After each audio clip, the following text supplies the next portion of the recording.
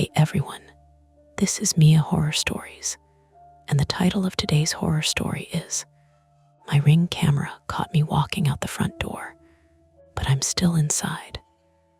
For your comfort, the screen will stay black throughout the video, so you can relax without strain and just focus on the story. Make sure you stick around until the end. Sometimes the last few moments are the ones that stay with you the longest.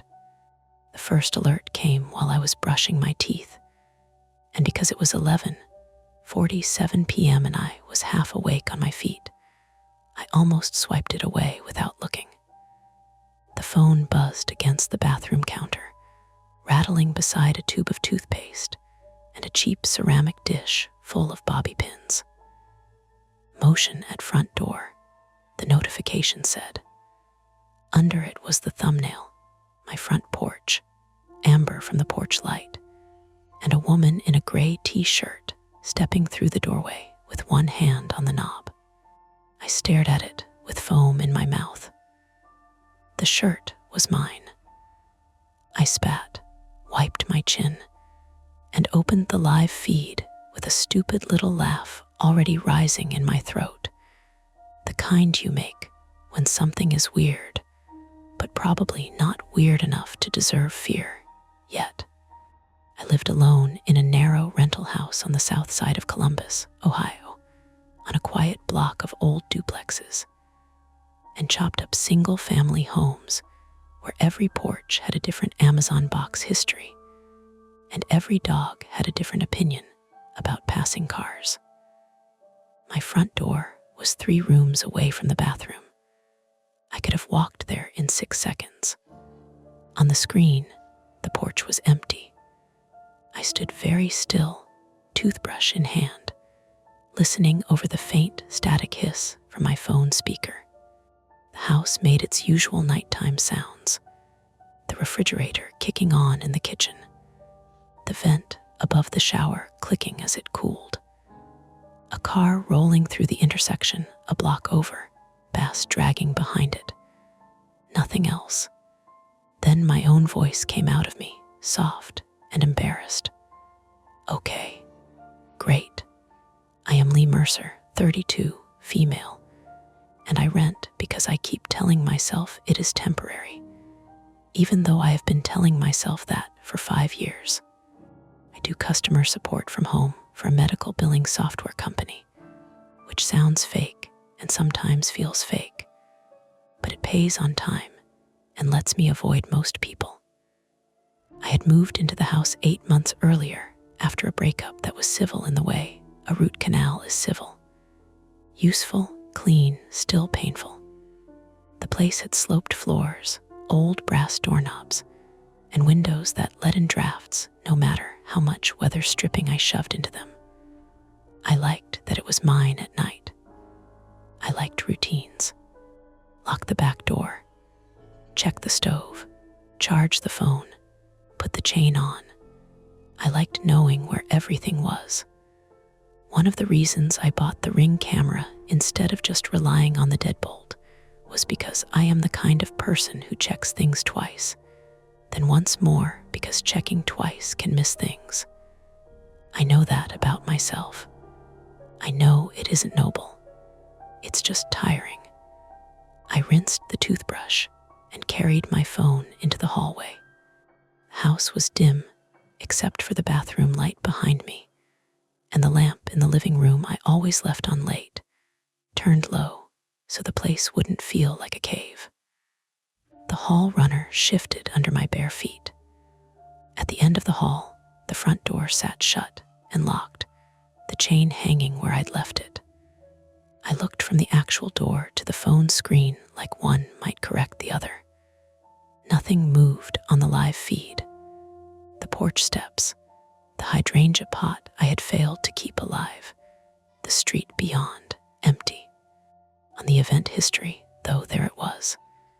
A 10-second clip stamped 11:47 p.m. In it, the front door opened inward, and a woman wearing my gray Ohio State t-shirt and black sleep shorts stepped out, turned slightly as if pulling the door closed behind her, then walked out of frame. My face did not show clearly. The porch light flattened everything, but the body was mine, or close enough to make my stomach tighten. Same height, same dark hair pulled up messily, same shirt with the stretched collar. I replayed it 3 times, each time expecting some obvious glitch to jump out at me. Compression blur, lag, a bad stitch from earlier footage. But it was a normal clip. The timestamp rolled cleanly. The motion arc was smooth. The door opened. Someone came out. Lee, a voice called from outside, muffled through the wall. Everything okay in there? I actually flinched. The voice belonged to Nora Ellis, 29, female, who lived in the other half of the duplex next door and smoked on her front steps when she couldn't sleep. She was a pediatric ER nurse at Nationwide Children's and moved through the world with the blunt efficiency of somebody used to making decisions fast and washing blood out of her sneakers before dawn. We weren't best friends, but we had crossed the line from neighborly to familiar. She had a spare key to my place for emergencies and had once driven me to urgent care when I split my palm on a broken mug. I watered her basil when she picked up extra shifts.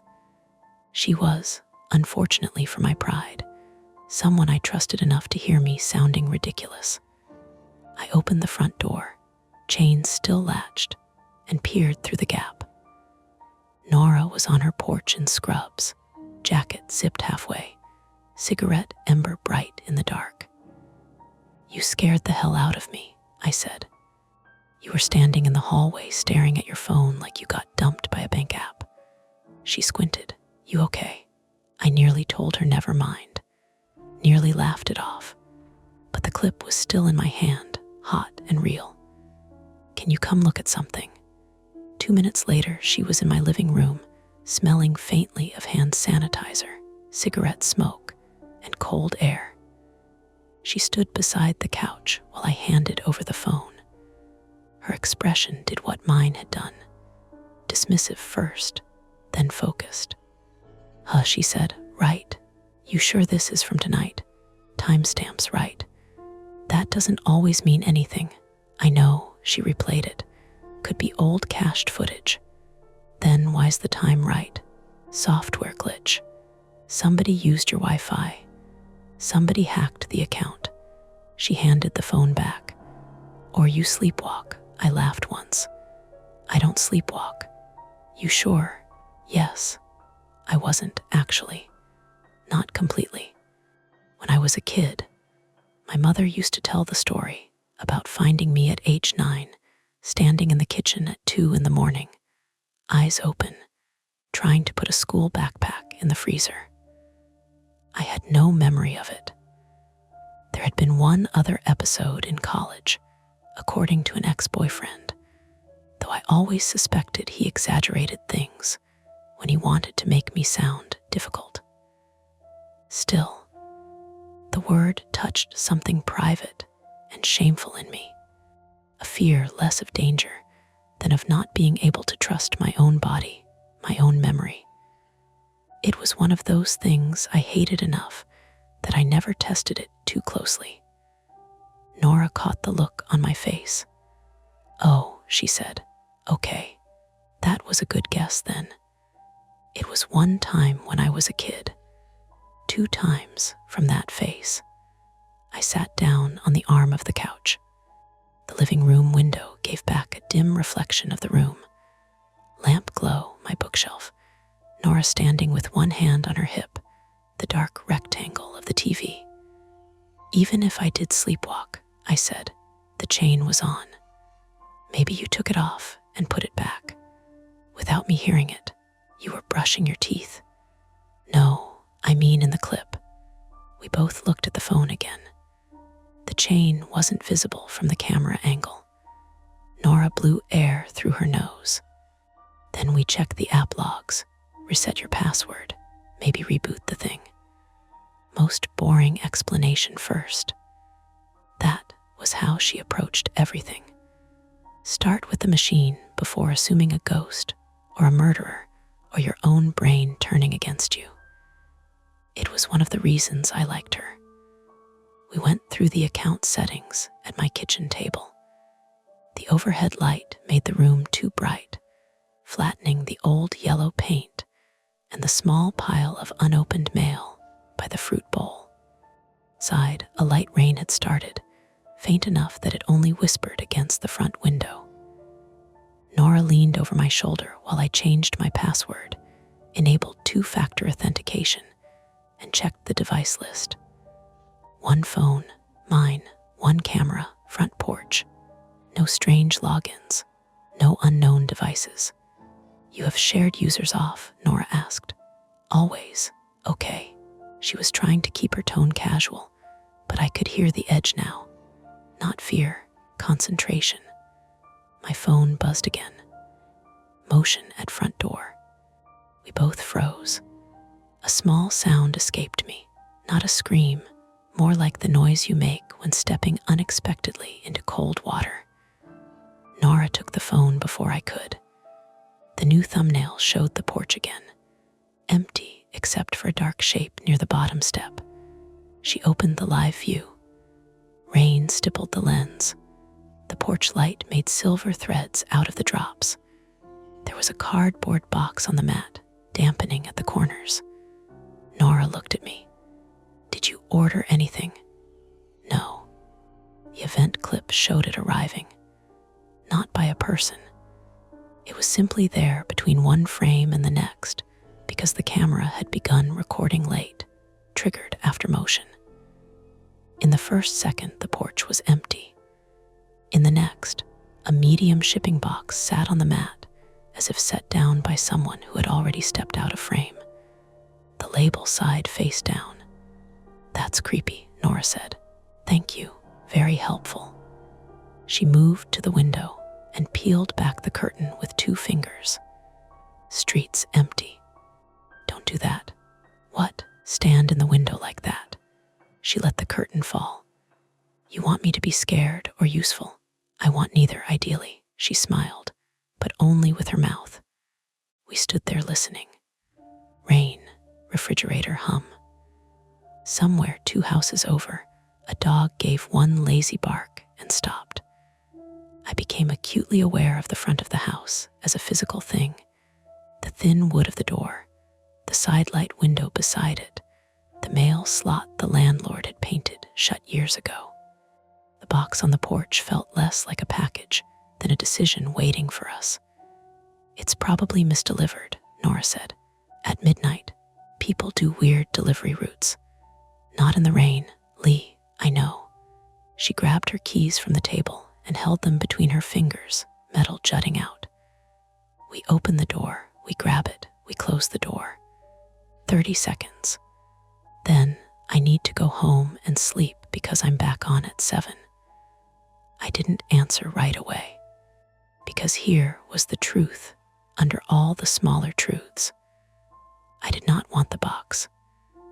I did not want to see the label. I did not want the very normal world to produce a very normal explanation, because then I would have to go back to the clip of me leaving the house while I was still inside it. And the number of explanations for that was already uncomfortably small. But I also did not want to leave something unknown on my porch all night, where I would imagine it absorbing rain and waiting for me. Nora studied my face. Or, she said, quieter now, I take it, and you lock the door behind me. That's worse, probably. A new sound came from the front of the house, not loud, just a soft, deliberate bump against the door, like cardboard nudged by a shoe. Both of us went still. Then another bump, not random, not the wind. Nora's eyes lifted to mine. The house seemed to tighten around that sound. The lamp in the living room, the rain, the smell of coffee grounds in the kitchen trash, my own pulse in my throat, hard enough that swallowing felt mechanical. The box moved again. We heard it scrape lightly over the welcome mat. Neither of us spoke for several seconds. Then Nora said, very evenly, "We can call non-emergency and sound insane, or we can check what's on your porch before somebody decides to knock harder." I looked toward the front hall. The door stood there, quiet and ordinary, with my keys hanging on the hook beside it, and the deadbolt turned home in its brass plate. That was the choice. Open it or don't. Simple enough to sound harmless. And for some reason that made it worse. The box scraped again, just enough to shift the fibers of the welcome mat. Nora didn't look at me this time. She was already moving toward the front hall, keys still threaded between her fingers. "Chain stays on," she said, like she was giving orders in a trauma bay. We crack it, we look, we shut it. My mouth felt dry. And if someone's right there, then we shut it faster. It's not perfect, I know. It's 30 seconds of information. We need that. The word information settled something in me. I could deal with that. Facts were better than whatever was happening inside my head. I followed her down the hallway. The lamp behind us cast a weak rectangle of light that didn't quite reach the door, so the entryway felt dimmer than the rest of the house, like stepping into a pocket of cooler air. I reached for the deadbolt, paused, then slid it back. The metal made a soft, precise click. I lifted the chain and let it fall into the catch again, ready to hold. "On 3, Nora said. I nodded, even though she couldn't see it. 1, my hand tightened on the edge of the door.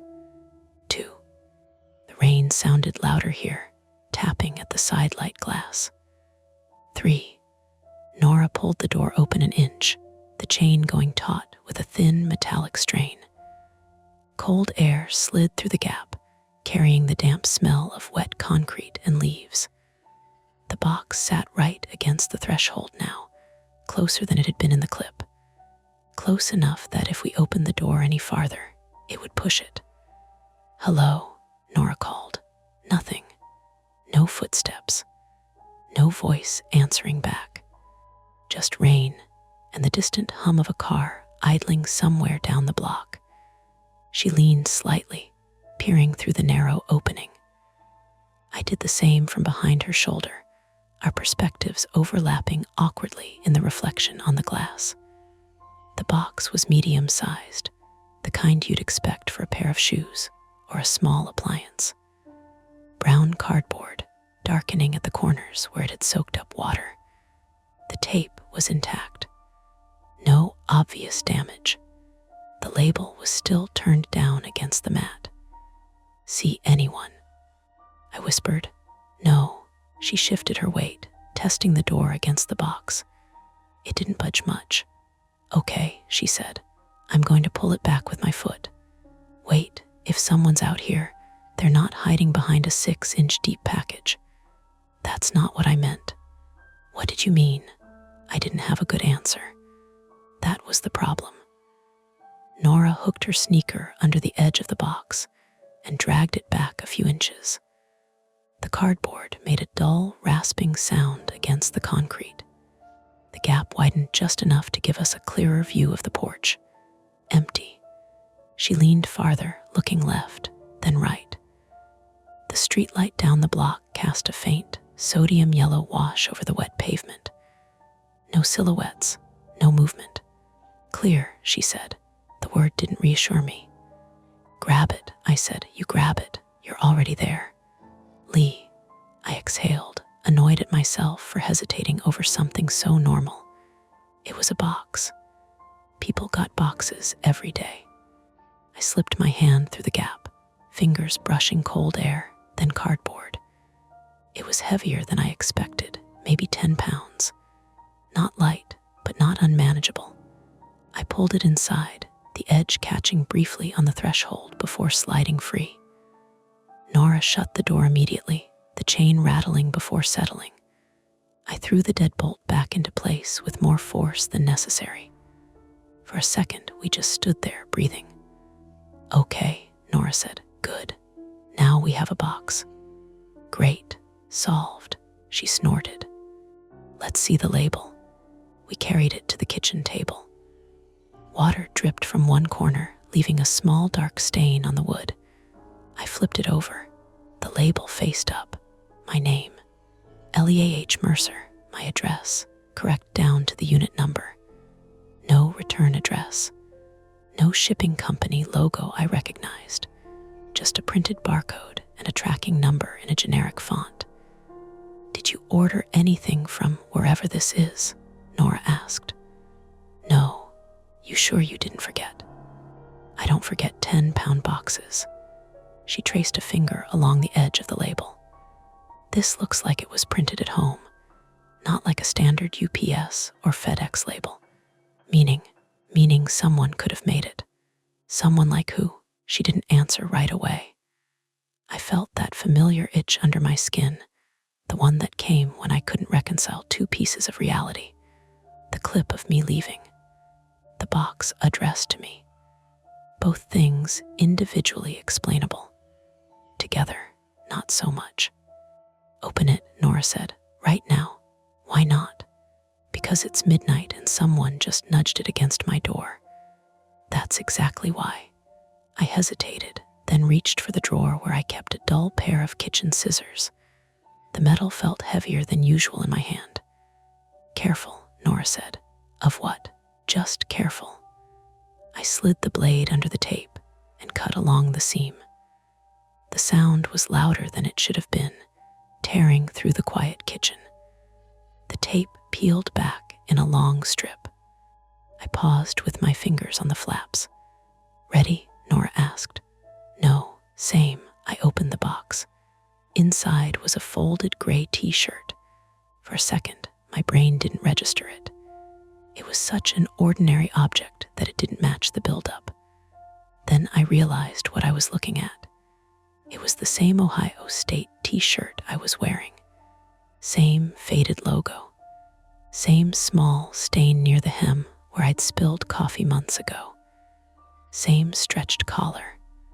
I looked down at myself. I was still wearing mine. "Okay," Nora said slowly. "That's weird. Yeah, could be a coincidence. It has the same stain." She leaned closer, inspecting it. Yeah. My chest tightened. "Take it out." She glanced at me. "You don't want to?" "I don't want to touch it." "Fair." She reached in and lifted the shirt. Something shifted beneath it with a soft thud. "There's more," she said. "Of course there is." She set the shirt on the table. Underneath was a smaller box, plain white, like something you'd use for electronics or jewelry. No markings. Nora picked it up, weighing it in her hand. "Light. Open it. You're bossy when you're scared. Open it, Nora." She popped the lid. Inside was a key. A single brass house key, sitting in a shallow indentation. I felt my stomach drop in a way that had nothing to do with fear and everything to do with recognition. "That looks like," Nora started. "My spare," I said. "Are you sure?" "Yes." I reached for my key hook by the door without thinking, counting automatically. 1 for the front door, 1 for the back, 1 for the mailbox. The spare spot was empty. I stared at it, my mind trying to catch up to something that had already happened. "I thought you said I had the spare," Nora said. "You do." She held up her keychain. My spare key was there, hanging off the ring next to her car keys. "Then what is that?" she asked. I didn't answer, because the key in the box had a tiny notch near the head where I'd once dropped it on concrete. A mark I'd recognized instantly. "Okay," Nora said, more firmly now. "Okay, this is not funny. I'm not laughing. Someone has access to your house. I know. Someone who knows what your spare key looks like. I know. And your clothes. I know." We stood there, the three of us in the kitchen, if you counted the version of me implied by the shirt. Nora set the key back in the box like it might bite. We need to call the police. For what? A box. For someone messing with you. For possible break-in. For this. She gestured at everything. They'll ask if anything's missing. Is anything missing? I don't know yet. They'll ask if you've had any disputes, any exes, anyone who might have a reason. I know what they'll ask. And what will you say? I thought of my ex, Mark, who had moved out cleanly, taken his things, returned his key. He was not the kind of person to do this. He barely had the energy to argue about dishes, let alone stage something like this. No one, I said. Nora watched me, reading the gap between what I said and what I didn't. Lee, I mean it, she exhaled, then nodded once. Okay, then we call it in anyway, because someone is escalating. The word hung in the air, escalating. My phone buzzed again. Motion at front door. We both turned toward the hallway like something had called our names. Don't open it, Nora said immediately. I wasn't going to. She grabbed the phone, pulled up the live view. The porch was empty again. Except wait, she said. What? She angled the screen toward me. There, at the edge of the frame, barely visible where the porch met the side of the house, was the outline of a person. Not clear, just a shoulder, maybe part of a head, cut off by the camera's field of view. Standing very still, watching the door. My skin prickled, a physical reaction this time, not just mental. Can they see us? I whispered. Not through the door. The side light, it's too dark inside. Are you sure? No, she said. The figure didn't move. Rain continued to fall, blurring the edges, making everything slightly unreal. The porch light flickered once, then steadied. Call 911, Nora said. I thought you said non-emergency. This is not non-emergency. My hands felt clumsy as I took the phone back. I dialed. It rang once, twice. 911, what's your emergency? My name is Lee Mercer, I said, forcing my voice to stay steady. I think someone is outside my house. They left a package, and now they're still here. Are you inside the residence? Yes. Are the doors locked? Yes. Do you see the person? On my camera. They're at the edge of the frame. Stay on the line. Officers are being dispatched. I swallowed. Okay. Nora moved quietly toward the living room, turning off the lamp, so the house dropped into deeper shadow. The kitchen light felt too bright now, a beacon. Reached up and flicked it off too. Darkness settled in, broken only by the dim glow from the hallway nightlight and the blue-white from my phone screen. Better, she murmured. We stood there, listening. The dispatcher asked questions, description, address confirmation, whether we were armed. I answered automatically, my attention split between her voice and the image on the phone. The figure shifted, just slightly, enough to confirm it wasn't a trick of the light. They're moving, I said. Where? The dispatcher asked. Still on the porch, near the side. Do not open the door. Officers are 2 minutes out. 2 minutes. It felt like a long time. The figure leaned forward, just enough that more of their face came into view. Not enough to identify, but enough that I could see they were looking directly at the camera. At me. Then they stepped fully into the frame. Male, mid-height, hood up, face partially obscured by shadow and rain. He reached toward the door. I sucked in a breath. His hand hovered near the handle.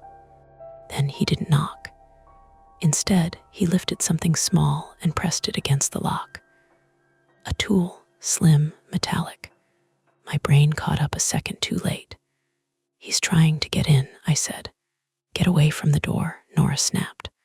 I stumbled backward, nearly hitting the table.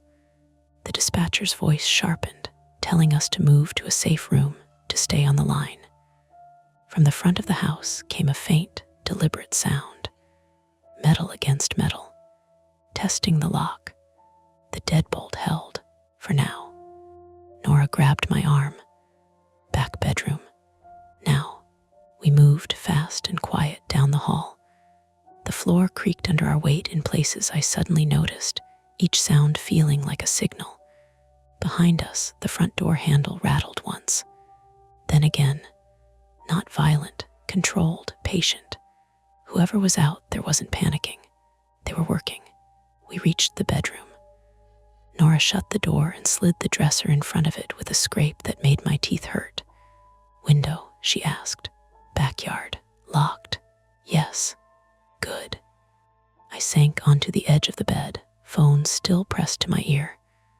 The dispatcher kept talking, her voice a thread anchoring me to something structured and procedural.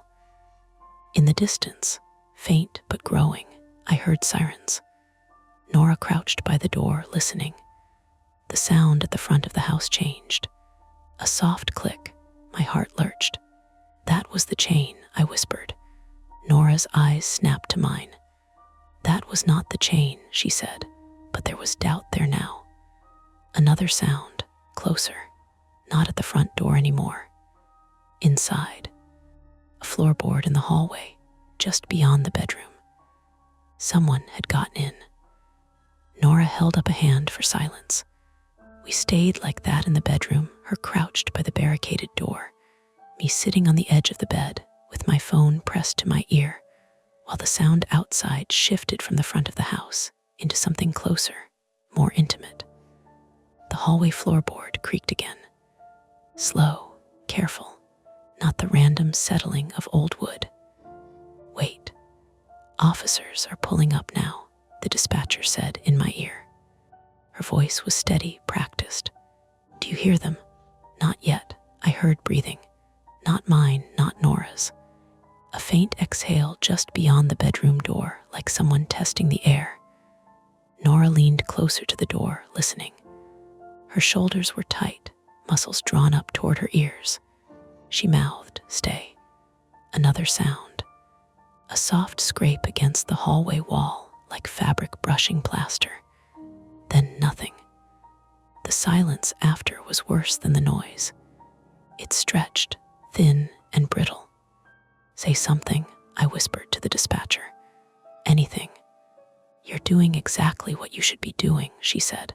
Stay in the room. Do not engage. Outside, finally, the distant wail of sirens cut through the rain. Nora exhaled, a small release. Good, she murmured. But the relief didn't last, because the footsteps didn't retreat. If anything, they shifted, repositioned.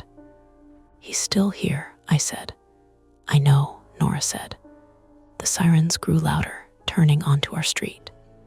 Red and blue flickered faintly through the slats of the blinds, stuttering across the bedroom wall. Police are on scene, the dispatcher said.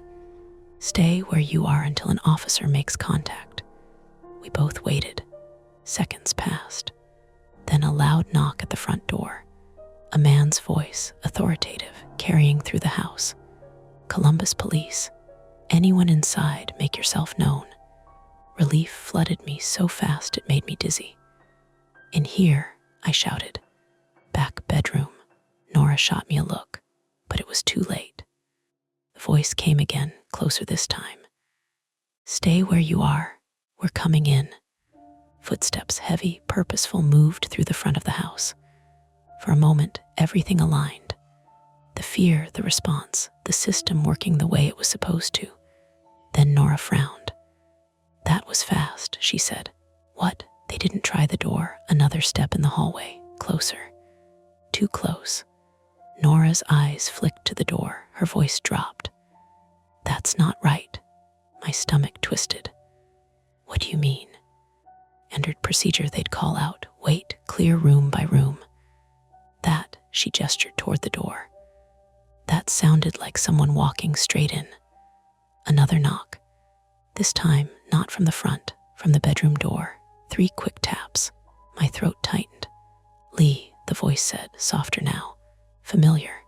Too familiar. It sounded like me. Not identical, not perfect, but close enough that my brain tried to accept it before I could stop it. Nora went very still. "Don't answer that," she said under her breath. The knock came again. Same pattern. "Lee," the voice repeated. "It's okay. It's just me." My chest constricted. The words hit something deep and automatic, the part of me that responded to my own voice in recordings, in voicemail, in the mirror. "That's not," I started. "I know," Nora said sharply. "I know, don't engage." The dispatcher's voice cut in. "What's happening?" "There's someone at the bedroom door," I said, my voice shaking despite myself. "They're talking. They sound like me." There was a brief pause on the line, then, "Officers are still outside. They have not entered the residence yet." The room seemed to tilt. Nora's hand found mine and squeezed hard enough to hurt. "Okay," she said quietly. "Okay, that answers that." The knock stopped. Silence again. Then footsteps, retreating down the hallway. We both let out breaths we hadn't realized we were holding. "Jesus," Nora whispered. My hands were shaking so badly I had to brace the phone against my knee to keep it steady. "That's what is that?"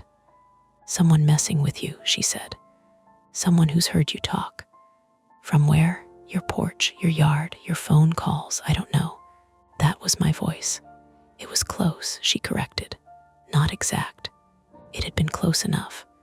The front door opened then, this time unmistakable. The sound of the deadbolt turning, the door swinging inward, the chain clattering. "Police," a different voice called. "Lee Mercer." "In here," I shouted again, louder this time. Back bedroom. Boots in the hallway. Multiple sets. The weight of them sounded different, heavier, more chaotic. "Clear." Someone called from the living room. "Kitchen clear." Back hallway hold. A knock at the bedroom door. Firm, controlled. "Columbus Police," the voice said. "Lee, are you inside?" Nora and I exchanged a look. "Ask something," she whispered. "Something they'd know." "What?" "Anything." My brain scrambled. What's my address?" There was a beat. "Ma'am, we have your address," as he recited it, correct down to the zip code. "We need you to open the door." Nora nodded once.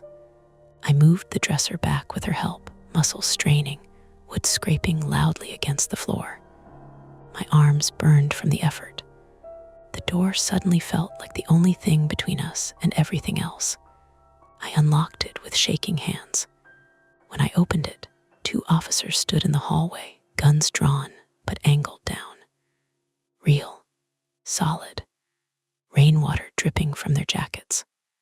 The relief this time was different. Not a flood, a slow, cautious seep. "Are you Lee?" one of them asked. "Yes, you okay?" Yeah, I think so." "Anyone else in the house?" "Just her," Nora said, stepping forward. "Nora Ellis, neighbor." The officers nodded. "We're going to clear the rest of the house." "Stay here." They moved past us, methodical, calling out rooms, checking corners. The sounds of their movement mapped the house in a way that made it feel suddenly smaller. Living room, kitchen, bathroom, back to the hall. After a few minutes, one of them returned. "No one inside." I stared at him. "That's not possible." "We didn't find anyone," he said. "All doors and windows are secured except the front." "He was here," I insisted. "We heard him. He was right outside this door." Nora backed me up. "We both heard him. And before that, he was on the porch, on camera." The officer nodded, not dismissive, but not convinced either. "We'll check the perimeter." They did. Flashlights cutting through the rain, sweeping the yard, the side of the house, the alley behind. No one. No footprints we could see in the wet grass, though the ground was already saturated enough to blur anything clear. Back inside, they took statements. I told them about the clip, the box, the key, the voice. One of them, Officer Delgado, mid-40s, male, picked up the duplicate T-shirt with a pen, examining the stain. "You're saying this matches one you already own?" "Yes." "And the key?" My spare. Or a copy of it. He glanced at Nora. You have a key as well. She held up her keychain. Yeah, given to me months ago. No one else. No, Delgado nodded slowly. We'll log this as a suspicious incident, possible attempted break-in. Forensics might take a look at the box, see if there are prints. Attempted, I said. He got inside. We didn't find evidence of entry beyond the front door being unlocked. The chains can be slipped with the right tool, he said. Doesn't leave much trace. That landed heavily. So he could just come and go, I asked. In theory, he said. My chest tightened again. They stayed another 20 minutes, documenting, reassuring in that measured way people use when they don't have answers, but need you to calm down anyway. Eventually, they left, promising patrols in the area. The house felt different after they were gone. Not safer, just emptier. Nora stayed. She sat at the kitchen table, elbows on the wood, staring at the box like it might move again. You're not staying here alone tonight, she said. I don't want to leave. Lee, if I leave, whoever this is wins. They get my house. That's not how this works. It is to me. She rubbed her face. Then I'm staying. You have work. I'll call off. You won't. No, she admitted, I won't. But I can stay until morning. I nodded, grateful and ashamed at the same time. We tried to reset. Turned lights back on. Made tea neither of us drank. Checked windows again, even though we knew they were locked. Time stretched. My body started to feel the adrenaline crash, heavy limbs, headache building behind my eyes, a tremor in my hands that wouldn't quite go away. Around 3, Nora dozed off on the couch, head tipped back, mouth slightly open. I envied her ability to shut down like that. I couldn't. I sat in the hallway, back against the wall, facing the front door. The app was open on my phone, the live view casting a dim glow over my hands. Empty porch. Rain slowing to a drizzle. Normal, too normal. At 3:17 a.m., another alert. Motion at front door. I froze. The thumbnail loaded. It was me. Clearer this time, not just a blur under the porch light. My face turned slightly toward the camera. Eyes open. Expression blank, walking out the front door again. My heart slammed against my ribs. I tapped the clip, fingers clumsy. The video played. The door opened. I stepped out, closed it behind me, walked off the porch. Timestamp, 3:16 a.m. I looked down at myself, still sitting in the hallway, still inside. No, I whispered. Nora stirred on the couch. What? I couldn't answer right away. My throat had closed up. I forced the words out. It's happening again. She sat up, instantly alert. What is? I held out the phone. She watched the clip, her jaw tightening. That's not, she started, then stopped. I didn't move, I said. I've been here. I know. The two of us sat there, the video looping silently. Then Nora said something that made my stomach drop in a completely new way. Check the live feed. I switched to it. The porch was empty, but the door was open, not wide, just a crack, enough for someone to slip through. I slowly lifted my gaze from the phone to the actual front door at the end of the hallway. It was closed, locked, exactly as it had been. My pulse hammered in my ears. Lee, Nora said quietly. If that footage is real, it's not, I said automatically. If it is, she pressed, then someone is coming in and out of your house without using the front door we can see. The words settled like weight. Or, she added, there's another way in. I thought of the house layout. Front door, back door, windows, basement, the basement. I hadn't checked it. I never used it. It was an unfinished space, accessed by a narrow door off the kitchen, usually kept shut. The landlord had told me it was just storage. Nothing down there but old pipes and a concrete floor. "Lee," Nora said, following my gaze. "What? The basement?" I said. We both stood at the same time. The kitchen suddenly felt farther away than it should. The door to the basement sat there, plain and closed, blending into the wall like it always had. Normal, except now it was. Nora moved first, grabbing a heavy frying pan from the counter. "Stay behind me." "It's not how this works," I said, but I stayed behind her anyway. We approached the door slowly. Each step felt deliberate, measured. The house creaked under our weight, familiar sounds turned sharp. Nora reached for the knob, paused. "Ready?" she asked. "No," I said. She nodded. "Yeah, same." She turned it. The door opened with a soft, reluctant squeal. Darkness yawned below. A narrow set of wooden stairs descending into black. A faint smell drifted up, damp, earthy, and something else harder to place. Metallic, old, used. We stood there looking down. From somewhere below, faint and unmistakable, came the sound of movement. Not loud, just a shift, like someone adjusting their weight. Nora tightened her grip on the pan. I felt my chest constrict, breath going shallow. This was it. The point where we could close the door, pretend we hadn't heard it, wait for daylight, and pretend everything had a normal explanation. Or we could go down, find out. And once we did, there would be no going back to not knowing.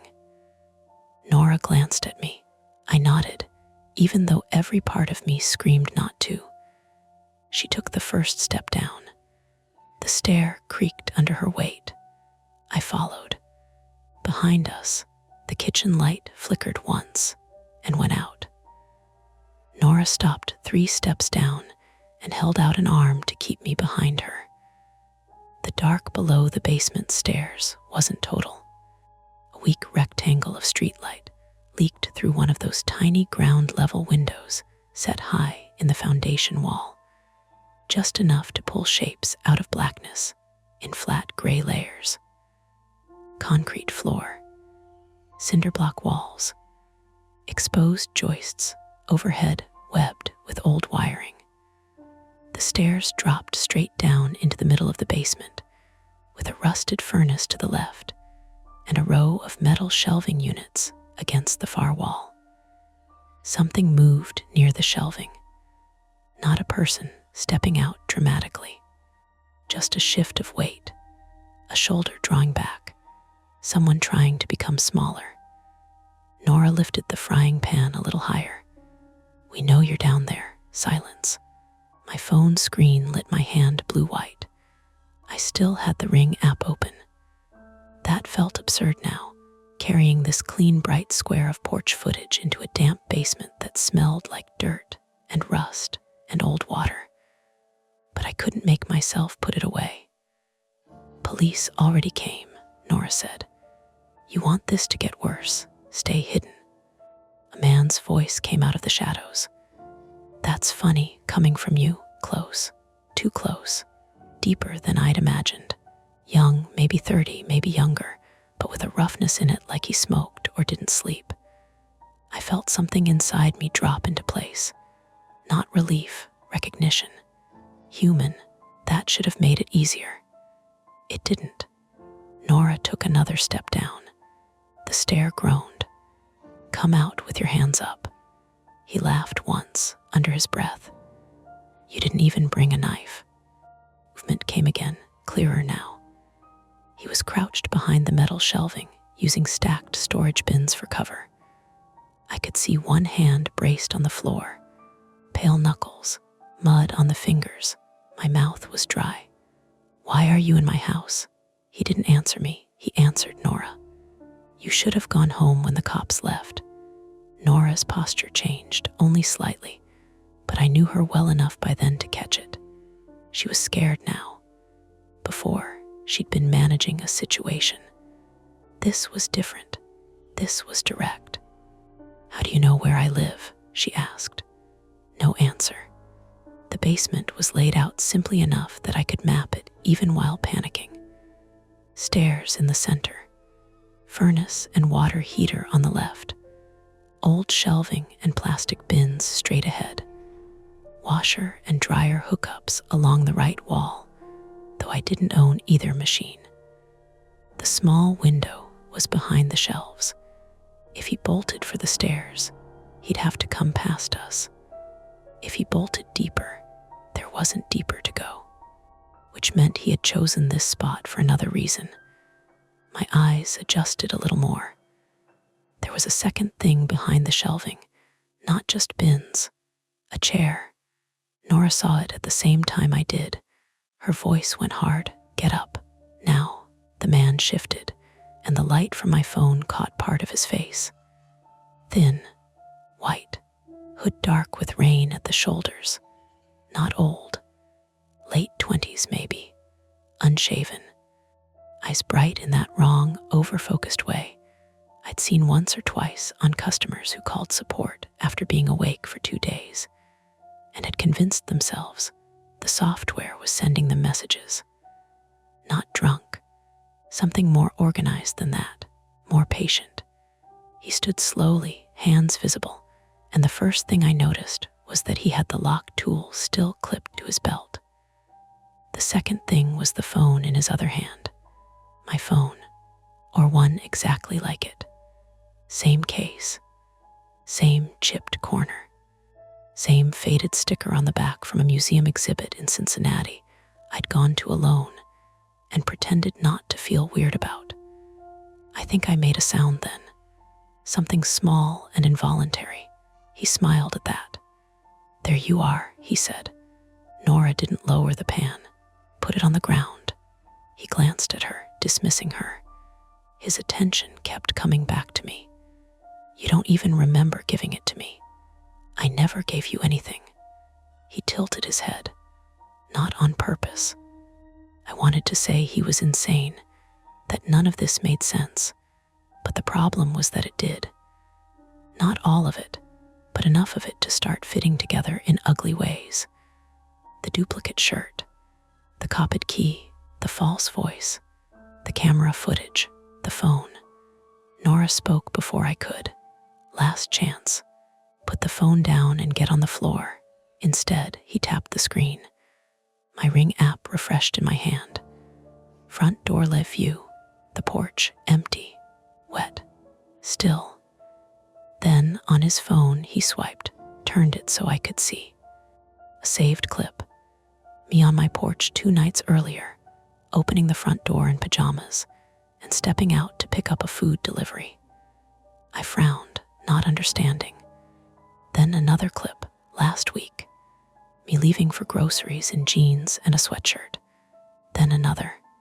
Me bringing in a package, turning my face up just enough for the porch light to catch it cleanly. My skin felt too tight across my shoulders. "You clipped them," I said. He smiled wider. "You made it very easy." Said, "What the hell are you talking about?" He ignored her. Same shirt, same angle, same routine. Most people don't realize how repetitive they are until you watch them. My stomach turned. Not supernatural, not impossible. Worse somehow, because it was small and practical and required time. Watching, editing, testing. "You hacked the camera," I said. "Not exactly," he shrugged. "You reused a password from an old breach." After that, it was mostly patience. Nora cursed under her breath. "The live feed too?" I asked. That was trickier. He lifted my phone a little. "You can do a lot with access and timing. Cached thumbnails, delayed events. Push what you want people to notice." The world narrowed around his voice. He was giving answers, and every answer made me feel more exposed, not less. Behind him, near the chair, I saw something else on the floor. A spool of wire, a battery pack, a cheap portable router or repeater with one blinking light. And next to it, folded carefully, Another one of my shirts. A setup. He'd been down here for how long? Nora saw the equipment too. You've been in this basement. He looked at her then. Storage space was terrible. Needed somewhere closer to me. Nora shifted her weight. Lee behind me. But I couldn't move. Not because I was brave, because my body had locked around one detail and couldn't let it go. The chair, metal folding chair. Rope on the seat. Not a misunderstanding. Not just pranks and footage. He saw me notice it. His expression changed, flattening. That was for later, he said. Nora moved first. She lunged down the last 2 steps and swung the frying pan at his wrist. It wasn't graceful. It was desperate and fast, and exactly the right thing. The pan connected with a meaty crack. He yelled and dropped my phone. It skidded across the concrete. Then everything broke loose at once. He shoved the shelving unit hard. Nora tried to back away, but one of the legs caught on the uneven floor, and the whole rack lurched toward the stairs with a shriek of metal. Plastic bins toppled. One hit my shin. Another clipped Nora's shoulder and spun her sideways. I grabbed the railing, missed, and went down hard onto my left knee on the bottom step. Pain shot up my thigh so sharply it turned the edges of my vision white. He ran right, not for the stairs, but for the utility side of the basement. Past the furnace, past the water heater, toward the back corner where the foundation window sat open behind a broken screen. Of course, there had been another way in. Nora, I started. I'm up, she snapped, though she clearly wasn't all the way. She shoved the half-fallen shelf away from the stairs and stumbled after him. I forced myself upright. My knee screamed. The joint felt wrong but functional. I limped off the last step and nearly slipped on something slick, water, mud, maybe spilled detergent from a cracked plastic container. The basement was suddenly loud with bodies and impact. Shoes scraping concrete. Nora breathing hard. The man grunting as he kicked over a box to block her path. He reached the window, planted one hand on the sill, and started to haul himself up. Nora swung again. He ducked. The pan hit cinder block with a brutal clang that jolted up her arm. She lost her grip and dropped it. He elbowed backward, catching her across the cheekbone. She stumbled into the water heater with a hollow bang and went down on one hand. I saw the lock tool on the floor near me. No plan, just motion. I snatched it up and went for him. He half turned as I got there, and I drove the pointed end into the side of his neck, not deep, not some movie kill, more a jab with all my fear behind it. It was enough. He jerked, shouted, and let go of the window. Blood sprang bright and immediate between his fingers where he clamped his hand to the wound. He looked at me then with naked hatred, and I understood all at once that he had never believed I would hit him. That had been part of whatever story he was telling himself. The woman in the house, alone, predictable, easy to frighten, easy to study. He came at me. I tried to backpedal, and my bad knee buckled. I went down on one foot and one hand. He hit me high in the chest, not a punch so much as a shove meant to flatten me. The back of my head glanced off the furnace casing. The sound rang through my skull. My lungs stopped working for a second. Then Nora hit him, not with the pan, with the battery pack from the floor. She brought it down against the side of his head with both hands. He reeled. She hit him again. This time he dropped to one knee. "Lee," she gasped. "Move." I crawled more than stood, dragging my bad leg out from under the tangle of them.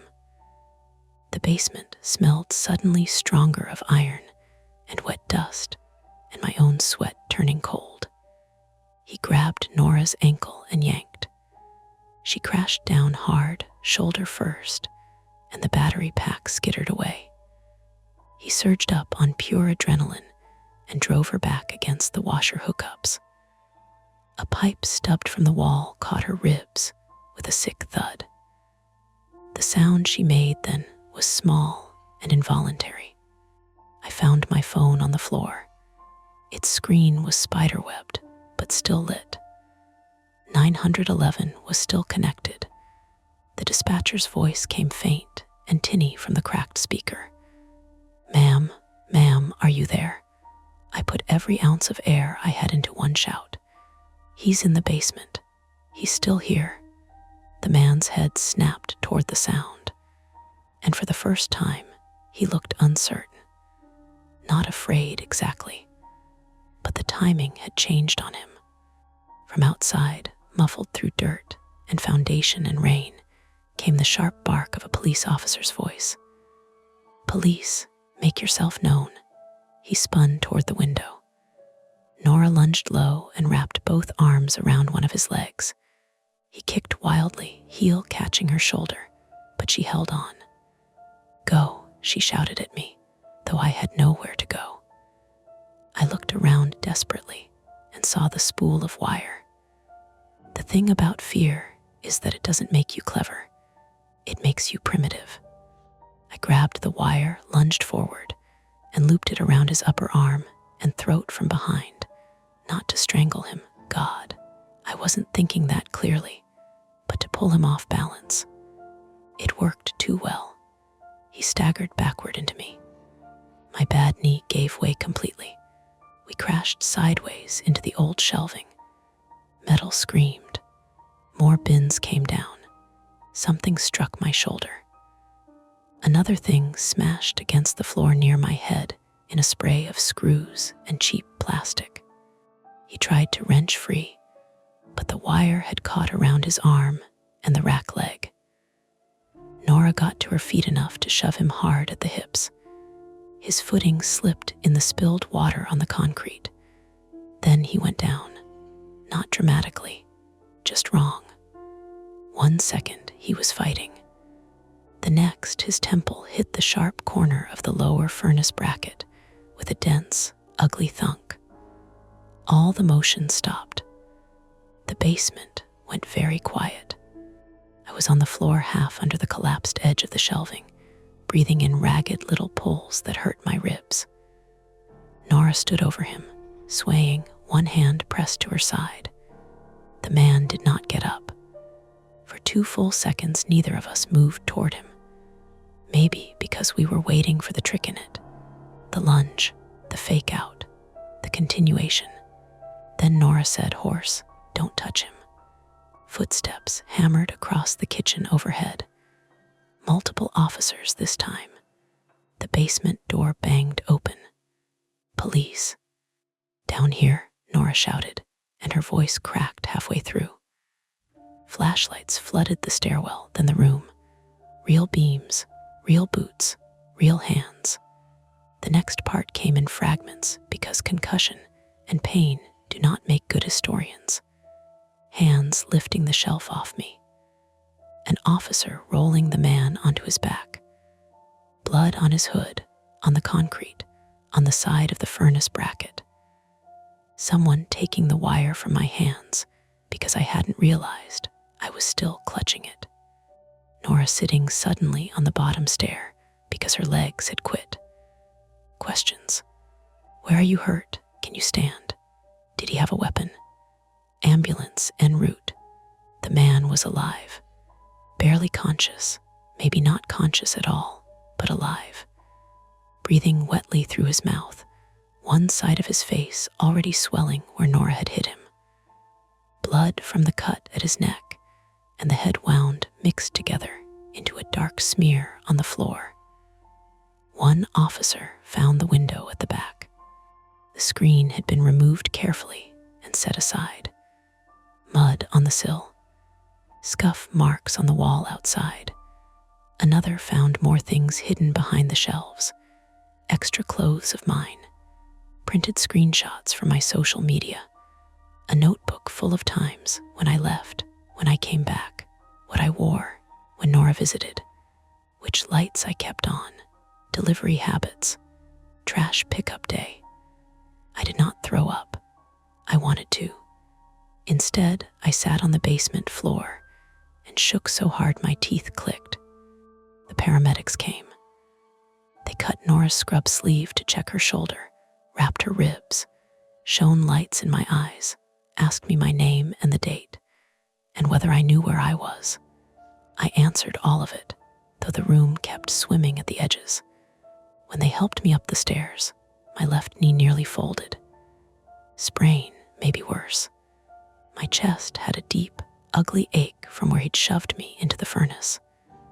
My scalp was sticky where I'd clipped my head. None of it felt clean or cinematic. Felt humiliatingly physical, like having your body turned into a list of malfunctions. At the top of the basement stairs, I looked back once. The folding chair was still there, rope still on the seat. An officer was photographing it. I turned away so fast I almost blacked out. Outside, dawn had started to thin the sky into a dirty gray. The rain had stopped. My porch looked exactly like it always did after a storm. Wet boards, drooping dead hydrangea, one loose corner on the welcome mat. There were police cars in front now, red and blue staining the neighboring houses. Nora sat on the ambulance step with a blanket around her shoulders, jaw swelling purple. When she saw me, she tried to stand and winced. "Don't," I said. She gave me a humorless little smile. "You look terrible. You too. Good." That made me laugh once, and the laugh turned into something else before it got all the way out. Not crying. Not exactly. Just my body trying to discharge what was left and doing a bad job of it. One of the officers came over, Delgado from earlier. His face was grave in a way it hadn't been the first time. More respect, more anger too. "We've identified him," he said. "Name S. Eric Voss.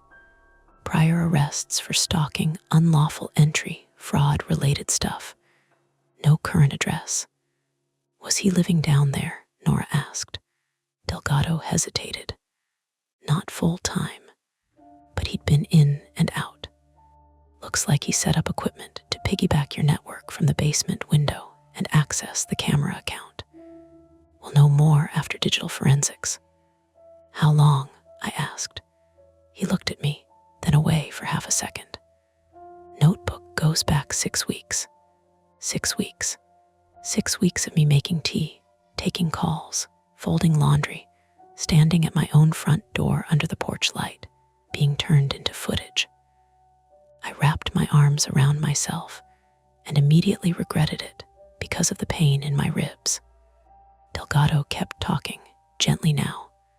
Charges, evidence. The landlord needed to come secure the window and locks. Detectives would want a formal interview after the hospital. Hospital. I nodded like someone else was doing it. As they loaded Eric Voss into another ambulance under police guard, one of his eyes opened. Just for a second. He looked past the paramedic, past the officer, straight at me. There was no movie villain grin, no last line, just recognition.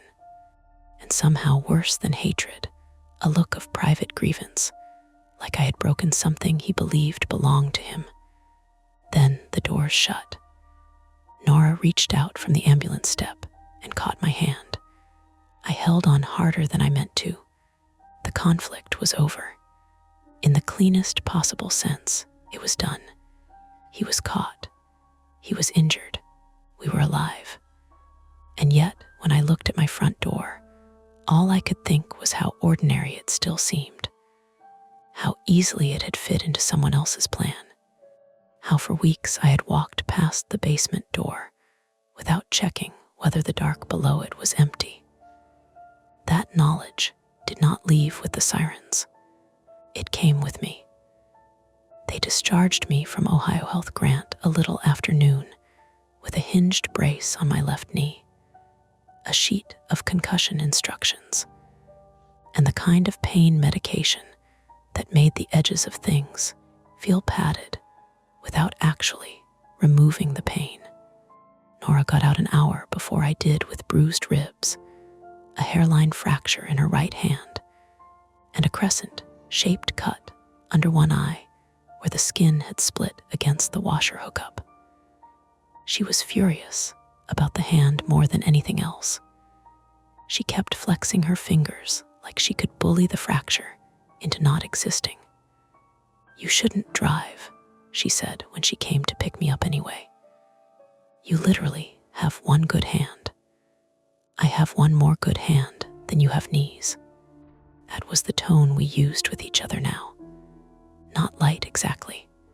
Functional. A way to keep the whole thing from hardening if we looked at it directly.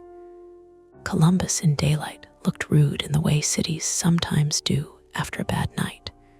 Delivery trucks, school zone flashers, a man in a neon vest leaf blowing grit off a gas station curb, traffic on Parsons inching and sighing at red lights like nothing significant had happened anywhere. The ordinary world had not paused. I found that insulting. I am not proud of what I asked Nora halfway home. "Did they say if he talked?" Nora kept her eyes on the road, her left hand at 10 o'clock, right hand resting uselessly in a soft brace on her lap. "No." "Did they say if he asked about me?" "No." I looked out the window at a pawn shop, a bus stop, a woman dragging 2 toddlers across a parking lot by the wrists. "Okay, you don't need to know that today." I know. That was the problem. I knew a lot of things now.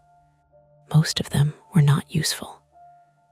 The landlord, Mr. Hensley, met us at the house wearing boat shoes and a golf quarter zip, like he'd been pulled off a more comfortable emergency. He was in his 60s, male, with the stunned politeness of someone who had just realized one of his properties had become evidence. He stood on the porch with a locksmith and a maintenance guy from somewhere in Grove City. And behind them, my house looked exactly like mine, except for the police tape still fluttering at the side gate. "Lee," he said, too gently, "I am so sorry." I nodded because if I made him perform the full apology, I thought I might fall asleep standing up. They had already replaced the front deadbolt and knob set. The basement window had a sheet of plywood screwed over it from the outside for now, raw wood bright against the old foundation. Hensley kept explaining things I hadn't asked about: new locks, a security bar for the back door. He'd cover the cost of a better basement hatch if I wanted one, as if speed could make up for all the weeks that window had been a mouth in the dark. Inside, the house smelled wrong. Not dirty, sterile, fingerprint powder and damp cardboard, and the faint ammonia tang of whatever the crime scene techs had used downstairs. My kitchen table had been wiped clean except for a folder with a victim services pamphlet and a business card tucked under it. The duplicate shirt and copied key were gone, bagged as evidence. So was the notebook. So were the printed photos. I was grateful and disappointed at the same time. Part of me wanted all of it out. Part of me wanted to see it again, so I could keep proving it had happened. Nora hovered behind me in the living room as I stood just inside the front door, with my brace locked straight and my overnight hospital bag cutting into my shoulder. The lamp was still where I'd left it. The blanket was still draped over the couch arm. A coffee mug sat on the side table with a tea bag dried to the porcelain from the night before, though the night before already felt like a phrase from somebody else's life. "You don't have to do this today," Nora said. "Yes, I do." "No, actually, you do not. If I don't come back in now, I won't." That landed between us. Not dramatic, just true. So I went in. Not all the way at first. Hallway, living room, kitchen, each room in order, like the body remembers roots, even when the mind is trying very hard not to attach feeling to them. I moved slowly because of the knee, but also because every threshold required a decision. The front hall creaked in the same place it always had. The bathroom still smelled faintly of mint from my toothpaste. My bedroom dresser had a scuff where we'd shoved it against the door. The house had kept all its habits. The basement door was closed. I looked at it. It looked back in the blunt, object-like way doors do. Flat white paint. Brass knobs slightly tarnished. Nothing expressive. Nothing helpful. Nora stepped in front of it without making a fuss about it. "Kitchen first," she said. So we sat in the kitchen while Mr. Hensley finished talking to the locksmith outside. And we made a practical list, because practical lists had edges and verbs, and let me postpone thinking in nouns. Change Wi-Fi password, replace router, new email password, change every reused login, call work, call insurance, pick up prescriptions, shower, eat something. Nora added one I didn't like, stay somewhere else. I crossed it out. She circled it. By 3 o'clock, I had spoken to 2 detectives, 1 victim advocate, my team lead at work, and my mother, which was by far the worst of the 4. My mother lives outside Cleveland in a condo she calls manageable in a tone that suggests every other housing arrangement in history was a personal insult. She answered on the second ring. "Hi, sweetheart." I started with "I'm okay," which should tell you everything about our relationship. "What happened?" "Someone got into the house." A pause. Dramatic. Processing.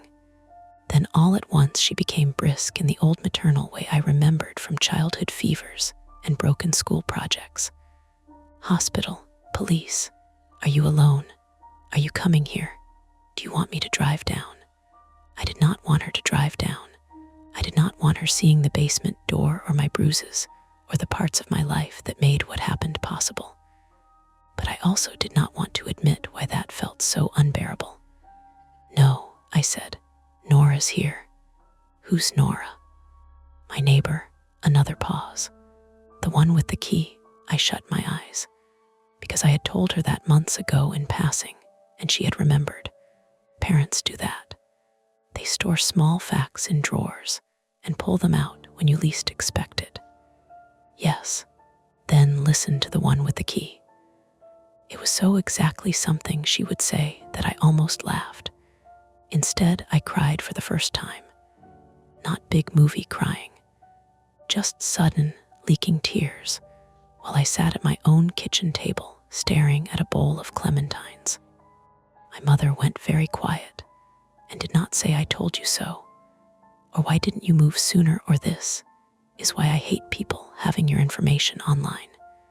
She just stayed on the line while I got through it. There's a kind of mercy in being known by someone who remembers you at 9 years old trying to put your backpack in a freezer. There's also humiliation in it. I felt both. By evening, the detectives had given us more than I wanted and less than enough.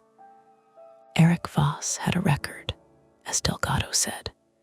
Stalking, trespass, identity-related fraud, 2 probation violations in Franklin County, 1 in Delaware County. Nothing large enough, apparently, to keep him from drifting around the edges of other people's lives. They believed he had first gotten access to my camera account through a credential stuffing attempt after one of the older consumer data leaks. From there, he had likely watched for weeks, learning routines, testing notification timing, clipping old footage that matched my clothing and angles. He used a travel router near the basement window to stay close to my network and maybe to interfere with or delay the normal flow of alerts. Digital forensics would take time, which everyone said in the slow, apologetic tone bureaucracies use when time itself is the injury.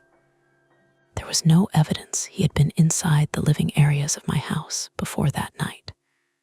That was the official line. I asked the detective to repeat it.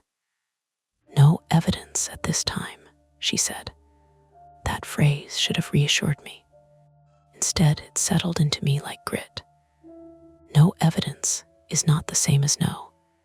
It means nothing more than nothing they can prove with gloves on and bright lights. They did confirm the copied key. It wasn't my original spare. It was a fresh duplicate made from an impression or a photographed cut pattern, likely from earlier surveillance. That should have made me feel better, knowing Nora hadn't somehow lost the real one, or that I hadn't sleepwalked it away. Instead, it widened the perimeter in my head. He had not needed my mistakes to get close. He only needed time.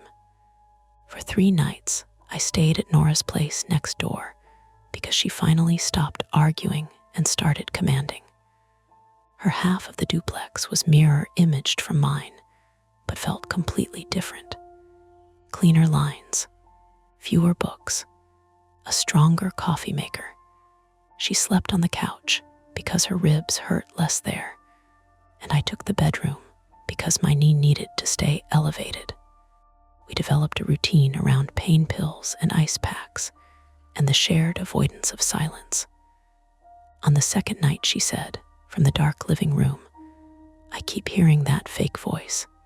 I was awake already. "Mine, yeah," I stared at her ceiling. "I keep wondering what else he watched." She did not answer that. Around us, the duplex made settling noises, pipes ticking, the radiator letting out a sigh. Somewhere outside, one of the neighborhood dogs barked twice, then gave up. The sounds were ordinary enough that I should have been able to lie still. Instead, every noise arrived with a question mark attached. At work, HR insisted on leave.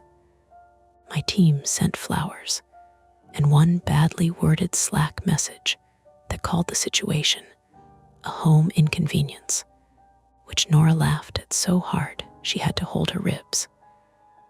A detective came by to photograph the bruising on my chest and the cut on the back of my scalp.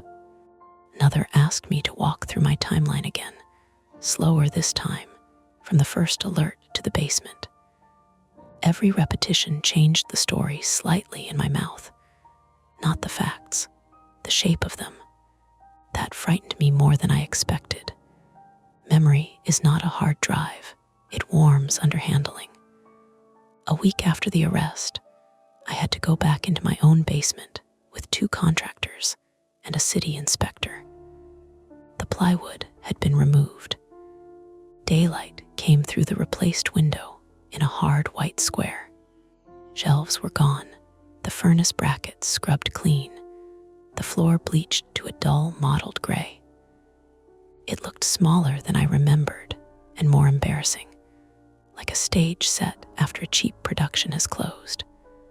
I made myself stand where the folding chair had been. The contractor, a woman named Jen with tattooed forearms and a tool belt that looked heavy enough to alter her posture for life, talked through moisture issues and the bad seal around the old frame. I nodded. The inspector scribbled numbers on a form. Above us, the house carried on with its midday noises. Refrigerator hum, a truck shifting gears outside, someone mowing 2 yards over. In the corner where Eric had set up the travel router, there was a clean patch on the concrete where something rectangular had sat long enough to keep dust from settling around it. That outline bothered me more than the blood had. Blood belongs to an event. The clean rectangle belonged to duration. When they finished, I stayed 1 extra minute after both of them went upstairs. Just one, to prove something to myself maybe, that the room was a room again. Concrete, pipes, utility sink, nothing with intention. I listened, heard nothing. Then, very faintly, a sound above me from the kitchen floorboards, someone moving around, ordinary and alive, and I almost thanked God before remembering I don't do that. I sold the Ring camera. Not immediately.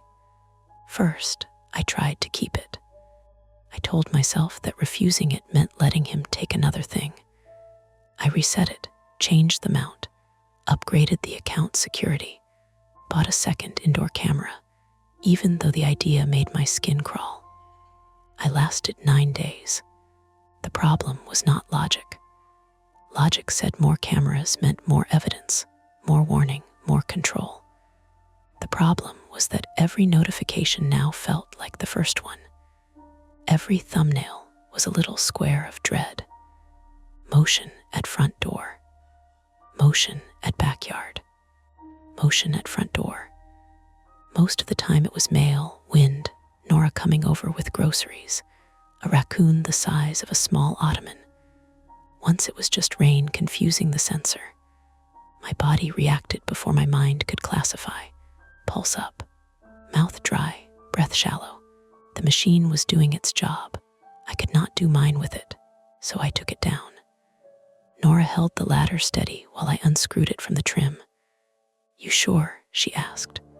"No," I said, "but I'm doing it anyway." That's not bravery, by the way. A lot of recovery is just choosing which discomfort you can live with. By the time June came, the bruises had yellowed and faded. My knee graduated from brace to sleeve. I returned to work part-time. The front lock was new, the basement window secure, the porch light brighter. I still lived in the same house because moving felt too much like fleeing and too little like being restored. Also because rents in Columbus were absurd, and trauma does not come with a relocation budget. Nora and I got closer in the practical ways first. Shared dinners, prescription pickups, her using my washer once she finally bought one, me going with her to urgent care when her hand started swelling wrong under the cast. People always talk about trauma as if it either destroys relationships or forges them instantly. Mostly, it just creates chores. Intimate, repetitive chores. The closeness comes disguised as logistics. The legal part moved slowly. Eric Voss survived.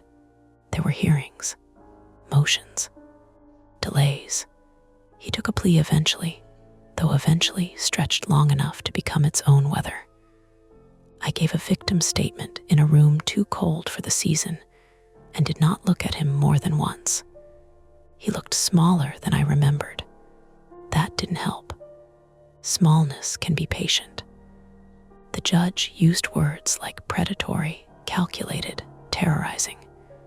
Good words, accurate words.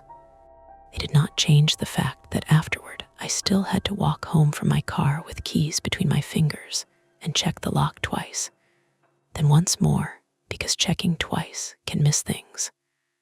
By late summer, the block had returned me to itself. Kids on bikes, someone grilling 2 houses down, package vans idling, Nora on her porch after a shift, smoking in socks and scrubs. I started leaving my lamp on low again in the living room. I started sleeping through some nights. Not all. There are still things I don't do. I don't wear that gray Ohio State shirt anymore, even though the original was returned after evidence processing. It's folded in the back of a drawer under winter clothes. I don't go to the basement without turning on every light first. I don't reuse passwords. I don't open the door immediately after a late night notification, though that one at least seems like wisdom instead of damage. Sometimes I catch my reflection in the front window, as I pass the hall, and for half a second my body doesn't accept the angle. It expects discrepancy. It expects proof that an image can split from the person it belongs to and keep moving. Most days, though, the house is just a house again. The floor slopes a little near the bathroom. The back door sticks in humid weather. The new basement window seals tighter than the old one ever did. Life resumes not because it is healed, but because laundry accumulates and bills arrive, and the trash still has to go out on Thursdays. A month ago, just after dusk, I was bringing in groceries when Nora called from her porch. "Hey, your package." There was a small box on my mat, standard shipping tape, correct label, local bookstore logo in one corner, entirely legitimate. I stood there longer than necessary, plastic bags cutting into my fingers. Nora watched me for a second, then came down her steps without making it a big thing. "Want me to open it?" "No," I said, but my voice did something strange on the word. Thin, off by half a note. She heard it. Of course she did. So she didn't take the box from me or tell me to get over it or make a joke. She just stayed on the porch while I crouched, turned the package over, checked the seams, looked for the return address twice, then carried it inside with my pulse hammering stupidly in my throat. It was a paperback I had actually ordered. Essays about sleep and memory, of all things. I almost laughed when I saw the title. Later that night, after I'd put the groceries away and taken a shower and checked the front lock, I sat on the couch with the book unopened in my lap. The house was quiet. Nora's porch light glowed through the front curtains. A car passed, tires hissing on warm pavement after an evening sprinkle. Somewhere far off, a siren rose and fell, then thinned into the city. My phone buzzed on the side table. Not a camera alert. I don't have those anymore. Just a text from Nora, "You up?" I smiled despite myself and typed back, "Yeah." 3 dots appeared, disappeared, appeared again. Finally she sent, "Think you ever trust your house again?" I looked toward the hallway, toward the front door, toward the closed basement door beyond the kitchen where nothing moved and no sound came. Then I typed, "I live here." That's probably the closest version of trust I get. She sent back a laughing emoji, and then, a second later, fair. I set the phone down. Across the room, the front window gave back a dim reflection of the lamp, the bookshelf, the couch, my own body turned slightly sideways in the glass. Still inside, exactly where I was supposed to be. I watched that reflection a few seconds longer than necessary. Then, because healing is not a revelation, but a collection of smaller, less cinematic choices, I turned off the lamp and went to bed. The hallway darkened behind me, and from somewhere under the ordinary sounds of the house settling for the night, there came one faint electronic chirp. Small, brief, easy to explain, probably. I stood still in the dark kitchen and listened for it again. Nothing. So after a while, I kept walking. That's tonight's story. If it gives you chills, make sure to like, subscribe to Mia Horror Stories, and tap the bell so you never miss what's coming next. And if you're still brave enough, there are more dark tales waiting for you right here on the channel. Go watch another, if you dare. Hey everyone, this is Mia Horror Stories, and the title of today's horror story is I'm a security guard at a mall, but the mannequins shift when I blink. For your comfort, the screen will stay black throughout the video, so you can relax without strain and just focus on the story. Make sure you stick around until the end. Sometimes the last few moments are the ones that stay with you the longest.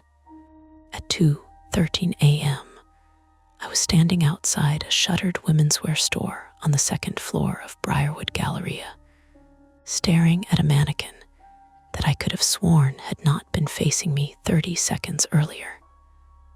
Not dramatically, not like in a movie. Nothing toppled over.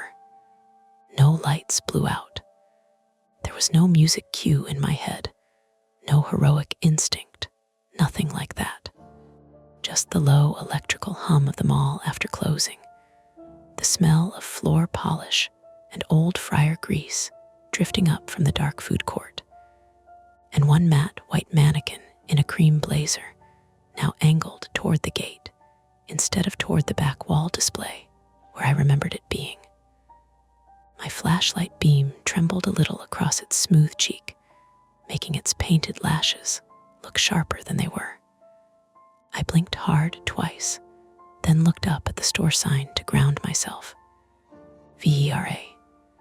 Same rose gold letters. Same locked grill. Same sale placards hanging inside like tired flags. I told myself I'd mixed up the pose. My name is Daniel Mercer. I'm 32. And until 6 months before that night, I had been a sheriff's deputy in Pierce County, Washington. Not some hard-bitten veteran with stories he liked to tell. Mostly patrol, mostly noise complaints, shoplifting, overdoses in parking lots. One domestic call that still woke me up if I slept too deep. After I left, I took the night security job at Briarwood because it was steady, union, and didn't involve carrying a gun or answering 911 calls from people already screaming. I told everyone I wanted something quieter. That was true. The part I didn't say was that quiet made room for things I'd shoved down hard for years. And sometimes, in the long, empty stretches between midnight and dawn, I caught myself listening for trouble so intently that my own heartbeat started to sound like footsteps behind me. Briarwood sat off Interstate 5 in a stretch of suburbs south of Seattle, the kind of mall that had been important once. 3 levels if you counted the basement service corridors nobody saw but staff. 4 anchor stores if you counted the department store hanging on by habit. And about 80 smaller units, half of them chained to national brands, and the rest a rotation of phone case kiosks, sneaker resellers, candle shops, and one knife store that somehow outlived 3 bookstores and a toy shop. During the day, it was families, strollers, perfume, teenagers moving in packs. At night, it was metal grills, reflections in black glass, and the air conditioning cycling through empty space like the building was breathing in its sleep. I wore a navy blazer with security on the chest, a radio clipped at my shoulder, a ring of keys heavy enough to drag one side of my belt down. I liked the weight of them. You could feel where you were in a place by the keys you needed. Exterior access, fire panels, service hall, roof ladder. I liked routes too, and repetition. The same loop settled my nerves. East corridor, escalators, food court, south anchor, loading bay back up. If I saw the same thing in the same place enough nights in a row, I could pretend the world was manageable. That night had been normal right up until the mannequin. Mercer, you copy. The radio snapped alive against my shoulder, and I nearly jumped out of my skin. I hit the button too fast and clipped my own reply. Yeah, copy. The voice on the other end belonged to Lena Alvarez, 28, the other overnight guard on rotation with me. Lena was from Tacoma, compact and sharp-eyed, with black hair always twisted into a low knot that somehow stayed neat through a whole shift. She had done event security, hospital security, even a stint bouncing at a casino, and carried herself with the kind of practical calm that made you feel stupid for overreacting. She didn't waste words. She also never let anything slide if she thought you were being careless. "You at Vera?" she asked. I glanced up at the security dome camera mounted above the corridor intersection. "Yeah, you've been standing there 3 minutes. You find something?" I looked again through the grill. The mannequin hadn't moved. Of course it hadn't. Its blank face was still turned slightly toward me, one hand molded into a gesture that suggested conversation or contempt. Hard to tell. Behind it, more figures stood on low white platforms among folded sweaters and chrome racks. They always looked worse after closing, when there were no customers to scale them against. Too tall, too clean, too aware of being looked at. "Nothing," I said. "Thought I saw a display out of place." A pause. Then Lena said, "You want me to log possible aggressive cardigan?" That got a laugh out of me before I could help it. "Very funny. Do your round. I'm downstairs by receiving. Alarm panel's been chirping on and off." Her voice cut out with a burst of static. I stood there another second anyway, feeling mildly embarrassed and still not entirely convinced. Then I stepped closer to the grill and raised my flashlight, angling it through the gaps. That was when I noticed the footprints. Not in the corridor. Inside the store.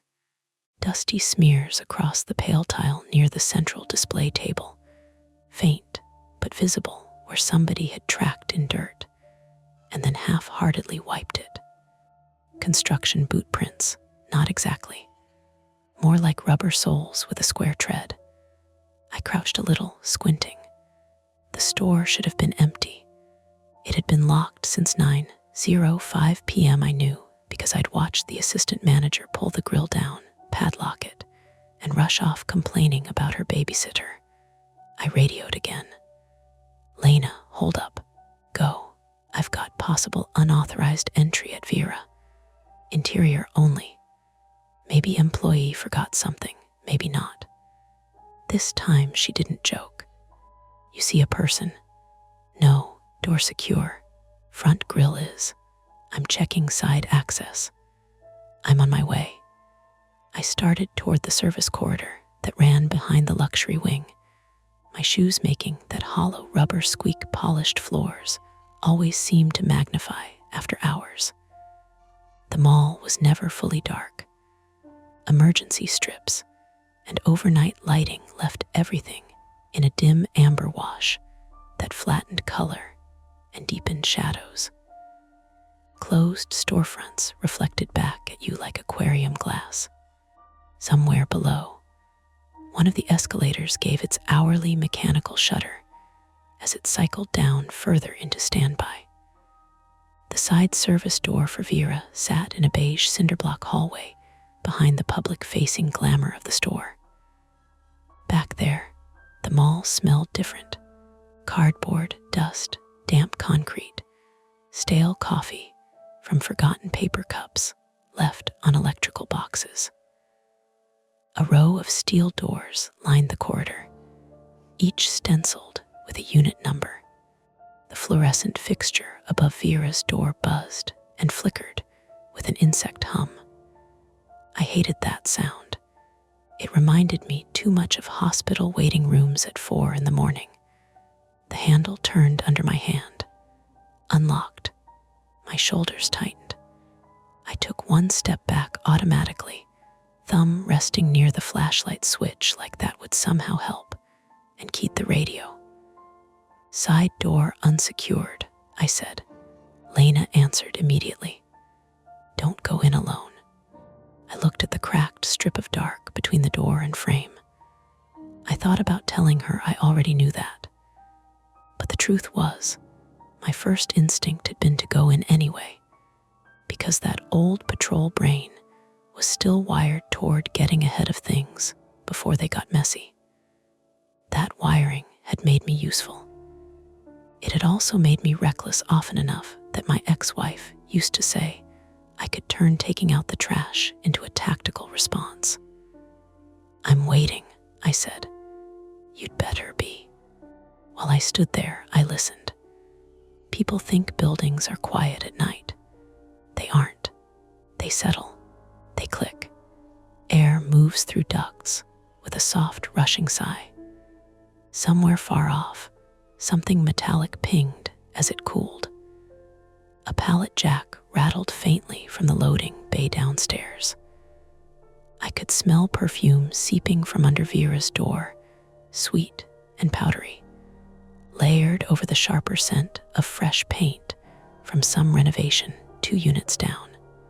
My flashlight beam stayed trained on the dark crack, and for a stupid half-second, I had the feeling that someone on the other side was looking back through it.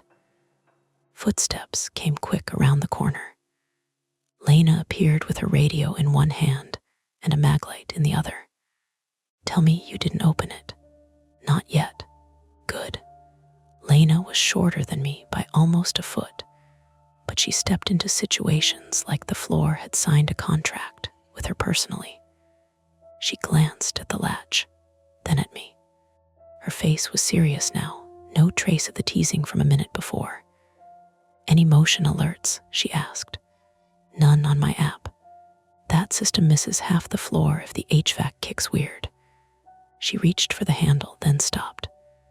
"Wait, who locked the front? Store manager or assistant?" I saw the assistant pull down the grill.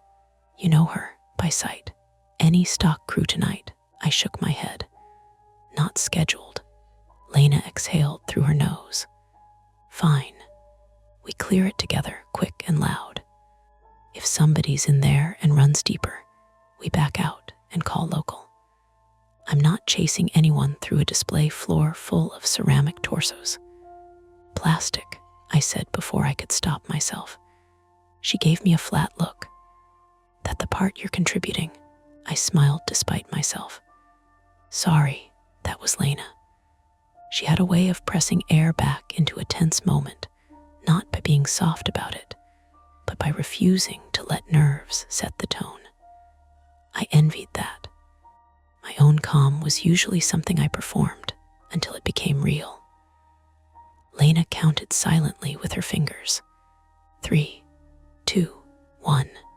She pulled the door open. The stockroom lights were off. Flashlight beams cut into hanging dust and the narrow clutter of retail back-of-house life. Rolling racks, collapsed cardboard boxes, tagged overstock, a hand truck leaning against a wall. No person, no movement, just the stale warmth trapped in a closed room and the faint chemical bite of fabric dye. "Security," Lena called. "If anyone's inside, identify yourself now." Nothing. We stepped in. I should say here that I have never liked mannequins. Not phobia level, not something I talked about, but enough that I instinctively looked away from them in department stores when I was a kid. It wasn't the faces. It was the posture, the deliberate imitation of human weight without any of the tiny instability real people have. They don't slump. They don't favor one leg because their knee hurts. They don't fidget. They stand like the idea of a person somebody tried to perfect and got wrong. After I left law enforcement, when the panic spells started coming at odd times, I noticed I had the same reaction to CPR dummies in the training room at the community college. Stillness that felt too complete. That flaw of mine, the need to keep scanning, to confirm and reconfirm that what I'm seeing is what's really there, was manageable most days. At 2 a.m. in a dark clothing store, it got louder. We moved through the stockroom into the sales floor. The overhead emergency lights painted everything in low amber pools. Jackets and dresses hung in ranks. Mirrors multiplied our flashlight beams and cut our bodies into fragments in the corners of my vision. The mannequins stood on white platforms throughout the store, frozen mid-step, mid-turn, mid-laugh, if you were willing to give them that much humanity. One wore the cream blazer I'd seen from outside. Another had one arm missing, bare metal peg jutting from the shoulder. Their shadows fell long and skinny across the tile. Lena walked ahead of me, methodical, checking behind counters and fitting room curtains. Could have been the closer, she said quietly. Forgot the side door, came back for a bag, went out front. Wouldn't explain the footprints. She glanced down. I pointed. Rusty smears led from the stockroom threshold toward the center display, then seemed to split. Some headed toward the fitting rooms. Others circled the mannequins. Not fresh mud exactly. Grime, loading bay dirt, the sort of dark film that clung to soles if you'd been walking where deliveries came in. Lena crouched, flashlight almost against the floor. Not ours. You sure? My tread's hex pattern, yours too. She stood. These are different. The fitting rooms were empty. So was the employee bathroom. Behind the cash wrap, someone had left half a protein bar and an uncapped bottle of water, both from before closing by the look of them. The whole place had that feeling empty places sometimes get, where the emptiness doesn't comfort you because it suggests you're too late to witness whatever made things strange. We ended up back at the central display. 3 mannequins stood there beneath a hanging sign for fall arrivals. 2 female forms and 1 male torso on a waist-high cube. Folded sweaters surrounded them in perfect stacks, untouched. The cream blazer mannequin faced outward toward the grill. Beside it, a second figure in a rust-colored dress was angled toward the mirrors. Its head was tilted slightly down, chin tucked, as though listening. Lena swept her light over the base platform. No damage, no pry marks. I took a slow breath. I know this is going to sound dumb. Strong start. When I was outside, I thought the blazer one had changed position. Lena's eyes moved from the mannequin to me. Not mocking, just evaluating. Thought or no thought. I hated how defensive I sounded, but enough to stop. She nodded once. Displays get changed late all the time. Visual team could have come through after close. Then why leave the side door unlocked? That, she said, is a better question. We stood there another moment, our flashlight beams crisscrossing over glossy shoes and smooth molded calves. Somewhere in the mall, a rolling metal shutter clanged, loud enough to make both of us turn. The sound echoed up the corridor and then vanished. Probably HVAC pressure, Lena said, though she said it after a beat too long. Probably. Then she stiffened. Daniel. The use of my first name did it. Lena only used it when something actually had her attention. She pointed at the mirror wall near the fitting rooms. At first, I didn't see it. Then I did, reflected in the glass, behind us. One of the mannequins at the central display seemed to have its head turned slightly more than before. Not a lot. Just enough that the angle looked off compared to the actual figure in my peripheral vision. A trick of perspective, I told myself immediately. Mirror distortion. Flashlight glare.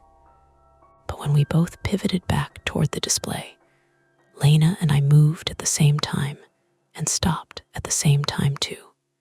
The rust dress mannequin was no longer angled toward the mirrors. It was facing the stockroom door. Not us, the door. Lena stepped closer, jaw tight. Did you touch that? No, you sure? I'm sure. She circled the platform once, checking the base. There are wheels under some of these, she muttered.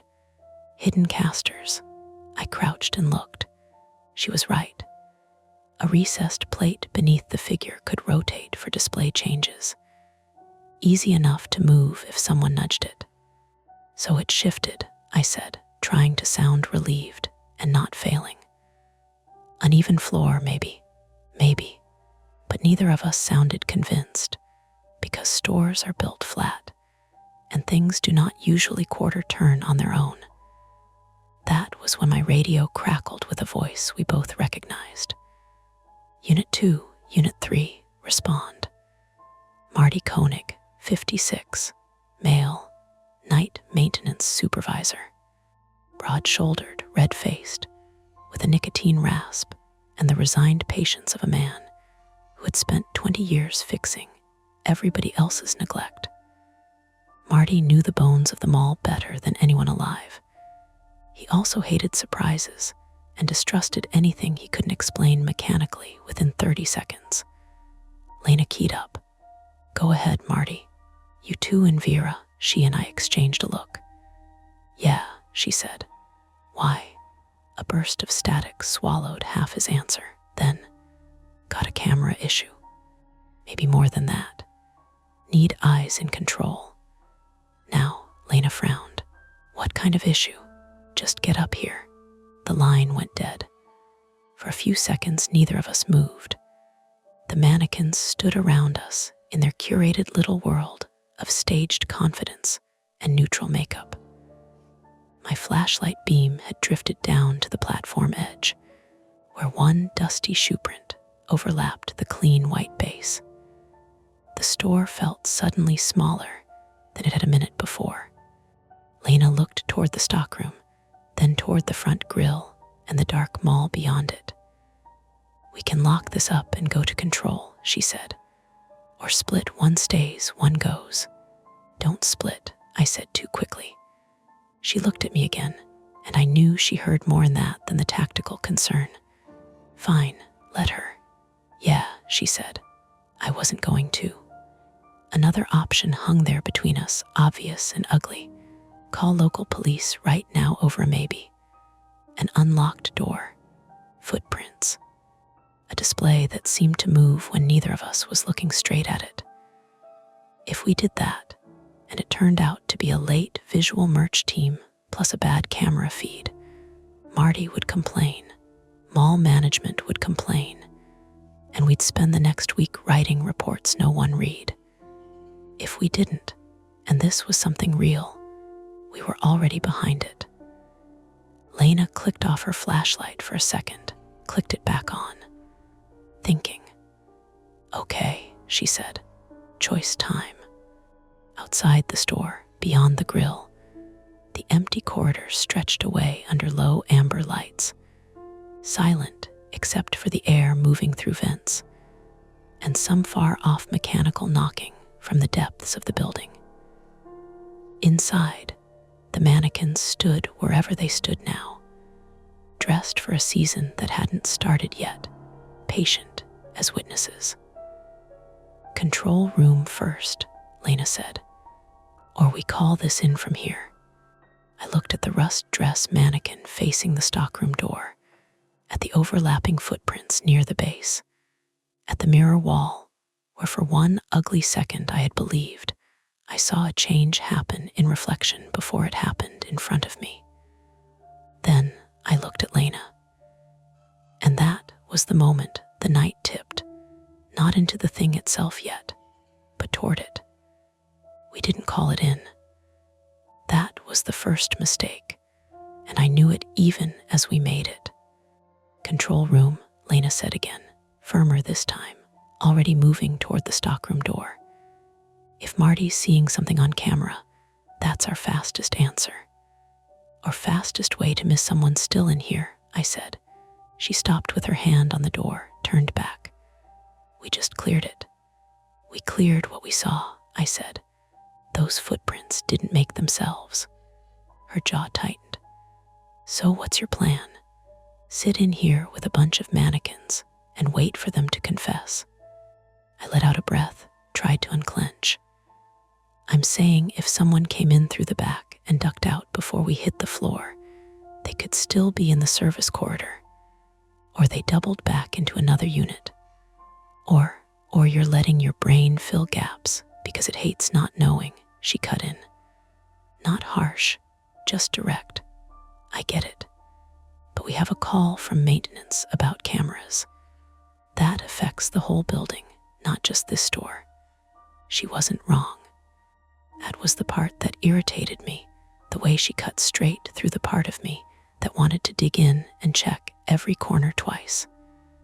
The part that had kept me safe on patrol and had also gotten me written up once for going hands-on with a guy who didn't need it. Fine, I said. We lock it, log it, go to control. Then we come back with Marty and do a full check.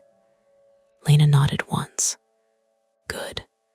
We backed out through the stockroom, Lena pulling the door shut behind us. She jiggled the handle, then slid the bolt and clipped a temporary security tag through it. Not as good as a proper lock, but enough to show if someone opened it again. Front grill, she asked. I'll swing around, I said. We split for maybe 20 seconds, her to the corridor, me to loop back through the public side. The mall felt wider now. Or maybe it was just that I'd lost the sense of control I'd had before, that quiet confidence that came from predictable routes and empty hallways. When I reached Vera's front, the mannequin in the cream blazer was still there, still facing outward. I forced myself not to stare at it too long. I checked the padlock on the grill secure and dropped my gaze again to the floor. The footprints weren't visible from this angle. Whatever had been inside hadn't tracked anything out here. Front's good, I said into the radio. Copy, Lena replied. Meet you at escalators. I took one last look through the grill before turning away. The central display sat in its neat arrangement. The rust dress mannequin was still angled toward the stockroom door.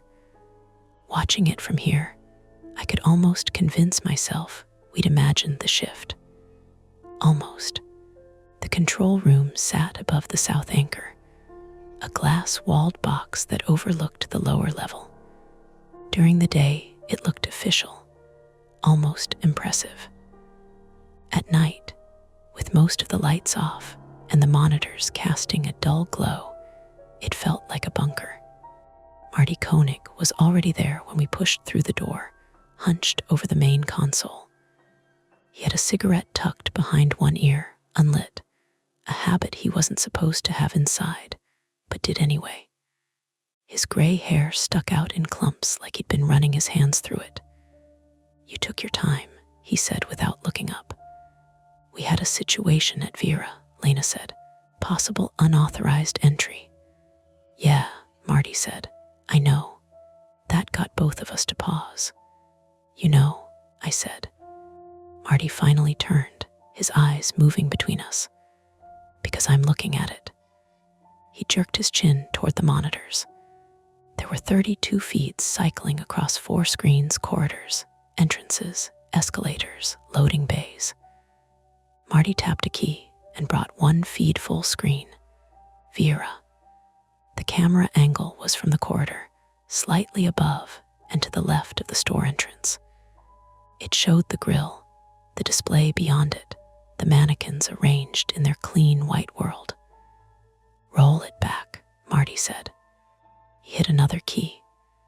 The timestamp in the corner flickered backward. 1:58 a.m. The corridor was empty. Vera's grill was down, store dark except for emergency lighting. The mannequins stood as we'd seen them. Marty sped it up. The footage blurred into smooth motion, minutes sliding past in seconds. 2:07 a.m. A figure appeared at the far end of the corridor. I leaned closer without realizing it. Pause, Lena said. Marty froze the frame. The person was halfway down the hall, hood up, head slightly lowered. Not sprinting. not sneaking in the exaggerated way people imagine criminals move, just walking, steady, purposeful. "Can you zoom?" I asked. Marty did. The image degraded a little, pixels breaking at the edges. The figure wore a dark hoodie, jeans, and what looked like work boots. No visible face from this angle. No badge, no uniform. "Employee," Lena said. "At 2 in the morning, Marty replied. "Not on any schedule I've got." "Delivery crew," I said. "Deliveries stopped at 10. The figure reached Vera's storefront. This was the part that made my stomach tight. They didn't try the grill. They didn't look around for cameras. They stepped to the side, out of frame, toward the service corridor entrance. Marty scrubbed forward a few seconds. The figure reappeared briefly, pushing the Vera service door open. "Door was already unlocked," Lena murmured. "Looks like it," Marty said. "Go ahead," I said. Marty played it. The figure slipped inside and pulled the door closed behind them. "Timestamp?" Lena asked. 2:08, Marty said. I did the math automatically. "We found the door around 2:20. "So they were inside at least 12 minutes, Lena said. "Minimum," Marty corrected. "Watch." He switched to another camera, an interior feed from inside Vera. Except it wasn't showing anything. The screen was gray, filled with static that crawled and shimmered. "That feed's been doing that all night," Marty said. "Comes and goes. Thought it was a loose connection until I checked the logs." "What logs?" I asked. "System logs," he said, already pulling them up. "Camera drops signal at 2:09. Comes back at 2:21. Lena and I exchanged a look. "That lines up with when we went in," she said. "Exactly," Marty said. "Now watch this." He switched back to the corridor feed and rolled it forward. 2:20 a.m., the service door opened again. The same figure stepped out. Except now they were moving faster. Not running, but quick, head up, scanning. "Pause," I said. Marty froze it. The hood had slipped back just enough to show part of a face. Male, maybe mid-30s. Light skin, short hair. No mask. I leaned closer, trying to lock in details. There was something off about the way he held himself, shoulders tight, like he was bracing for impact. "Keep going," Lena said. The man pulled the door shut behind him and moved back down the corridor the way he'd come. He didn't look back. He didn't look at the camera. He just walked. "Where does that lead?" Lena asked. "North exit," Marty said, "by the old cinema wing." "Camera there?" I asked. Marty switched feeds again. The exit camera showed an empty hallway. "No one came out," he said. "That's not possible," I said. "Unless he ducked into another unit," Lena said. "Or the camera dropped again," Marty added. He pulled up the logs again. "North exit camera offline from 2:20 to 2:25, he said. "Convenient," Lena muttered. "Yeah," Marty said. "Real convenient." A silence settled in the room. I felt that familiar itch in the back of my mind, the one that wanted to start connecting dots, even when the lines weren't fully there yet. "Let me see the Vera feed again," I said. Marty pulled it up, the static-filled interior. "Anything in the logs about movement?" I asked. He frowned, scrolling. "System flags motion at 2:15, then again at 2:18. "That's while he was inside," Lena said. "Yeah," I said. "But what kind of motion?" Marty shrugged. "System doesn't tell you that, just that something changed enough to trigger it." I stared at the gray static, trying to imagine what had been happening in that store while we were still doing our rounds. The footprints, the mannequins, the sense stupid, but persistent, that something had shifted just out of direct sight. "What did he take?" Lena asked. "Don't know," Marty said. "Could be nothing. Could be inventory, could be casing the place. Or could be testing something," I said. They both looked at me. Testing what? Lena asked. I hesitated. Response times, blind spots, camera outages. Marty snorted. You think we're dealing with some kind of pro? I think someone knew that camera would go down, I said, or knew it was already unreliable. Lena crossed her arms and walked into a store full of merchandise. To do what? Move mannequins around. The words hung there. Because as soon as she said them, it didn't sound like a joke. Marty rubbed his face. Look, whatever this is, it's not good. Cameras dropping, unauthorized entry, unknown subject leaving without being seen. That's above our pay grade if it keeps up. So we call it in, Lena said. Yeah, Marty said. We call it in, I nodded. But something in me resisted. Because calling it in meant handing it off. It meant stepping back. And part of me, stupid, stubborn, didn't want to let go of it yet. What about the rest of the floor? I said. If he hit Vera, he could have hit other stores. We don't have evidence of that, Lena said. We didn't have evidence of Vera until we checked. Marty looked between us. You proposing we sweep the whole mall? Not the whole mall, I said. Start with the adjacent units. Work outward. If he's still inside, we might catch him before he finds another blind spot. And if he's not, Lena asked, then we confirm it's isolated. She studied me for a second. I could see the calculation in her eyes, the balance between procedure and initiative, between caution and action. You're pushing this, she said. Yeah, I said. I am. Why? Because I didn't trust the quiet. Because I didn't trust the way that mannequin had turned when I wasn't looking straight at it. Because I knew what it felt like to miss something small and have it become something bigger. Because if we wait, I said, we're reacting. I'd rather be ahead of it. Marty let out a long breath. Fine, you sweep, but you stay on radio, and the second you see anything off, you call it. I'm notifying management and local. They can decide how much they want to escalate. Lena nodded slowly. We do it together. Obviously, I said.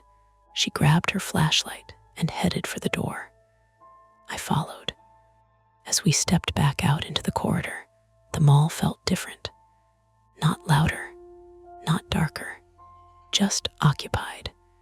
We started with the store next to Vera, a shoe place with rows of empty shelves and boxed inventory stacked in the back. Door locked. No signs of entry. Then the one beyond that. Same result. We moved methodically, checking locks, peering through grills, listening for anything out of place. By the time we reached the intersection near the escalators, I could feel the tension building again, not sharp, but steady, like pressure behind my eyes. Anything? Lena asked. Nothing yet. Good, she said. Let's keep it that way. We turned the corner and stopped. The escalator leading down to the food court was running. Not fully, just enough that the steps were creeping downward in slow, uneven jerks. That wasn't on before, Lena said. No, I said. We approached cautiously. The motor hummed low, strained, like it was fighting itself. Maintenance issue, I said. Marty would have said something, Lena replied. I leaned over the railing, shining my flashlight down. The lower level was empty. Except, do you see that? I said. Lena stepped beside me. At the base of the escalator, just off to the side, something lay on the floor. A hoodie, dark, crumpled. Same color, Lena said quietly. Yeah, we both knew what that meant. He didn't leave, I said. No, she said. He didn't. The escalator shuddered again, steps jerking forward with a metallic clank. Kill it? I asked. Yeah, Lena reached for the emergency stop.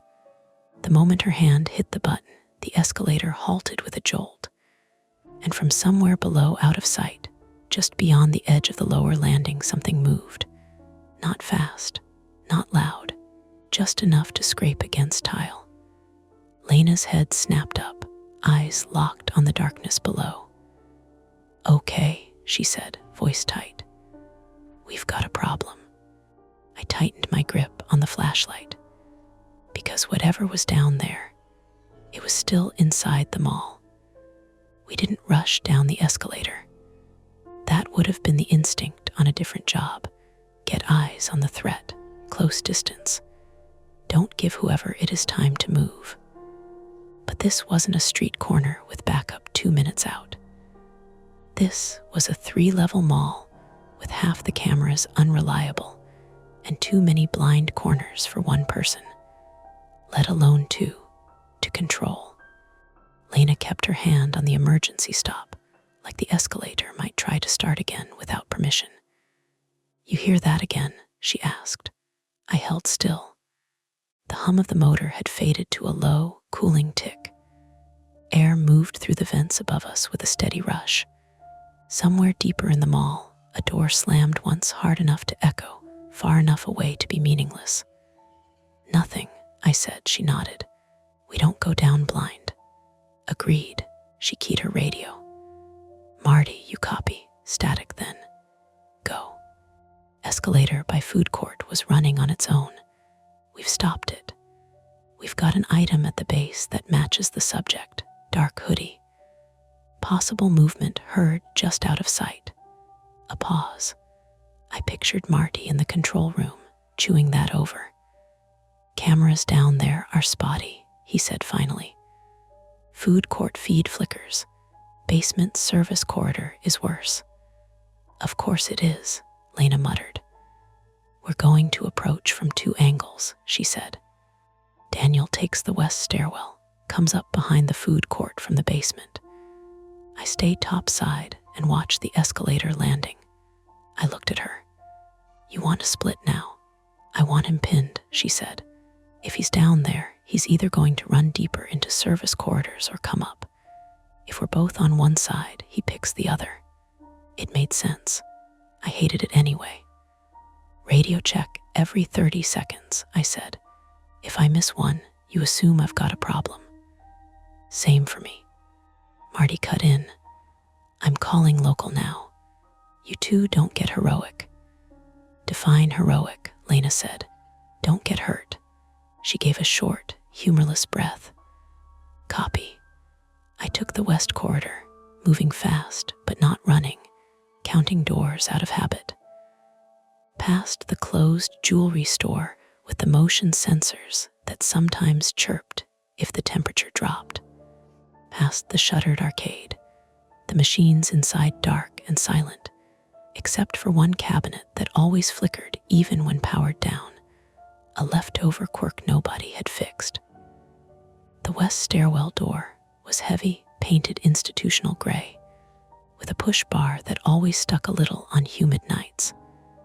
I shoved through it and stepped into the concrete echo of the stairwell.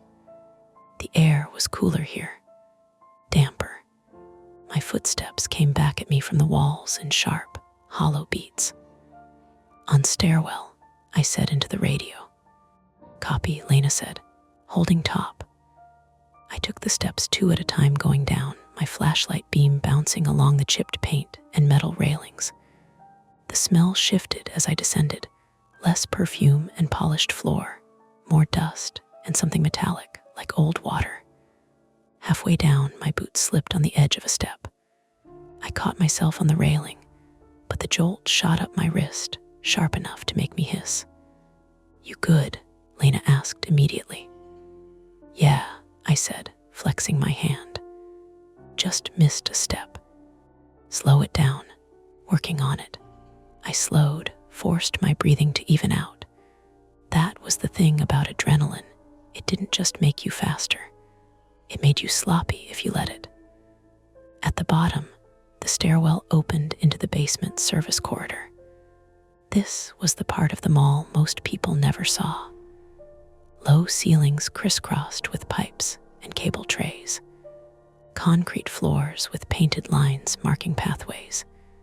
Utility rooms, storage cages, loading docks. The air hummed constantly, a mix of refrigeration units, ventilation fans, and distant machinery. Basement, I said. Any visual? Lena asked. Negative. I turned left toward the food court's underbelly. The corridor narrowed here, with metal doors every 20 feet. Some were labeled electrical, HVAC, janitorial. Others just had numbers. My flashlight picked out scuff marks on the floor. Not dust like in Vera. Fresh. Dragged. I crouched, tracing one with my beam. A streak like something had been pulled along the concrete. Too wide for a footstep. Too irregular for a cart. Got something, I said. Marks on the floor, recent. Direction, Lena asked. Toward food court, stay on it. I moved slower now, following the marks. They curved slightly, hugging the right side of the corridor, then straightened out again. My radio crackled. Daniel, go. Something just tripped motion at the top, Lena said. Near the escalator, I stopped. Movement up there. I asked. Could be residual, she said. Or he doubled back. That doesn't make sense, I said. He'd have to pass you. I'm telling you what the system says. Hold position, I said. Don't chase it. A beat, then. I wasn't planning to. I pushed forward. The corridor opened up into a wider space beneath the food court. I could hear the faint echo of the upper level above chairs, tables, the hollow openness of a place designed for crowds now sitting empty. Marks on the floor led toward a partially open service door. It was labeled food court access. I stopped just short of it. The door was ajar by maybe 6 inches. My light hit the edge, bounced into the darkness beyond. Lena, I said quietly. I've got a door open under the food court, possible point of entry. I'm above you, she said. I've got visual on the escalator landing. No movement. On 3, I'm going in. Wait. What? Marty says there's a secondary camera down there. He's trying to bring it up. I'm not waiting for a maybe, I said. Daniel, I'm going in. I didn't wait for her to argue. I pushed the door open. The space beyond was a maintenance area that opened directly into the underside of the food court's floor. Low beams, exposed wiring, a maze of support columns. It smelled like grease and old spills that had seeped through cracks over the years. My flashlight swept left. Right. Nothing. Then I heard it. A soft, irregular tapping, like something bumping lightly against metal.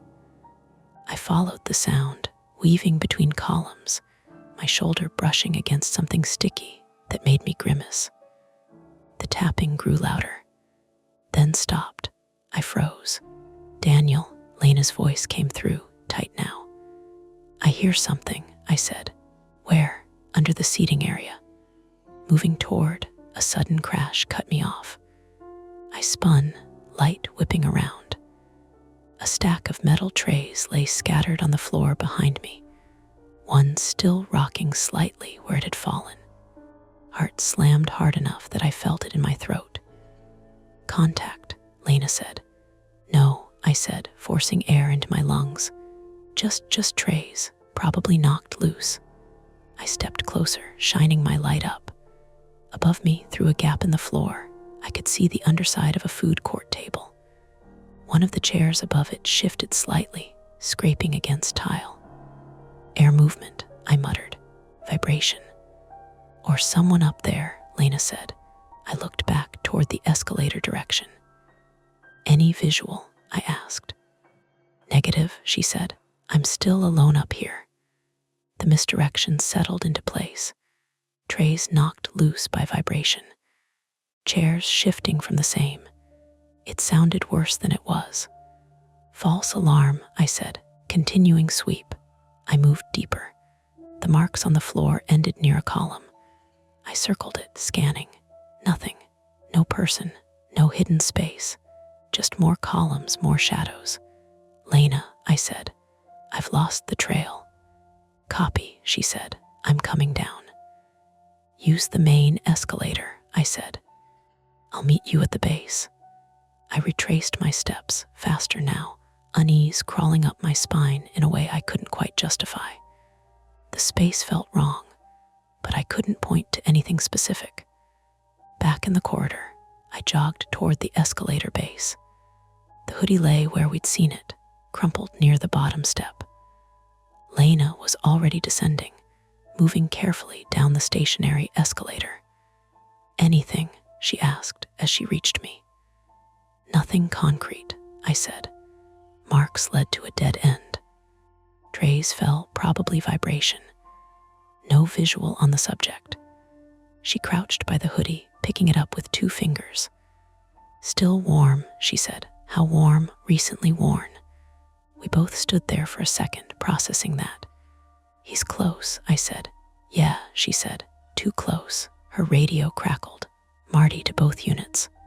"Go," Lena said. "I've got something new," he said. Camera feed just came back on Vera. I felt my stomach drop.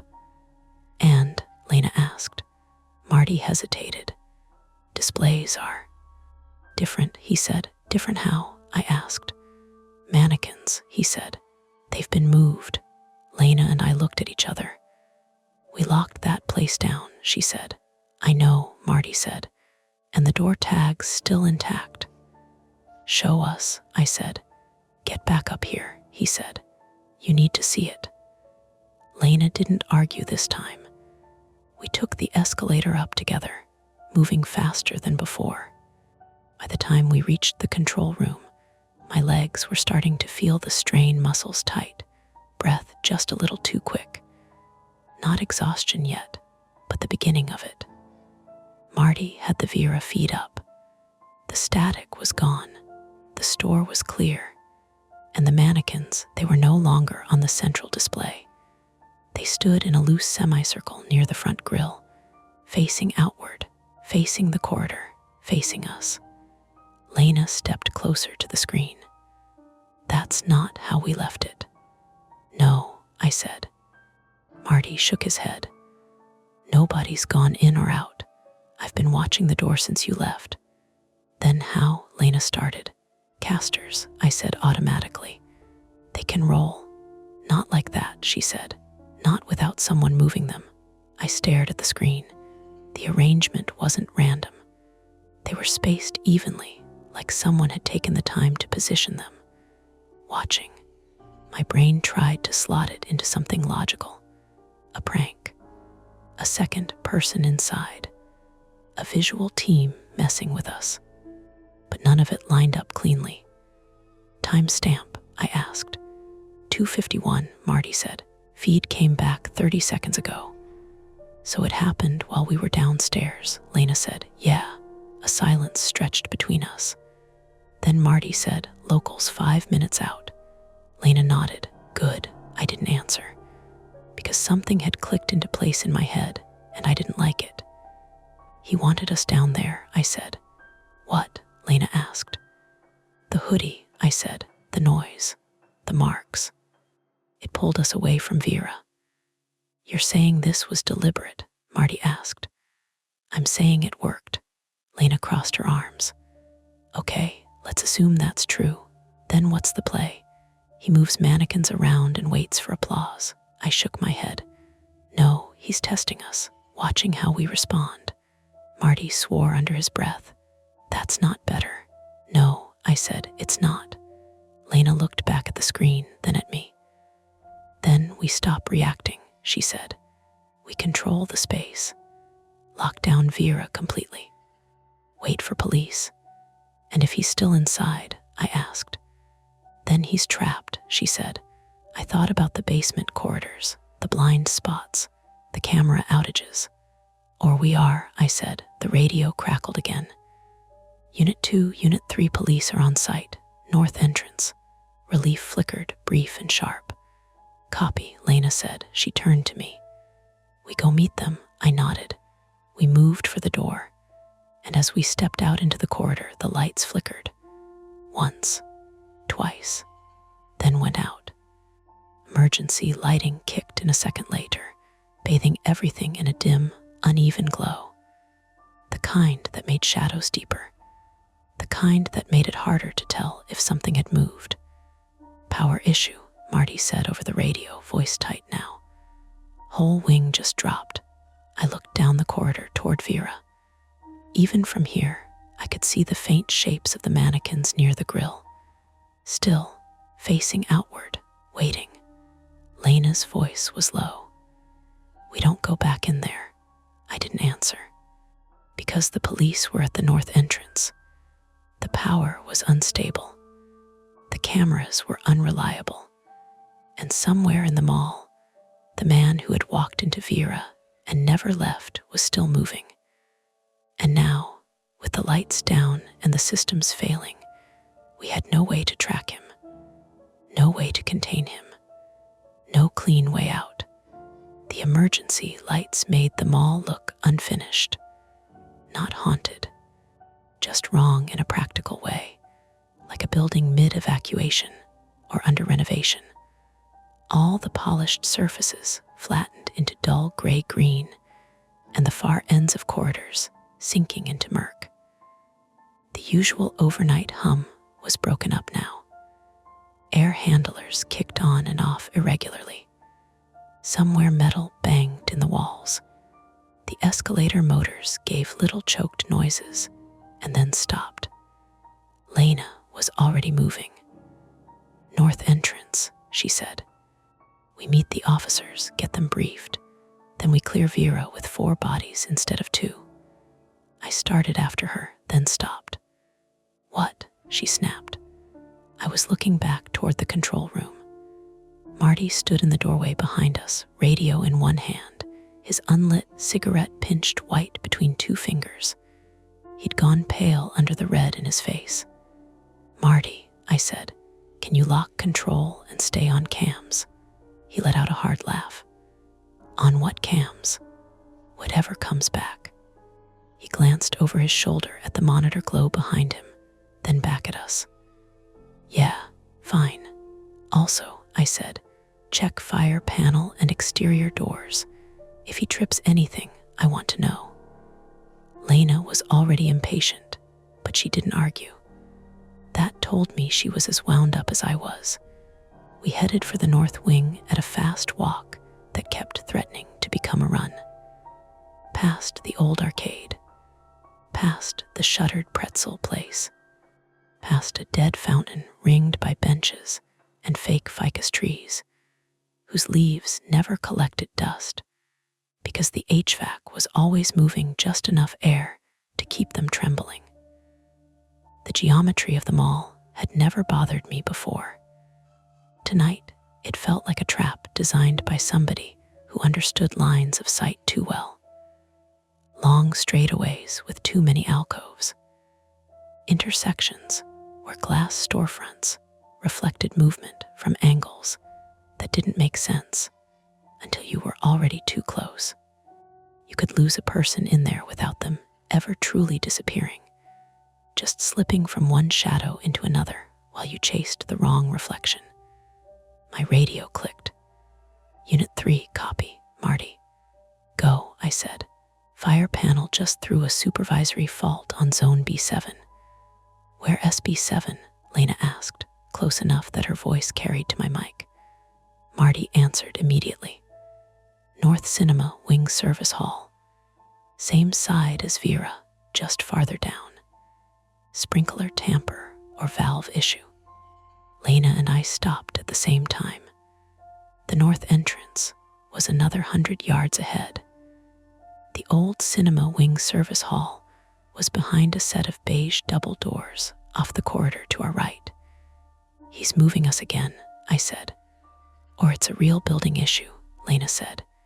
"If a sprinkler line gets compromised, we've got a whole different emergency." Marty cut in. "And I just lost north entrance camera." That made the decision for us. Lena swore quietly. "We're not walking blind into the entrance if we can't see who's waiting there." "You think the cops aren't there?" I asked. "I think I don't know who's there." We changed direction and cut right toward the cinema wing. The old theater had closed 3 years earlier. The mall never figured out what to do with the space, so the front had been papered over with giant vinyl ads for shops that no longer existed, while the back corridors stayed live because the utility lines still ran through them. I'd only been in the service hall twice before, both times with maintenance. It was narrower than the main basement corridors and uglier somehow. All patch-painted drywall and exposed conduit with a smell like mildew trapped under industrial cleanser. The double doors were propped open with a yellow wet floor sign, not one of ours. Lena saw it too. He's leaving breadcrumbs. Yeah, we went through. The service hall bent left almost immediately. On the right was a locked electrical closet.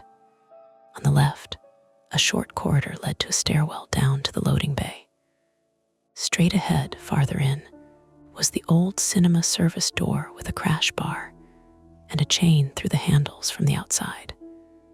I knew the layout because Marty had complained about kids trying to break in there 2 weeks ago. The emergency strips along the baseboard were on, but one flickered every few seconds, enough to make shadows pulse. "Check in," Lena said quietly. I keyed the radio. "Marty, we're in B7 hall. Any updates?" Static washed over the reply. Then, "Copy part of that north, say again." Nothing. Lena and I looked at each other. Then we heard it, not far, maybe 30 feet ahead. A soft rubber wheel sound rolling over concrete. I raised my flashlight. At the bend in the hall, half in shadow, stood a mannequin. Not from Vera. This one was male, glossy white, headless, wearing a camel overcoat over a sweater from some menswear store. It was mounted on a wheeled display base. It blocked half the corridor. Neither of us spoke for a second. Then Lena said, very level, "Okay, that's new." The back of my neck prickled. "He moved it here, obviously, recently." She flashed her light past it. "Can't see beyond." There were scuff marks on the floor around the base, fresh. The kind I'd seen in the basement. I felt a stupid surge of relief at that. Physical evidence. Something you could point to, something a person had done. Then the mannequin rolled an inch, just an inch, not by itself. I saw the reason a split second later, a nylon line, nearly invisible in the flashlight glare, stretched from the base into the darkness beyond the bend. "Trip setup," I said. Lena's light tracked the line. "No, pull line."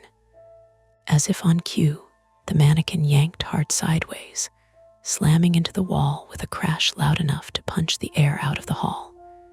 We both flinched, and from deeper inside, a door banged open. "Move," Lena snapped.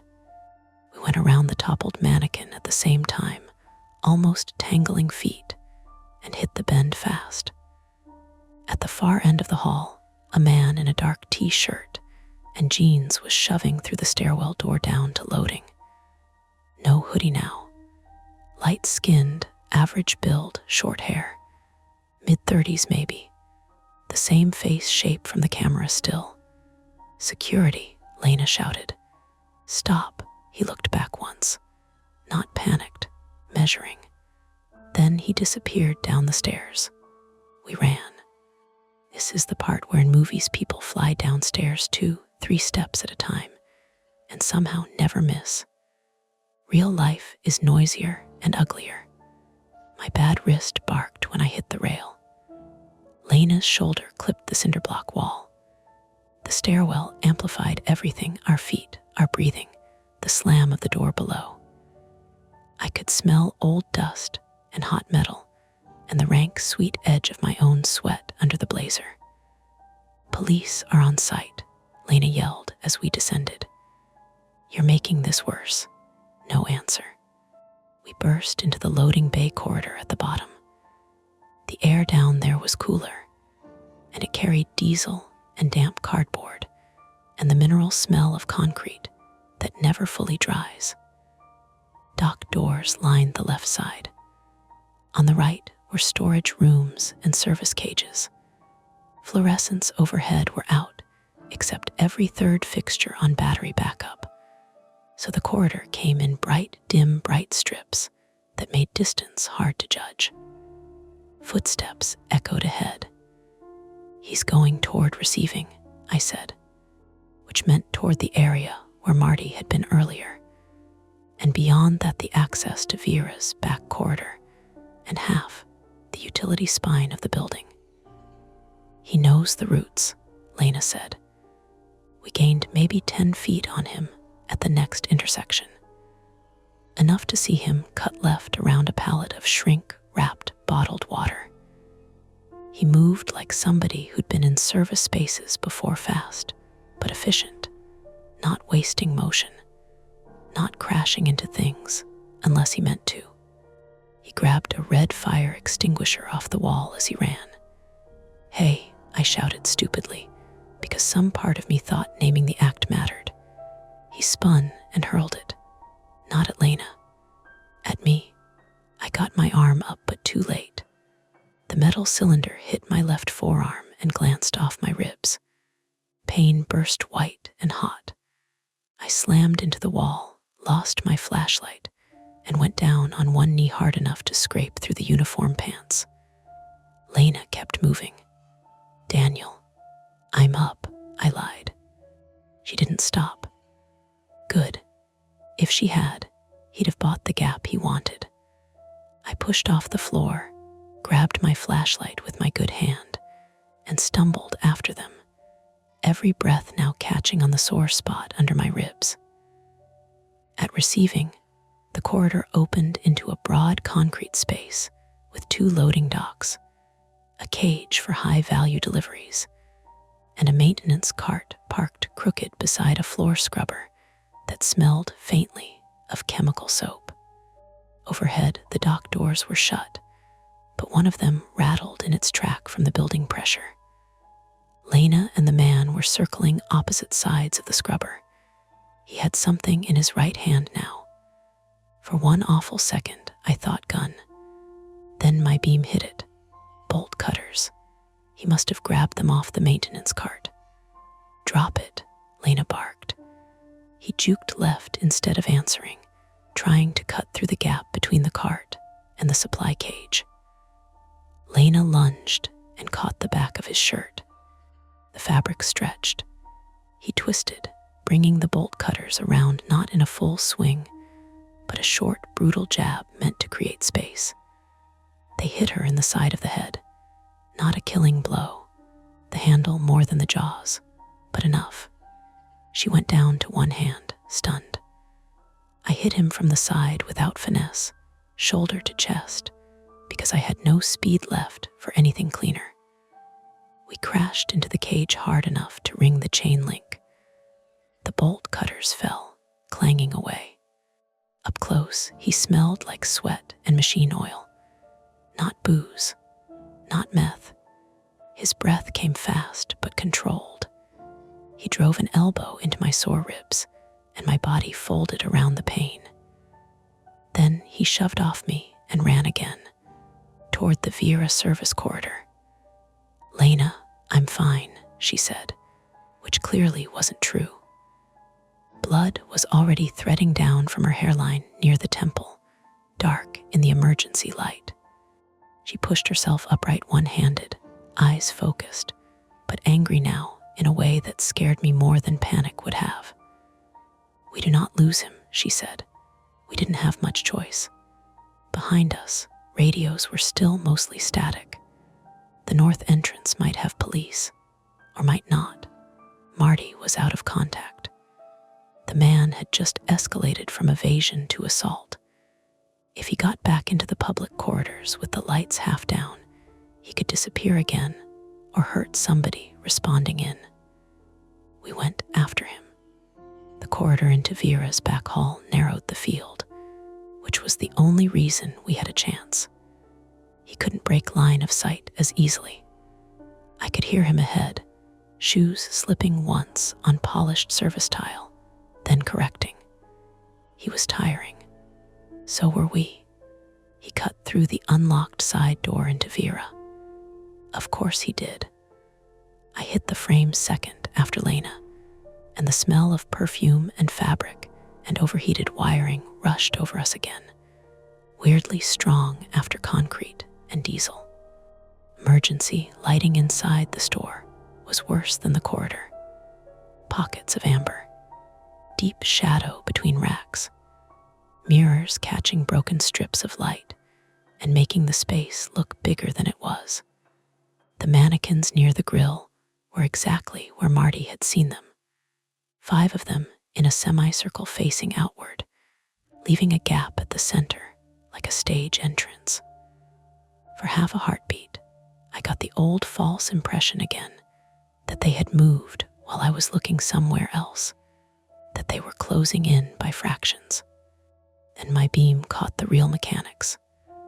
Fishing line, thin monofilament anchored from 2 mannequin bases to a display table leg, stretched at shin height through the semicircle gap. Trap, I shouted. Lena was already veering, but the floor betrayed her before the line did. Somebody had sprayed cleaner across the tile in a broad, slick sheen that looked dry under the low light. Her boot hit it. She went down hard on her injured side, skidding into the base of a mannequin and knocking it over with a crack. Ann came out from behind the cash wrap. He'd been waiting. He launched himself toward the front grill, not us, toward the padlock.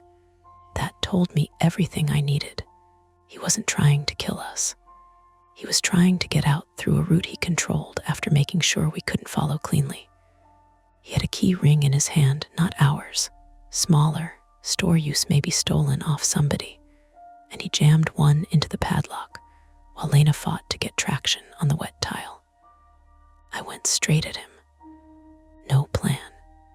Just momentum and pain, and the knowledge that if he got the grill up even a foot, he'd be gone into a 3-level maze again. We hit the gate together. Metal rattled. The key snapped off in the lock with a tiny, sharp ping. He swore and drove his forehead into my face. Not cinematic, not clean, just a burst of light and nausea, and the wet, immediate taste of blood in my mouth. I held on anyway. He was stronger than I'd expected, or maybe just less hurt.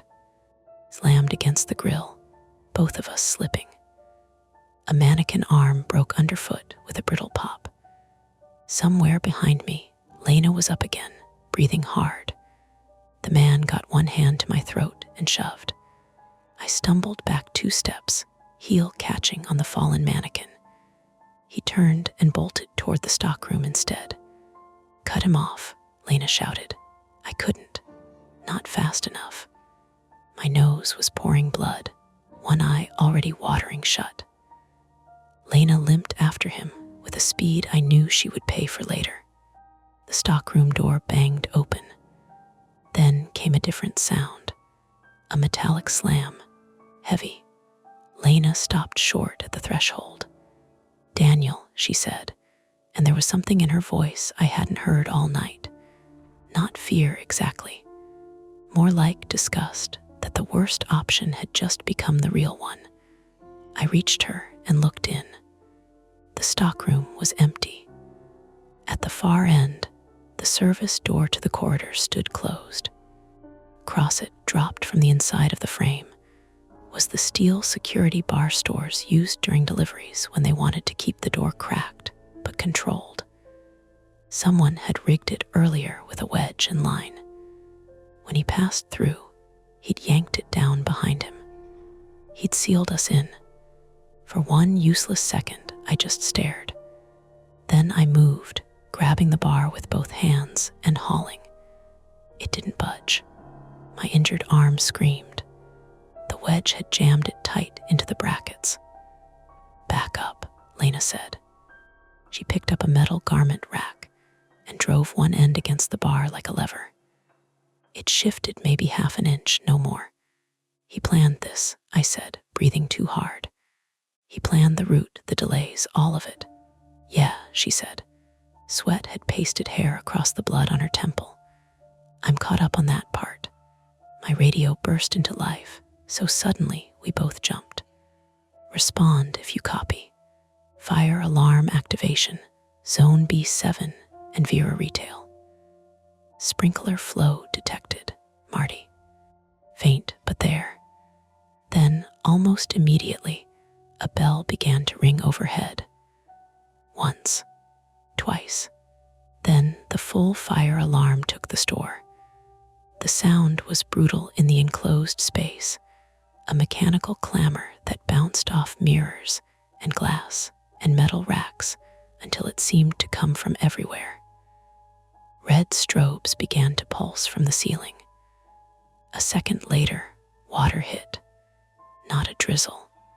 A pressurized hammer from the sprinkler heads over the sales floor, exploding into white spray that instantly soaked displays, tile, our uniforms, everything. Perfume turned chemical and sharp in the wet air. The cleaner on the floor became a spreading slick. Fallen mannequins bobbed in the runoff like bodies in shallow surf, and that image lodged in my brain in a way I knew I'd never quite get rid of. He tripped the sprinkler, Lena shouted over the alarm. Why? To cover noise, cameras, prints pick one. The stockroom lights flickered under the surge load. Water was already pushing under the door into the back room. If the electrical in here went bad, if the fire doors released across the corridor, if the whole wing locked down under alarm protocol, we would not just be delayed, we would be trapped. Lena saw the same calculation land in me. Front grille, she said. The padlock's jammed. Then we take the gate off the track. That sounded impossible right up, until I realized it was the only thing left. We plunged back onto the sales floor under the sprinkler blast. Every step was work now. Wet shoes slipping on cleaner and water, clothes dragging heavy, my ribs stabbing every time I twisted. Lena nearly lost her footing again and caught herself on the cash wrap with a grunt that told me her knee or hip had gone bad in the fall. At the front grille, the padlock hung twisted, key nub broken off inside. The bottom track ran in a shallow channel in the tile. Flashlight, Lena said. I gave it to her. She got down into the runoff and shined the beam at the lower corner assembly. There, she said, retaining pin. I saw it. A steel peg through the side bracket. Pull that. Maybe the grill corner would jump the track enough to force a gap. Need leverage, I said. My eyes went to the fallen male torso mannequin from the central display. For one insane second, I almost laughed. All night, these things had been the shape of the threat, and now one of them was just a hard plastic tool. I grabbed it by the metal support rod and jammed the rod under the retaining pin. Lena braced the grill with both hands. On 3, she said. We heaved. Nothing. Again. The pin moved a fraction. Again. My arm felt like it was on fire. Lena's face had gone gray under the blood and water. One more, she said through clenched teeth. We put everything into it. The pin tore free. The lower corner of the grill jumped half an inch, then an inch. Lena got her fingers under the frame and hauled upward with a sound I never want to hear from another human being again, part effort, part pain, part rage. I jammed the mannequin rod into the gap, then my shoulder under the grill. Metal bit into my back. It rose maybe 18 inches, not enough to stand, enough to crawl. Go, I said. You first. You're bleeding all over the place. Go. This was the point where someone does the noble refusal in a movie. We didn't have the breath. Lena went, dropping flat and wriggling through into the corridor, then turning immediately and grabbing the grill from the other side. Together, We got it up another inch, enough for me to drag myself under, blazer catching and tearing at the shoulder before I came free onto the tile outside. We lay there for maybe 2 seconds, drenched and gasping under the alarm, before both scrambling clear as the grill slammed back down. Inside the store, water kept pouring. The mannequins that were still upright stood under the sprinklers in their soaked clothes, heads turned wherever they'd last been positioned. No mystery left in them now, just objects in a ruined store. But I knew that wouldn't matter later, not when I closed my eyes. "Marty," Lena rasped into her radio. "Subject assaulted us, fled through Vera service corridor. Sprinklers active. We're outside store. Need police and medics now."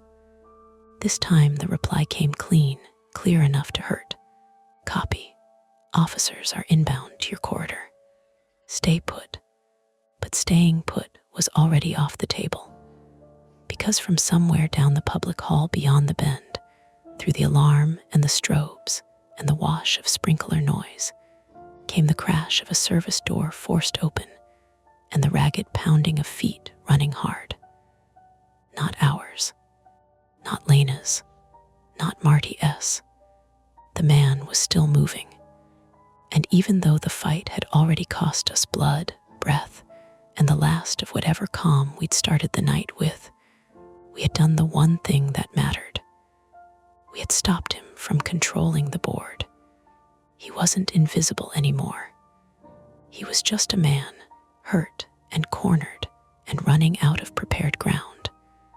That was enough. Not enough to feel good. Not enough to erase the image of the mannequins under the water, or the way the store had sounded when the alarm hit. But enough to know this was going to end one way or another, in the open, with real bodies and real consequences. Lena got one knee under her and stood. I followed slower, one hand to my ribs. We looked at each other. No speeches, no bravado, just the shared recognition that everything after this was going to hurt more. Then we turned toward the sound of the running footsteps and went. The alarms didn't stop right away. They kept hammering the air even after the first set of blue lights strobed through the north corridor, even after voices layered over the noise, firm, clipped, human. The kind of voices that didn't ask what was happening so much as assume they were already in charge of it. "Police. Security, where are you?" Lena raised a hand and stepped into the intersection, water still dripping off her sleeves. "Here." 2 officers came around the bend at a fast walk, hands up, but not yet on their weapons. Both wore body cams, both already wet from the sprinkler mist that had crept out into the corridor. "Who's injured?" one of them asked. "We both are," Lena said, which was technically true and practically an understatement. She pointed past me. "Suspect went that way. Male, mid-30s, no hoodie now, bolt cutters earlier, likely still in the building." "Anyone else inside?" the second officer asked. "Negative," I said. "Maintenance in control, but comms are spotty." "Okay, you 2 step back. EMS is coming up. We'll take the lead." It was said cleanly, no edge to it, but it landed like a door closing. The job we'd been doing for the last hour, the one that had gotten personal, whether we wanted it to or not, was no longer ours. Lena nodded. "Copy." I didn't argue. I didn't have anything left in me to argue with. They moved past us with purpose, splitting at the next intersection, one angling toward the cinema wing, the other toward the escalators. Their radios crackled with updates from someone downstairs, coordinating a perimeter. Units in place at south and west exits. Locking exterior doors where possible. Copy. Sweep teams forming. Watch your footing, wet floors. The language shifted the air. not less tense, just more structured.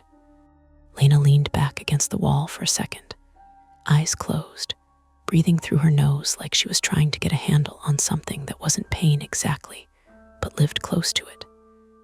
"You okay?" I asked. She opened one eye, looked at me, then let out a breath that might have been a laugh in a different context. "I got hit in the head with bolt cutters, Daniel. How do you think I am?"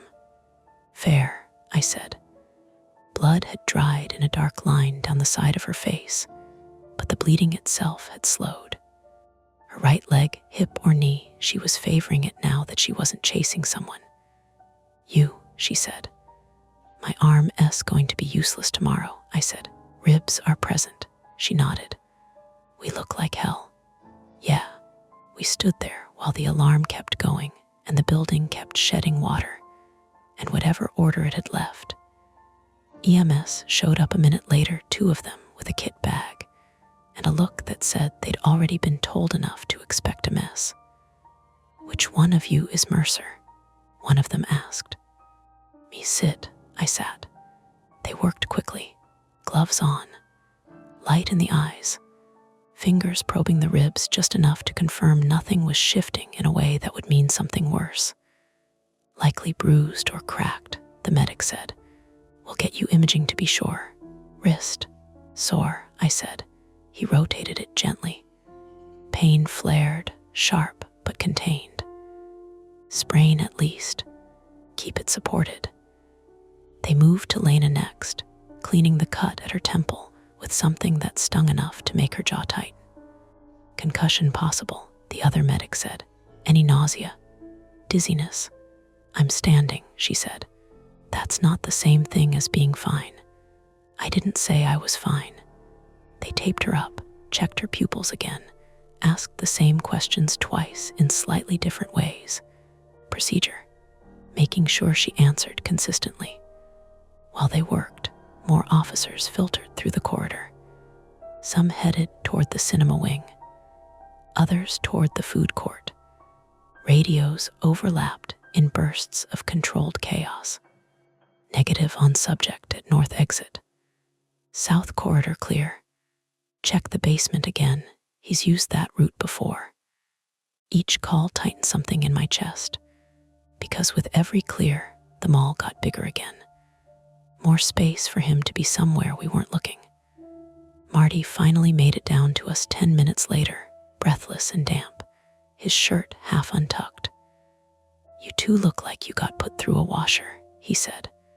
"Feels about right," Lena said. "What the hell happened?" I opened my mouth, then closed it again. "Where do you start with something like that?" "With the part where your cameras went out," Lena said instead. "And someone used it." Marty scrubbed a hand over his face. "I'm gonna have a lot of explaining to do." "Yeah," she said. "You are," he nodded, accepting it. "They've got units sweeping every level," he said. "Doors are locked down. If he's still inside, he's not walking out easy." "If," I said. Marty looked at me. "You think he's already gone?" "I think he planned exits as carefully as entries," I said. "And he used us to open space for him." Lena didn't disagree. That was worse than her arguing. They found him 23 minutes later. Not in Vera, not in the cinema wing. In a service closet behind the closed arcade on the west side, the one we'd passed earlier without checking, because the door had been locked from the outside, and the sign on it said "out of order" in permanent marker. He pried the hinge pins out from the inside. They said he didn't fight when they opened it. Just stood there with his hands visible and said, "About time." I didn't see the arrest. I heard it over the radio. "Subject in custody. No further threats." The words didn't feel like relief the way I expected them to. More like a release of pressure that left something hollow behind. Lena sat on a plastic chair someone had dragged over from a kiosk, her head tipped back against the wall, eyes closed again. "Hey," I said. "They got him." She opened her eyes. "Good. Yeah," she nodded once, then looked past me toward Vera. From where we were, you could see the front grille still down, water still leaking out from under it in a steady thin sheet that ran along the tile and into a floor drain. "What did he do in there?" she asked. I thought about the mannequins arranged in that semicircle. The lines, the slick floor, the way he'd moved through the space like he'd already rehearsed it. "Controlled it," I said. "That's not an answer. The only one I've got." She didn't push. Statements took longer than the chase. They always do. We were separated for that part. Different officers, different corners of the now damp, echoing mall, each of us telling the same story from slightly different angles. Name, age, employment. Walk me through it from the moment you noticed something unusual. What exactly did you see? What exactly did you hear? At what point did you feel the situation escalated beyond a standard security issue? Did the subject say anything to you? Did you use force? Did he? The questions were precise, neutral, designed to build a timeline that would hold up later when everything was written down and picked apart. I stuck to what I knew, what I'd seen, what I'd heard. I left out the parts that didn't translate cleanly. The sense of being watched in a place that should have been empty. The way my brain kept trying to make the mannequins into something more than plastic and pose. The fraction of a second impressions that you couldn't prove, even to yourself. That was the thing about it. Nothing he'd done required anything supernatural. Not really. Casters under display bases, monofilament lines, cleaner on tile, knowledge of camera blind spots. It was all explainable. And still, the officer taking my statement tapped his pen against his notepad. "You mentioned the mannequins being moved multiple times." "Yes." "Could you confirm that visually each time, or was it?" "I saw the end result," I said. "I didn't see them move on their own." He nodded, satisfied. "Okay." Satisfied with the answer, not with the feeling. We were at the hospital by 4. Nothing dramatic. No sirens. Just a ride in the back of a transport unit that smelled faintly of antiseptic and vinyl. X-rays confirmed what the medic had guessed. No breaks. Deep bruising along my ribs. A sprained wrist. Lena got a mild concussion diagnosis and strict instructions about rest. She immediately started planning how to ignore. They gave us both painkillers and paperwork. By the time we were discharged, the sky outside had shifted from black to that washed-out gray that comes just before sunrise, when the world looks like it's deciding whether to start over or not.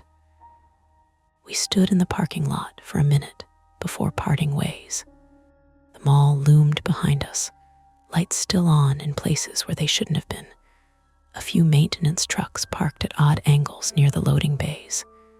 It looked almost normal. That was the worst part. "Hey," Lena said. "Yeah," she hesitated, which wasn't like her. "You did good," she said finally. It wasn't praise.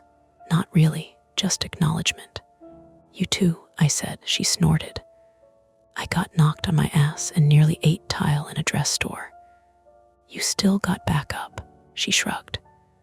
"That's the job." We stood there another second. "You gonna come back tonight?" I asked. "Doctor says I shouldn't," she said, "which means I probably won't." I nodded. "Same." A pause. "Daniel," she said. "Yeah. Next time you think something's off, something small, don't let anyone talk you out of checking it." "I didn't," I said. She gave me a look. "Not fast enough," she said. She wasn't wrong. I slept for 3 hours, maybe. It didn't feel like sleep so much as dipping under and jerking back up every time my brain replayed the wrong part of the night. The fall of the trays, the impact of the extinguisher, the sound of the alarm hitting in Vera.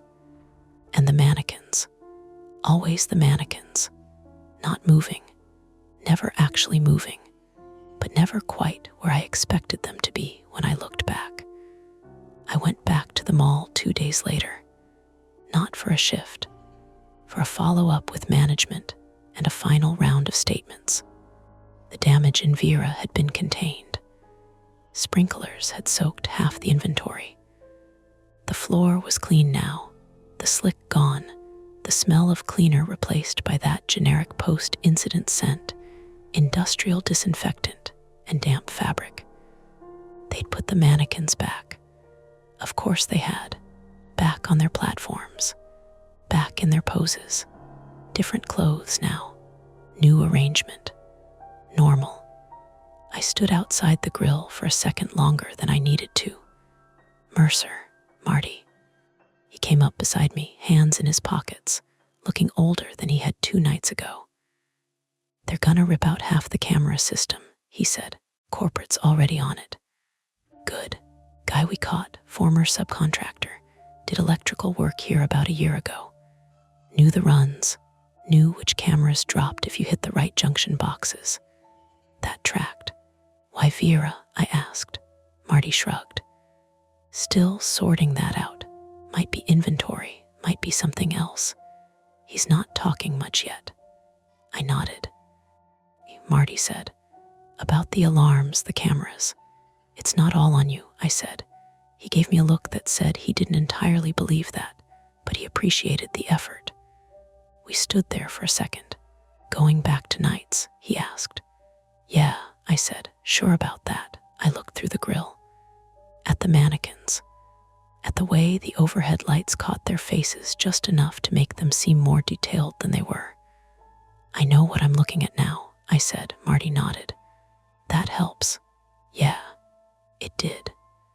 Mostly, I turned to go. Then, because I couldn't quite stop myself, I glanced back one more time.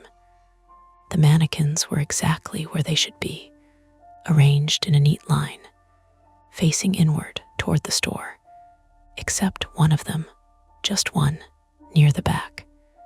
Its head was angled slightly toward the front, toward me.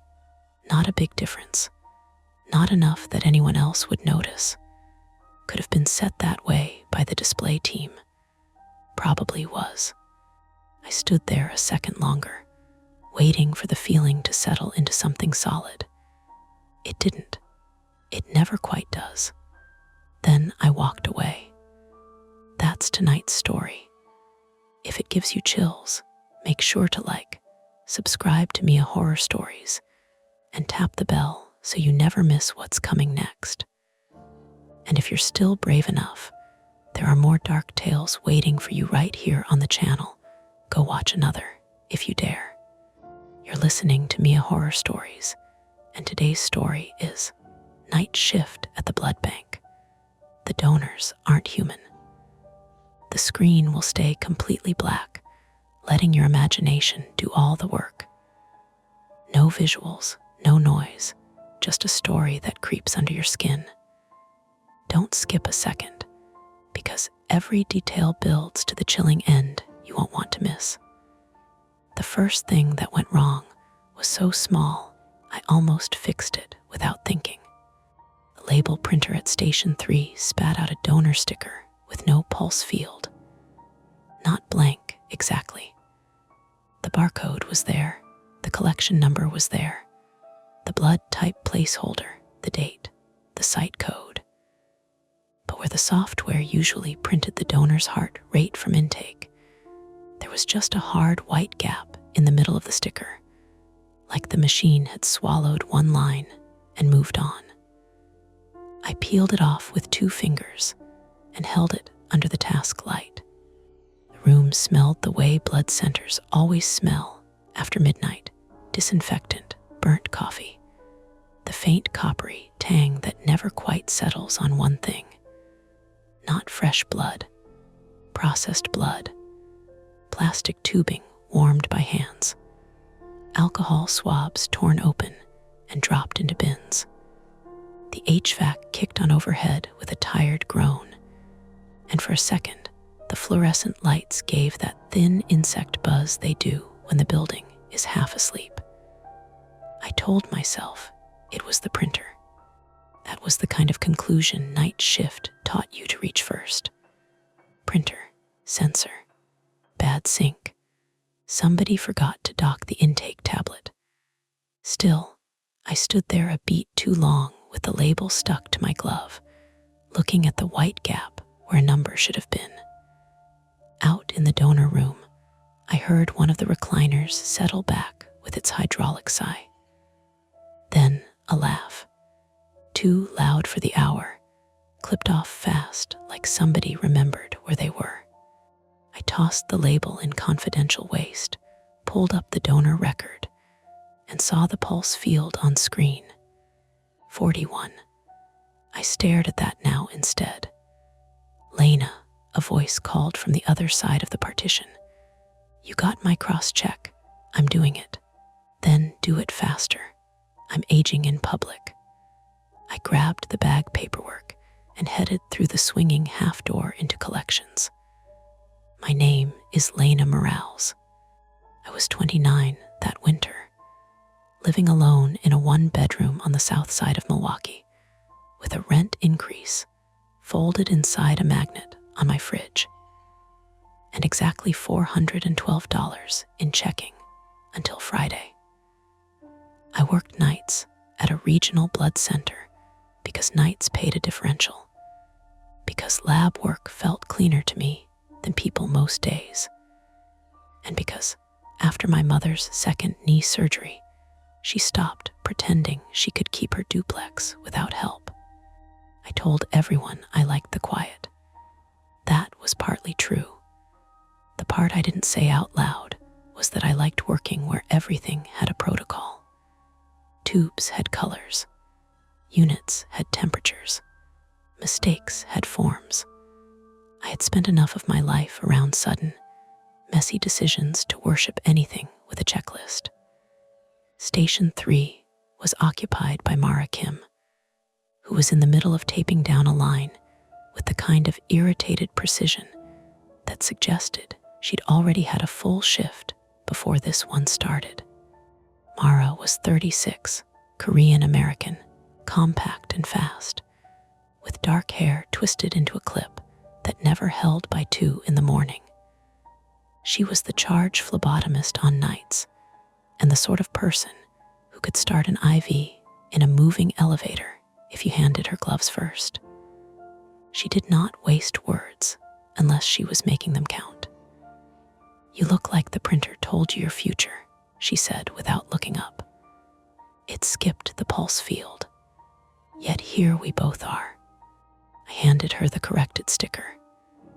Intake says 41. That made her glance up. Athlete. I looked toward the recliner. The donor had a blanket over his lap, though the room was warm. Mid-30s maybe. White male. Clean work boots, dark jacket zipped to the throat, one hand resting palm down on the armrest, while blood moved through the tubing in steady dark surges toward the collection bag rocking beneath him. Nothing dramatic. Nothing movie strange. Just a tired guy donating after hours. Doesn't look like one, I said. Mara pressed the label onto the bag and smoothed it with her thumb.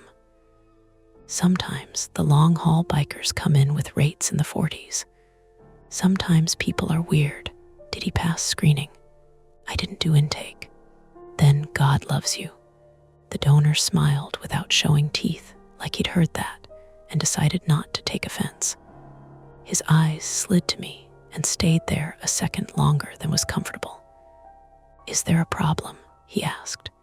His voice was mild. Educated, maybe. Hard to place. Not local exactly. Not strong enough to pin anywhere else either. No, I said. Just a label issue. He nodded once. Machines get tired. I might have let it go at that if he'd looked away like a normal person. Instead, he kept watching me, not flirtatious, not aggressive, just attentive in a way that made me suddenly aware of my own posture. My my badge clipped crooked to my scrub top, the smear of toner on my glove. Behind me, the double doors from the hallway gave their heavy metal thunk. Darnell Price came in carrying a paper cup with a gas station lid, and the draft of cold air from the vestibule. Darnell was 44, black, broad-shouldered, and soft-spoken, retired Army according to the rumors he never corrected, and the only overnight security guard in the building who could walk through a room without making anybody jump. He wore his blazer open over a gray polo, flashlight clipped to his belt, reading glasses low on his nose. "Front lot camera, freezing again," he said. "You ladies got a secret blizzard I don't know about. Take it up with God," Mara said. "He's not answering facilities calls either." He sipped his coffee, then noticed the donor in Station 3 and gave the quick, polite nod security people perfect from years of being observed while they observe back. We had a handful of donors in the room, fewer than usual. A college kid asleep with his mouth open under the TV mounted in the corner. A middle-aged woman in a Marquette sweatshirt squeezing her stress ball like it owed her money. Another man, 2 chairs down from Station 3, filling his bag with the stillness of somebody sitting through a delayed flight. Soundscape was all familiar. TV low with closed captions rolling under a muted weather map, centrifuge humming beyond the wall, wrappers crinkling at the snack cart, the occasional beep from a monitor that always made my shoulders lift before my brain caught up. Routine is persuasive. It can talk you out of things your skin notices first. I went back to processing with the paperwork, logged the collection, and told myself the missing pulse line meant nothing. I told myself 41 meant nothing. I told myself that the brief bloom of unease I'd felt when the donor said machines get tired came from being on my third straight overnight, and not from anything worth respecting. The calm part of the shift arrived around 1:15, the dead zone between walk-ins and the mobile drive couriers. Mara did post donation checks. I reconciled inventory. Darnell made his rounds through the lobby and the side loading entrance. For 12 whole minutes, nothing happened except work. The kind of work people imagine is boring until they rely on it. I was scanning segment numbers when the intake tablet at desk 2 chirped for attention. One new donor record had entered the queue. That by itself was mildly annoying, not alarming. We technically stopped standard donor intake at 1 a.m. on weeknights, but special appointments happened. Hospital staff getting screened late, directed donors with paperwork, occasional collection overflow from partner drives.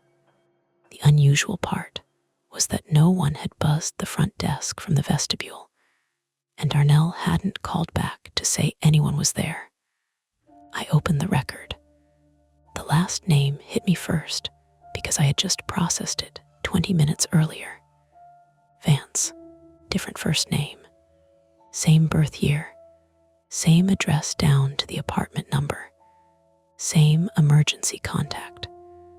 Under the field for previous donations, the software showed no conflicts, no flags. It was as if 2 different men with the same face on paper had booked back-to-back appointments, and our system saw nothing odd about it. I leaned closer to the screen. Maybe brothers, twins, shared address. Not impossible. Then I checked the ID image uploaded at intake. The photo had loaded sideways, washed a little pale by the scanner. But even before I rotated it, I felt my stomach go tight. It was the man in Station 3. Same high cheekbones, Same dark jacket collar visible at the bottom edge of the frame. Same calm expression, as if he had taken the photo already knowing that anyone looking later would doubt themselves first. I stood so quickly my stool wheels bumped the cabinet behind me. Mara. She was at the snack cart, explaining to the college kid that he needed to drink something other than black coffee before leaving. She looked over without alarm, which made me lower my own voice. Mara, come here a second. She came in with the faint impatience of someone expecting a software tantrum. I angled the monitor toward her and pointed. We already collected from this guy, I said. Now he's back in intake under a different first name. She squinted. That's the same photo. Looks like it. Could be a duplicate upload.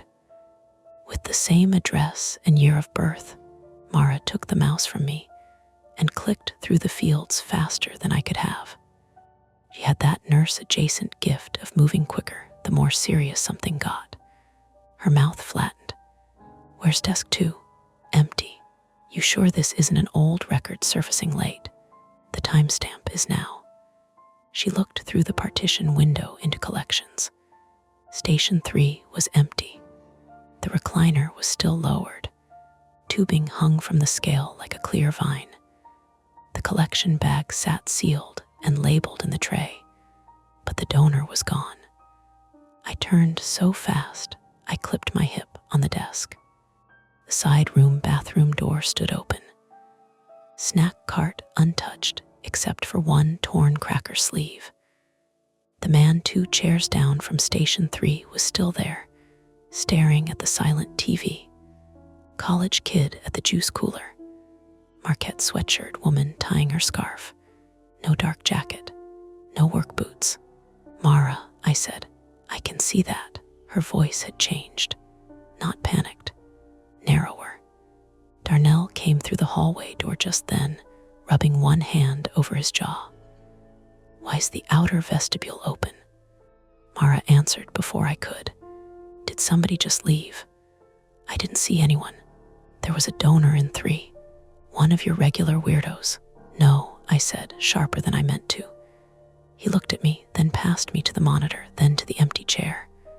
What happened? I explained in pieces. Missing pulse line. Duplicate intake. Same face. Gone now. Darnell set down his coffee cup very carefully on the counter. Did he complete donation? Mara picked up the labeled bag and checked the volume. Nearly full. Then he shouldn't be sprinting anywhere. Doesn't mean he didn't. The obvious explanation was still there, and we all grabbed for it because that's what adults do in fluorescent buildings at 1 in the morning. Clerical issue. Related donors. Bad ID scan. Guy felt faint and went to the bathroom or stepped out for air without telling anyone. Weird, rude, unsafe, but explainable. Then Darnell said, front camera froze at 0107. I looked at the system clock. 0123. Could he have slipped out before that? I asked. Not without crossing lobby. Maybe side exit. Alarm chirp. No one said the next part, which was that our building was not a maze. Not really. Small lobby, donor floor, processing, labs, break room, admin hallway, loading dock. A person could hide for a while if they wanted to, but not by accident, not bleeding from a near full donation. Mara turned the bag in her hands and frowned. This seal's wrong. Stepped closer. The clamp above the collection line had been closed, yes. Tubing heat sealed, yes, but not with our usual device. The pinch in the line was narrower, cleaner, almost surgical. You sealed this? I asked. No. Could the donor have done it? She looked at me like I'd asked if the donor had also balanced the petty cash drawer with his feet. Not with anything in this room. Darnell was already unhooking his flashlight. All right. Nobody wanders by themselves. Lena, you stay here. No. Both of them looked at me. word came out before I could soften it, and underneath, it was the old private shame I carried around like a hidden bruise. 2 years earlier, during a hospital externship I never finished, a patient had slumped off a phlebotomy chair after warning us he felt wrong. I had seen it coming in his face.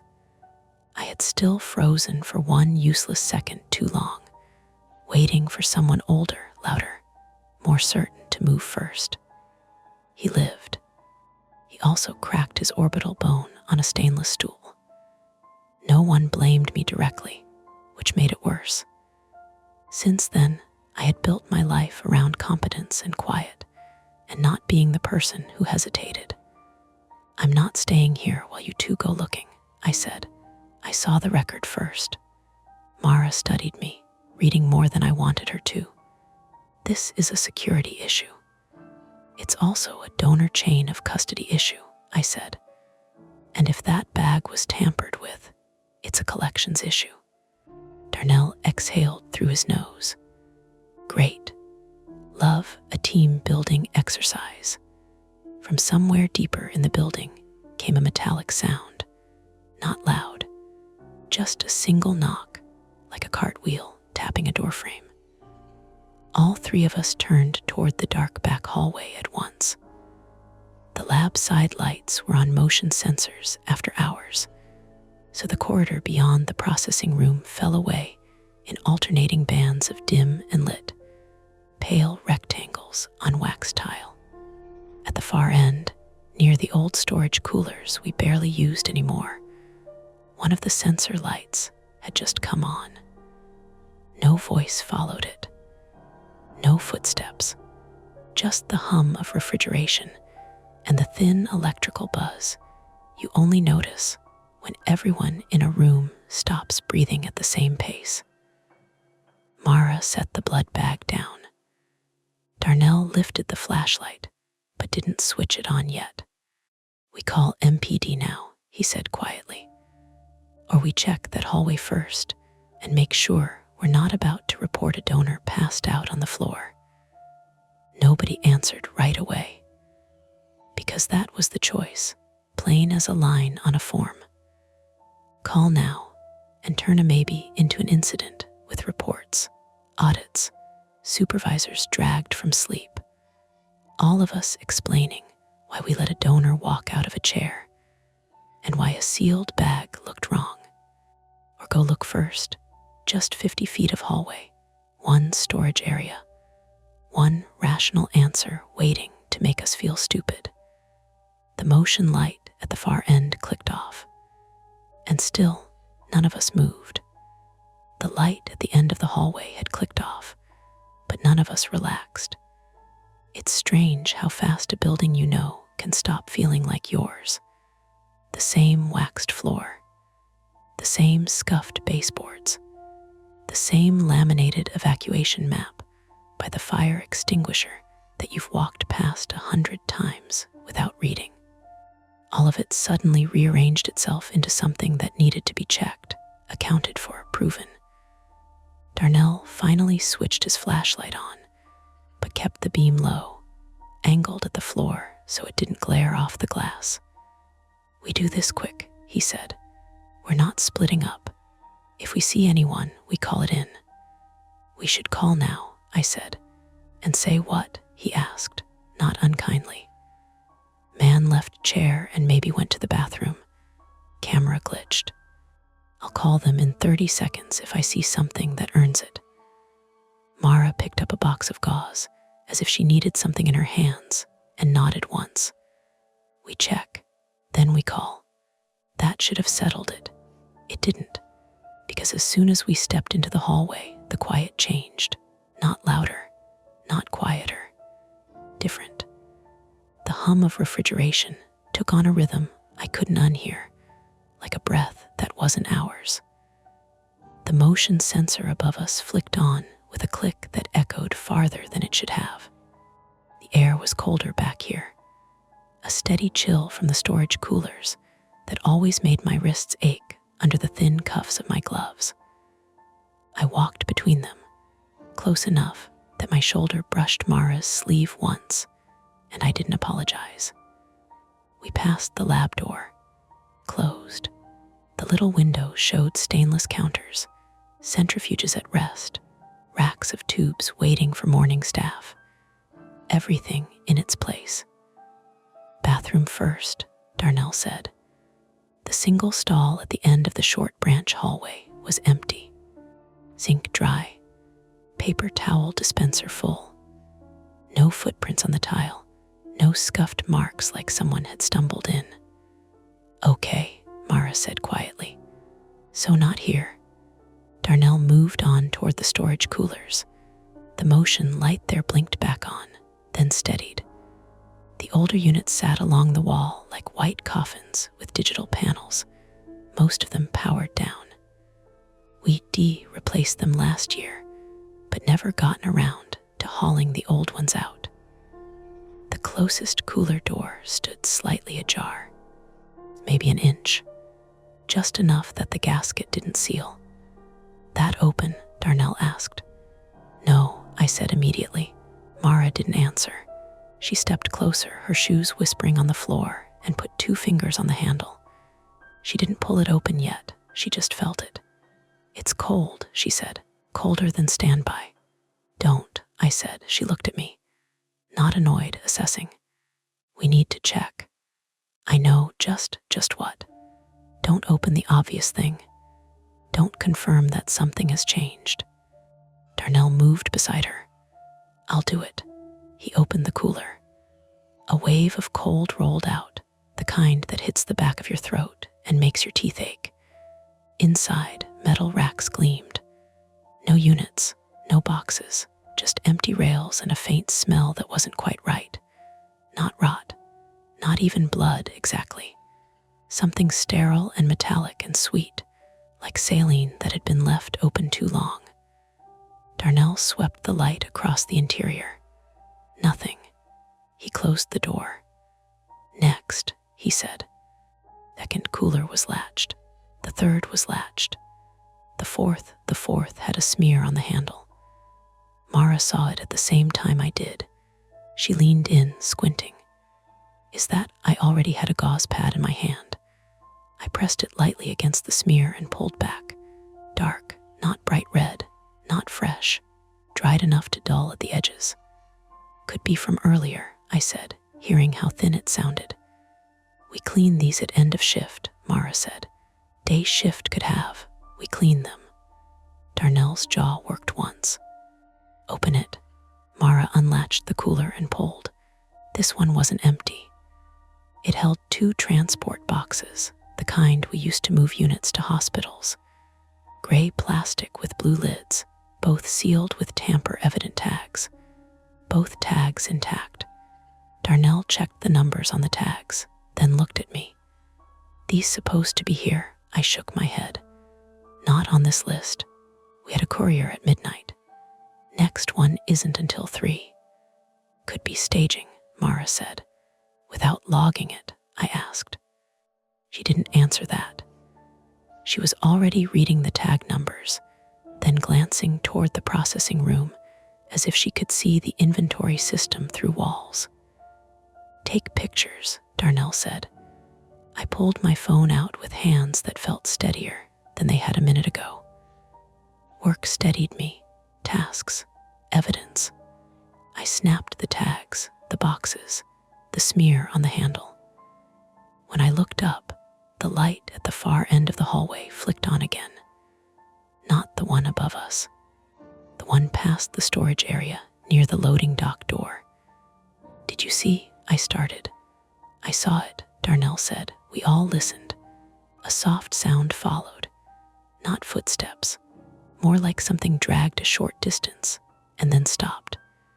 The kind of sound that gets lost under normal noise and only stands out when everything else drops away. Loading dock, Mara said. That door's alarmed, Darnell said. It chirps in the office, I said. Not out here. Great, he muttered. He angled the flashlight down the hall. The beam cut through alternating patches of light and shadow, catching the edge of a rolling cart near the lab door, the dull shine of the floor, the metal push bar of the dock exit. "Stay behind me," he said. We moved. I kept counting steps without meaning to. 5 to the lab door, 8 to the corner, 12 to the push bar. The air got colder again as we approached the dock. Not just from the coolers, a draft. The kind you feel on your neck before you register why. The door wasn't open, but the push bar had a strip of red tape hanging from it, torn at one end. "Tamper seal." "Darnell," I said. He stopped a foot short of the door. "Yeah, that's from the inside." "I know." He pressed the bar slowly. The alarm didn't chirp. The door swung outward a few inches, then caught on something. Darnell leaned his weight into it and pushed harder. The door opened onto the loading bay, a concrete space lit by a single overhead fixture that made everything look flatter than it was. The dock plate was down. The outer roll-up door was closed. On the ground just outside the threshold sat a plastic bin. Clear, about the size of a small laundry basket. It was full, not of boxes, of sealed blood bags.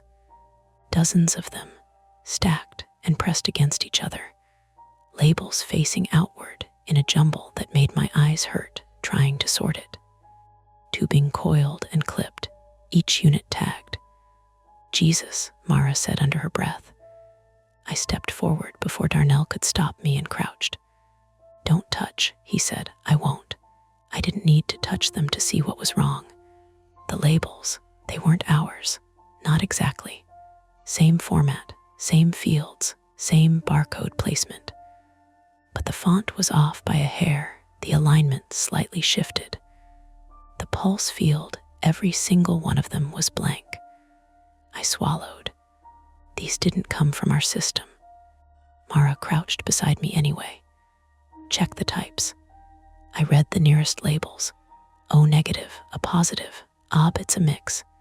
Expiration dates, within range. Darnell scanned the bay with his light. "Any vehicles?" "Outer doors closed," Mara said. "No truck, no footprints," he asked. "Concrete doesn't take prints the way tile does. It takes dust, moisture, oil." I leaned closer, looking for anything that broke the thin layer of grime. There were marks, not shoe prints, drag marks, like something heavy had been slid into place and then left. "Who would leave this here?" I said. "Someone who didn't want to come inside," Darnell said.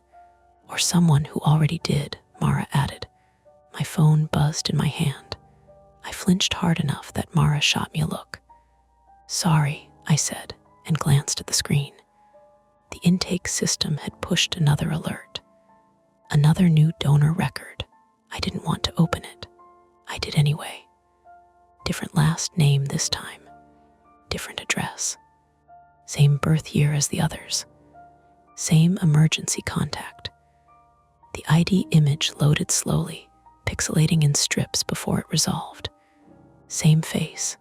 My mouth went dry. "They're still coming," I said. Mara stood up. "What? Records, new ones, same guy, different names." Darnell's voice tightened. "How many?" "2 now, no 3. Another alert popped as I watched. 4. "Shut the intake down," Mara said. "I can't from here. It's on the front desk terminal." "Then we go back," Darnell said. "Now." We moved faster this time, not quite running, but close. The hallway seemed longer going back, the motion lights lagging just enough to make each step feel like we were moving into dimness and trusting it to catch up. As we passed the storage coolers, I glanced sideways. The 4th cooler, the one with the smear, was open. I stopped. "I closed that," Mara said, breath tight. "You did," I said. Darnell turned, saw it, and swore softly. "Don't." The smell hit us again. Stronger now. That same sterile, sweet note, layered over with something like plastic warmed too much. Inside, the transport boxes were gone. In their place, on the metal rack, lay a single blood bag, not in a box, not in a tray, just resting there. The tubing had been sealed the same way as the one from Station 3. Clean, narrow, the label faced outward, blank pulse field. Mara stepped closer despite herself. I know, I said. Darnell grabbed the cooler door and shut it hard. We're done here. Back to the floor. We didn't argue. Back in the donor room, everything looked exactly as we'd left it, which somehow made it worse. The college kid was gone, juice bottle half empty on the counter. The Marquette sweatshirt woman was at the front desk, talking to no one, frowning at the intake tablet like it had offended her. "Excuse me," she said as we came in. I signed in, and it just keeps refreshing. Mara stepped past me, voice already smoothing into customer mode. "I'm so sorry. We're having a small system issue. If you could just have a seat. It keeps giving me a different name," the woman said. "I type mine, it changes." Mara froze for half a second, then, "We'll take care of it." Darnell moved to the front desk and leaned over the tablet. I saw his shoulders go rigid. "Lena," he said. I went to him. The intake queue was full. Not 4, not 5, dozens, each with a different name, each with the same face, each time-stamped within the last 2 minutes. "They're not real appointments," I said, because saying it made it feel like a category we could file. "Then what are they?" Darnell asked. I didn't have a good answer. Mara turned from the donor and came to the desk. She looked at the screen, then at me. "Shut it down," she said again, quieter. "I need admin access. Then use mine." She rattled off her credentials. I typed them in, hands moving faster now, the way they did when something finally crossed the line from strange to urgent. The system hesitated. Then it froze.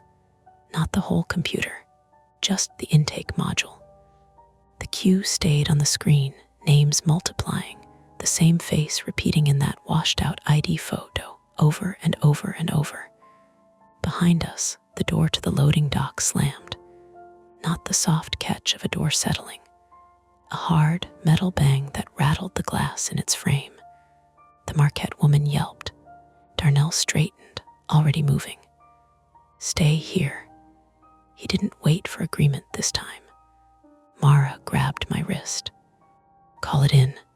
I nodded, already pulling up my phone, dialing with fingers that felt like they belonged to someone else. "Milwaukee Police, what's your emergency?"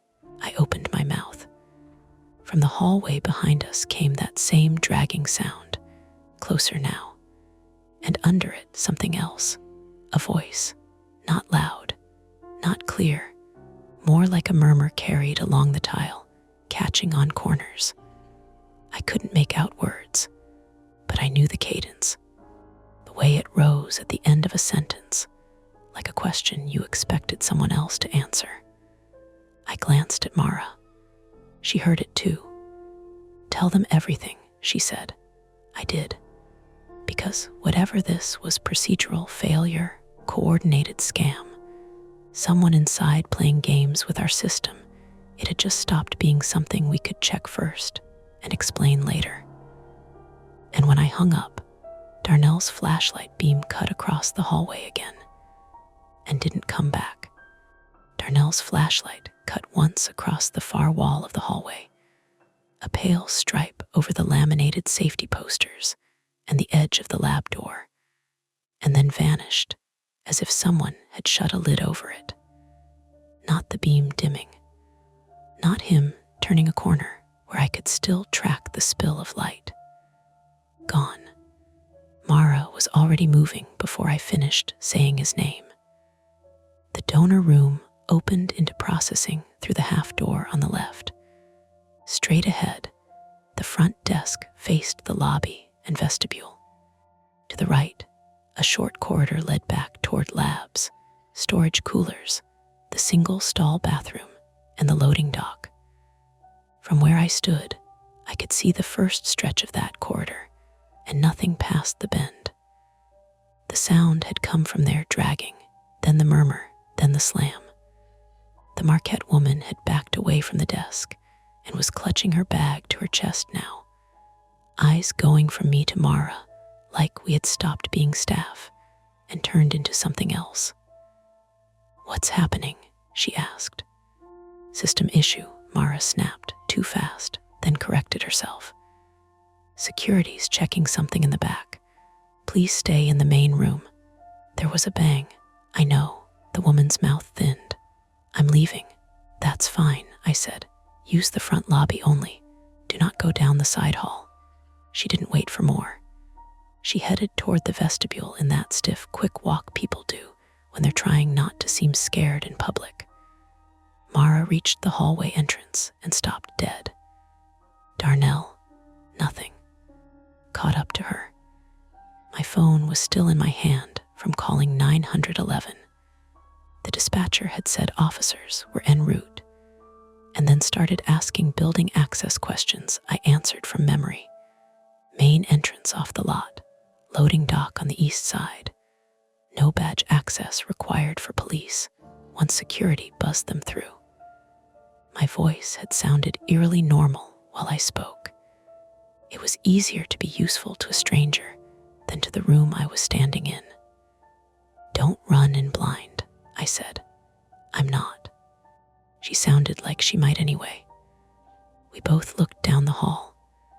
The motion lights were on now in sequence, one above us, one at the cooler bank, one dimly spilling from the loading dock corner. Enough to see the floor, enough to see the flashlight. It lay halfway between the lab door and the cooler alcove, on its side, beam pointing into the baseboard. A white crescent of light cut across the tile. No Darnell. A thud sounded from the lobby. I jerked around so hard my lower back locked for a second. It was only the outer vestibule door closing behind the Marquette woman. The explainable version of terror. The kind you should be grateful for. My heart didn't get the message. Mara let out a breath through her nose. "Great. Police will have to be buzzed in now," I said. "Then somebody needs to stay by the front. Or somebody needs to get Darnell before whatever made him drop that flashlight gets a second chance." We stared at each other. There it was again, that pressure point where decisions stopped being theoretical and started charging interest. The donor room behind us was down to one occupied chair. The quiet man 2 stations over from the vanished donor was still seated, but he wasn't donating anymore. Needle out, tape on his arm, staring forward with the blank, concentrated look of somebody trying to decide whether he was allowed to interfere in a problem that obviously wasn't his. Near the snack cart, the college kid's abandoned juice bottle sweated onto the counter. The muted TV rolled through weather maps with captions no one was reading. Mara made the choice. "You stay front," she said. "I'll get Darnell." "No, Lena, you don't know if he's hurt. You need another set of hands. I need someone to get the police in." I hated that she was right. I hated more that she knew it by the look on my face. Before I could answer, the quiet donor stood up. He was maybe 50, white, average build, denim work shirt under a winter vest. He moved carefully, like his knees hurt, and there was a cotton ball taped into the crook of his elbow. "Name S. Tom," he said. "Tom Weaver. I used to do maintenance at St. Luke's. If somebody's down back there, 2 people shouldn't handle it alone." "No," Mara and I said together. Tom held up his hands, not trying to be a hero, just saying, "I know what a head injury looks like, and if your security guy dropped hard, you'll need help." His voice was steady, practical. That made him more dangerous in a way, because useful people can talk you into bad ideas. "Please stay in here," I said, seriously. The intake tablet at the front desk chimed again. All three of us flinched. I looked over. The screen had gone black. Then, slowly, the sign and page returned, not frozen anymore, not crowded with the repeating queue. Just the standard blue and white login with our blood center logo, and the polite prompt for government-issued ID. Mara saw it too. That's not possible. I moved to the desk and touched the screen. Responsive. Normal. The donor queue was empty. I checked the desktop terminal. Intake module closed completely. No records. No repeating names. Nothing in active check-ins except the donors we actually had. For one insane half-second, I wondered if we had all misread the screen in the same direction. Some shared stress hallucination induced by bad sleep and fluorescent lights and a creepy vanished donor. Then I saw the printer tray. Fresh labels sat there in a neat, warm stack. I picked up the top one. No donor name, no collection number, just a barcode and a blank white rectangle where the pulse field should have been. Mara took it from me and swore softly. "Okay," she said. "Okay. New plan. Lock the lobby, keep everyone together, wait for police." A man groaned from one of the recliners. Not Tom, the college kid. He hadn't actually left. He was on the floor between Station 1 and the wall, half folded under the arm of the chair where we couldn't see him from the desk. I crossed the room in 3 steps and dropped beside him. He was conscious, but glassy-eyed, one hand on his forehead. Hey, look at me." He blinked up at me. Early 20s, pale, sweat along his hairline. I stood up too fast. That was so ordinary it almost made me laugh. "Did you hit your head? Chair arm, maybe?" There was a pink scrape above his eyebrow and the sour smell of someone about to vomit. Mara was on my other side instantly, fingers already finding his radial pulse. "You should have called out." "I did," he mumbled. "I think." I looked back toward the hallway, still empty. This was the trap tightening in real time. Ordinary care duties, refusing to pause for the larger emergency. Someone always still needed juice, gauze, pressure, a chair brought upright. You don't get to suspend bodies because a building goes wrong around them. "Tom," Mara said without looking up, "bring apple juice and a basin." He did, which meant he was no longer a donor in the room, but part of us, whether I liked it or not. The college kid Evan, according to the chart clipped near his station, threw up once into the basin, hard and miserable. That bought us a few minutes of forced routine. Juice, recheck pulse, ice pack to the scrape, keep him seated upright, assess orientation. "Name?" Mara asked. "Evan. Where are you? Blood place." "Excellent, future doctor." He gave a weak laugh and then winced. I used the chance to grab the desk phone and buzz the lobby lock on, then called the dispatcher back to tell them the front vestibule had shut behind a departing donor, and responding officers would need someone at the glass. The dispatcher said units were close. Close is a useless word when you're measuring distance in hallway lights and dropped flashlights. Attempt 1, if I'm honest, was waiting. We told ourselves that was strategy. Secure the front. Stabilize the donor. Don't rush the back hallway until police arrive. For 4 minutes, it almost felt responsible. Then the processing room printer started up on its own, not the intake label printer at the front desk, the specimen printer in processing behind the half door. It ran fast. One label, then another, spitting them into the tray with that mechanical chatter that somehow sounded eager. Mara stood. "Watch him. I'm coming with you." She didn't argue this time. Processing sat immediately left of the donor room, separated by the swinging half door and a waist-high counter. Beyond it were our stainless prep tables, the desktop terminal, supply cabinets, and the back passage into the lab corridor. From the donor chairs, you could see the first bank of cabinets, and not much else. From the front desk, almost nothing. Mara pushed through first. I followed with one gloved hand still sticky from the apple juice can. The printer had filled the tray. Labels everywhere, fanned out onto the counter and floor. All the same format, all slightly wrong. I snatched one up.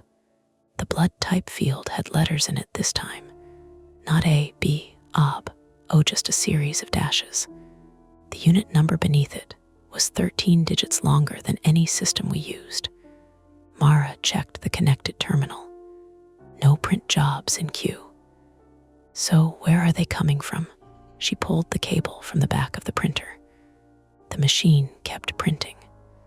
For a second, neither of us moved. Then Mara yanked the power cord from the wall. The printer died mid-label. Silence dropped in hard. "Okay," I said, breathing too fast now. "Okay." We looked at each other over the mess of labels scattered across tile. "Someone loaded those in," Mara said. "What? The templates? This isn't ghost crap, Lena. Someone changed something, spoofed the forms, rooted the printer, whatever. There's a system explanation." She was saying it for herself as much as for me. I needed her to keep saying it. And we heard Tom shout from the donor room. We ran back out. Evan had tried to stand and gone down again, taking the basin with him. Apple juice and vomit spread across the floor in a glittering slick. Tom had one arm under Evan's shoulders, trying to keep him from banging his head. And the front lobby lights were off. Not the donor room, not processing. Just the lobby beyond the glass, where the vestibule and front entrance sat in a rectangle of darkness. The emergency exit sign glowed green above the outer door. Everything else had gone black. "The hell," Mara said. I lunged to the front desk and hit the panel for the lobby lights. No response. Security monitor above the desk showed static on camera 1, the parking lot camera frozen on a frame of wet asphalt reflecting street lamp light. "Could be a breaker," Tom said from behind me. "Could be someone cut the lobby bank," I said. The outer door handle moved. All of us went still. Just a rattle at first, then a sharper pull, like someone outside trying it without a badge. "Police," Tom called hopefully. No answer. The handle moved again, slow, testing. I stepped closer to the glass despite every instinct not to. The lobby was dark enough that it reflected the donor room back at me. My own face over the chairs, Mara bent beside Evan, Tom hunched broad in the foreground. Beyond the reflection, a shape stood on the other side of the outer glass doors. Human height, coat, hat maybe. The shape lifted one arm. My skin prickled so hard it hurt. Then a flashlight flashed twice through the dark. Not police. Darnell's flashlight pattern, 2 quick bursts. He'd done it during weather drills when he didn't want to shout over alarms. "Mara," I said. She came up beside me, breathing hard from crouching with Evan. "Is that him?" "I think so." The shape outside lifted the arm again, tapped the glass with something metallic. Not trapped outside, I realized. In the vestibule, between the locked lobby door and the outer entrance. "How did he get there?" Mara whispered. That was the correct question. Because for Darnell to be in the vestibule, he had to either come through the lobby we had not seen him cross, or circle all the way around outside from the loading dock side, bleeding time we could not account for. Both were bad. One was impossible. He flashed the light again, then lowered it to illuminate his own face through the outer glass. It was Darnell, or enough of him to pull us forward. Same blazer, same shoulders, glasses slightly askew, one side of his forehead darkened as if he'd bumped it. He pointed at the lock. "Open," Tom said. "No," Mara and I said together again, because even with his face right there, something was off. Too still. Not injured still. Posed still. Like he knew we needed to identify him and was giving us the version of himself that would close the distance. He tapped the glass once more, harder now. Then the speaker crackled. The intercom. Front desk to vestibule. A burst of feedback hissed through it so loud Evan moaned on the floor. Then Darnell's voice came through, thin and distorted. "Open up." Mara hit the talk button. "Where were you?" Silence. Then, "Open up. Say my name," she snapped. Another hiss. "Mara," my throat tightened. Too easy, too delayed, like someone reading off the back of a badge. "Lena," Mara said, barely moving her mouth. I knew what she meant. Verify visually. Another detail. I leaned close to the glass. "It's my last name." The figure in the vestibule didn't answer for 3 full seconds. Then, through the intercom, "Open the door." Tom swore behind us. Evan made a wet choking sound and rolled onto his side again. And just like that, the terrifying thing acquired a probable explanation, uglier and more human than anything else we'd considered. Someone had Darnell's jacket, Darnell's flashlight pattern, maybe even Darnell's access to the intercom, because they had been near him when he dropped them. Someone close enough to see our badges and hear our names. A person, not a phantom, which did not help much because a person could still break glass. Mara stepped back from the desk. "We move, front or back?" I asked. She looked toward Evan, toward Tom, toward the sealed donor room with one dark lobby at its face and one bad hallway at its spine. If we stayed in the donor room, we were boxed in by glass and one side corridor. If we went back, we risked the loading dock side and the unknown. There was one more option, barely one at all: the component lab. The lab sat off the back corridor behind a badged door, windowed but reinforced, with no exterior access, and only one secondary exit into the records alcove. It wasn't meant as a safe room, but it had heavier doors, no public-facing glass, and a landline independent of the front desk. "Lab," Mara said. "We get everyone to the lab." That was attempt 2. We half-carried Evan between us, Mara on one side, Tom under the other arm, me moving backward ahead of them to clear carts and kick open the half door into processing. The route was ugly, but simple. Donor room through processing, right into the back corridor, past the dropped flashlight, badge into lab. 40 feet total, maybe 50. A stupidly short distance to feel impossible. The figure in the vestibule started banging the inner lobby door as soon as we moved. 3 hard strikes. Metal on glass. Not enough to break it. Enough to speed up everybody's breathing. "Don't run," Mara told Evan. "I'm trying not to die in a blood bank," he slurred. "Great goal. Keep walking." We got through processing, shoes slipping on stray labels. I swept them aside with my foot and nearly went down anyway. My shins were shaking from adrenaline, from lifting badly, from the long hours that had already happened before any of this started.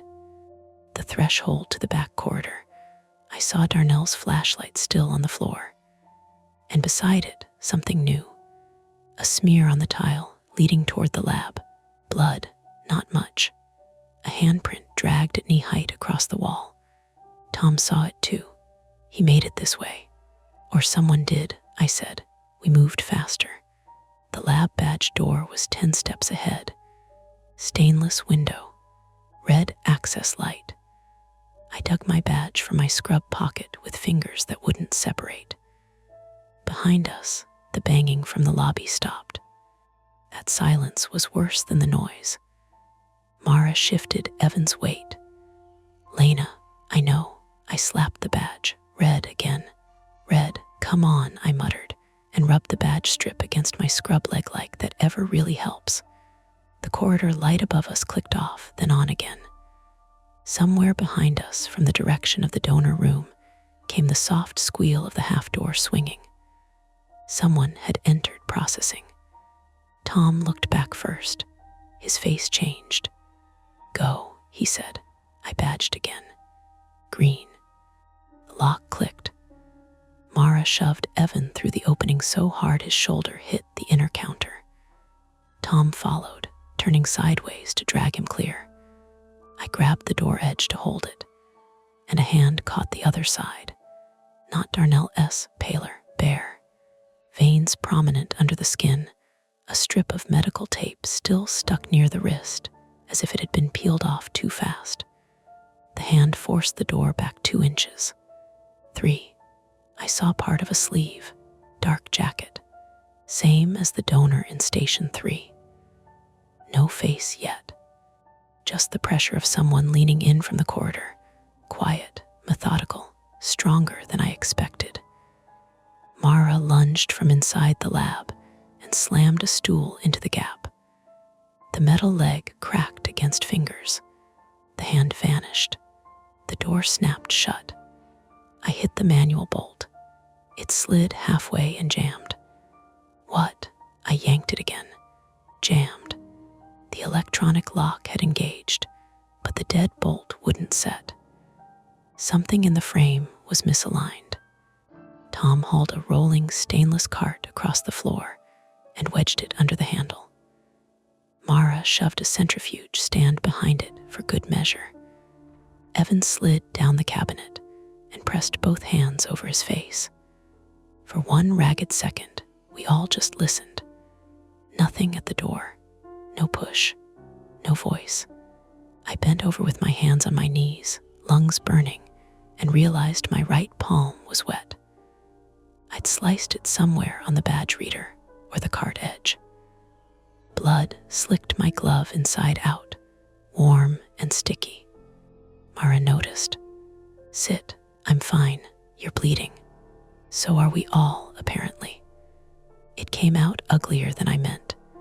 She stared at me, then gave one tight nod. No time to be offended. The component lab was colder than the donor room.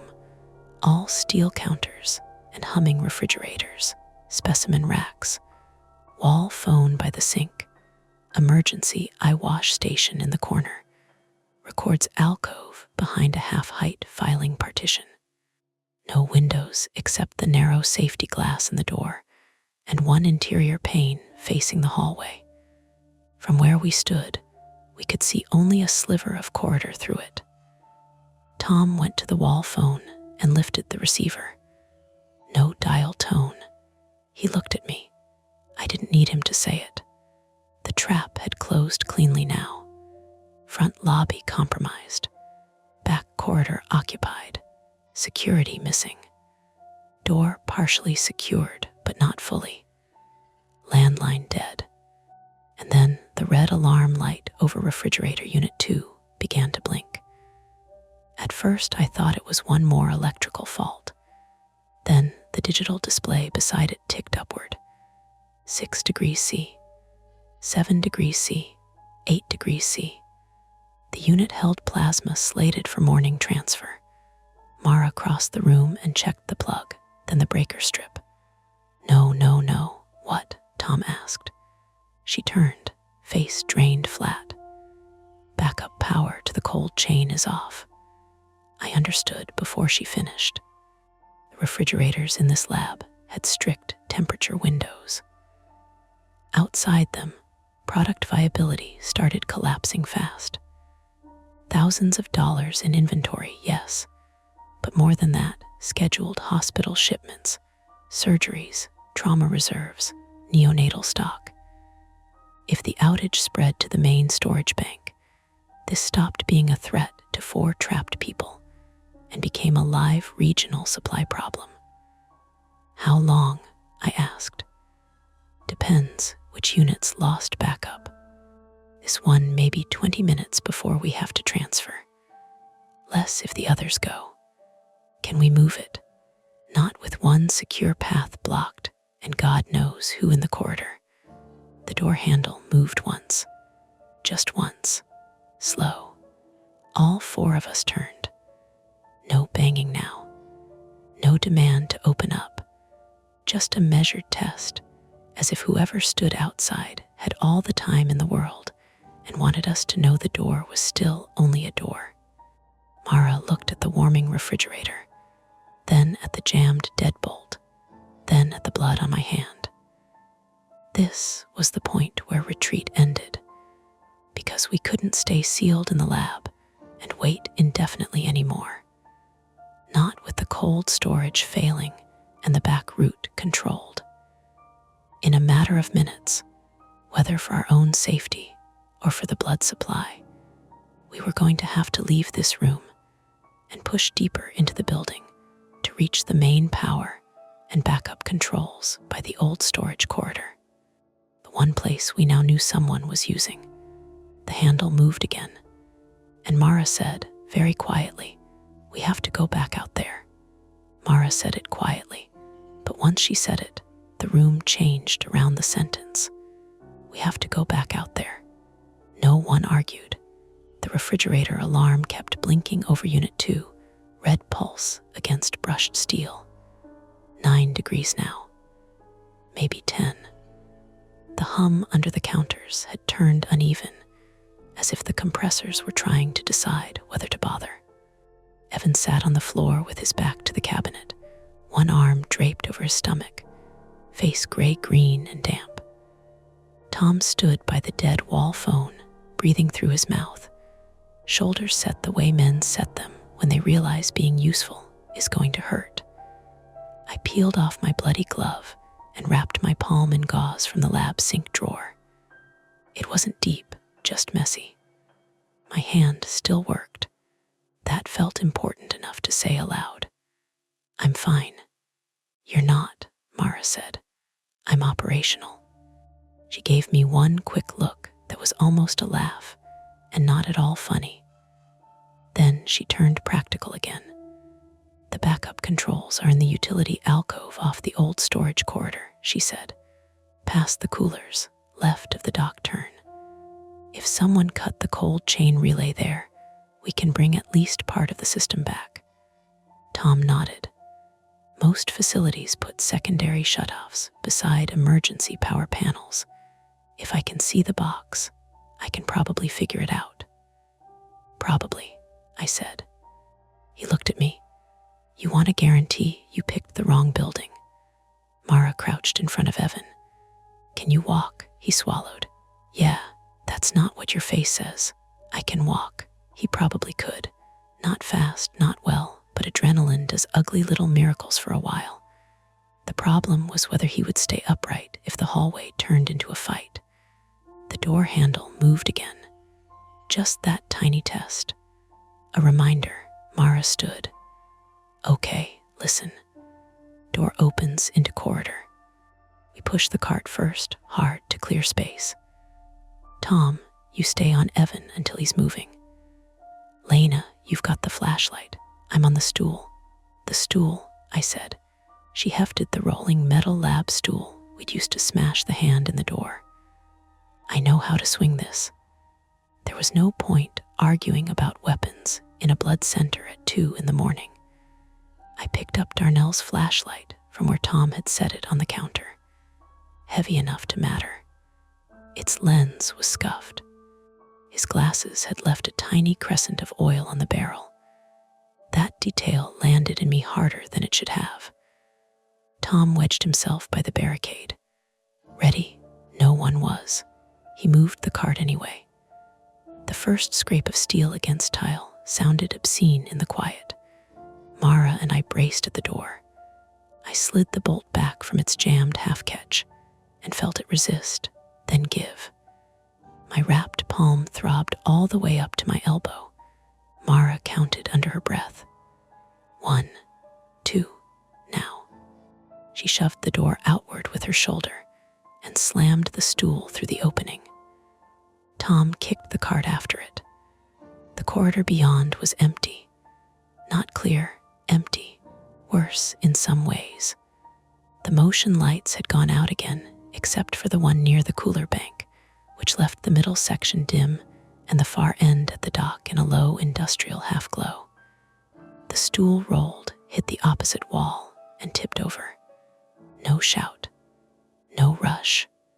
No body falling back. Move, Mara snapped. We did.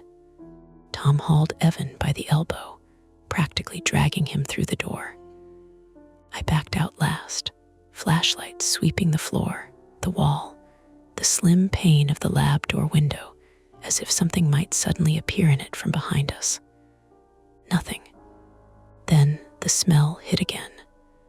Cold metal, disinfectant, and that wrong sweetness underneath. From the cooler alcove, we passed the blood smear on the wall, darker now in the flashlight beam. One dragged handprint at knee height, one partial print lower down, like whoever made it had gone to the floor for a second and pushed themselves up again. Darnell, I said before I meant to. No answer came. The cooler doors loomed on our right, white and broad, their old digital panels dead, except one faint amber standby light. Straight ahead, the corridor bent left toward the utility alcove and dock control panel. Right led back toward the bathroom and admin branch. We kept left. Something clinked inside one of the coolers. Evan made a sound in his throat and tried to stop walking. Tom didn't let him. Keep moving, Mara said. Another clink. Then a soft thump like a plastic bag settling against metal. I swung the flashlight that way despite myself. Cooler 4 stood open again. The same one with the smear. Its interior racks were full now, not with transport boxes, with blood bags. Dozens of them hanging or piled, some clipped to rails, some wedged on shelves. Labels out. Blank pulse fields. Tubing curled like clear worms. In the beam, they looked black-red and almost glossy, each bag catching a different sliver of light. It was horrifying for exactly one breath before the brain started doing what it does under pressure, sorting details, assigning cause, making the nightmare a supply chain problem. They were not fresh off a body. No condensation from room temperature draw. No organized inventory. Some had tags from other centers. Some labels were photocopied. Some bags were overfilled, some half. Stolen stock, repacked stock, diverted product. The bin at the dock had been only the edge of it. Tom saw it too. Jesus Christ. Mara didn't stop. That's not the mission. She was right. But now we knew the shape of it. Not monsters. A trafficking operation, or hospital theft ring, or black market blood racket ugly enough that someone had learned just enough of our systems to hide it under routine. The title that had lived in my head since Station 3, the donors aren't human changed form. Not literal. Worse. These people treated donors like raw material, identities like replaceable labels, staff like obstacles inside a refrigeration map. At the bend, the utility alcove door stood open. Inside were the relay panel, backup battery cabinets, and the breaker bank for the cooler line. I knew the room only from inspections. Bare concrete. One fluorescent strip overhead. Shelves with spare filters and a stack of flattened shipping cartons. Big enough for 3 people if nobody minded each other's breath. And in the center of the floor lay Darnell, face down, one arm folded under him, blood dark in his collar and dried along his temple. His security blazer had been stripped off. He wore only the gray polo beneath. For a second, the hallway narrowed until all I could see was the shape of his body and the impossible stillness of his hand. Mara was there first, dropping the stool and going to her knees. Darnell. Tom got Evan against the wall and crouched too. I covered the corridor with the flashlight because somebody had to, because if I looked directly at Darnell before I knew whether he was dead, I was afraid that old frozen second in me would come back and own me all over again. Mara's fingers found his neck, stayed there, moved, pressed again.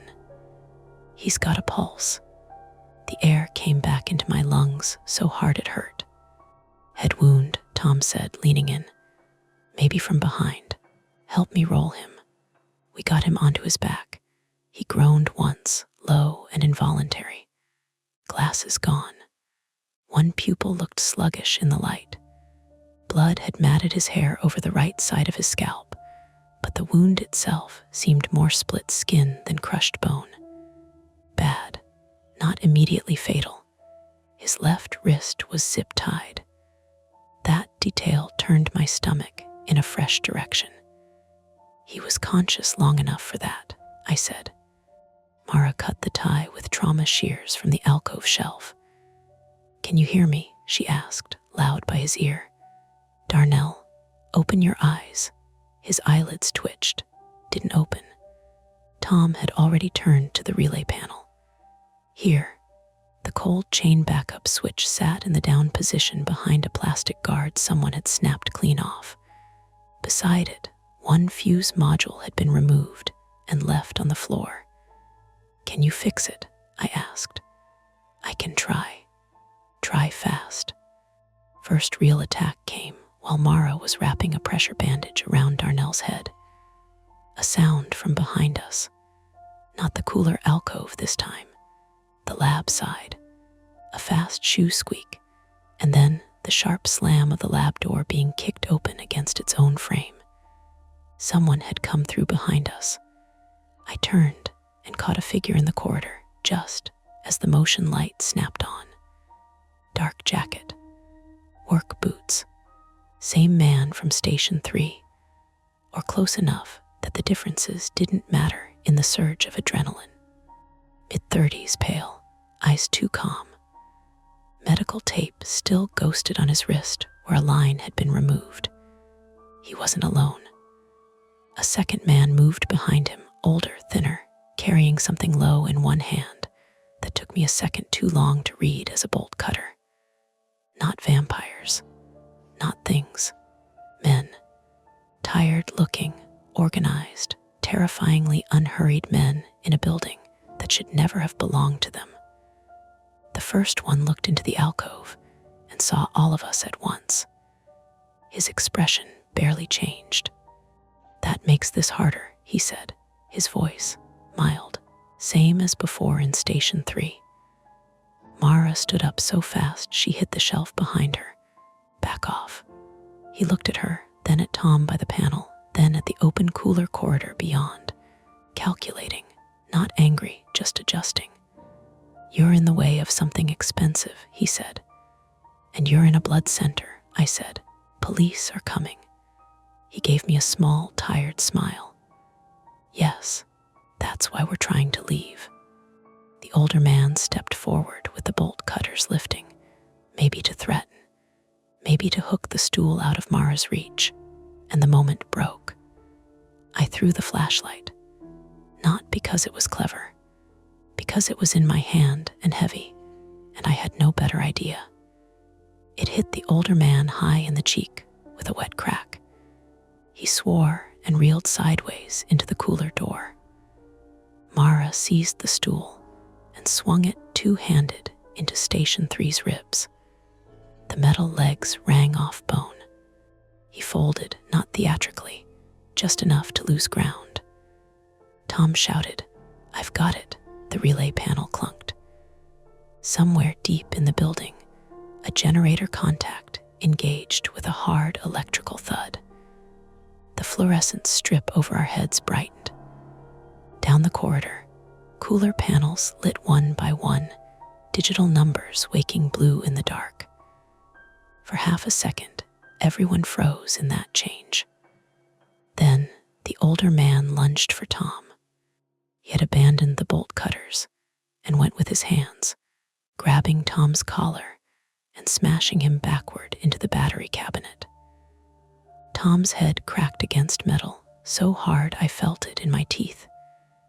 Evan, still against the wall, made a frightened, choking sound and tried to push himself up. Station 3 came off the stool strike angrier now, faster. He drove into Mara, and both of them hit the opposite jam. The stool fell, bounced once. I went for it, slipped in something on the floor, blood, mine or Darnell's or his, and nearly went down. He saw me, pivoted, and in that instant I recognized the private flaw I'd been carrying through the whole night. Not fear, the fear of pausing. The terror that one wrong frozen second means someone pays in bone and blood for your hesitation. So I did the ugliest possible thing instead of the correct one. I grabbed the pressure hose from the emergency wash station and yanked. The hose came free with a wrenching squeal, spraying a hard fan of cold water across the alcove. It hit Station 3 in the face and chest, more shocking than damaging, but enough to blind him for a beat and drive him back into the corridor. Mara took that beat and slammed the stool into his knee. He went down badly, realistically badly, not movie bad. He twisted as he fell, and the sound his leg made wasn't a clean snap, just a horrible layered crack and grunt that told you ligaments had joined the conversation. The older man turned at the noise, lost focus on Tom, and Tom buried a short right hand into his throat with the economy of a man who had not thrown many punches lately, but remembered one useful lesson. The man staggered, gagging. "Door," Mara shouted. Meaning the alcove. Meaning contain them here or get contained with them. I shoved the shelf of flattened cartons sideways into the opening. It jammed halfway, enough to narrow the corridor entrance. Not enough to seal it. Station 3, on the floor, caught the shelf edge with both hands and tried to haul it aside despite the wrecked knee, face gone pale and mean with effort. Then Darnell moved. Not much. A groan, one arm lifting, but his right hand found the dropped stun flashlight on his belt, one of those oversized security models with an arc feature he mostly used to scare stray dogs off the lot. I'd forgotten it was clipped there. Maybe he had two until his hand touched it. He thumbed it on blind. The crackle filled the alcove. Station 3 looked down just in time to see blue-white arc jump between the prongs before Darnell rammed the thing into his side. The man convulsed and screamed. A real human scream, hoarse and stunned. His hands flew off the shelf. He rolled away, smashing shoulder first into the corridor wall. The older man bolted, not toward us, toward the dock. "Stop him," Mara yelled. Tom tried. He got 2 steps before his own head clipped the cabinet edge on the turn, and he stumbled, one hand slapping the wall to stay up.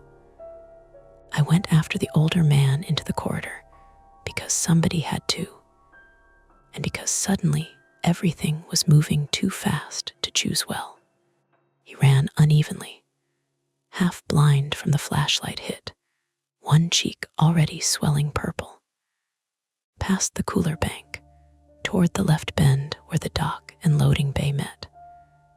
I followed on shaking legs, lungs tearing, the corridor lights finally all awake and showing every ugly detail, the open coolers stuffed with stolen bags, the blood smear, the abandoned stool behind us, the flashlight on the floor where I'd missed grabbing it back.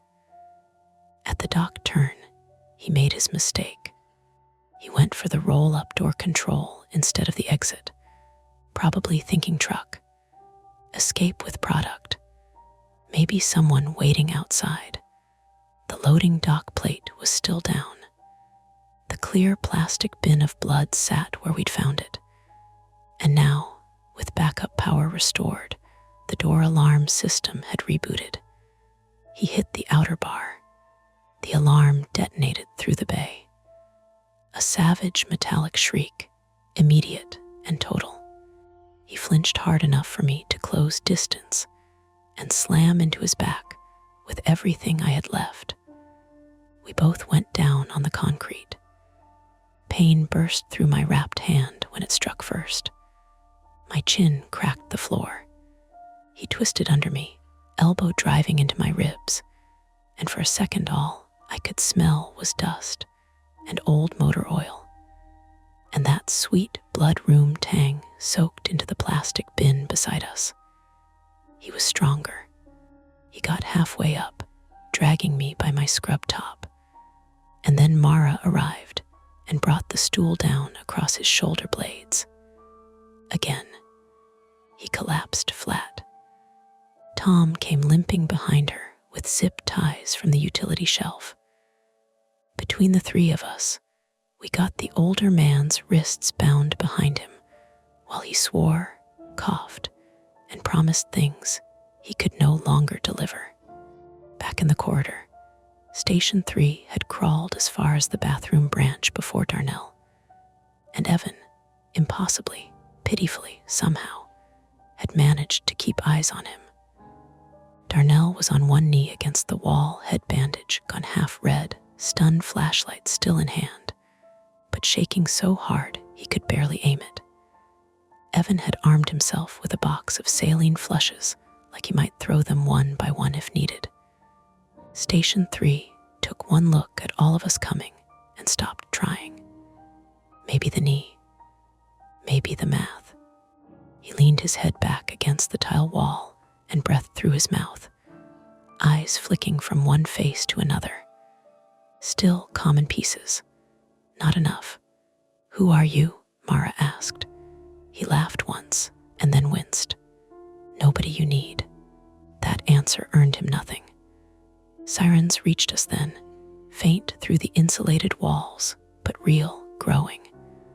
Not magic, not sudden saviors, just the delayed arrival of the world we had been trying to hold off long enough to rejoin. The rest unfolded the way ugly real endings do. With repetition, statements, keys, doors, blood pressure cuffs, more officers than seemed necessary, until you remembered the coolers, EMTs kneeling where we had knelt, Darnell cursing when they tried to collar him, Evan crying quietly from adrenaline and embarrassment while someone checked his pupils again, Tom vomiting in a sink after it was safe enough for his body to collect the debt. Police opened the coolers, then the loading bin, then the utility alcove shelves, where they found fake tags, spare tubing clamps, printed IDs, a donor badge reel from another state, and 2 hard cases packed with label stock. They walked the perimeter and found a van backed behind the east lot fence with stolen hospital transport crates in it and plates that didn't belong to the vehicle. One officer, young enough to still show surprise on his face, came out of the dock area looking like he needed different skin.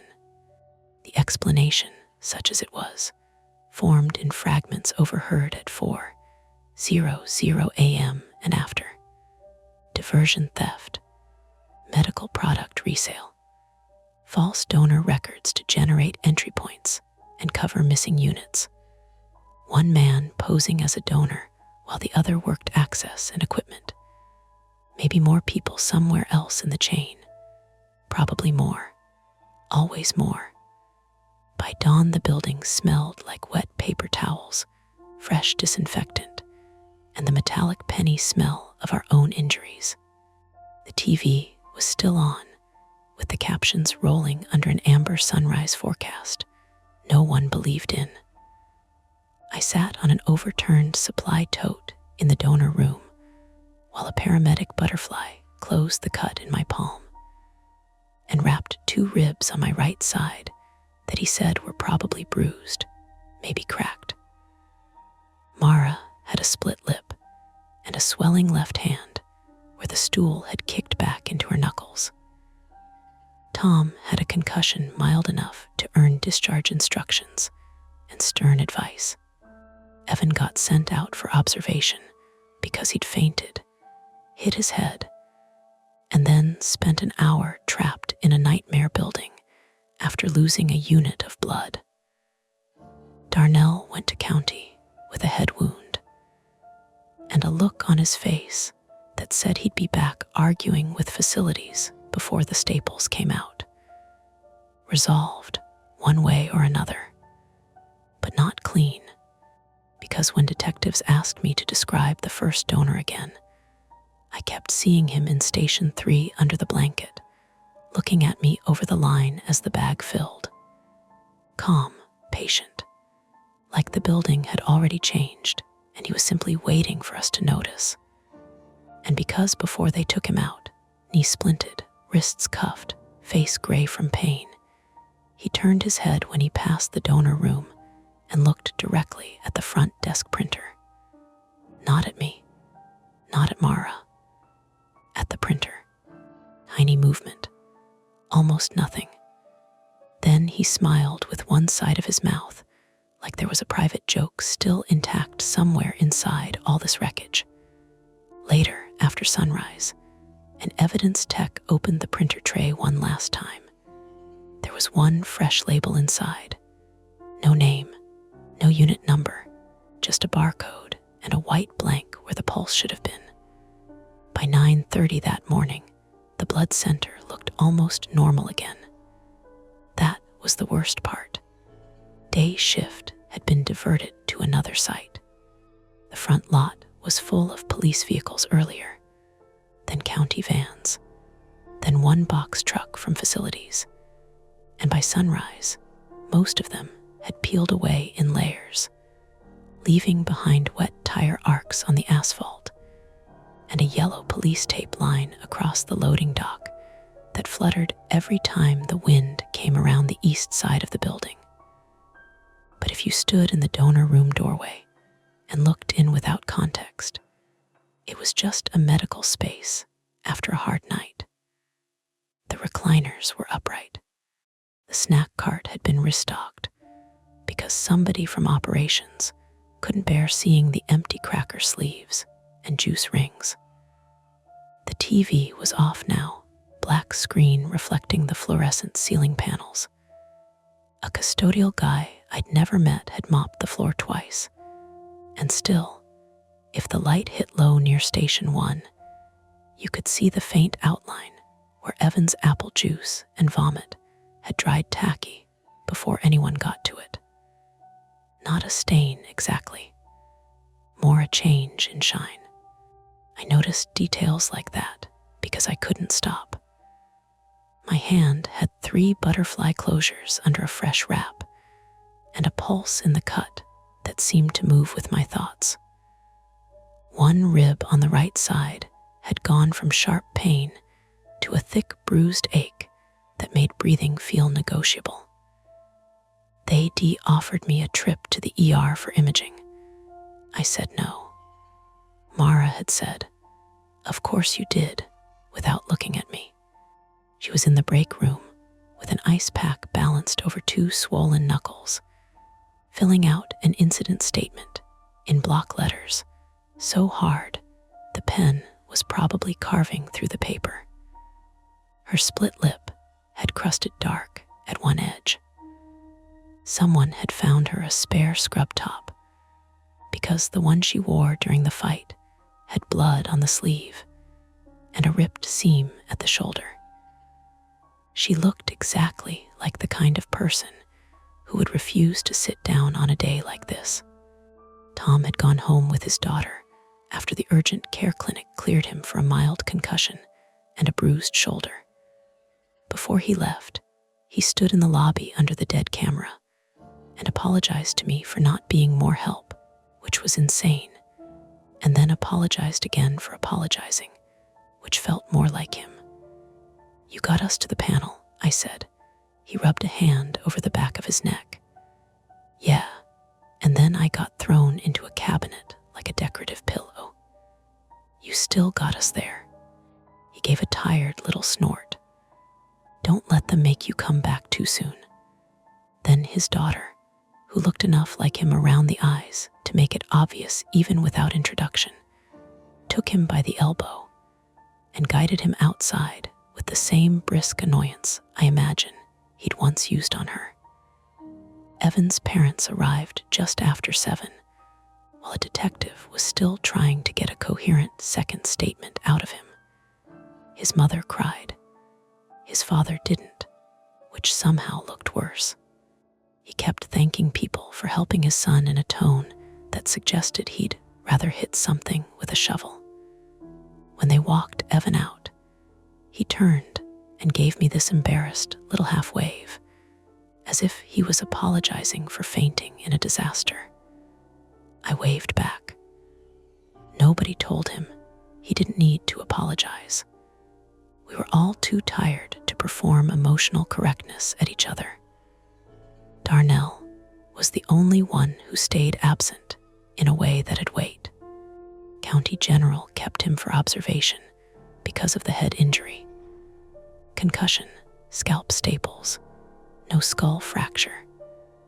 That was the update the detective passed along around 8:30, reading from his notebook in a voice meant to sound neutral and landing somewhere near relieved. Darnell had also apparently tried to leave against medical advice twice already. "That tracks," Mara said. The detective almost smiled. His name was Salazar. Mid-50s, Milwaukee PD, tie loosened, old coffee breath, not theatrical about anything. He'd taken statements in the donor room at first, then moved everyone one by one into the admin office when the evidence team started dusting and photographing like they expected the walls themselves to confess. He sat across from me now at the front desk, legal pad open, the printer beside us unplugged and bagged with evidence tape that read "Do not operate." "I'm going to ask again," he said. "The man in Station 3. You're certain he completed most of a donation?" "Near full bag," I said.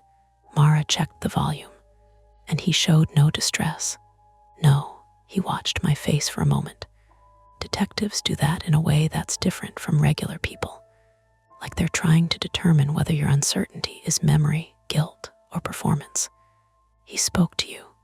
"Yes." What stood out, the truth was irritatingly small. "He seemed patient," I said, like he wasn't in a hurry, like he thought he had time. Salazar wrote that down.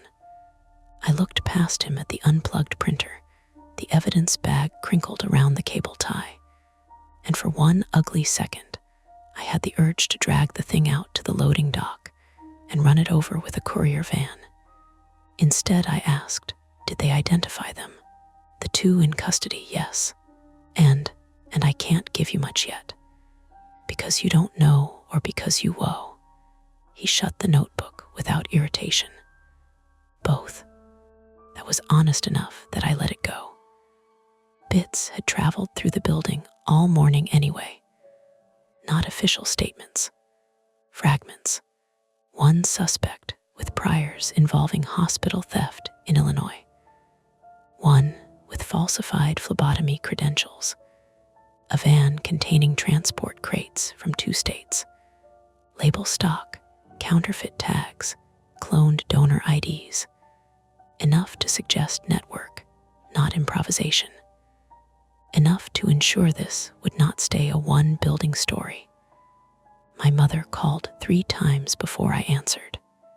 I didn't want to, not because I didn't want her, because I knew the shape my voice would take once I heard hers, and I didn't want to feel that in front of other people. I finally stepped into the record's alcove and picked up. "Hey, you sound awful," she said immediately. "Good morning to you too." What happened?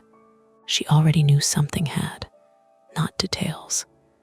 Just that I had texted her at 6:15 that I was okay, but at work dealing with an emergency. And please do not drive anywhere yet, because I'd call when I could. That text alone was enough to scare her. So I gave her the edited version. "Police, break in. Someone hurt, not me badly. Long night. I'm okay. Mothers hear the seams in a story first. Lena, I'm okay. You always say that when you mean I'm functioning." I leaned against the metal shelf and closed my eyes. Somewhere in the next room, a detective chair scraped over tile. Mara laughed once at something too sharply. "I'm functioning," I admitted. "Do you want me to come?" "No, stay home. Seriously, I can still drive."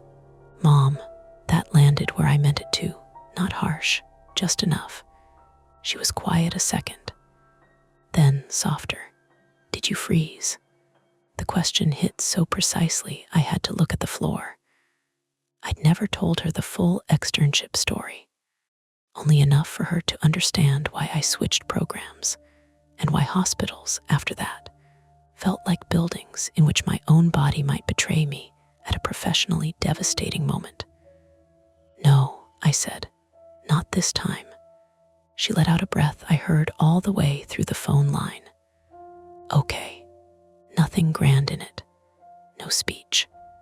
No healing sentence. Just okay, meaning I heard the real answer, and I'm putting it somewhere safe for later. By noon, people from administration began arriving in careful clothes with careful expressions. Regional Operations Director, Legal Liaison, someone from compliance whose whole personality seemed to be a binder.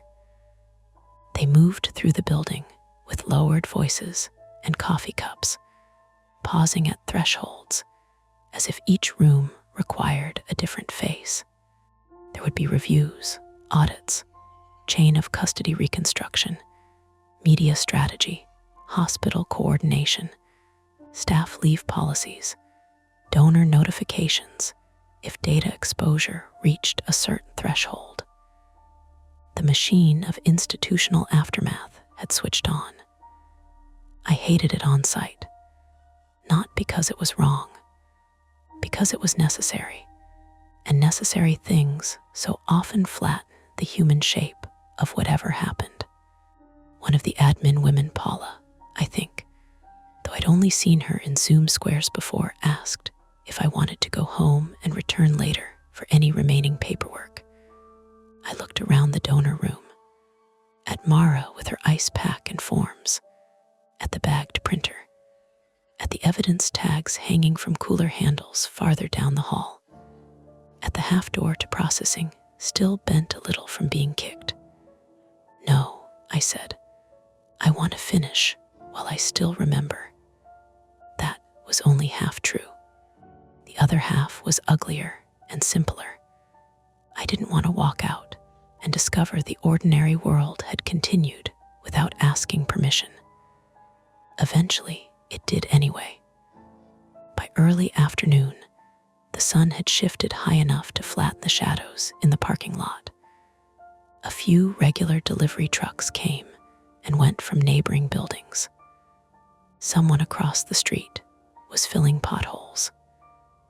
A woman in a red coat stood at the bus stop, checking her phone and stamping her feet against the cold. The city had no obligation to stage itself around our fear. Mara found me in the lobby around 1, staring out through the glass at the taped loading dock gate. "You look like you're planning a murder," she said. "I'm considering arson." "Good, keep it aspirational." She held out a paper cup of vending machine coffee. I took it with my good hand. It tasted burnt enough to feel medicinal. For a while, we just stood there. The lobby lights were back on. Facilities had replaced the tripped relay. Camera 1 had been removed from the ceiling, wires hanging out in a neat silver loop where the housing used to be. Without the camera there, the corner looked naked. "You going to take leave?" I asked. "I'm going to sleep for 14 hours and then tell HR I need a tetanus update, and 3 days minimum before they even mention a schedule." She sipped her own coffee. I don't know. That's a stupid answer." "I know." She turned her head and studied me. No softness in it, but concern all the same. "You don't get points for coming back fastest." "I know. You also don't get points for pretending you're less wrecked than you are." I looked down at the coffee cup lid. "I know." Her shoulders dropped a fraction. "Okay." After a minute she said, "When he looked at you in the chair, did you feel like he recognized you?" I thought about that. "No," I said. "More like he was checking whether I'd recognize him later." Mara's mouth tightened. "I hate that answer." "Me too." Another quiet stretch.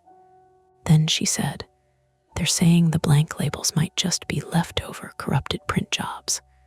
Just, that's the word they used. I thought about the final label in the tray after the arrests. No name, no number, white blank where the pulse should have been. It had a technical explanation available, which did not make it feel less personal. "Maybe it is," I said. She didn't say yes. Round 2:30, I was finally cleared to leave after signing 3 more statements, confirming contact information for follow-up, and promising a compliance officer I would not discuss certain operational details with media if contacted. That last part almost made me laugh, because the odds of media calling me specifically felt absurd. Then I remembered the loading dock tape, the evidence vans, the criminal network, and decided absurd had lost its authority hours ago. I collected my coat from the break room.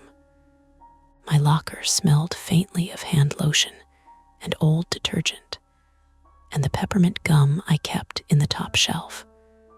Ordinary smells. So ordinary they were almost unbearable. Inside the pocket of my coat was the grocery list I'd written before coming to work. Eggs, rice, cat litter, generic ibuprofen, dish soap. I didn't own a cat anymore.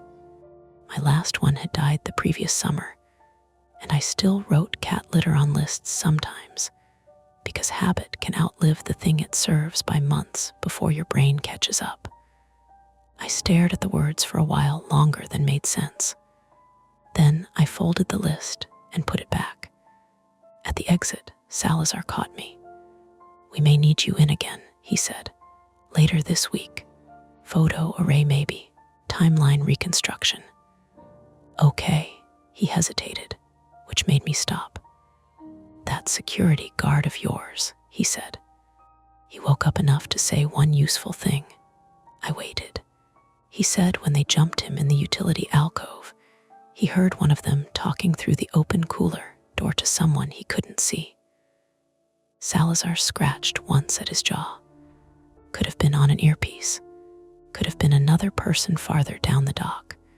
Could be head injury memory and not worth much. We're checking. There it was, the subtle leftover thread. Not dramatic, not enough to tear the resolution open, just enough to keep the fabric from lying flat. "How many people do you think were involved?" I asked. Salazar looked out at the parking lot. "More than 2. He didn't need to say anything else. I drove home through the low afternoon light with both hands on the wheel until my wrapped palms started to complain, then switched awkwardly to one. Milwaukee in winter has a way of looking almost staged from inside a car. Dirty snow pushed into berms at curb edges, church steeples and utility lines, the flat shine of the river under cloud. I stopped at a red light by a pharmacy and realized I had no memory of the last 6 blocks. Not blacked out, just absent. My body driving while my mind was still in the corridor counting steps to the lab door. At my apartment, I stood in the kitchen without taking off my coat for maybe 5 minutes. The fridge hummed. The radiator clicked. Some kid upstairs dropped something heavy and then ran across the floor.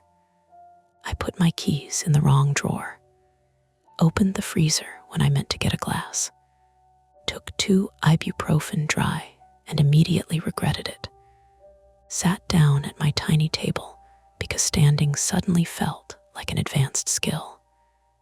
This is what I mean by almost ordinary.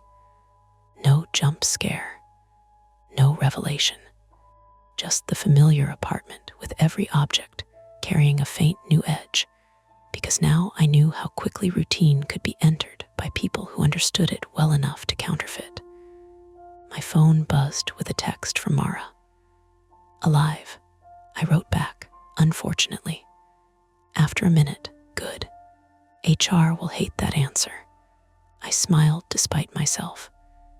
Then my gaze drifted to the envelope slot in my front door.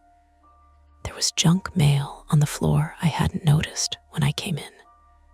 Grocery circular, credit card offer, local political flyer.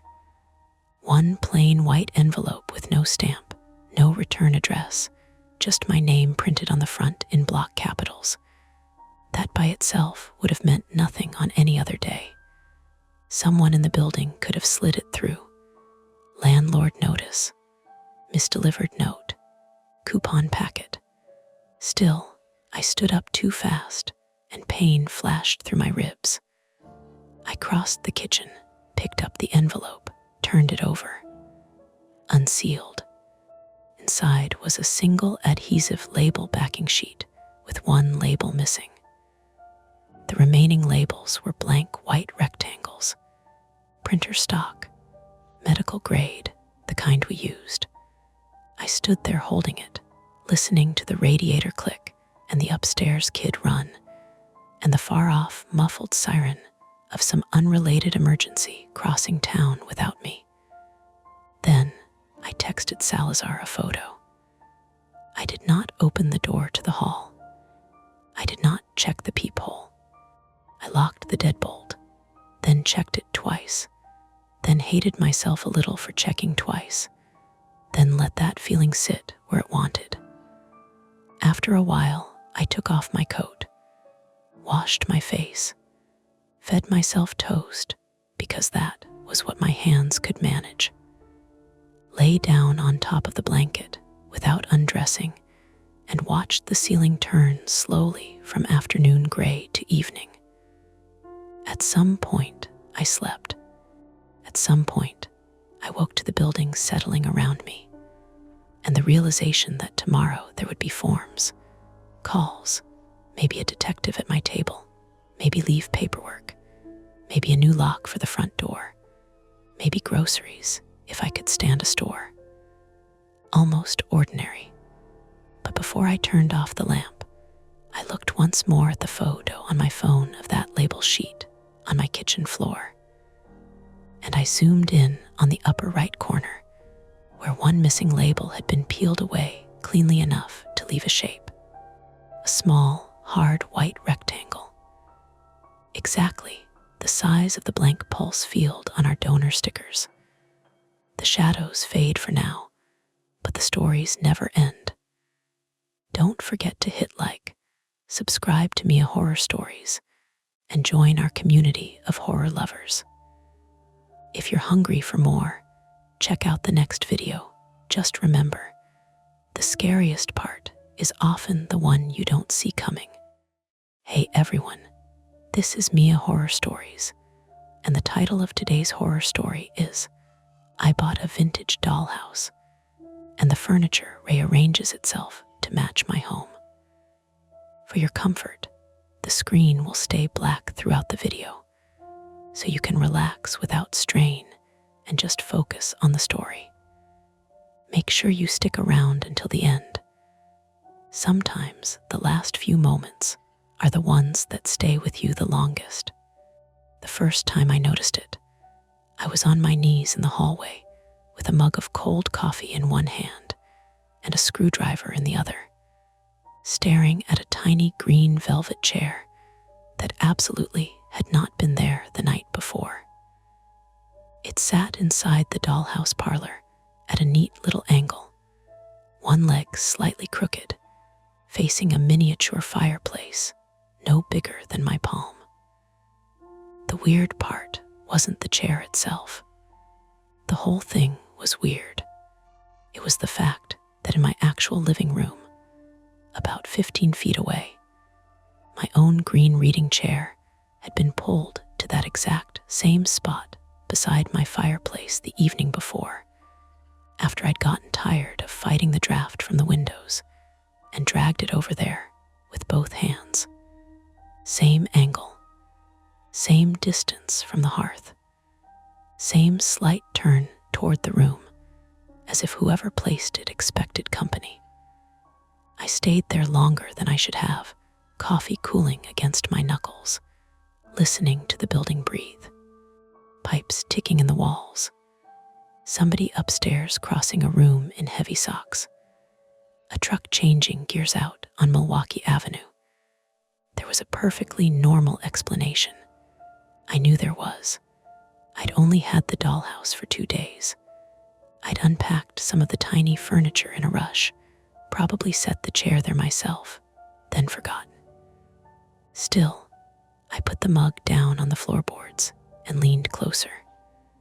The parlor rug inside the dollhouse was a faded copy of the one under my own coffee table. Not identical, not custom made, or anything creepy like that. Just the same red and cream medallion pattern in miniature, worn at the corners. The little brass floor lamp had a bent shade, and I had a floor lamp in the living room with a dent from my last apartment when the movers dropped it on the stairs. The resemblance wasn't one-to-one, but it was close enough that, crouched in the gray morning light with the radiator clanking to life behind me, I felt that quick animal tightening low in my ribs. My name is Mara Bennett. I'm 32. And at the time this started, I lived alone in a third-floor walk-up in Chicago, in Avondale, in a brick building old enough that every floor had its own language of squeaks. I restored furniture for a living, mostly commission work for people who wanted their grandmother's sideboard fixed without looking fixed. I liked work that stayed still. Wood made sense. Damage made sense. If something had been broken by water, heat, neglect, or bad luck, you could usually tell. There was a cause. There was a sequence. You could take it apart and put it back together and call that a day. I was not, generally speaking, a superstitious person, but I was tired, underpaid, and 3 months behind on feeling settled in that apartment. Half my books were still in boxes. I'd moved there after a breakup that had lasted 7 years and ended in a way so boring it almost made it worse. Not betrayal, not one spectacular fight, just a slow erosion until one night we were sitting at opposite ends of the couch in our Logan Square place, both pretending to watch a cooking show. And I realized I had been lonely with Daniel for longer than I'd been happy. Since then, I developed a private habit of pretending small decisions were larger than they were where to hang a mirror, whether to buy a plant, whether to answer a text, because the larger decisions had already happened without asking me. The dollhouse had been a stupid purchase, which I knew even as I handed over the cash. I found it at an estate sale in Evanston on a wet Saturday morning. I'd gone for a walnut sewing cabinet listed in the photos and missed it by 20 minutes. The house was one of those big early century places with leaded glass windows and a vestibule that smelled like old books and trapped rain. People were already carrying out framed landscapes and silver serving trays and boxes of Christmas ornaments. The dollhouse was on a table in an upstairs bedroom, shoved near the closet as if no one had wanted to decide what to do with it. It was about 3 feet wide, built by hand, heavier than it looked.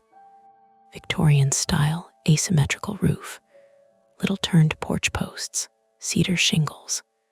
Good craftsmanship. Better than good, really. The front wall opened on brass hinges to reveal 6 rooms papered in floral prints gone yellow with age. The windows had actual glass panes. The floors were narrow wood strips, not painted board. Someone had cared about the details to a degree that bordered on compulsion. A paper tag tied to the banister inside read, "Sold as is." I remember laughing at that. As is. Like the thing had an engine. That was when Nora found me. Nora Klein, 34, female, was my closest friend and the only person I knew who could insult you and reassure you in the same sentence without either one landing too hard. She worked as a freelance photographer, mostly events and restaurant shoots, and dressed like she expected to be asked onto a film set at any moment. Heavy boots, black jeans, hair twisted up in a clip that always seemed one movement away from falling out. She had come to the sale late, coffee in one hand, umbrella dripping onto the hardwood, and caught me standing there with both palms on the dollhouse roof like I was checking a patient for fever. "Oh no," she said, "you've got the face." "What face?" "The face you make before you buy something impractical, and then force yourself to become the kind of woman who needed it all along." "I do not have a face for that." She squinted at me. "You bought a letterpress once. It was small. It was 80 pounds. I told her I was just looking." She stepped around me, peered into the little dining room, and whistled. "Okay," she said. "That's actually incredible. That should have been the end of it. Admire it, take a few pictures, go home empty-handed and slightly smug."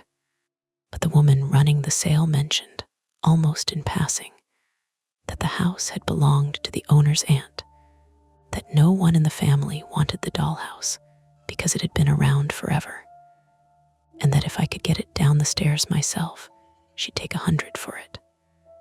$100 for that kind of workmanship was absurd. I told myself I could restore it, maybe resell it, maybe use it for photos online to attract clients before and after shots, tiny upholstery, the kind of thing people shared. The truth, which I didn't say out loud, was simpler and uglier. I wanted to want something. I wanted a project complicated enough to fill the apartment. So Nora helped me carry it down. By the time we got it into my place later that afternoon, both of us were damp, with sweat despite the March chill. The hall outside my apartment smelled faintly of bleach and frying onions from the first floor. The dollhouse barely fit through the front door, then barely fit again into the hall alcove near the living room where I finally set it on an old work table. It looked ridiculous there, delicate and watchful. Nora stood with her hands on her hips. "That," she said, "is either the start of a very cool side business or the first 10 minutes of a bad decision. I'm choosing side business." "Of course you are." She helped me unwrap the boxed furniture that came with it. A dining table, a brass bed, a painted cradle, bookshelves, a porcelain bathtub, several mismatched chairs, all wrapped in old tissue that smelled dusty and sweet, like the back room of an antique store. Some pieces were damaged. A chaise missing one leg, a wardrobe with a door off its hinge, a tiny tea set with one cup gone. I arranged a few pieces loosely, more for inventory than decoration, then stopped because I still had real work waiting in my studio corner, and a client expected photos by Monday. Nora left around 6. At the door she paused, glanced back at the dollhouse and said, "You know what's odd? Everything about it. No, the scale. It's not exact, but something about the room shapes." I followed her gaze. The central hall in the dollhouse ran parallel to the staircase. 2 rooms on one side, one on the other, narrow kitchen in back.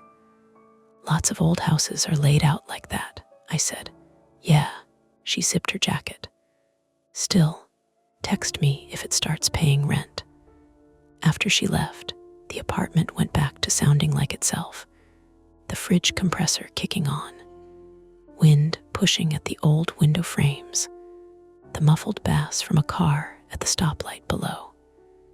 I heated leftover lentil soup, ate standing at the counter, and tried not to keep glancing at the work table in the hall. There were similarities to my apartment if I let my eyes blur and stop being exacting. A narrow kitchen in back, front room with fireplace, small bedroom off the side. But that was the sort of thing your brain did. It found shapes it recognized and forced them to line up, like seeing faces in outlets or hearing your name in rain. That night, I took a few quick reference photos of the dollhouse before bed. Not because I was worried, because I was organized. I slept badly anyway. I have always hated the feeling that someone has been in a room I thought belonged to me. Not in a dramatic way. I don't mean intruders and true crime, and every lock checked twice. I mean smaller things. A cupboard door left open when I was sure I shut it. A coat hook bent wrong. The hair on the back of my neck lifting because a space had somehow shifted and I couldn't prove it. It goes back to being a kid in a crowded house in Indiana, sharing a room with an older cousin one summer while my mother worked nights at the hospital. She used to move my things to tease me, brush in the freezer, shoes in the linen closet, diary hidden behind the dryer, and laugh when I cried because I could never prove I hadn't misplaced them myself. It sounds minor now. Kids do mean little things, but that helplessness stuck. The sense that certainty could be taken from you so easily. By morning, I blamed the bad sleep for how long I knelt there staring at the green chair. I made myself stand up. I checked the photos on my phone. In the pictures from the night before, the dollhouse parlor held a settee near the wall, and the green chair was in the upstairs bedroom. My first stupid thought was that Nora had come back to mess with me. My second was that I had somehow moved it after taking the photos and forgotten. Both thoughts were better than the third one, which I refused to phrase even in my own head. I texted Nora anyway. "Did you come back here after you left?" The typing bubble appeared almost immediately. "No. Why, are you dead?" I sent a picture of the dollhouse and then a screenshot of the earlier photo. A full minute passed. "That's annoying," she wrote, "because I was about to tell you to get more sleep. So you didn't move it, Mara. I was home editing until 1, unless I learned astral projection." I called her. She answered on the second ring with no greeting. "You sound weird." "I'm not weird. I stopped and looked toward the living room, where my actual green chair sat by the fireplace in the same cocked angle as its tiny version. "I'm just trying to figure out if I'm missing something obvious. Like like if I moved it without thinking. Did you? I don't think so. Okay, but that's not the same as no. That is so helpful, thank you, she sighed. I could picture her rubbing at one eyebrow with the heel of her hand, the way she did when she was trying not to sound too serious. Send me every photo you took yesterday. I did. She called back 10 minutes later. So, she said, either you rearranged things after the last photo and forgot, or the furniture shifted in transit and settled later, or a piece got stuck in the tissue paper and you placed a different chair than you thought you did. Upstairs bedroom chair and the downstairs parlor chair are the same chair. Then maybe it tipped when you opened the front panel. It was standing upright. Wood floors vibrate, old hinges move. Chicago is haunted by rats the size of Labradors. Pick a mundane explanation. Her tone was light, but I could hear the current under it. Attention. The thing I loved most about Nora was that she didn't fake dismissal when something bothered her too.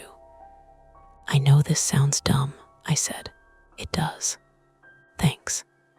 But dumb things are still things. That line sat with me after we hung up.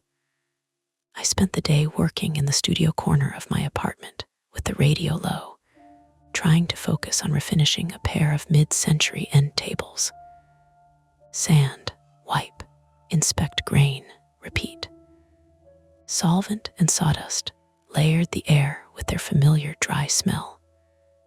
Around noon, light moved across the living room floor in a clean rectangle, and the apartment felt almost kind.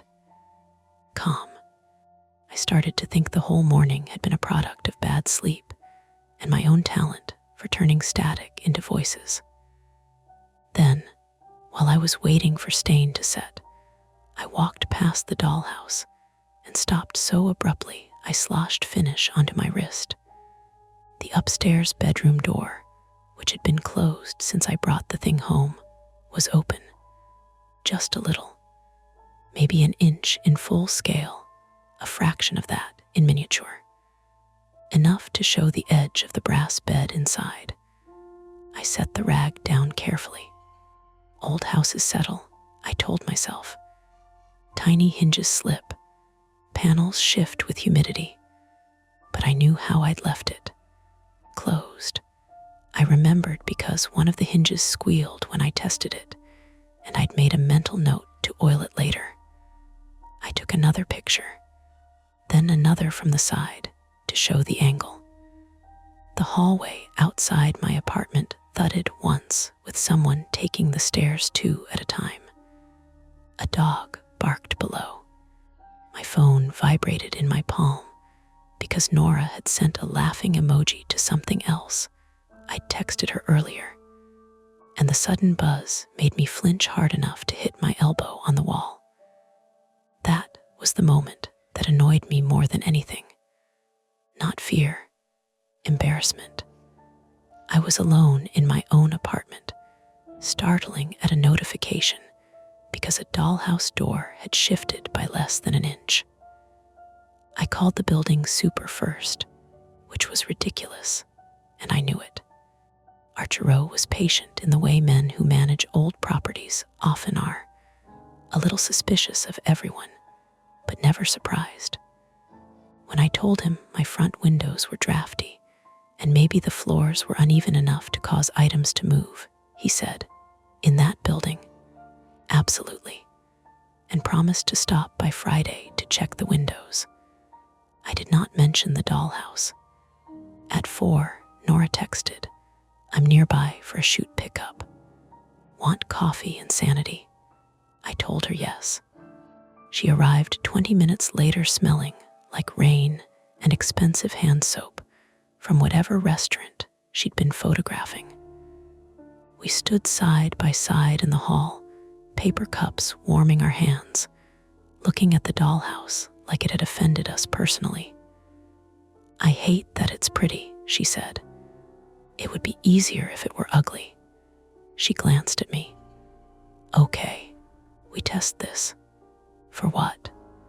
For whether you're overtired, whether physics is annoying, or whether someone is somehow getting into your apartment to move tiny furniture, which would actually be the worst option. Why did you say that out loud?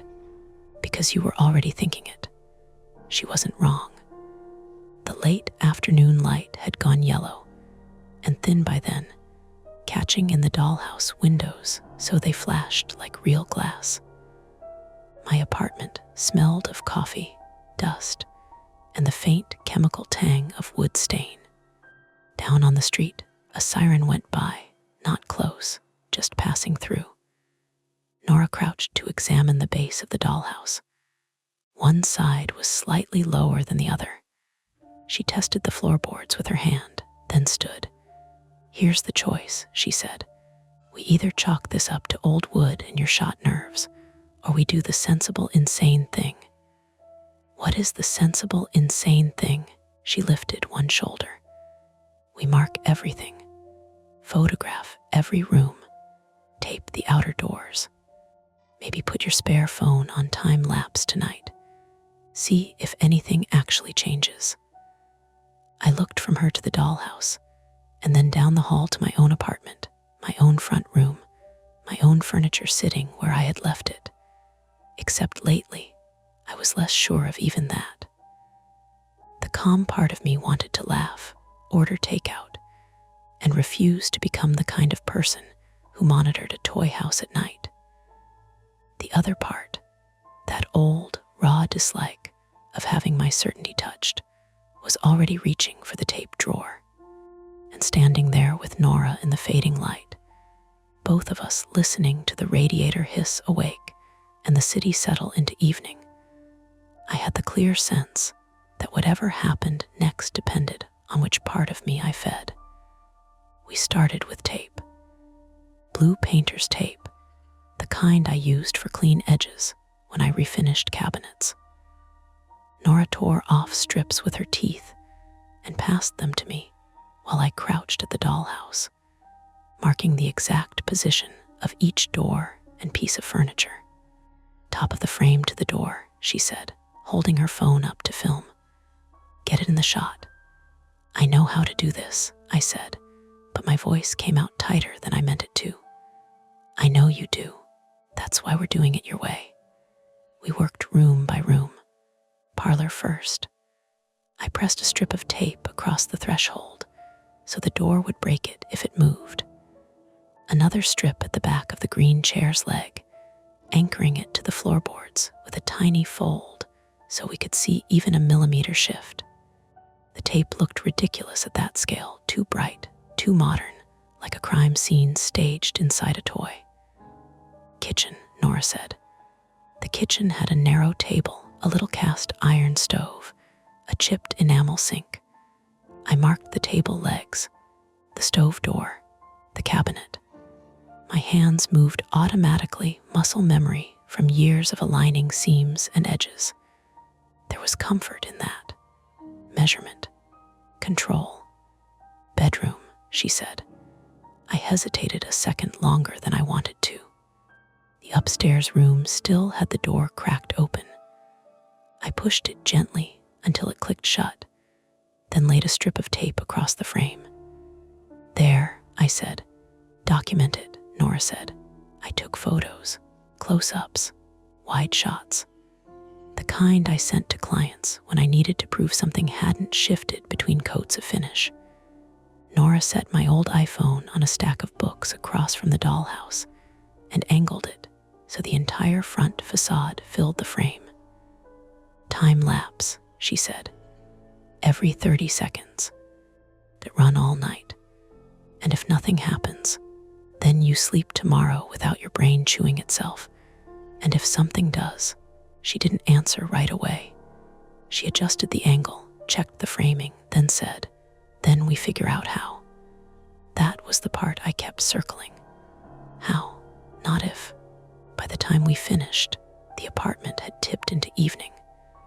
The light outside went from yellow to gray, then to the blue that makes every room look colder than it is. I turned on the standing lamp near the couch. The bulb flickered once before settling. The radiator hissed like someone whispering in another room. Nora stood, stretching her back. Okay, we did the sensible, insane thing. And now we leave it alone. Right, we didn't leave it alone. We made dinner instead. Pasta, jarred sauce, whatever was left in my fridge.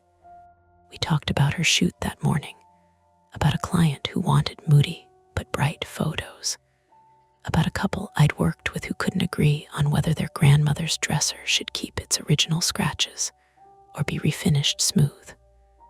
Normal things.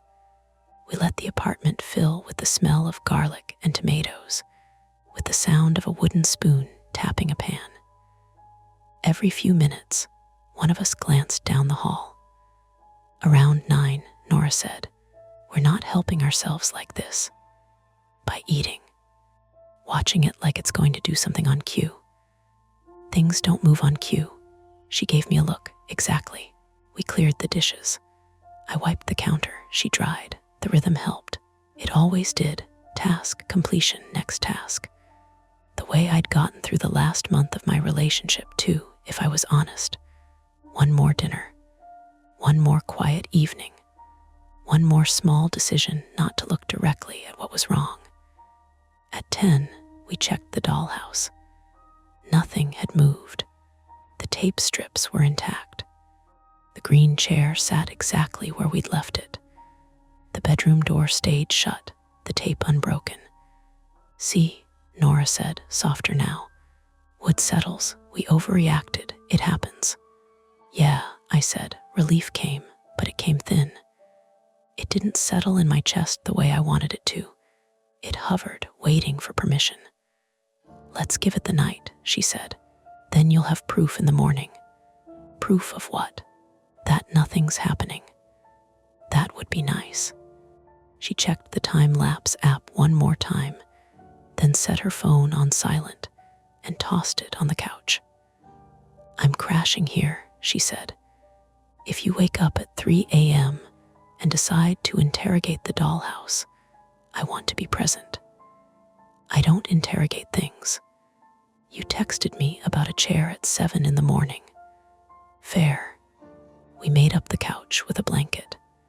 I went through my usual motions, locking the door, checking the windows, turning off the overhead lights one by one, until only the lamp in the living room stayed on, a soft pool of yellow. The apartment felt smaller with the lights off, more defined. Every sound had edges. When I lay down in bed, I could see the faint glow from the hall. The dollhouse sat just beyond it, out of direct view, but not out of mind. I told myself I wouldn't get up. I got up anyway. At some point after midnight, no clock check, just that sense of the night having deepened, I woke with the kind of clarity that doesn't feel like waking, more like being pulled up from underwater. The apartment was quiet in that particular way it gets when the city dips between waves of noise. No cars idling at the light, no voices in the hall, just the refrigerator humming and the occasional click from the radiator. I lay there for a few seconds, listening. Then I heard it. A small, dry sound. Not loud, not dramatic. A kind of skitter, maybe, like something light sliding over wood. I sat up. "Nora," I called low. No answer. The sound didn't come again. I told myself it could be anything. The building shifting. Pipes. A mouse in the wall, even. I'd seen worse in older places. I swung my legs over the side of the bed and stood, the floor cool under my feet. The hall light was still on. The dollhouse was where we'd left it, its little windows reflecting the lamp's glow. The tape strips looked bright against the old wood. I stepped closer. Everything looked the same. I let out a breath I didn't realize I'd been holding and turned to go back to bed. That was when I noticed the kitchen. Not my kitchen, the dollhouse kitchen. The table had turned. It wasn't a big movement, maybe 30 degrees, enough that one corner now pointed toward the doorway instead of sitting parallel to the wall. I froze. The tape at the legs was still intact. No tears, no stretching. The blue strip lay flat against the floor, exactly where I'd pressed it. The table legs sat on top of it, just rotated. "That's not possible," I said out loud, because saying it felt like a way to anchor the room. "Mara," Nora's voice, thick with sleep, from the couch. "Come here," I said. She appeared a moment later, hair loose around her shoulders, one eye half closed. "What?" I pointed. She squinted, stepped closer. Her posture changed, subtle but immediate. "Awake now." "Did you?" she started, then stopped. "No, you didn't. I didn't." She crouched, bringing her face level with the dollhouse. "The tape's not broken." "I know. Did it peel and re-stick?" "Does that look peeled?" She ran a finger lightly along the edge.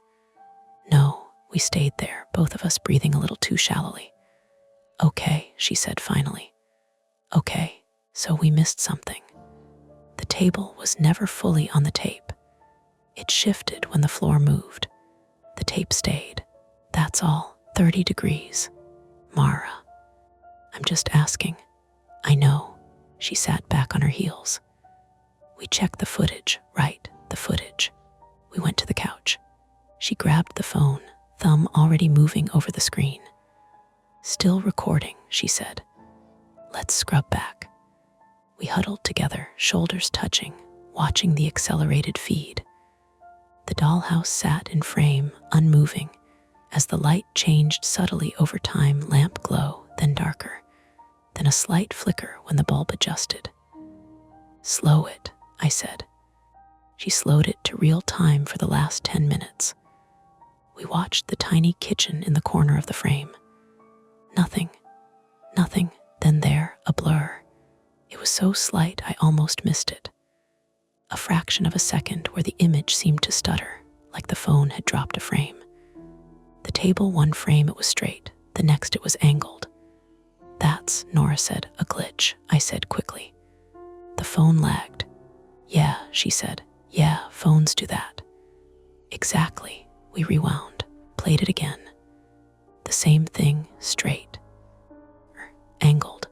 "Could be the frame rate," she said. "Compression. It's not continuous, it's snapshots." Right. We said it like we were agreeing with each other. We said it like it settled anything. Nora set the phone down slowly. "We need to check the rest of the apartment." "For what?" "For anything that matches." I didn't want to do that. "Why?" I said, even though I understood. "Because if this thing is," she stopped, recalibrated. "If we're seeing patterns, we need to know how far they go." "It's a dollhouse, Nora." "It's a model," she said. "A model of something. We need to know what." I looked toward the living room. My kitchen table sat where it always did, pushed against the wall under the window. 2 chairs tucked in. A third slightly out because I'd used it earlier and hadn't bothered to push it back all the way. "It's the same," I said. "It hasn't moved. Check it." I walked over, touched the edge of the table. Solid. Normal. The chair legs scraped softly as I nudged one back into place. "See," I said, "it's fine." Nora came up behind me. "Okay, good, that's good." We stood there for a second, both of us staring at a perfectly ordinary kitchen setup like it might start rearranging itself out of spite. "I don't like this," she said finally. "Me neither. Because either it's nothing and we're losing it, or it's something and we don't understand it. I prefer nothing." "Yeah." We went back to the hall. The dollhouse sat there, small and composed, tape strips bright and unbroken. The kitchen table inside remained at its new angle. "Time-sensitive problem," Nora said, almost to herself. "What? If we can't trust the timing on the footage, we need a better control. Something that removes the lag variable." "Like what?" She looked around, eyes moving quickly. "Your other phone. The one you use for client photos. Set it to record continuous video. Different angle. That's overkill. Is it? I hesitated. Okay, I said. Fine, we set up a second camera. And we don't touch anything else. Right. We moved fast now, energy sharpened by something I didn't want to name. I grabbed the other phone from my work table, cleared space on a shelf opposite the dollhouse, and set it up. Nora checked the framing, adjusted the angle. Good, she said. Both cameras on it. We'll get something clean. And then we sleep, she said. But there was no conviction in it. I hit record. Stood there for a moment longer, listening. The building breathed. The city hummed faintly beyond the walls. The tape held. Okay, Nora said. Bed. We turned off the hall light this time, leaving only the living room lamp. The dollhouse sank into shadow, its shape still visible, but less defined. Safer, somehow, when it wasn't lit up like a display. I lay down again, heart not quite steady. Hey, Nora called softly from the couch. Yeah, we're going to figure this out. I know. You're not crazy. I swallowed. I know. I closed my eyes. Sleep came in shallow waves. Sometime later, minutes, hours, I couldn't tell, the power went out. Not a flicker. A full cut. The lamp snapped off. The refrigerator died mid-hum. The apartment dropped into a silence so complete it felt physical. For a second, I thought I'd gone deaf. Then, from the hall, in the dark where the dollhouse sat, I heard it again. That small, dry movement. Closer this time. The power didn't come back right away. That was the first problem. The second was that the hallway, where the dollhouse sat, had no windows. When the lights went out, it didn't dim. It disappeared. For a few seconds, I stayed in bed, staring at a shape I couldn't see anymore, listening for that small, dry sound to repeat itself. It didn't. The silence settled back in, heavy and close. Mara, Nora said from the couch, her voice sharper now. I'm here. Did you hit a breaker? No, she swore under her breath. Heard the rustle of fabric as she sat up. A moment later, her phone screen lit, a pale rectangle in the living room. Flashlight, she said. Stay there. I'm not staying here. I got up anyway, hands out in front of me, and moved toward the living room. The air felt colder without the hum of the appliances. When I stepped into the spill of light from her phone, my shoulders loosened a fraction. Whole building, she asked. Probably, I said, though I hadn't checked. The hall was still dark behind us. Dollhouse was just a silhouette now, a box inside a box. Okay, Nora said, forcing calm into her voice. We don't rush into the dark, we think, we use light. I have a headlamp in the studio, I said, and a flashlight in the kitchen drawer. Good, get them. I moved quickly, more quickly than I needed to, bumping my hip against the counter hard enough to make me hiss. I found the flashlight, then the headlamp, flicked them both on. The beam cut a clean line through the dark. Ready, she said. No, I said, but yes. We stepped into the hallway together. The dollhouse came into view in pieces.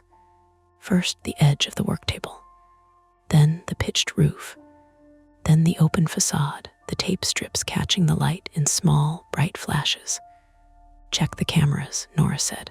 I crossed to the shelf where the second phone was recording. The screen was black. It's off, I said. Battery. No, it was full. Check the other one. I did. Same thing. Dead. Nora exhaled slowly. Okay. Power outage killed them. They were recording on battery, I said. I know, she said. I'm just okay. We don't assume anything yet. We both turned back to the dollhouse. Let's look, she said. I nodded and stepped closer, the beam of the headlamp jittering slightly with my breath. The tape was still there. The kitchen table still angled. The bedroom door. Wait, I said. What? The bedroom. The strip of tape across the upstairs door was torn. Not peeled. Torn, right through the middle. I leaned in. The door itself stood open wide now, not the inch we'd seen before. Fully open, pressed back against the wall. "Did you?" Nora started. "No, are you sure?" "Yes." She came up beside me, her shoulder brushing mine. Okay, so that's new." "Yeah, and the tape is broken, right?" We stood there, both of us staring at a piece of torn blue tape like it might explain itself. "Could have dried out," she said. "Old surface, weak adhesive. It's painter's tape." I know what painter's tape is. It doesn't just snap. It can if it's under tension. "From what?" She didn't answer. "Let's check the rest," she said instead. We moved through the rooms methodically. Parlor, kitchen, dining room, upstairs landing. I kept the beam steady while she called out positions, comparing them to the last photos on her phone. "Chair in the parlor's the same," she said. "Table S still angled. Cabinet hasn't moved." We reached the bathroom. The porcelain tub sat under the window, its tiny claw feet planted firmly. "Same," she said. "Okay." We climbed the imaginary stairs with our eyes and checked the second bedroom. The little brass bed sat against the far wall, unchanged.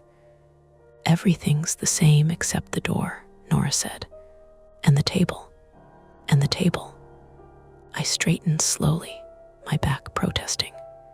Headlamp beams swung across the hallway walls, catching on the framed print by my door, on the coat hooks, on the seam where the plaster met the ceiling. "Could be the door's hinge," Nora said. "You said it squealed. Maybe it's loose." "It didn't just open, it broke the tape." "Right." We both fell quiet again. From somewhere below in the building, a voice shouted. Another voice answered. Someone laughed, the sound carrying up the stairwell. "Power S out for everyone," Nora said. "Yeah, that's good." "Why?" "Because it's not just you." "That's not," I stopped. "I guess." She checked her phone. "No signal," she said.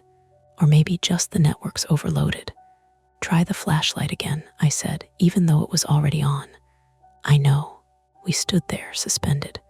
"Okay," she said finally. "Attempt 1 failed." "What?" "We tried to document it. The cameras died. We don't have continuous footage. So we changed tactics." I rubbed my eyes. They felt gritty, like I'd been up for days instead of hours. "What tactics?" "We isolate variables." "You sound like you're setting up a lab experiment." "We are, in my hallway. Where else?" She wasn't wrong. That was the problem.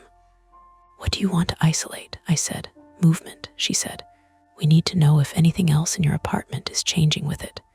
"It's not." "We checked one thing, that's not enough." I exhaled slow. "Fine. What do we do?" "We mark your actual furniture," I laughed, a short, sharp sound that didn't feel like mine. "You want to tape my couch to the floor." "I want to know if anything shifts when we're not looking." "It's not going to. Then we'll prove that. Or we'll prove it does." She held my gaze. Yeah, I didn't want to do it. That was the clearest feeling in the room. Not fear, not exactly. Resistance. The same instinct I'd had as a kid when my cousin moved my things. Don't play along. Don't let it become a game you can't win. But the other part of me, the one that restored broken things, that believed in method and sequence, was already moving. "Okay," I said, "we mark it." We went room by room. The living room first. I taped the legs of the green chair to the floor, small strips tucked under each foot so any shift would be visible. The coffee table got the same treatment. The rug corners. The floor lamp base. Nora documented everything, her phone a constant presence. "Kitchen," she said. We moved there next. I marked the table legs, the chair positions, the edge where the table met the wall. My hands were steadier now. Focused. "Bedroom," she said. I hesitated again at the threshold. You okay? She asked. Yeah, you don't have to. I know, I want to. That wasn't entirely true, but it was true enough. We marked the bed frame, the nightstand, the dresser, the closet door. Bathroom, she said. We did the same there, though the tile made it harder to get the tape to stick cleanly. By the time we finished, the apartment looked like a diagram. Blue lines everywhere. A map of my own space, pinned down and labeled without words. Okay, Nora said, stepping back. Now we watch. For how long? Until the power comes back, or until something happens. And if nothing happens, then we reassess. We settled in the living room, the headlamp now off, the flashlight set on the coffee table pointing toward the hall. The beam cut a wedge of light that stopped just short of the dollhouse. Time stretched. We talked less. The earlier energy drained into something slower, heavier. Exhaustion started to creep in, pulling at my eyelids, making my thoughts lag half a second behind. At some point, I leaned back against the couch and closed my eyes. Just for a second. Mara, Nora said. I opened them. You were out, she said. I was. You were. How long? Couple minutes. I sat up, rubbing my face. Sorry. It's fine. You need sleep. Not right now. Right now you're making mistakes. I'm not. Hey, she softened her tone. I'm not saying that to be a jerk. I'm saying it because this is the kind of thing that gets weird fast if we're not sharp. I know. I looked around the room. The tape was still in place. The chair hadn't moved. The table hadn't moved. Nothing's changed, I said. Good, she said. Maybe it's over. Maybe. We both knew we didn't believe that. The power came back at 2:17 a.m. I know, because the microwave beeped, loud and sudden, and both of us jumped hard enough to knock the flashlight off the table. It clattered to the floor, the beam swinging wildly across the room before settling on the wall. Jesus, Nora said, one hand pressed to her chest. Yeah, I said, my heart hammering. The lights flickered once, then held. Okay, she said, recovering. Good, power's back, cameras. We both turned toward the hall. The second phone lay on the shelf, screen dark. Turn it on, she said. I did. The battery icon blinked red, then the screen lit up. The recording had stopped. Check the file, she said. I opened the gallery. The video was there, shorter than it should have been. It cut off around the time the power went out. Play it, she said. We stood shoulder to shoulder again, watching. The dollhouse sat in frame, unchanged. The tape visible. The kitchen table angled. The bedroom door closed. Wait, I said. Pause, she did. Rewind a little. She scrubbed back. There. The bedroom door taped shut. We played it forward a few seconds, a minute. Then the lights cut in the video, just like they had in real life. The frame went dark. That's it, Nora said. We lost it right when the power went out. I finished. We stood there, the phone between us. Okay, she said slowly. So we have confirmation that the door was closed before the outage, and it's open now, and the tape is broken. Yeah. We looked up. The hallway light was on again. The dollhouse was fully visible. The bedroom door stood open. The tape hung in 2 pieces. Attempt 2, Nora said quietly, marking the apartment, watching for cross movement. Nothing's moved, I said, not yet. And the door still moved during the outage, which we didn't record. We were both very still. Okay, she said. So whatever's happening, it's not just lag. It's not just the camera. No. And it's not affecting the rest of your apartment. Not that we can see. Right. She ran a hand through her hair, pushing it back from her face. We need to consider something else. What? Access. Yeah, who can get into your apartment? No one, landlord, has a key, but he'd have to come up the stairs. We'd hear him. Neighbors. No. Windows. Third floor. Fire escape. Doesn't reach this side. She nodded slowly. Okay. So low probability, but not zero. Think someone is coming in here to move a dollhouse. I think we don't rule anything out. I crossed my arms, hugging them tight. That's insane. So is everything else we've seen. She wasn't wrong again. Then what? I said. We call the police and tell them someone might be breaking in to rearrange miniature furniture. No, she said. We don't call anyone yet. Why not? Because we don't have anything to show them that doesn't make us sound like we haven't slept. We haven't slept. Exactly. I paced once across the living room, then back. The tape on the floor caught my eye at every turn, little blue markers of a reality I was trying to pin down. I don't like this, I said. I know. I don't like not knowing. I know. I don't like that it's in my apartment. She looked at me then, really looked, and I saw the shift in her expression, the understanding. Hey, she said, softer. We can get it out. What? The dollhouse.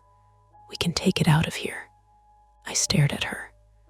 Put it in the hall, she said, or in your car, or back at my place.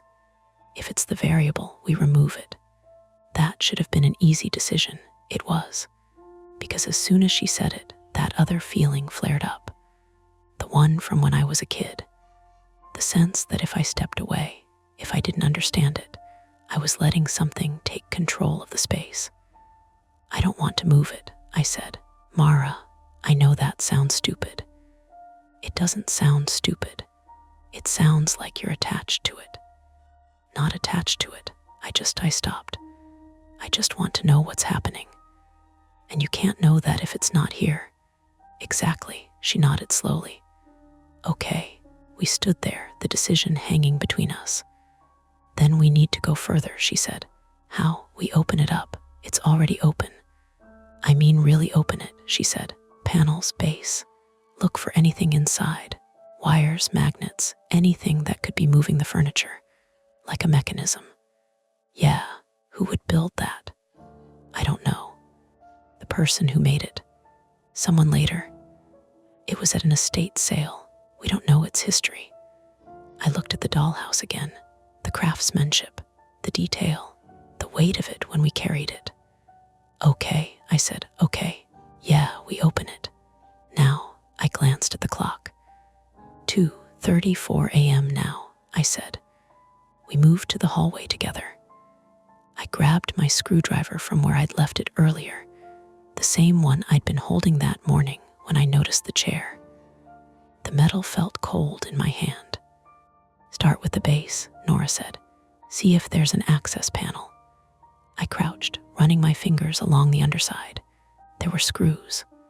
Old brass, slightly stripped. Here, I said, good. I set the tip of the screwdriver into the first screw and started to turn. It resisted at first, then gave with a soft, dry squeak. 1 screw, 2, 3. The panel loosened. Careful, Nora said, I know. I slid the panel back. Inside, the space was dark, empty at first glance. I angled the flashlight, bringing the beam closer. There was something there. Not wires, not a mechanism, a shape, flat, rectangular, paper, folded, tucked up into the hollow beneath the dollhouse floor. What is that? Nora said. I don't know. I reached in, my fingers brushing against old wood, dust, something that crinkled softly. I pulled it out. It was a photograph. And even before I unfolded it, before I saw the image, I knew, with a certainty that settled deep and hard in my chest, that whatever was happening had just stepped out of the dollhouse and into my life in a way I couldn't ignore. Behind me, in the living room, something scraped. Not in the dollhouse, in my apartment. The scraping sound came again from the living room, not loud, not cinematic. Wood leg against wood floor, brief and dry, then stillness. Nora grabbed my arm hard enough to hurt. Did you hear that? Yes, the photograph was still half folded in my hand. Old paper stock, thick and yellowing at the edges. For one stupid second, I almost stayed crouched there, flashlight under my chin, because some stubborn part of me wanted to know what was in the photo before I dealt with the sound in my own apartment. Then it came again. A shorter drag this time, followed by a soft thump. We both moved at once. The hallway opened into my living room on the right, kitchen straight ahead. I came up too fast from my crouch and slammed my shoulder into the work table, jarring the screwdriver out of my hand. It hit the floor and skittered under the radiator. Light, Nora said. I have it. I swung the flashlight beam into the living room. The green chair had moved, not far, maybe 6 inches, enough that its front left leg now sat over the first blue tape marker instead of behind it. The tape had wrinkled and torn where the leg dragged across it. I stopped dead. The room smelled faintly different. Not new, just stirred up, dust from under furniture, the dry wool smell of the rug after something heavy has scraped over it. No, I said, and heard how thin my own voice sounded. Nora stepped past me. Don't touch it. I wasn't going to. You were absolutely going to. She crouched by the torn tape and held the flashlight from her phone low to the floor. The chair's legs had left pale arcs in the dust that gathered where I never quite vacuumed under it. Real marks, fresh. We were in the hall, she said. We would have heard someone come in. No one came in. We don't know that. I almost snapped at her, but I didn't, because she was scared too, and fear had made both of us a little blunt. She stood and swept the light across the windows. Locked. The front door behind us, still dead bolted. No broken glass, no movement. Show me the photo, she said. I'd nearly forgotten I was holding it. My fingers felt stiff. I unfolded it carefully. It was a snapshot, glossy, old enough that the colors had started to go soft at the edges. A living room, not mine exactly, but close enough that my stomach dropped anyway. Same narrow front room shape, same fireplace wall, same placement of a chair by the hearth, same radiator under the side window. Even the angle looked familiar, like whoever took it had been standing near where my hallway opened into the room. There were differences. Different rug, different lamp, floral drapes instead of my cheap linen panels. But the bones matched in a way coincidence no longer covered. There was a date stamped in orange at the bottom, 3/14/98. Nora read it over my shoulder. That's not your apartment. No, but it might be this building. I looked at her. Old buildings repeat layouts, she said quickly. Same developer, same floor plans. Or it could be this unit years ago. I turned the photo over. Nothing on the back except a faint pencil note, pressed hard enough to dent the paper. Front room after what? It didn't say. Nora took the photo from me and held it next to the living room, squinting between image and reality. The chair, she said. What about it? In the photo. Look. I did. The chair in the snapshot, a bigger, real chair, upholstered in some pale floral fabric, sat at an angle by the fireplace. The same angle as my own green chair now. Not the one I'd left it in before, and it had shifted into. The room seemed to narrow around me. That's not funny, I said, though no one was laughing. No, we need to leave. Nora looked at me sharply. Now, yes, Mara, I don't care what this is anymore. I don't want to be in here. That was the first true surrender of the night, and it cost me. I felt it immediately, the shame of it, the childishness I attached to fear even now. But the room had changed shape in my head. It wasn't my apartment the way it had been yesterday. It was a diagram I no longer understood. Nora nodded once.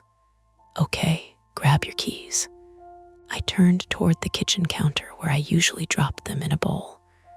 Another sound stopped me, not from the living room, from the bedroom. A short, muffled knock. Then another. My whole body locked. Nora's head snapped toward the hall. What was that? I didn't answer because I knew, or thought I knew. The closet door in the bedroom had been sticky since move-in. When it shifted in humidity, it knocked softly against the frame just like that, except I had taped it and marked the floor around it. Nora, I said very quietly, the bedroom. No, we have to look. We really don't. If something moved in there, we are leaving. The knock came again, then a scrape, longer this time, and the unmistakable rustle of wood dragging over hardwood. Not the closet, too heavy. The dresser. I was already moving before I fully decided to. Mara. Nora came after me, angry now in the way people get when they're frightened, and trying to keep someone from doing something dumb. Mara, stop. The bedroom was off the short hall beyond the bathroom, left side, one window facing the alley. I hit the doorway, and the flashlight beam swung over the bed, the nightstand, the closet. The dresser had moved 3 inches off the tape line. Not much, more than enough. One front corner had gouged the wood floor where a grit of dirt got trapped under it. The tape beneath 2 legs was shredded into curled blue threads, and the closet door beside it stood open 4 inches, just enough to show darkness inside. I took 1 step into the room, and then another. Mara, Nora said behind me, lower now. Do not go in that closet. I'm not. But the beam had caught something else. On the dresser top, where I kept my jewelry tray and loose change and a bottle of hand cream, there was a tiny brass bed. One of the dollhouse beds, set neatly in the middle of the wood, as if placed there by careful fingers. No dust around it. No tape disturbed on the dresser top, because there had been no reason to tape the surface itself. Just the object, impossible and solid and real, reflecting a bright point of light back into my eyes. Nora saw it at the same moment I did, and made a sound I'd never heard from her before. Not a scream, more like the breath getting punched out of her. That was in the dollhouse, I said. I know. That was upstairs. I know. We did not move for several seconds. Then Nora backed out of the room. Fast. Nope, no, we are done. Out right now. The spell broke. I grabbed the jewelry tray without thinking, mostly because it was next to the bed, and my hand needed something to do. And the tiny brass bed tipped, fell, hit the dresser edge, and landed point first on the floor. One of the thin posts bent sharply. Leave it, Nora snapped. I dropped the tray back down so hard coins jumped and rolled. We backed out together. I pulled the bedroom door shut, then immediately hated that I'd done it because now whatever was in there, if anything was in there at all, was behind a thin, painted slab I no longer trusted. Front door, keys, shoes, coat. Those things shrank the world again. Manageable steps. I got to the kitchen counter and froze. The bowl where I kept my keys was empty. No, I said. What? My keys? Look, I am looking. They weren't there. Not on the counter, not by the sink, not under the mail. I yanked open the junk drawer. Pens, batteries, rubber bands, no keys. Nora crossed to the hook by the door, checked my coat pockets, the top of the shoe rack, the floor under the radiator. Phone, flashlight, she said. Slow down. I put them in the bowl. Okay, then we find them. My pulse had gotten so loud it felt audible. This is exactly what I hate. I know. You don't know. She stopped searching just long enough to look at me. Really look? No, she said. I do. Right now I do. The The kindness in that almost undid me. Then the closet knock sounded again from the bedroom. 3 quick taps. Nora flinched. Jesus Christ. It's pipes, I said automatically, because the alternative was worse. It's not pipes. No, I said, it's not. We tore through the apartment. Couch cushions, bathroom shelf, studio table, my bag, her bag. I found one of my socks in the kitchen and almost laughed from how close I was to losing my footing entirely. Use your spare, Nora said. In the drawer. What drawer? Hall table. She ran for it, opened it. Not here. I got there and shoved past her. Receipts, tape rolls, takeout menus, a dead flashlight battery, but no spare keys. Okay, she said. Okay, we don't need your car. We can call someone from outside. I need to lock the door. Mara, I need to lock the door. The closet knock came again, harder. Then silence. Long, deep silence. Nora put both hands on my shoulders. Listen to me. We can leave without your keys. We can pull the door shut. We can come back with Archero or a locksmith in the morning. Morning. It was still hours away. My body felt flayed by wakefulness. She was right, obviously. She was right, and still, I couldn't move because the idea of leaving without understanding where the keys had gone felt like standing in the middle of my worst childhood memory and agreeing that yes, maybe I was the one who misplaced them after all. I hated that part of myself in that moment, hated how predictable it was. Then something hit the bedroom door from the inside. One heavy thud, not pounding, more like a body or a piece of furniture sliding into it. We both heard the wood jump in its frame. Nora didn't ask again. She grabbed my wrist and hauled me to the front door. Open it. I did. Cold stairwell air hit my face. Dim emergency lights glowed down the hall. We stepped into the corridor and stopped. The dollhouse sat on the work table 3 feet from the door, front still open. The upstairs bedroom inside it, the one with the brass bed missing, was no longer empty. There was something in it, not a person. For one split, nauseating second, that's what my exhausted brain made it into. And then the shape resolved under the stairwell light. It was a key ring. My keys. The red bottle opener keychain my brother gave me in college. 2 silver keys and the brass mailbox key. Laid across the tiny dollhouse bedspread as if staged for a photograph.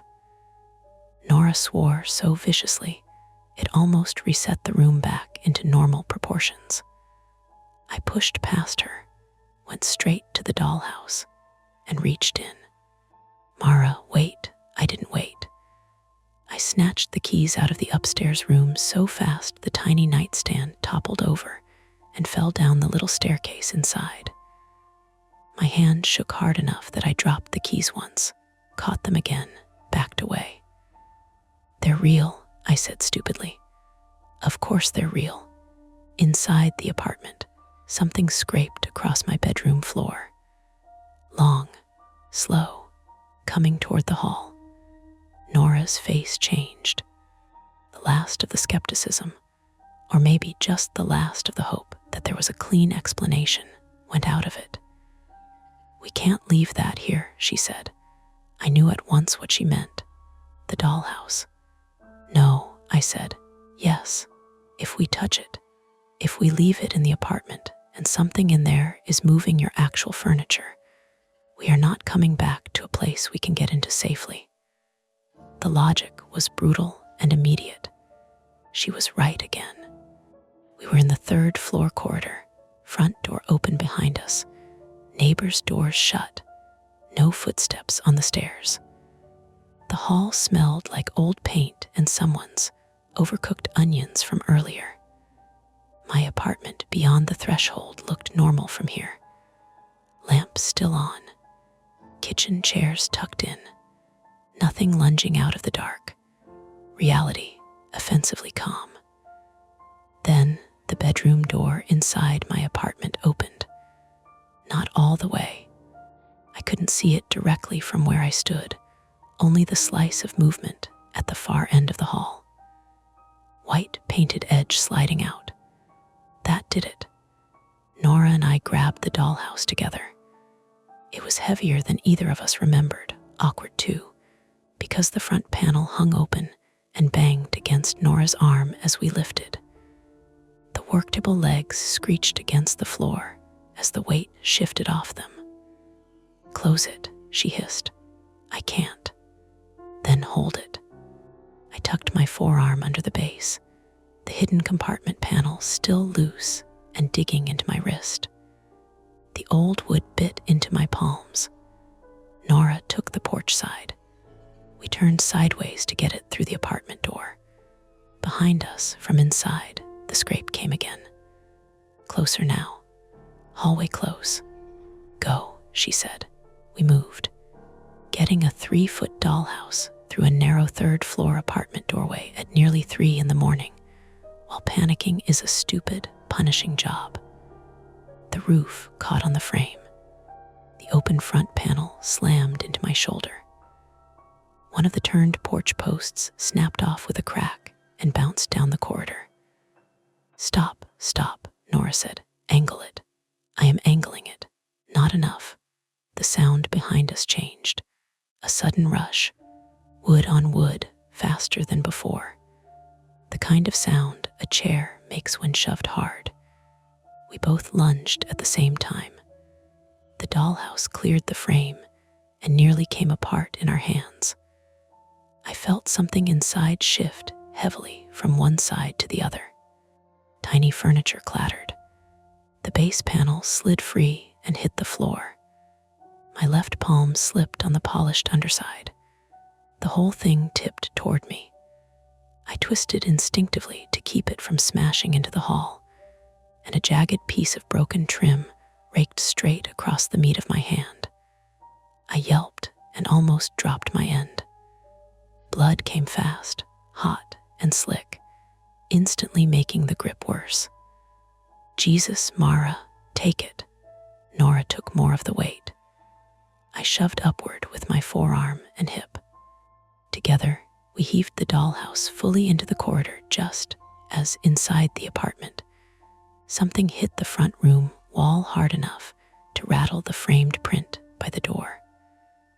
The sound was unmistakable this time. A piece of full-size furniture overturning.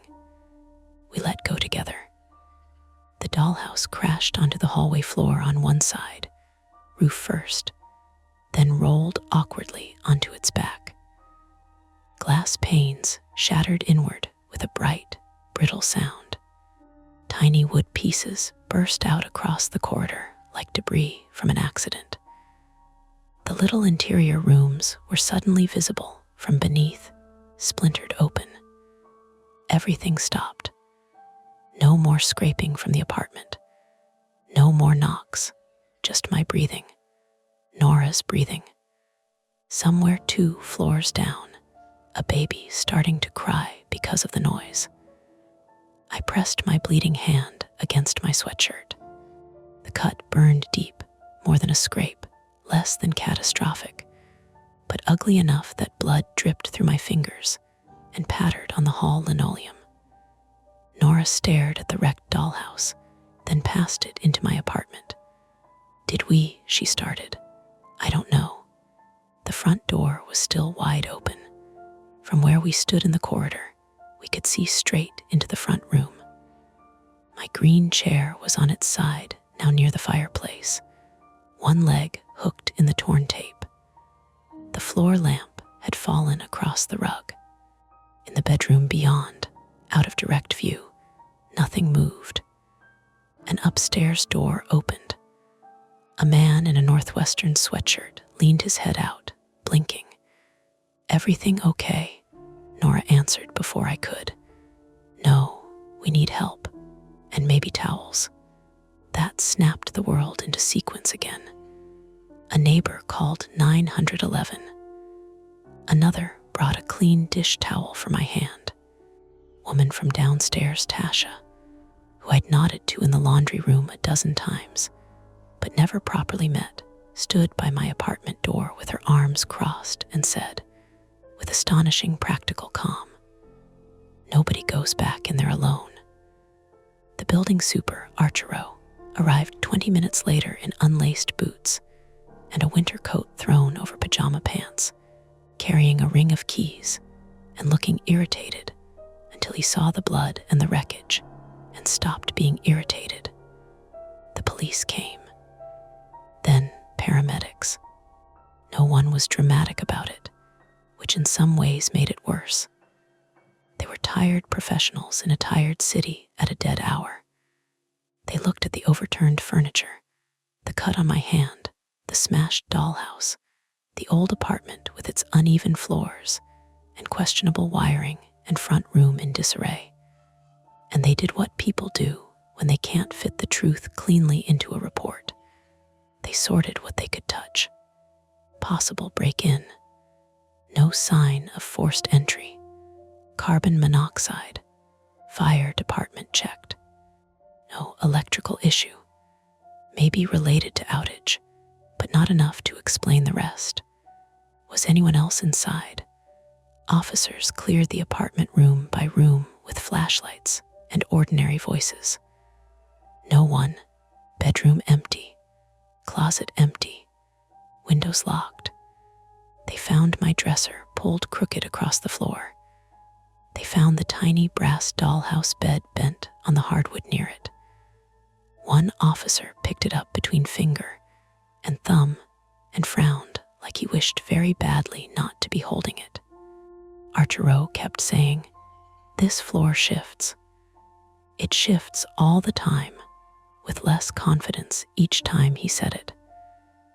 At the hospital, they glued the cut in my hand instead of stitching it, because of the way the skin had lifted.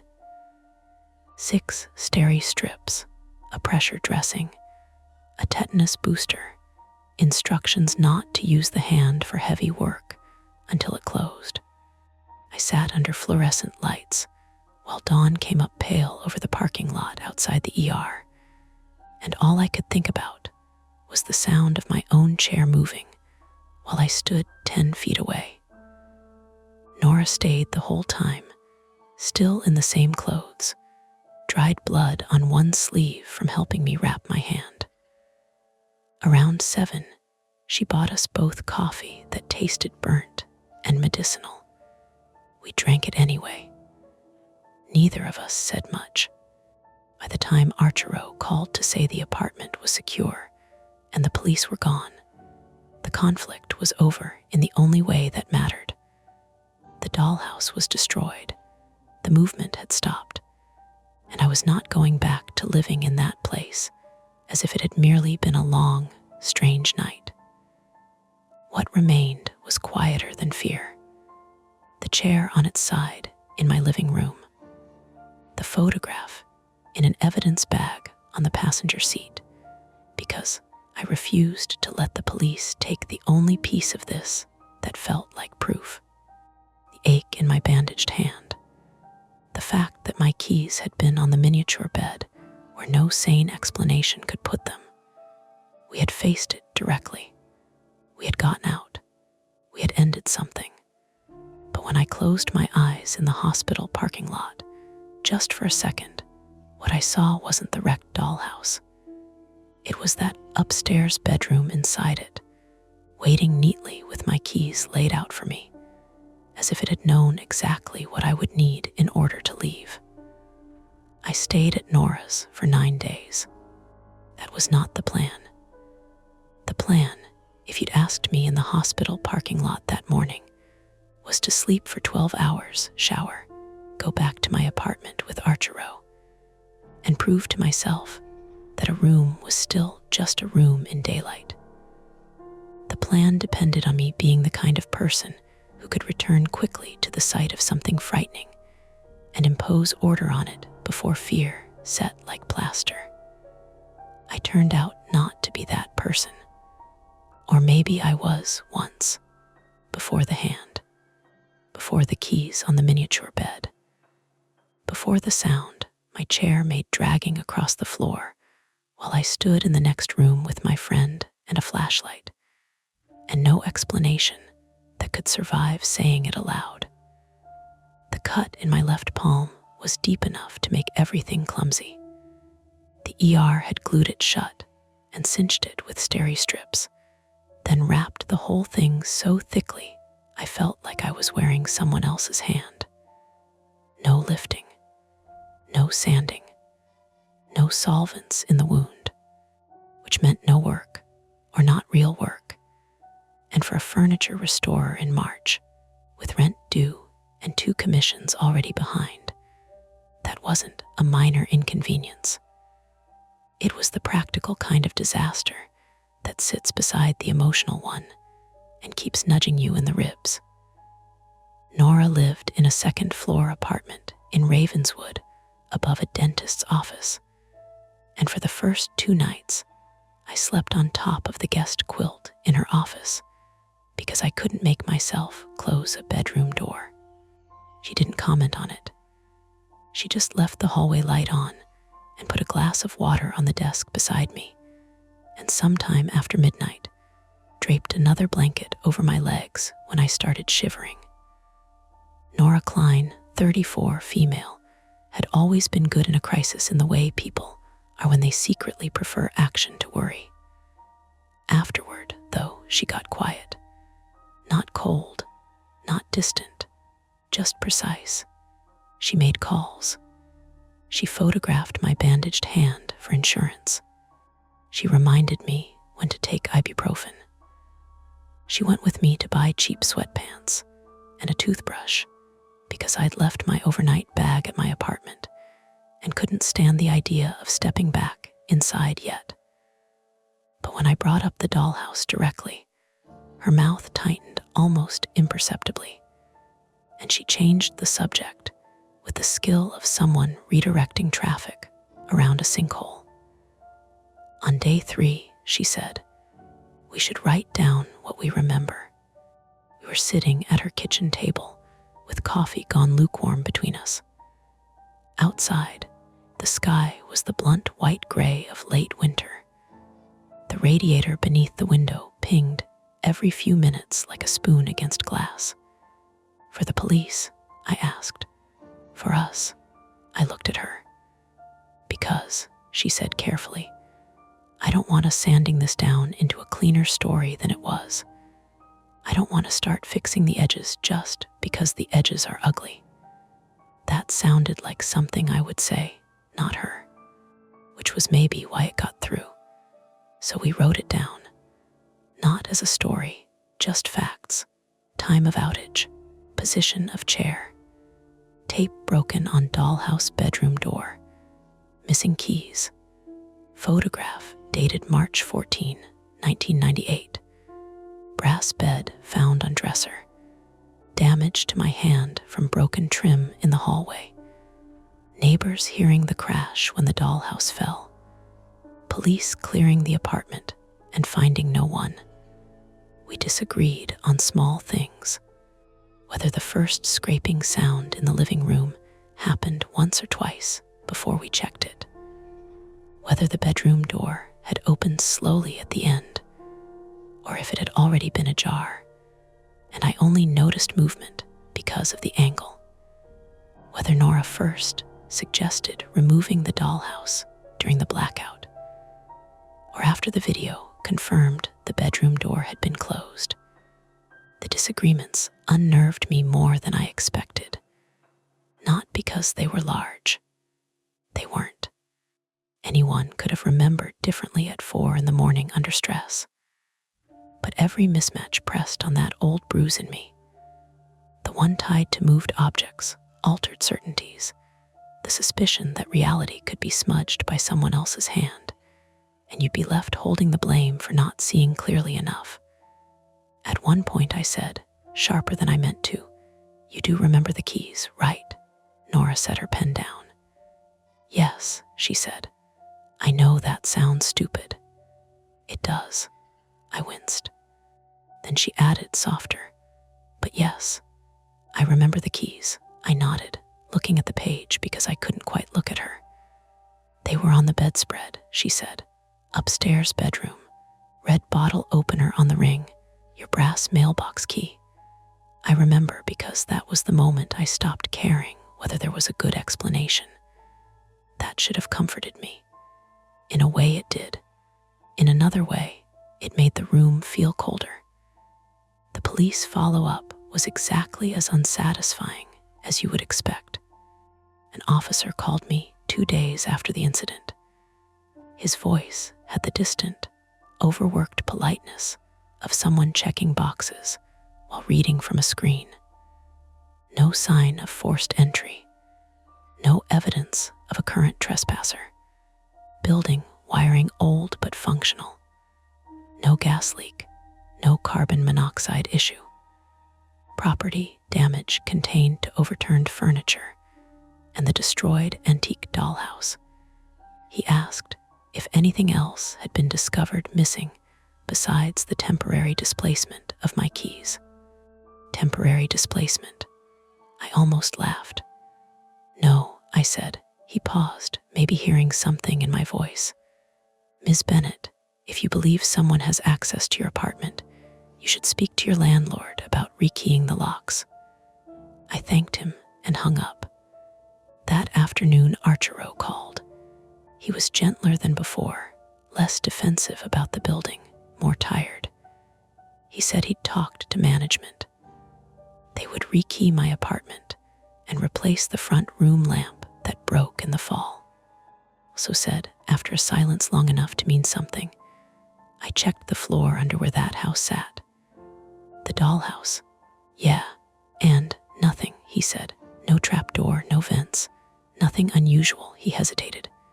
But there were scratches, he said, old ones, on the work table, like it had been dragged around before. I sat up straighter on Nora's couch. The table. No, the underside of the dollhouse base, before it broke. Little parallel marks, he exhaled. Could be from moving it. Be from years ago. I'm not saying anything else. But he had said enough. I went back to the apartment on day 4. Not alone. Nora came, obviously. Archero met us there at noon with the new keys, and that particular expression people wear when they want badly to be practical for your sake. The building looked offensively normal in daylight. Brick entry, buzzers, mailboxes with scratched plastic name inserts. Someone had left a flyer for piano lessons taped crooked to the vestibule wall. A stroller sat folded under the stairs. The ordinariness of it all felt almost rude. 3rd floor, my door, new lock, new key turning smooth. I stopped with my hand on the knob. You don't have to do this long, Nora said behind me. I know. I opened the door. The apartment smelled like dust and cleaning spray. Not exactly mine yet, because Archero had opened windows and swept up broken glass and righted what furniture he could. But it was close enough that my chest tightened anyway. Sunlight came through the front windows in broad, unthreatening bands. The living room looked smaller than I remembered. My green chair stood upright again, though one leg had a fresh wobble from where it had gone over. The blue tape markers were gone, except for a few adhesive ghosts on the floorboards, and one curled strip still stuck under the baseboard by the fireplace. My lamp had been replaced with a cheap, temporary standing lamp from the basement. The bedroom dresser had been pushed back against the wall, though not exactly where it had been. I could tell. I could always tell. We moved through the place slowly. No one hiding in the closet. No unexplained objects on the dresser. No fresh marks beyond the ones we already knew. Nora opened cupboards, checked the bathroom cabinet, even looked under the bed, which made me laugh despite myself. What? She said. That's where murderers are, apparently. That's where dust bunnies and bad choices are. Same family, The laugh helped, briefly. Then we got to the hallway. The work table was still there, empty now. The patch on the wall behind it slightly cleaner where the dollhouse had blocked years of grime. I stood staring at that rectangle of cleaner paint until the edges began to blur. "You can throw the table out," Nora said quietly. I shook my head. "No, you sure? It's just a table." She didn't answer. That was one of the kindest things she did for me in the weeks after. She let me make statements she knew I didn't fully believe and didn't force me to defend them. The photograph had stayed with me. I'd slipped it into a manila folder after the hospital and kept it in Nora's desk drawer while I tried not to think about it. Back in my apartment, it felt unavoidable. "I want to know if this is the unit," I said. Nora crossed her arms. "How? Building records, old listing photos. Ask the owner." "Those are all reasonable," she said. I'm suspicious of how reasonable they sound. So am I, but reason, or the performance of it, was all I had. Archero didn't know much. The building had changed hands twice in 20 years. He'd only been there 6. The current owner was a property company, not a person with stories. The management office, when I called, sent over a scanned set of old renovation permits that told me the front windows had been replaced in 2004 and the bathroom rattled in 2011. Useful if I wanted to know the age of the grout. Not useful for the photograph. What helped more, strangely, was the neighbor downstairs. Tasha Morris, 38, female, lived on the 2nd floor with her son, and the kind of calm that made everyone else seem a little theatrical by comparison. She worked nights as a respiratory therapist and had the steady eye contact of someone who had seen enough real emergencies not to waste energy performing concern. Ran into her a week after I first came back, when I was carrying a bag of groceries one-handed and doing a bad job of it. "Let me get the door," she said. "Thanks." She glanced at my bandaged hand. "How's the apartment?" I let out a breath. "Standing, that's something." I almost gave the polite answer then. "Fine, better, weird but manageable." Instead, I heard myself say, "Do you know how long people have been in my unit?" Tasha leaned on the vestibule door a second, thinking. "Before you." "Older lady for years." "Before her, I think a couple." "Before that, not sure." "Why?" I hesitated. "Because I found an old photo," I said, "and I think it might be my living room from a long time ago." She nodded, like that was a slightly odd but not impossible sentence. Mrs. Halpern on one had boxes of old tenant junk in the basement storage after her husband died. Frames, dishes, all kinds of stuff. She moved to Skokie last year. Might still be there if management didn't clear it. The basement storage unit smelled like wet concrete and cardboard. Archero let me in with obvious reluctance and stood nearby while I picked through warped bankers' boxes and cracked plastic bins under a swinging bulb.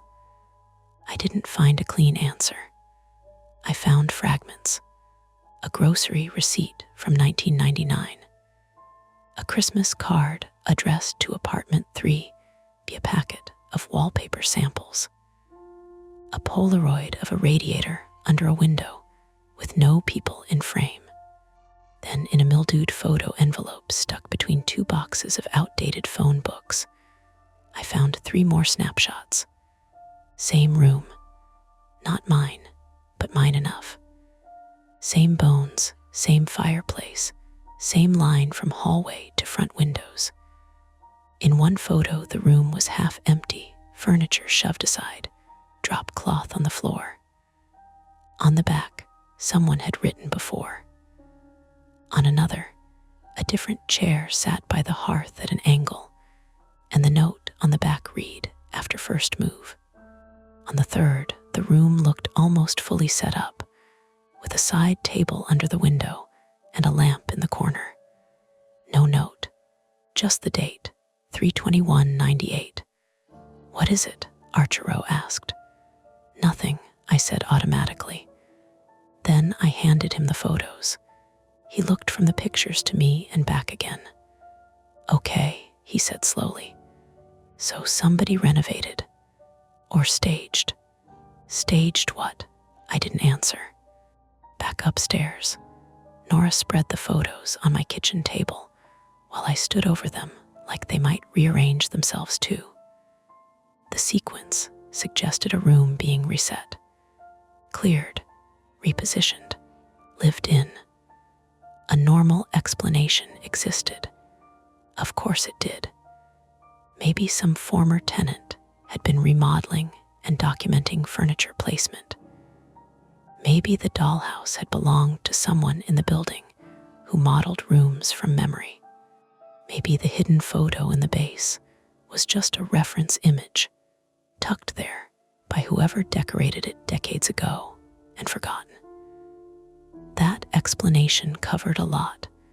Not the keys, not the brass bed on my dresser, not the chair moving while we stood feet away, but enough, maybe, for daylight hours. I moved back into my apartment after the 9th day, not because I felt ready, because I couldn't afford not to. Work had piled up.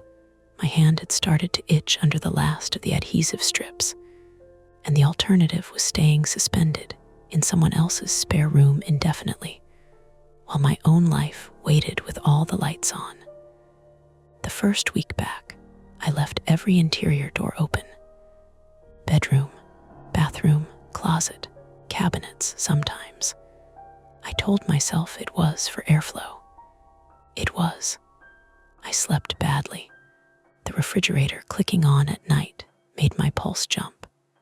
A delivery truck backfiring on the street below sent me upright in bed with my injured hand clutched to my chest. Once, reaching for a mug in the cabinet, I saw the faint scrape marks on my kitchen floor where the chair had dragged that night, and I had to sit down on the counter stool until the room stopped narrowing. My hand healed, not perfectly. The scar pulled when I gripped sanding blocks too hard, and for the first month, I dropped tools more often than I admitted to clients. I learned to compensate. That's what people do. Adjust, then call the adjustment normal. Nora came by often, sometimes with groceries, sometimes with no excuse at all. We did not talk about the dollhouse every time. That mattered.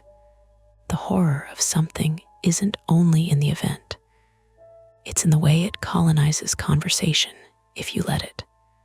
So we talked about work, about her impossible clients, about whether I should repaint the hallway, about the bakery on Montrose that had ruined us both for mediocre croissants.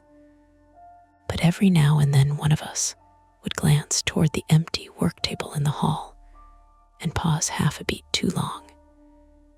In late April, I took the surviving photographs and the penciled front room after note to a local historical society on a whim so thin I almost turned back twice. A volunteer there told me the building had been subdivided into apartments in the 70s, and that several units shared near identical front room layouts. She said the photos looked consistent with late 90s interior renovation or staging documentation. She was kind and entirely uninterested in making them stranger than they were. That, oddly, helped the most. A plausible explanation for the photographs. A plausible history for the layout. Plausible way the dollhouse's maker could have modeled a room in that building years ago and hidden reference images in the base. Plausible is not the same as complete, but complete is rare in real life. More things end in plausible than in certain. By May, The apartment almost belonged to me again. I took down the temporary lamp and bought a sturdier one. I fixed the wobble in the green chair. I repainted the hall where the wall had been cleaner behind the dollhouse, so there was no visible outline left. I put the work table in the studio corner instead, because I could not stand its old position near the hall. I even bought a new plant for the living room, which felt embarrassingly symbolic. And yet there it was, bright and stubborn on the window ledge. Ordinary life came back in increments. Bills, client delays, laundry, coffee grounds in the sink, the relief of clean sheets, the irritation of a smoke detector battery dying at midnight. Summer beginning to push warm air through the drafty windows. That's what the end of things usually looks like, I think. Not closure, just routine reclaiming square footage. The last thing happened in June. Not a big thing. Nothing I could call the police for. Nothing Nora could witness and underline on a legal pad. I was vacuuming the bedroom, cursing softly because the scar in my palm still complained when I twisted my wrist the wrong way. I moved the dresser to clean behind it for the first time since everything happened. Not far, just enough to get the nozzle along the baseboard. Something small slid out from underneath and tapped against my shoe. I bent down and picked it up. A tiny wooden chair leg, painted green. Not the whole chair, just one turned leg, broken clean at the top, no longer than the last joint of my thumb. Dusty from being under the dresser. Old enough that the paint had cracked along one side. I sat back on my heels on the bedroom floor and listened to the vacuum motor die down into silence. Maybe it had been there all along. The dollhouse had broken in the hallway. Pieces went everywhere. One could have skittered under the dresser in the chaos and stayed hidden until then. That is the explanation I use. It is a good explanation. It might even be the true one. I put the leg in the trash. Then, after standing at the sink for a full minute with my hands braced on either side, I took it back out, rinsed the dust off, and sealed it inside a small envelope in my desk drawer, where I keep things I do not have language for yet. I live in the apartment still. Most nights are normal, but sometimes, when I wake before dawn and the building hasn't decided which noises it's making yet, I lie there looking toward the bedroom door I now always leave open, and I think about how easily a room can stop feeling like yours. Not through ghosts, not through curses, through angles, through objects, through one thing set just slightly wrong until the rest of your certainty begins to lean with it. And every so often, passing the hall, I still catch myself glancing at the patch of floor where the work table used to stand, as if some part of me expects to see a clean rectangle there again, waiting. That's it for this nightmare. If you enjoyed it, please like the video, subscribe to Mia Horror Stories, and turn on notifications. It really helps keep the stories alive. And don't stop here, dive into another one of our videos and keep the fear going. Hey friends, it's your girl Mia. This is Mia Horror Stories. And tonight's story, I found my grandfather's old radio, and it broadcasts the future is told in darkness. The screen will stay black, so you can simply listen, imagine, and feel every moment without distraction. Trust me, the build-up matters, and the ending is where the real chill hides. So don't look away, and don't leave early. The radio said my street name 3 seconds before the crash, not the whole address. Just the street, clipped and flat through a wash of static, like somebody reading from a sheet in another room. On Mercer, then a burst of fizz, the old speaker rattling in its wooden case.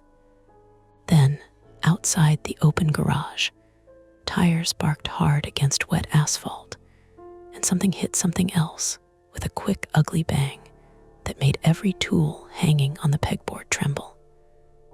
I stood up so fast I cracked my knee against my grandfather's workbench. For half a second, I didn't move.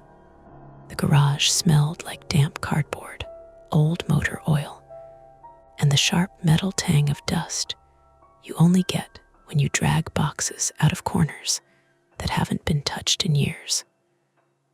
Rain tapped lightly on the half-open side door. Somewhere down the block, a car alarm began to yelp. I looked at the radio on the bench. It was an old tabletop set, walnut veneer peeling at the corners. A cloth speaker grill stained the color of weak tea. I'd found it 10 minutes earlier in the back of a low cabinet behind my grandfather's coffee, cans full of screws and bent nails. The dial face was yellowed, but intact. Zenith, maybe late 40s, maybe 50s. He used to fix things that no one had asked him to fix. Watches, lamps, fans, an electric carving knife nobody in our family had used since the 90s. The radio fit him. It also shouldn't have been working. Not after sitting in a Massachusetts garage for 20 years. But it was on, quietly. I told myself I'd heard the street name after the impact, not before. Memory rearranges things when adrenaline steps in. That was normal. That was explainable. Still, I killed the volume with a twitch of my fingers and went outside. The rain had gone from a mist to something steadier, enough to darken the cracked concrete of the driveway and bead on my forearms. 2 houses down, at the corner where Mercer met Holt, a silver Civic had climbed halfway onto the curb and was kissing the rear bumper of a parked landscaping truck. The Civic's hood had folded like a bent envelope. Steam pushed out in white breaths. A woman in a red raincoat was already at the driver's side window. Across the street, old Mr. Koenig was standing under his porch awning in socks, phone in hand, staring like the world had finally given him something to do. I jogged over. The driver was a kid, maybe 19, maybe 20. He was conscious, dazed, one hand pressed to his forehead. Blood ran in a narrow line from his hairline into one eyebrow. He kept saying, I'm fine, in a way that meant he was trying to convince himself more than anyone else. Don't move too fast, I said. EMS is coming. I looked down for 1 second. The woman in the red coat glanced at me. You called. Not yet. She gave me a look that managed to say seriously, without being rude, and I pulled my phone from my jeans. My hands were shaky enough that I nearly dropped it. My name is Evan Mercer. I'm 32, and at the time this happened, I had been in my grandfather's garage for most of a Saturday, trying to clear the place before the closing paperwork on the house went through. He'd been dead 8 months. My mother still couldn't bring herself to say, sell, without sounding like she was apologizing to someone who wasn't there. So I'd volunteered to handle the sorting because I lived closest, because I'm the oldest grandchild, because I'm the one in the family people confuse with dependable, when what they really mean is I answer texts quickly and don't know how to say no. I also had another reason. My grandfather, Walter Mercer, had been the one steady adult in my life when I was a kid, and I had not been with him at the end. Rationally, I knew that wasn't a crime. People die in hospitals every day, while relatives are stuck in traffic, or on planes, or across the country in meetings that turn out to mean nothing. But there it was, a private rot I kept covered up under logistics and errands and practical language. I had not made it in time, and some part of me believed that if I cleaned out his garage carefully enough, if I saved the right objects from the landfill, I might make up a fraction of that distance. The ambulance came in 6 minutes. Police in 8. The driver got loaded onto a stretcher with a foam collar around his neck and an expression halfway between embarrassed and scared. Someone from the landscaping company showed up and started swearing about insurance. The woman in the red coat, who turned out to be my neighbor Lena, stood beside me under her umbrella while the drizzle thickened. Lena Voss was 31, and she rented the upstairs apartment in the Blue 2 family across from my grandfather's place. She worked nights as a respiratory therapist at Massachusetts General and had the posture of someone who was always a little tired but stubborn about it. I knew her in the casual, neighborhood way people know each other in places like Medford. Trash day nods, quick chats over snow shovels, one time borrowing her step ladder, another time signing for a package of mine. Dark blonde hair tied up, no makeup, rain boots, a face that looked more serious than it was. "You all right?" she asked. "Yeah." She tilted her head toward the garage. "You looked like you'd seen it coming." I laughed once, too quickly. "I heard the screeching before it happened." "No, I mean, I don't know. There was an old radio on in the garage." I realized how that sounded and added, "Probably picking up a traffic report or something." She looked at the corner, then at me. "Mercer and Holt is exactly the Southeast Expressway." "That's true. Maybe a police scanner. Maybe." She let it go, which I appreciated. By the time the tow truck took the Civic away, and the police had everyone's statements, the neighborhood had folded back in on itself. Doors shut, porches emptied, the rain softened again. Ordinary Saturday noises crept back. A leaf blower somewhere uphill, a dog barking twice behind a fence, a basketball thudding in a driveway. The kind of sounds that tell you a strange thing happened, but not strange enough to interrupt dinner. Lena tucked her hands into her jacket pockets. "You still clearing the garage?" "Trying to. Need help. I'm off tonight." I almost said no from reflex. Then I looked at the open side door, the dim rectangle of the garage beyond it, and felt a small childish reluctance to go back in there alone. Not because I thought anything impossible had happened, because I didn't trust the feeling that it hadn't. "If you've got an hour," I said. "I've got an hour." We crossed back through the drizzle. Inside, the garage felt cooler now. The concrete held the damp. Water ticked from the hem of my jacket onto the floor. The overhead bulb was weak and yellow, throwing more shadow than light. The radio sat where I'd left it on the bench, silent, as if it had never done anything but collect dust. Lena stepped close and looked it over.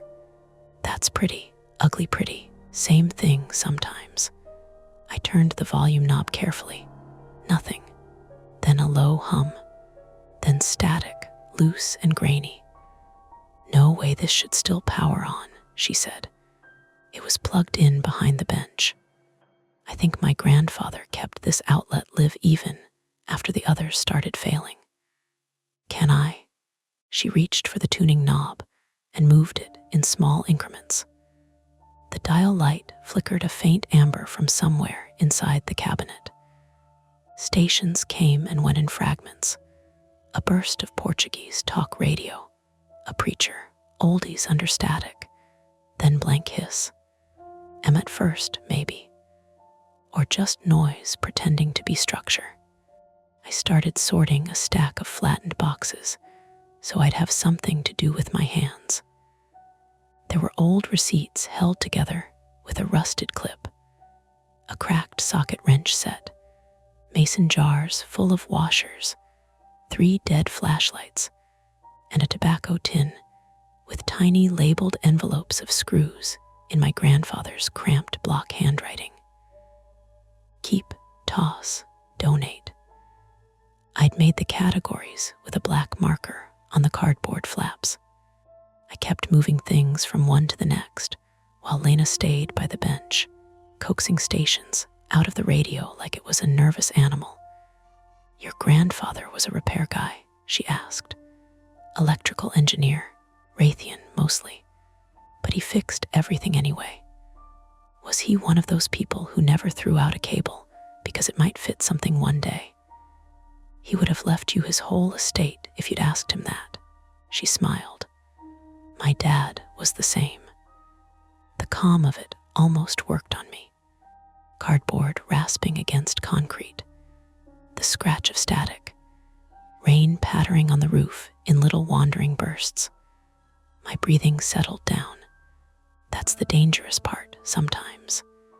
The moment your body decides it overreacted and embarrassment starts replacing fear. Then the radio gave a short squeal and a voice came through, crisp enough to cut the room in half.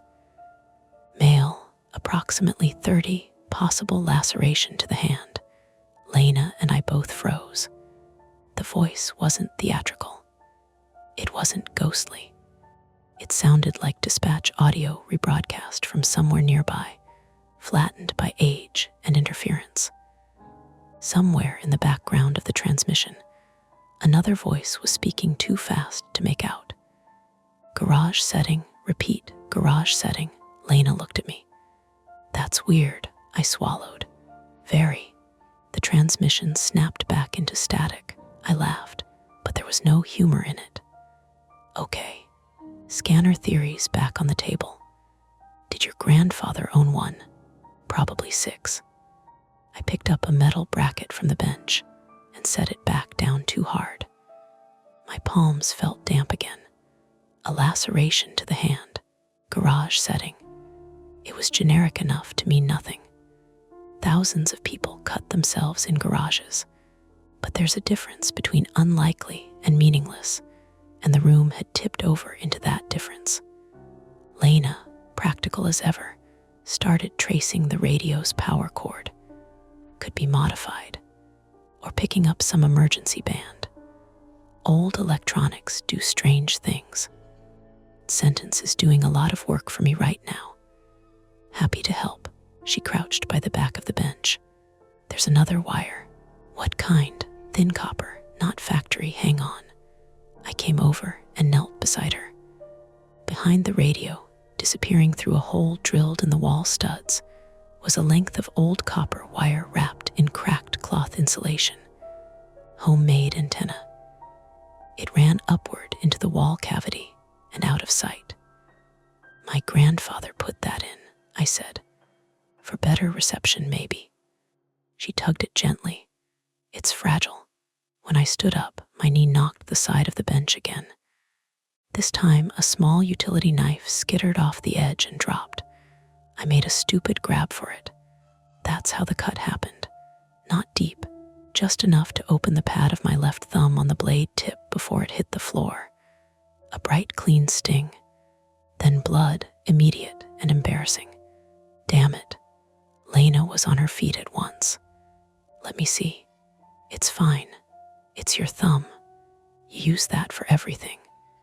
I held it under the old utility sink faucet while she found a mostly full box of Band-Aids in the cabinet over the bench. The water came out brown for half a second, then clear and cold. Blood spiraled pink into the basin. As she pressed gauze around my thumb, the radio crackled again. We both turned toward it. Nothing for a beat. Then, through a wash of static, the same flat voice, pressure applied, bleeding controlled. Lena's hand stopped on mine. The garage got very still, but not with silence. With details. Rain drumming softly over the far corner.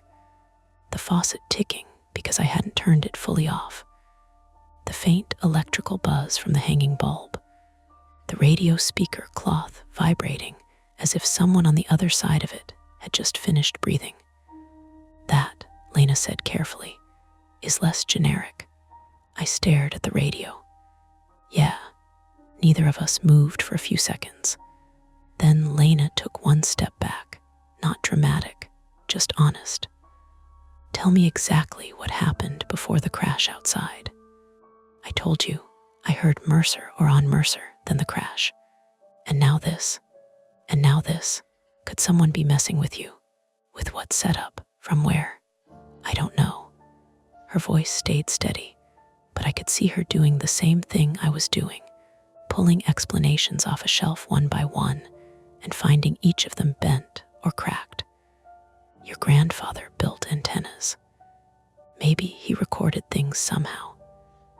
Maybe this thing is cycling old scanner traffic and it's coincidental. Recorded traffic about me cutting my hand 30 seconds before I did it. No, she said. That part I don't have. I wrapped the band-aid around my thumb myself because I needed something to do. My mouth had gone dry. The radio sat there on the bench, dumb as furniture. I thought of my grandfather in this room, alone, tuning dials, soldering wires, writing labels in that neat block print. He wasn't a crank. He wasn't one of those old men collecting tinfoil theories and canned beans. He was methodical, skeptical, the kind of man who tested a battery with a meter even when the label said new. On the shelf above the bench, half hidden behind a stack of paint cans, I saw a black composition notebook with a strip of white tape on the spine. My stomach tightened for reasons I couldn't have explained. I reached up and took it down. Dust streaked my fingers. On the tape, in my grandfather's handwriting, were 2 words, field log. Lena read it over my shoulder. That sounds promising in a deeply unpromising way. I gave a thin smile, but I didn't open it yet. Outside, a siren wailed somewhere distant and kept going north. The rain eased again, leaving the air with that raw, clean smell you get after city pavement cools. The garage door stood open to the gray afternoon, the neighborhood ordinary beyond it. A man walking a beagle. A delivery van rolling past too fast. Nothing in the world visibly wrong. In my hands was my grandfather's notebook. On the bench was the radio. I knew, in a practical way, what the smart options were. Unplug it, put the notebook in a box, come back with daylight and another person and maybe someone who understood vintage electronics better than I did. Or call my mother and ask if she knew anything, though that would scare her, and probably get me a long silence followed by, "Evan, please don't start something." Lena looked from the notebook to me. "We can stop." That was the reasonable offer, the adult one. The unreasonable thing was that I didn't want to stop. Under the unease, under the sweat cooling on my back, something else had started moving. Curiosity, yes, but also that old guilty pull I'd never quite admitted to. The sense that maybe my grandfather had been trying to leave something in reach, and I had arrived late to it too. The radio let out one soft pop of static. Lena folded her arms. So, we either close the garage, walk away, and pretend this can wait, or we open the notebook and see whether your grandfather left instructions for his haunted ham radio. "It's not haunted." "Good," she said. "That would be worse." I looked at the first page under my thumb, still unopened. Then at the radio. Then at the dim open garage, the wet street beyond it, and the slow coming on of evening. We had a choice, and for one long second, it felt as small and ordinary as picking the next box to unpack. That was the part that made it dangerous. I set the notebook on the bench beside the radio. "We read," I said, and the speaker hissed softly, like it had been waiting. I opened the notebook to the first page, and the smell of old paper came up, dry and faintly sweet, like a closet that had been shut too long. The handwriting was my grandfather's, tight, upright, each letter deliberate. No flourishes, no wasted motion. Field log, unit below it, a date from 3 years before he died. Then a list. Test 1, baseline reception, AM band. Static, low signal strength. No anomalies. Test 2, external antenna engaged. Signal gain increased. Occasional cross-band bleed. Test 3, notable. Intermittent transmissions resembling EMS police dispatch. Timestamps inconsistent with local logs. I felt Lena lean closer, her shoulder brushing mine. Timestamps inconsistent, she read quietly. Meaning what? Meaning he thought it was picking up something out of sync. With what? I turned the page. Test 7, recorded phrase. Male, approximately 45, chest pain, possible cardiac. Broadcast occurred 14:02. Incident verified at 14:09 via local scanner. Lena let out a breath that wasn't quite a laugh. That's not how radios work. No, we flipped ahead. The entries got denser, less like experiments, and more like notes taken in a hurry. Test 11, repeatable, not reliably. Appears tied to unknown variable. Test 14, delay ranges from seconds to minutes. Test 16, hypothesis. Interference from delayed digital signals, unlikely. Test 18, important. Do not act on transmissions without corroboration. Risk of false positives high. I tapped that last line. He knew it could be wrong. Or he wanted to believe it wasn't, Lena said. That too. We stood there, both of us reading, both of us trying not to jump to the obvious conclusion, because the obvious conclusion was ridiculous. The radio hissed softly beside us. I hadn't touched the dial since the last transmission. Lena straightened. Okay, let's say for a second, just as a thought experiment, that this thing is somehow picking up emergency chatter slightly ahead of time. Not predicting, not magic, just lag in reverse. That's not better. It's at least a category. I rubbed the bandaged thumb against my jeans. It throbbed now, a steady reminder that the last thing the radio said had matched reality too closely. Even if that's true, I said, what do we do with it? Sit here and listen to random injuries like it's a podcast. She shook her head. No, we test it.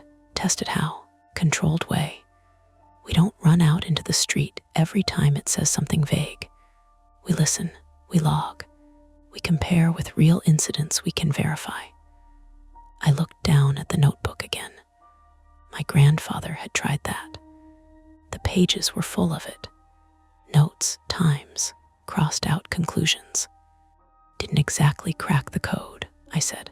No, she said. But he didn't have 2 people. And he might not have had access to live dispatch apps, or whatever we can pull up now. I hesitated. This was the part where curiosity started to feel like a decision instead of an accident. You're suggesting we what? Set up a second feed, listen to actual police radio on my phone, and compare it to this? Exactly. That sounds like a terrible idea. It sounds like an experiment. I met her eyes. It sounds like me getting obsessed with something I don't understand. There it was. I hadn't meant to say it out loud. Lena didn't push right away. She just leaned back against the bench and folded her arms, thinking. You said your grandfather was methodical, she said after a moment. He wrote, do not act without corroboration. That's not obsession. That's restraint. He also kept going. Yeah, she said, because he thought it mattered. The radio popped again, a soft electrical tick that made both of us glance over. Unknown male, mid-30s, possible intoxication, wandering near rail. The words came in pieces, like someone cutting a sentence into strips and feeding them through at different speeds. Warning issued northbound, then static swallowed it. Lena pushed off the bench. Rail. There's a commuter line about half a mile east. I know, mid-30s. Intoxicated. That's not nothing. No, I said. It's also not specific enough to do anything with. You could call it in. And say what? I said. Hi, I have a vintage radio that's telling me there might be a drunk guy near some tracks somewhere in the general vicinity. She winced. Okay, fair. We both stood there, the weight of it settling in. Not the big, dramatic kind of weight. The practical kind.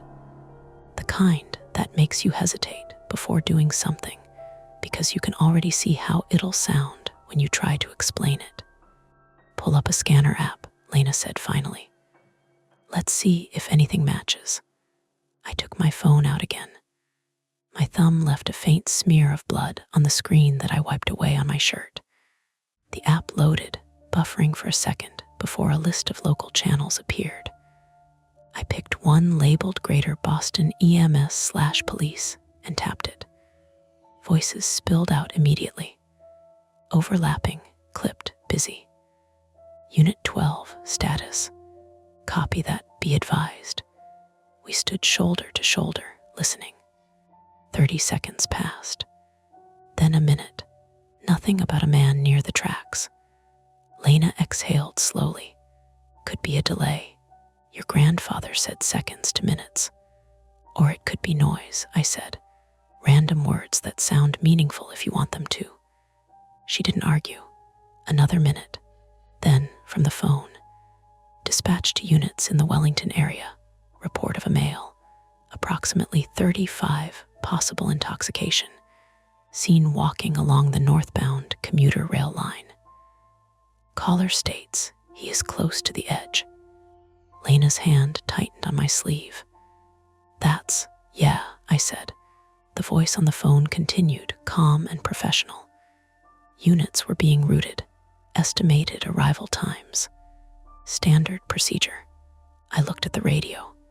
It sat there, quiet now, like it had already said what it needed to say. Okay, Lena said. That's two. I didn't answer right away. My mind was already jumping ahead, connecting things I didn't want connected. 2 data points didn't prove anything, but they were enough to make the next step feel like a choice instead of a coincidence. We need to write it down, she said, nodding at the notebook. I flipped to a blank page near the back.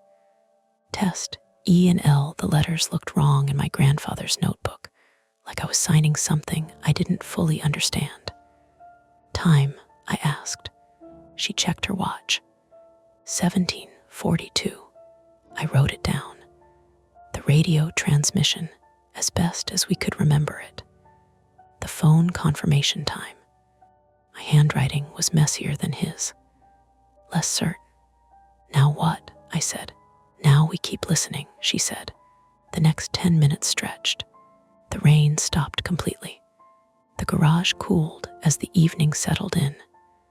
Shadows deepened in the corners where the overhead light didn't quite reach. I became hyper-aware of small things. The way the radio's dial glass caught the light, the faint hum from somewhere inside its casing, the smell of wet asphalt drifting in from the street. Lena paced once, twice, then stopped. This is where it gets tricky, she said. How? We can't just sit here waiting for something bad to happen so we can feel clever about knowing it a minute early. I'm not feeling clever, I said. I know. But that's what this becomes if we're not careful. I leaned back against the bench, the wood pressing into my spine. So what do you suggest? She hesitated. If it says something specific enough, we act. Carefully. We verify as we go. And if we're wrong, we look like idiots for 10 minutes and go home. And if we're right, she met my eyes, then maybe we help someone. The word help landed harder than I expected. I thought of my grandfather again, sitting in this same space, hearing the same kind of thing, deciding what to do with it. Writing "do not act" in capital letters, then continuing to test anyway. What was his flaw? Lena asked suddenly. I blinked. What? Your grandfather? If he had one that mattered here. I thought about it. Not the easy answers. Not stubborn or private. Something more precise. He hated being wrong, I said slowly. Not in a loud way. He just couldn't leave a problem alone if he thought there was a right answer somewhere. Lena nodded. That tracks. Why? Because that's what this is, she said, gesturing between the radio and the notebook. A problem that looks like it has a right answer. I let out a breath. And you? She asked. What's yours? My what? Flaw. The one that's going to get you in trouble if we keep going. I didn't want to answer that. It felt like admitting something out loud that would make it real. But the garage was quiet, and the radio was waiting, and the question hung there. I don't walk away, I said finally, even when I should. She gave a small, understanding smile. Good to know. The radio clicked. Not static this time. A clean, sudden sound, like a connection snapping into place. Female, mid-30s, vehicle stalled intersection. The words were sharper than before, less broken. Halt and repeat, halt and Mercer traffic, increasing risk of secondary collision. My stomach dropped. That's here, Lena said. I was already moving, stepping out of the garage and onto the driveway. The street looked normal, empty for the moment. Wet but clearing. The light had that early evening gray that flattens everything. Nothing, I said.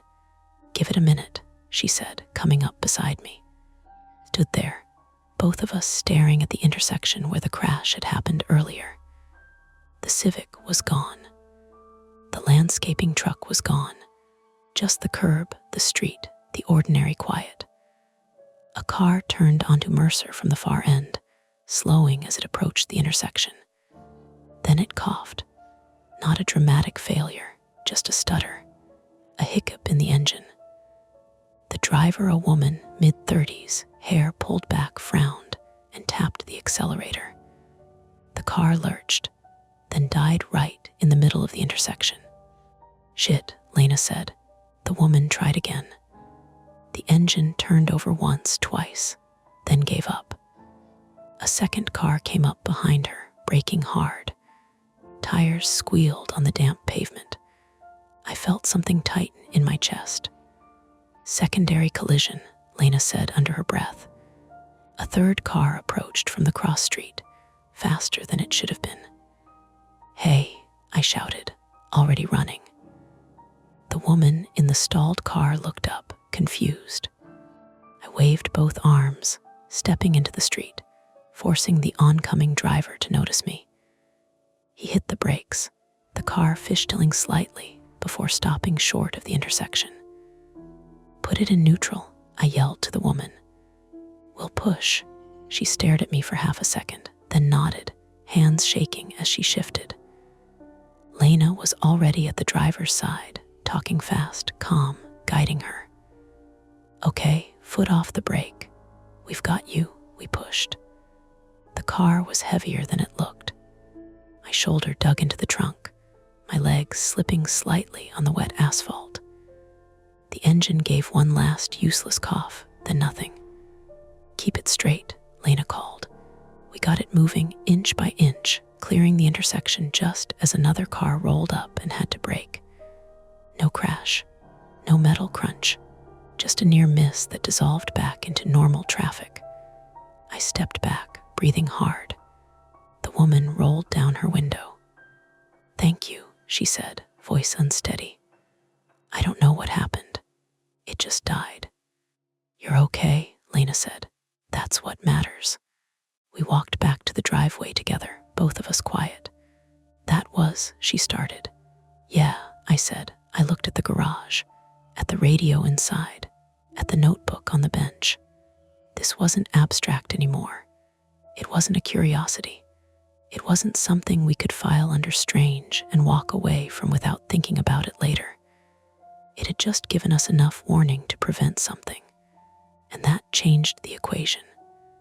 Lena exhaled slowly. Okay, so now we know. Know what? That it's not random, that it's close enough to act on. I nodded, but my mind was already moving ahead, faster than I liked. If it's seconds to minutes, I said, then we're always late, just less late than everyone else. She looked at me, which is still something. Unless it's not enough, I said. The radio crackled again from inside the garage. We both turned toward it. Multiple vehicles, Route 28 possible pileup, visibility low. The words came fast, overlapping. Fog conditions, units responding. I felt my pulse spike. Route 28 was 5 minutes away by car. Maybe less. Lena's expression shifted, the practical calm tightening into something sharper. That's bigger, she said. Yeah, fog, low visibility, multiple vehicles. That's not a minor thing. No, we stood there, both of us doing the same calculation. Time, distance, risk. If we get there early, Lena started. We could warn people, I finished. Or at least call it in with specifics. And say what? That we heard it on doesn't matter, she said. We say we saw something, smelled something, anything that gets them moving faster. I hesitated. This was the line. Helping push a stalled car out of an intersection was one thing. Driving toward a potential multi-car accident based on a voice from an old radio was something else entirely. You said your flaw is not walking away, Lena said quietly. I looked at her. And you said his was not letting go of a problem, she added, nodding toward the garage. The radio crackled again, sharper this time, almost urgent. Update conditions worsening. I made the decision before I could talk myself out of it. Get your keys, I said. I'm driving, she replied immediately. Fine. We moved at the same time, quick, purposeful. I grabbed my jacket from the hook, snatched the notebook off the bench without thinking, and glanced once at the radio. It sat there, humming softly, like it had just handed us something, and was waiting to see what we'd do with it. Outside, the air had cooled further. The sky was dimming into that blue-gray that comes just before night settles in for good. We ran to Lena's car. As she unlocked it, I felt the first flicker of something I couldn't quite name. Not fear, exactly. Not yet. Something closer to the realization that we had just stepped out of the garage and into a situation we didn't understand, with a tool we couldn't explain, chasing a problem that might already be unfolding faster than we could reach it. Lena started the engine. Route 28, she said. Route 28, I echoed. We pulled away from the curb, and behind us, in the open garage, the radio hissed louder, like it was trying to say something else we hadn't stayed to hear. We hit Route 28 in under 4 minutes, faster than I'd ever driven it on a normal day. And still, it felt like we were late. The road cut north-south along the river, a long, straight stretch with traffic lights, spaced just far enough apart to encourage bad decisions. On one side, low commercial buildings, auto shops, a Dunkin', a closed mattress store with a flickering sign. On the other, the dark line of trees along the water, their branches still dripping from the rain. Ugh, Lena said, leaning forward over the wheel as if that might push the car faster. I didn't see it at first. Then, a mile ahead, the air thickened. Not a heavy, movie kind of fog, just a low, uneven haze that pooled in dips in the road, the kind you don't notice until you're already in it, and your headlights flatten everything into gray. Should we call it in now? I asked. And say what? She said, eyes fixed ahead. There might be a crash in a few minutes. Say we see low visibility conditions. We're about to. We passed a gas station on the right, lights too bright against the dim sky. A pickup truck pulled out in front of us, hesitated, then accelerated hard, as if trying to beat something. Idiot, Lena muttered. The fog thickened. Up ahead, brake lights flared red in a cluster. There, I said. Lena slowed, easing off the accelerator. The car hummed lower, the engine note dropping. We rolled into the haze, the world narrowing to a tunnel of pale gray and red dots. Then the first sound hit. Not a crash, not yet. A horn, long and angry. Then another. Then a sharp metallic pop that carried oddly in the damp air. Too late, Lena said. We came around a shallow bend and saw it. 3 cars staggered across the right lane and shoulder. A black SUV angled halfway into the left lane. A sedan behind it with its hood crumpled, steam rising. Another car farther back stopped at an angle like it had tried to swerve and given up. No flames. No pileup. Not yet, but traffic was still coming. Call it in, Lena said. I already had my phone out, thumb slipping once on the screen before I hit 911. 911, what's your emergency? Multiple vehicles on Route 28 near. I glanced at the nearest sign, half obscured by fog. Near the River Street turnoff. Visibility's bad. Cars are already stopped in the lane. Are there injuries? I don't know yet. We're just pulling up. Stay on the line. Lena pulled the car onto the shoulder, as far off the road as she could manage without dropping into the muddy verge. We both got out at the same time, the damp air hitting my face like a cold cloth. Hey, I shouted, waving my arms at an approaching car whose headlights were growing too fast in the fog. Slow down. The driver braked hard, tires squealing, coming to a stop a few yards short of the SUV. Jesus, he said through his open window. I didn't see fog, Lena said, already moving toward the first car. Keep your hazards on. I moved with her, adrenaline pushing everything else to the background. The driver of the SUV was out, pacing, phone pressed to his ear. Yeah, I'm fine. It's just some guy slammed into me. I stopped. And then, anyone hurt? Lena asked. He shook his head. I don't think so.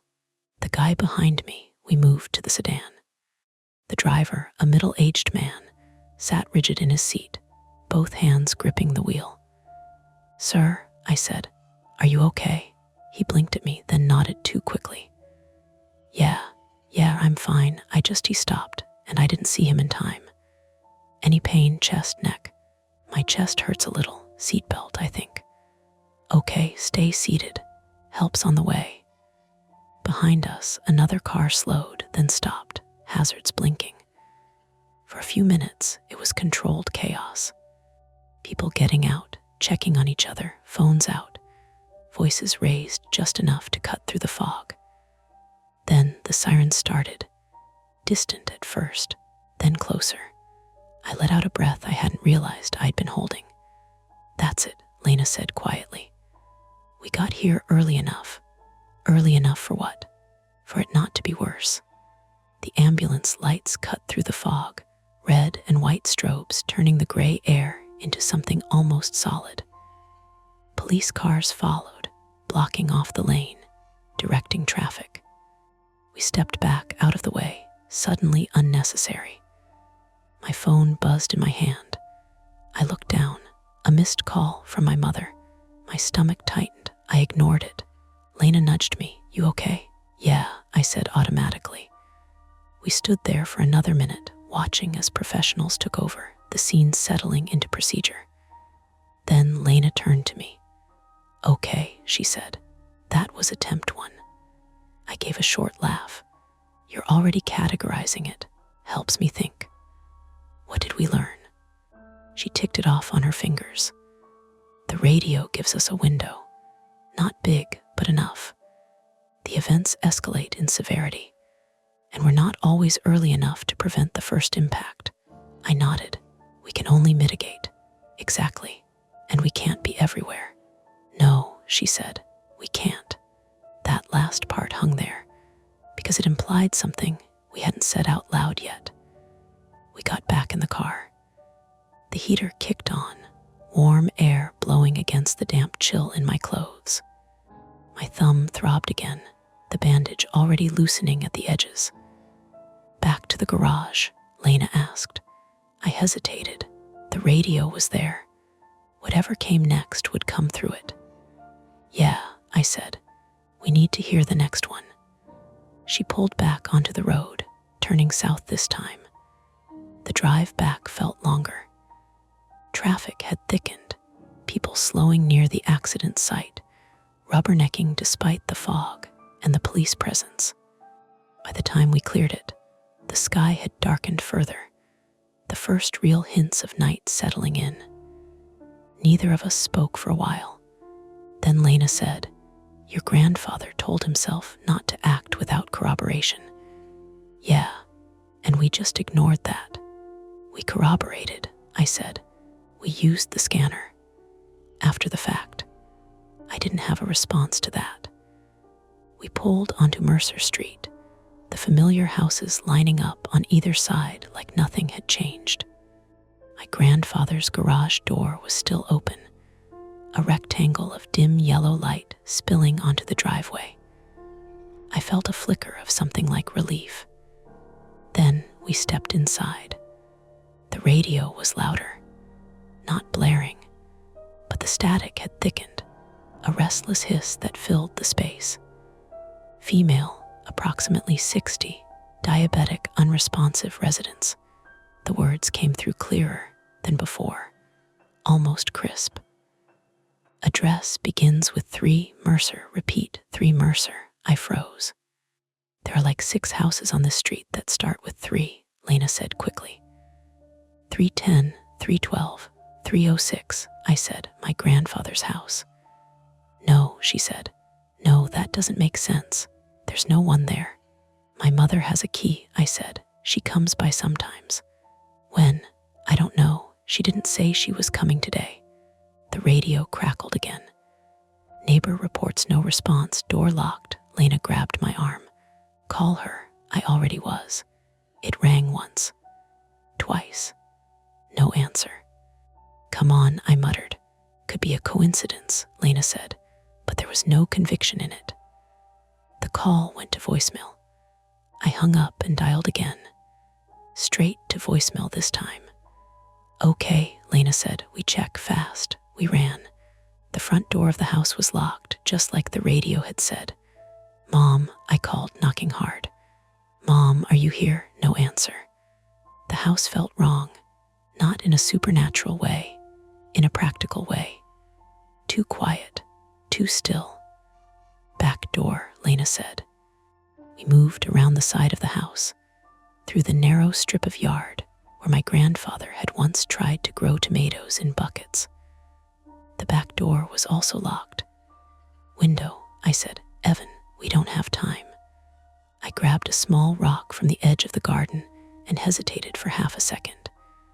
Then I smashed it through the corner of the kitchen window. The glass shattered with a sharp crack, louder than I expected. I reached in, unlocked the latch, and pushed the window up. Careful, Lena said. I climbed through, landing awkwardly on the kitchen floor, my shoulders slamming into the counter. Pain shot down my arm. I'm good, I said through my teeth. Lena followed, more graceful. Mom, I called again, louder now. Still nothing. We moved through the house quickly, room by room. Living room empty. Dining room, chairs pushed in neatly. Upstairs, Lena said. We took the stairs 2 at a time. Halfway up, I heard it, a faint sound. Not a voice. A low, irregular thump. My chest tightened. reached the top of the stairs. The bedroom door at the end of the hall was closed. The sound came from behind it. I pushed it open, and for one split second, everything in me locked up. A figure on the floor, still, not moving. "Mom," I dropped to my knees beside her. But it wasn't her. It was Mrs. Koenig from across the street. She lay on her side, one arm bent awkwardly under her, a grocery bag spilled beside her. Apples rolling slowly across the hardwood. Her chest moved, barely. "She's breathing," Lena said, already kneeling on the other side. "Shallow."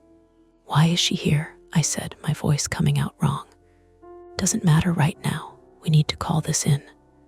I fumbled for my phone again, hands shaking. 911, what's your emergency? Unresponsive female, diabetic, at 306 Mercer. Lena was checking her pulse, counting under her breath. "It's weak," she said.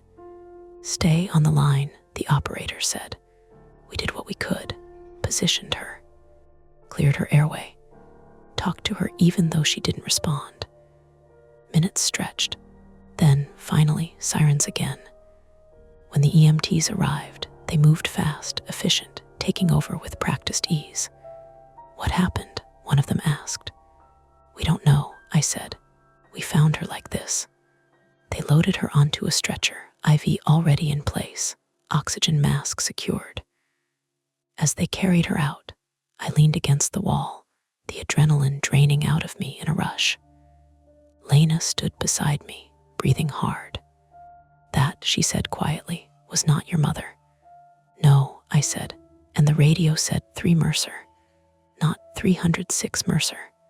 I closed my eyes for a second. "Close enough," I said. "Or just wrong enough to be dangerous," she said. That landed harder than anything else so far, because she was right. We had acted on it. We had broken into a house. We had assumed. And we had been lucky. Lucky that someone actually needed help. Lucky that we weren't explaining to the police why we'd smashed a window based on a voice from a radio. I pushed off the wall, suddenly restless. "We need to go back," I said, "to the garage." "Yeah, why?" "Because we're guessing," I said. "We're reacting. We need to understand the pattern or we're going to screw this up." Lena studied me for a moment. "You're tired," she said. "So are you." "That's not the point." "No," I said. "The point is we just proved we can't trust it completely. And you want to trust it more. I want to know how wrong it can be." She hesitated, then nodded. "Okay." We left the house, the broken window a jagged black shape against the dim light. The walk back to the garage felt longer than the run over. My legs were starting to feel it now. My shoulder ached where I'd hit the counter. My head buzzed with too many half-formed thoughts. We stepped inside. The radio was still on. The notebook lay open where I'd left it. For a moment, everything felt suspended. Then the radio spoke again. "Multiple reports structure fire," I stiffened. "Commercial building, Elm Street, units en route, Elm Street. 3 blocks over." I looked at Lena. She looked back. We both knew that street. A row of small businesses, a laundromat, a nail salon, apartments above. "Fire spreads fast," she said. "Yeah, and we're already tired." "Yeah, and the last one was off." "Yeah," the radio crackled again. Possible occupants inside, that did it. There wasn't a conversation after that. No weighing pros and cons. No careful plan, just motion. We turned and ran for the car again. Behind us, the radio hissed louder, the sound filling the garage like a breath being held too long. And as we pulled away, I realized something I hadn't let myself see before. We weren't choosing anymore. We were reacting. And whatever this was, whatever my grandfather had been trying to map out in those careful notes, it was pulling us deeper, faster, with less room to think each time. Elm Street was 2 turns away. Then then one. Then the glow appeared ahead of us, orange against the darkening sky. Too bright, too fast. Lena's hands tightened on the wheel. "That's already big," she said. "Yeah, we didn't slow down. We couldn't. Because now we knew. If we were late, people got hurt. If we were wrong, we looked insane. And somewhere between those two was a line we had already crossed. We turned onto Elm, and the night opened up into fire. Elm Street was already blocked at the far end when we turned onto it, but not by fire apparatus, by people. They were in the street in loose, panicked knots, half-dressed, phones out, faces lit orange by the second-floor windows of a brick mixed-use building on the north side of the block.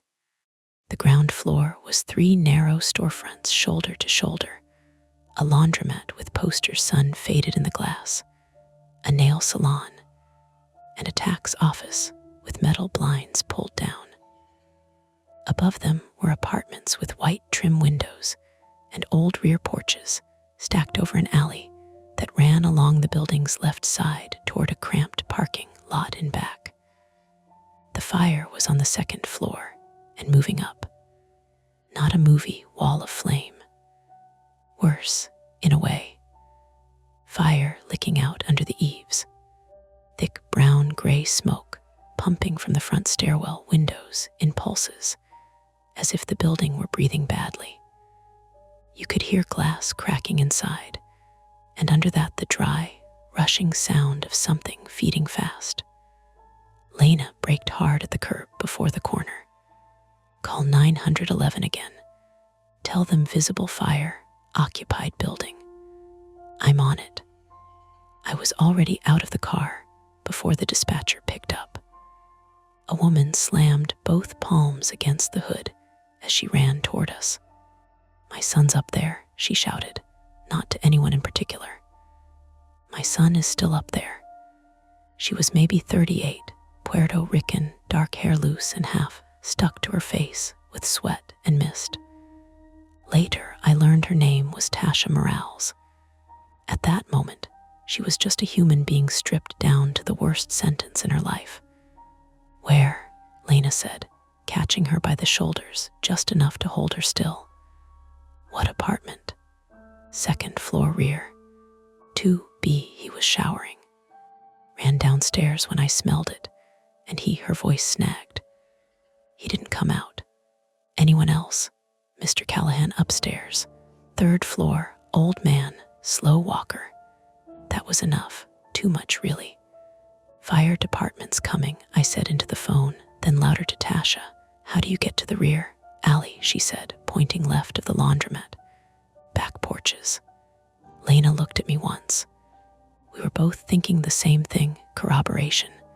A real building, real occupants. No ambiguity now. Then she said, "We check the rear. We do not go deep inside unless we have a clear shot." That was her being rational for both of us. I nodded, and we ran.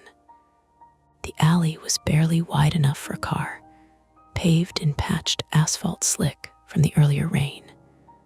Dumpsters lined one wall. The smell hit first.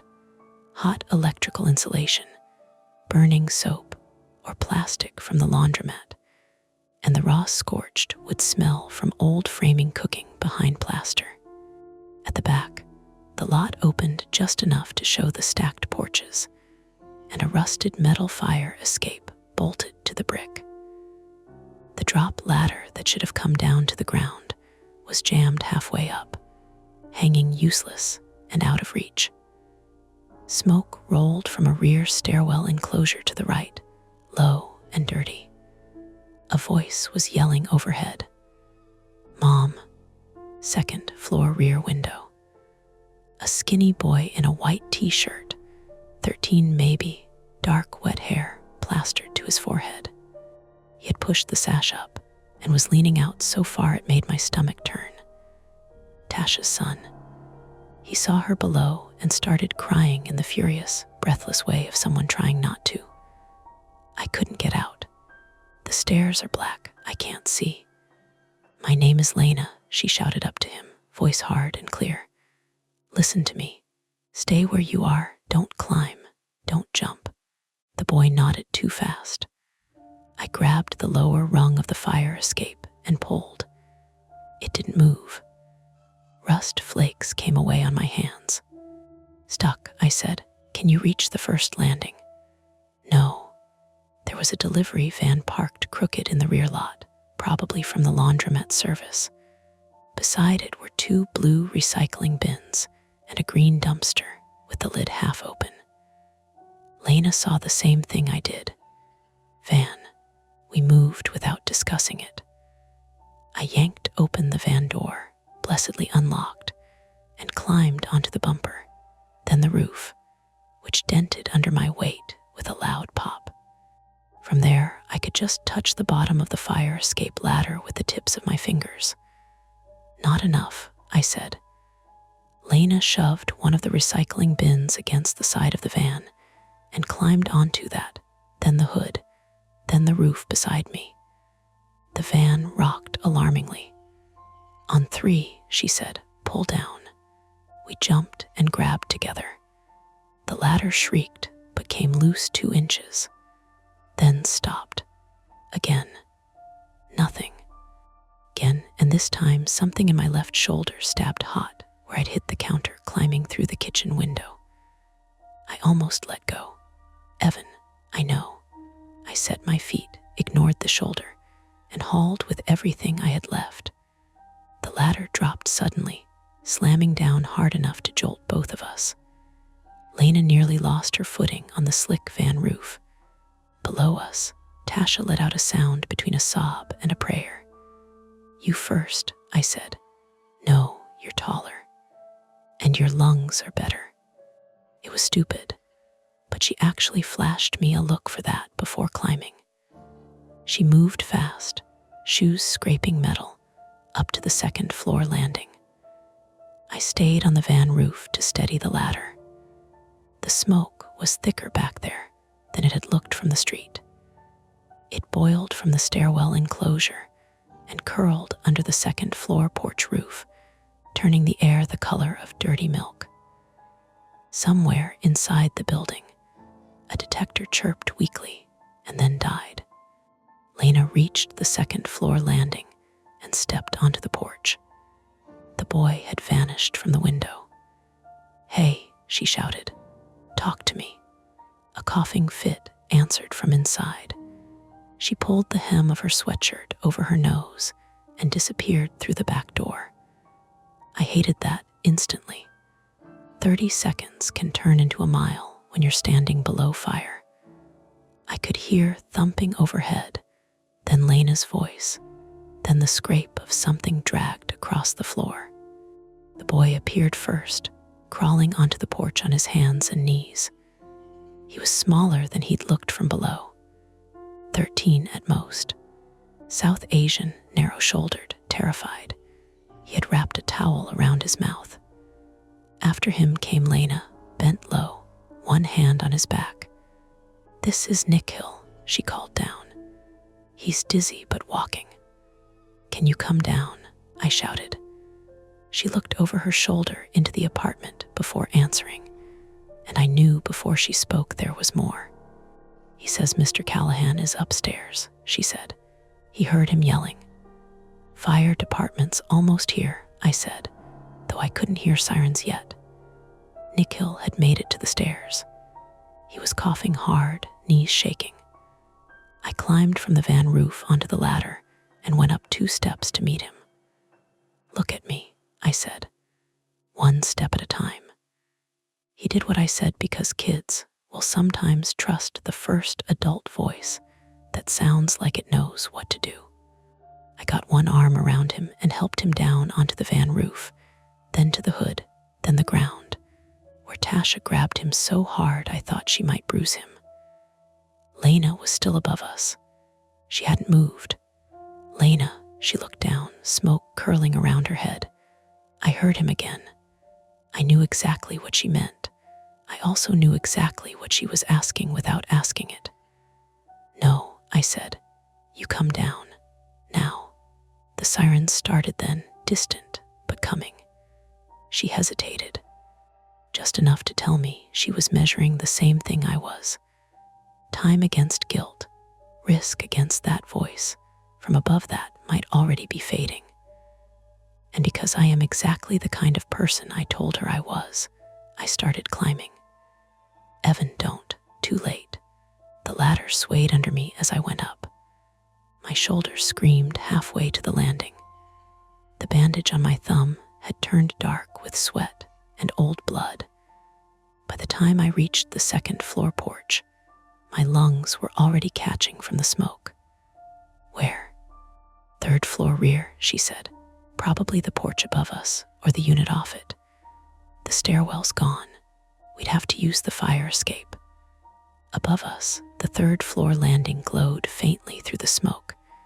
Not open flame yet. Reflected orange somewhere deeper in the building. The sirens were louder now, but still not here. I should have waited. I knew that. Every reasonable cell in my body knew it. Then a man yelled once from above. Thin, ragged reel. Help. That finished the argument. We went up together. The metal was hot enough now that I could feel it through my shoes. The fire escape shook with every step. At the third floor landing, the smoke thickened so fast it felt physical, like climbing into wet fabric. The back door to the apartment was open 6 inches, stopped by something on the floor. Lena crouched and looked through the gap. Mr. Callahan. A voice answered from deeper in. Bathroom. I shoved the door. It opened another foot against resistance. Laundry basket had tipped in the way. Inside, visibility was almost nothing. A narrow kitchen, hall to the right. The heat was worse than the smoke, an oven blast rolling low across the floor. Somewhere farther in, glass broke with a sharp inward tinkle. We stay low, Lena said. We bent almost double and went in. I remember pieces of it more than sequence. Cabinet edges against my knuckles. A calendar brushing my face. The floor tacky under one palm when I had to steady myself. Lena ahead of me, one hand against the wall. Her voice repeating, Mr. Callahan, keep talking. Then the bathroom door at the end of the hall. Then the man on the tile floor beside the toilet. Big, even collapsed, maybe late 60s. Heavy around the middle, gray hair pasted to his scalp with sweat. Pete Callahan, as I later learned. He had an old walker wedged sideways in the hallway outside the bathroom, as if he tried to turn it too fast and trapped himself. His face was gray in a way that had nothing to do with age. Lena knelt, checked him once with practiced speed. He's conscious. Barely. We can move him. We have to. The problem was simple and awful. Pete was too heavy to carry cleanly, the hallway too narrow for both of us on one side, and the air getting worse by the second. We dragged first. It barely worked. His socked heels caught on the threshold, and his shoulder banged the doorframe hard enough to make him groan. I apologized even as I did it. That's the stupid kind of humanity that survives in emergencies. At the hall, we changed tactics. I got under his arms from behind and hauled, while Lena lifted his knees enough to clear the walker and the laundry basket, and whatever else the apartment had decided to become. My shoulder nearly gave out. Pain flared white and mean from neck to elbow. I bit the inside of my cheek so hard I tasted blood. We made the kitchen. Then there was a sound I felt more than heard. A heavy settling thump from somewhere below, followed by a rush of hotter air through the floorboards. Lena looked at me. We're out of time. We got him onto the porch. The fire escape groaned the instant his weight hit it. Not loud, just enough. No, I said. The landing tilted a fraction of an inch toward the building. Lena saw it too. Don't stop. Below us, the lot was chaos now. Sirens, shouted commands, red light bouncing off wet brick. A fire engine had nosed into the alley entrance, but couldn't get fully down because of the dumpsters and parked vehicles. Firefighters were coming on foot with equipment, yelling for us to stay where we were, which would have been better advice 2 minutes earlier. We started down anyway. Pete could manage one step at a time if both of us held him, but one step at a time was a luxury the fire did not care about. Smoke poured past us from the apartment door. Somewhere overhead, something snapped, and the lower section of the fire escape ladder buckled outward, just a little, one side dropping lower than the other. I heard someone below shout, "Move, move." We were halfway between the third and second landings, with a half-conscious man hanging between us. There are moments where your mind empties out and becomes a series of blunt instructions. Don't let go. Get lower. Keep him between you. That was all I had. We got Pete to the second floor landing somehow. I genuinely don't remember how. I remember my foot slipping and smashing my shin against the metal rail. I remember Lena making a sound when the heat rolled over us from the open third floor door. I remember the first firefighter reaching the bottom of the ladder with an SCBA mask on and his eyes going wide at the sight of us.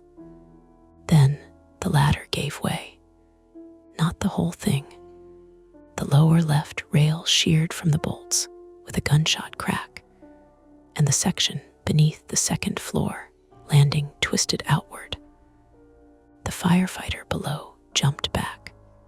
The structure dropped maybe 3 feet and slammed into the side of the van, hard enough to shake the whole assembly. Pete slipped. Lena caught him by the shirt collar and nearly went over with him.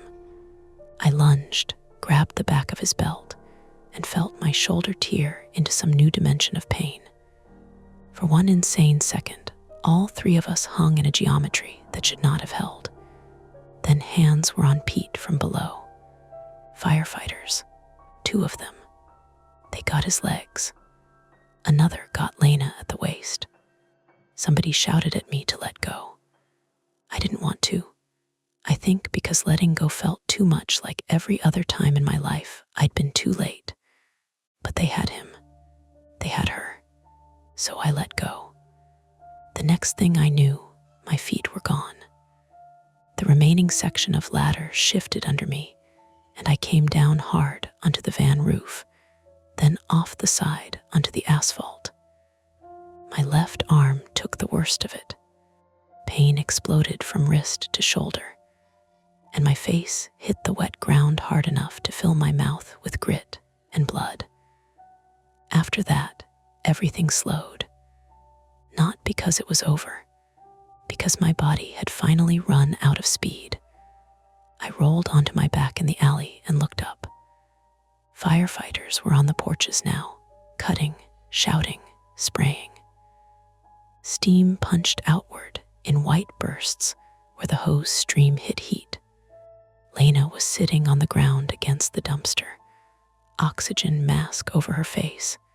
Soot streaked across one cheek like somebody had drawn a thumb there.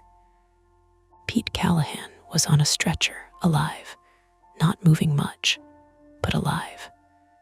Someone knelt beside me and stabilized my arm. "Don't move," he said. I wasn't planning to. He laughed once inside the mask, a human sound in the middle of all that machinery. Overhead, part of the third floor porch roof sagged and came down into itself with a hot shower of sparks. 2 minutes earlier, and it would have been on us. That landed after everything else. Not like gratitude, like nausea. Lena caught my eye over the mask. Her expression was hard to read through the soot and the oxygen, but I knew it anyway. Relief, yes. Anger too. At me, at herself, at the whole chain of decisions that had brought us there before the professionals and kept us there after we should have backed out. The fire was contained, not quickly, not neatly, but the building didn't take the whole block with it. Tasha had her son. Pete was breathing. No one was yelling from the windows anymore. That was the resolution, if you want one. No miracle, no neat reward, just a narrow subtraction from what might have happened. As they loaded me onto a stretcher, I turned my head enough to see the alley mouth, and beyond it, a slice of Elm Street wet under the engine lights. Ordinary pavement, ordinary brick. A place I could have driven past 100 times without ever imagining it as the center of anything. In my jacket pocket, the corner of my grandfather's notebook pressed against my ribs. I thought of the line in his careful handwriting: "Do not act on transmissions without corroboration."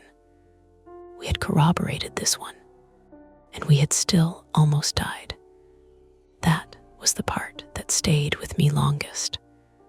Not that the radio had been right, not that it had led us there, but that even when you know a thing ahead of time, even when you get your precious minute or two, the world can still take nearly everything from you inside that margin.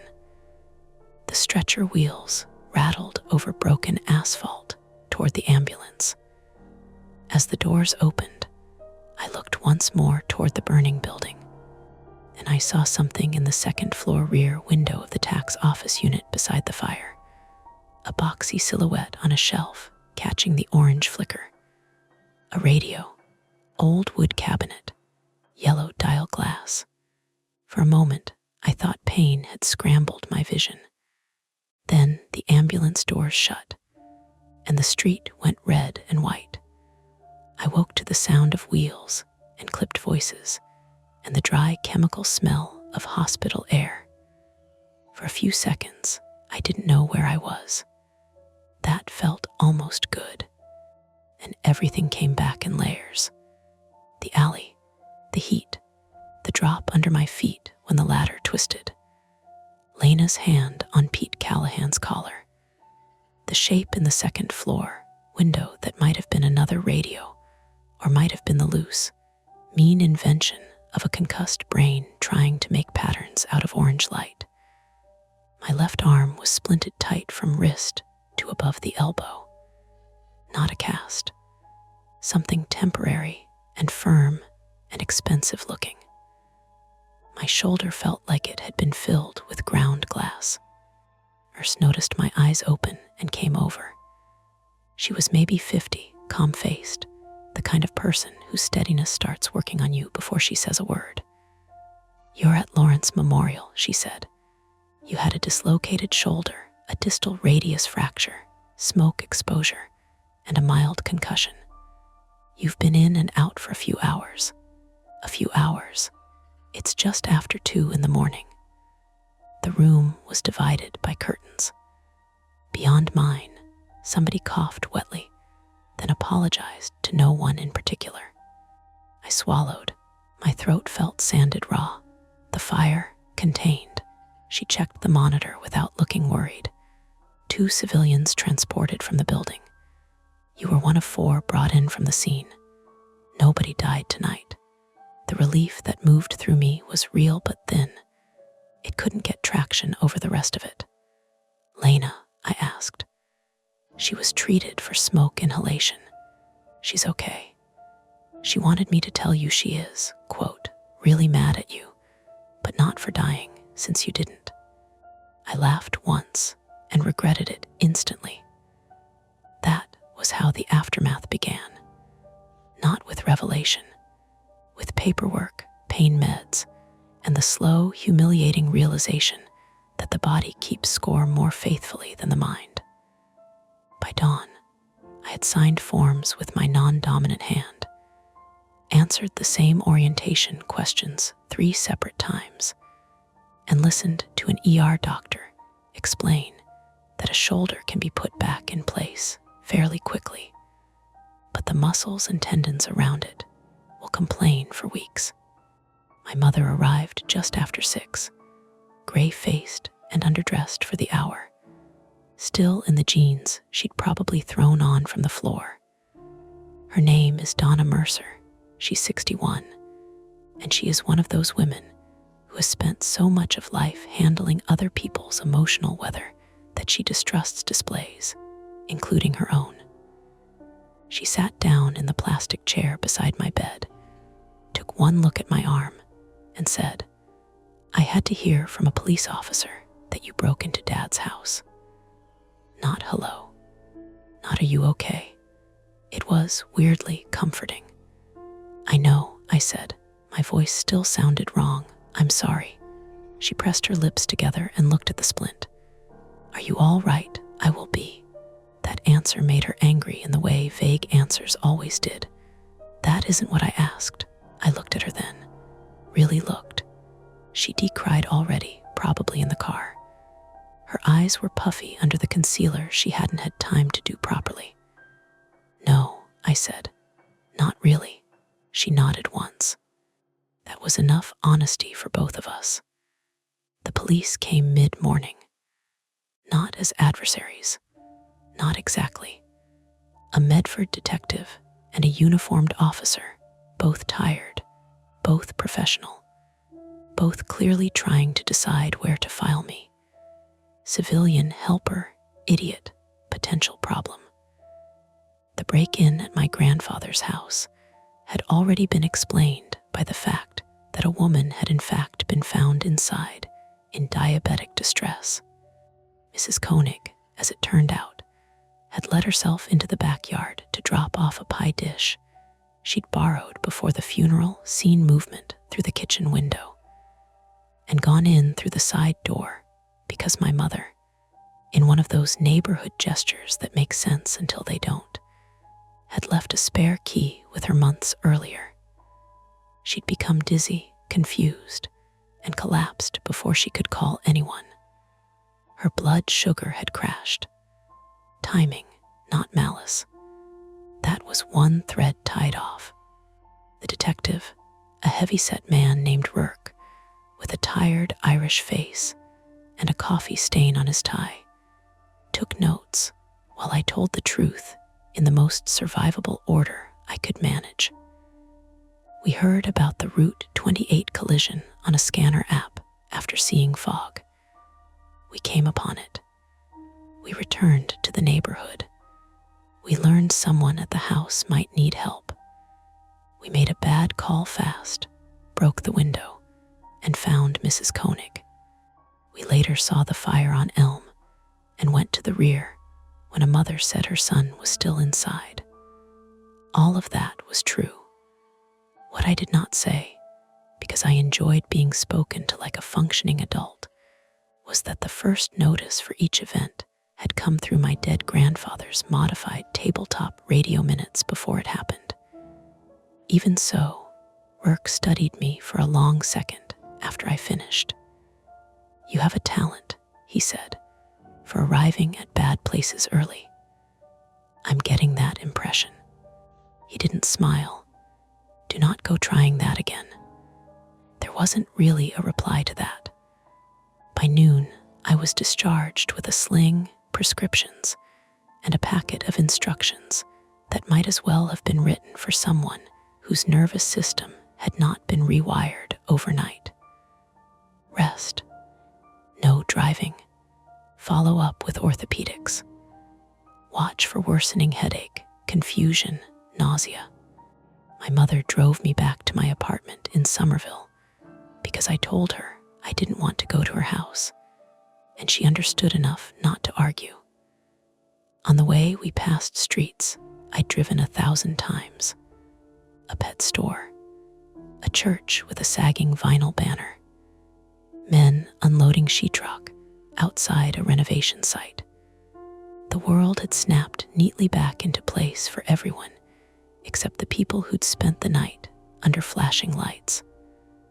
That was almost the hardest part. At a red light near Tufts, she said, "Did you find what you were looking for in the garage?" I turned my head toward the window. Outside, a teenager on a bike balanced one-handed while drinking from a Dunkin' cup. The ordinary recklessness of it made me tired. "No," I said. She kept her eyes on the road.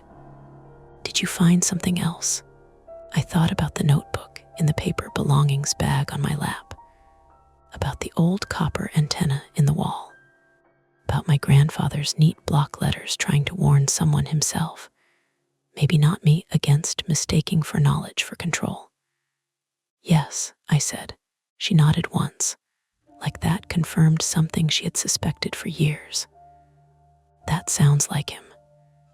At my apartment, she stayed long enough to put a glass of water, painkillers, and crackers on the coffee table like I was 14. Before she left, she stopped at the door. "The police also told me there was a fire," she said, "and that you helped pull people out." "Sort of, no," she turned to face me fully. "Don't do that thing your grandfather did where you make it sound smaller so no one has to react." I looked down at the sling. After a moment, she said, softer, "He thought if he understood a thing completely, he could keep it from hurting people." That was never true. Then she left. I slept badly for 2 days. Not constant nightmares. Worse, in a way, jumbled scraps. The metal shriek of the fire escape dropping. The radio speaker cloth pulsing as if it were breathing. The shape in the second floor window. Sometimes I'd wake with the absolute conviction that I had forgotten to go somewhere, that some event was already happening without me, and it would take a full minute of staring at my apartment ceiling to remember I no longer had the radio in the room and could not possibly be late to a voice I couldn't hear. Lena texted the first evening. "Still alive." I wrote back with one hand. "Technically." She sent, pulled some records. Building on Elm passes inspections, but had multiple complaints about rear fire escape maintenance. No repairs logged. So there's your grounded horror. Cheap landlord, rust, gravity. A minute later, also I'm still mad at you. I stared at that for a while before answering. Fair, I'm mad at me too. She didn't reply for nearly an hour. Then, good, keep some of it. 3 days after the fire, once my headache had dulled from a spike to pressure, I went back to my grandfather's house with my mother's blessing and Lena's disapproval. She came anyway, which was exactly in character. It was a bright afternoon, cold for the season, too clear, the sort of day that makes bad things look like administrative errors. Mercer Street was almost offensively normal. A yard crew mulched the island at the corner. Someone had left out a free bookshelf with a handwritten sign that said, "Take me." The broken kitchen window had been boarded over neatly by a handyman my mother hired.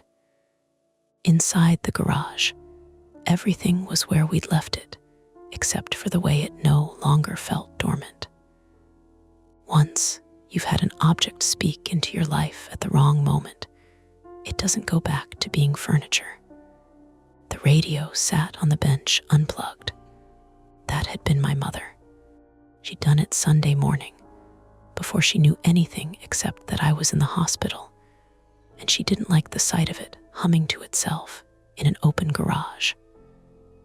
Lena stood with her hands in her coat pockets and looked at it the way a medic looks at something that bit a patient after pretending to be harmless. "You sure?" "No," I said. "Great."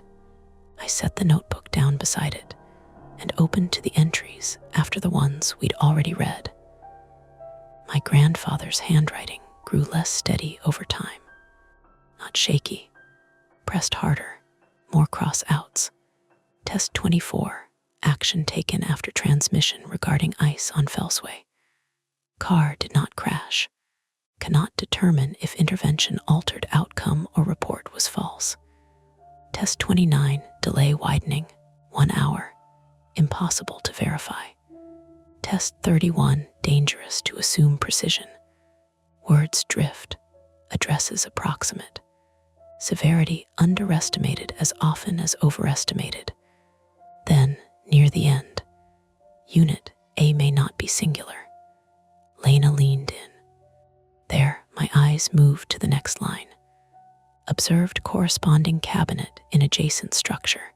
Brookline Ave site, 1114. Did not approach. Below that, one final page dated 6 months before his death. Stopped active monitoring. Incidents increasing. Personal judgment compromised. No grand explanation. No theory wrapped in a bow. Just the plainest sentence in the notebook, and somehow the bleakest. Personal judgment compromised.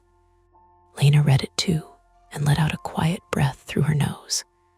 He knew, he knew he was getting pulled in. I closed the notebook. On the bench, the radio looked smaller unplugged. Just wood, cloth, varnish, dust. The kind of thing someone would buy at a yard sale for $40 because it matched a sideboard. "What are you going to do with it?" Lena asked. I had thought about that question more than I wanted to admit. The clean answer was destroy it. Smash the cabinet, cut the cord, tear the antenna out of the wall. The practical answer was turn it over to someone else, MIT engineer, historian, police, whichever official sounding person was most likely to reduce the whole thing to evidence or junk. Instead, I had spent the last 2 nights imagining other people hearing it. Someone more reckless than me. Someone less lucky than Lena. Someone deciding 1 minute was enough to make them responsible for every bad thing inside a 5-mile radius. "I'm not keeping it on," I said. "That is not the same answer." No. I unplugged the antenna wire from the back. The cracked cloth insulation came away under my fingers. Then I pulled the radio's power cord free and wrapped both separately with old painter's tape from the shelf. My one good hand made the work clumsy. Lena didn't help. I think she knew I needed the full weight of the decision to sit where it belonged. In the far cabinet, behind coffee tins and a broken soldering gun, we found the shipping crate my grandfather must have used when he first brought the thing home. He had written A on one side in black marker. That made my skin prickle more than I wanted it to. We packed the radio in blankets, set the notebook on top, and closed the lid. "Storage unit," Lena asked. "For now. And then, I don't know." That was honest. It was also the only safe answer I had. We carried the crate out together and loaded it into the back of my mother's Subaru. She watched from the porch, arms folded tight against herself, and did not ask what was in it. I loved her for that in a quiet, painful way. By the end of the week, the house sale was postponed. Mrs. Koenig, recovering and mortified, insisted on telling everyone in a 4-block radius that I had saved her by illegal entry, which did not help the police narrative, but did improve my standing with the neighbors. Tasha Morales brought a foil tray of rice and beans to my apartment and cried in my kitchen when she talked about Nikhil at the 2nd floor window. Pete Callahan, from a rehab facility, left a voicemail that was mostly coughing and one complete sentence. "Tell your friend she swears like a dock worker, and I owe her my life." Lena listened to that one with me and said, "That's not even accurate. My swearing is more hospital than dock." We laughed, and it was the first clean laugh since the fire. Life resumed, because it always does in pieces before you're ready for it to count as resumed. I started physical therapy. I answered insurance questions. I sent apologetic emails to work with my right hand and terrible punctuation. The garage got emptied, eventually, though my mother hired help for the lifting after I tried to carry a box one-armed and nearly put myself back in urgent care. I did not listen to the radio again. That is the part people always want to test when I tell them a softened version of this story now, if I tell it at all. They hear old radio and timing and think the interesting question is whether it still works. It probably does. That isn't the interesting question. The interesting question is what it does to a person to think they might know something bad 1 minute early, and whether that minute becomes a responsibility or a poison, depending on the kind of person they already are. My grandfather had written down the answer as plainly as he could. He just hadn't used those words. 6 weeks later, on a clear evening in early November, I was walking home from physical therapy when I took Mercer Street instead of my usual route without really deciding to. Habit, maybe, or unfinished business pretending to be one. The house was dark, sale sign gone, porch swept clean. The corner of Mercer and Holt, traffic moved through the intersection in orderly little bursts under the light. Tires hissed softly on dry pavement. Someone nearby was grilling, and the air smelled like charcoal and onions. Almost ordinary. I stood there for a minute longer than I needed to. Then, from inside the Blue 2 family across the street, Lena's building, 2nd floor, front room, I heard the faintest thread of static through an open window. Just static. Thin. Electrical. Easy to explain. A television detuned, maybe. A speaker cable loose.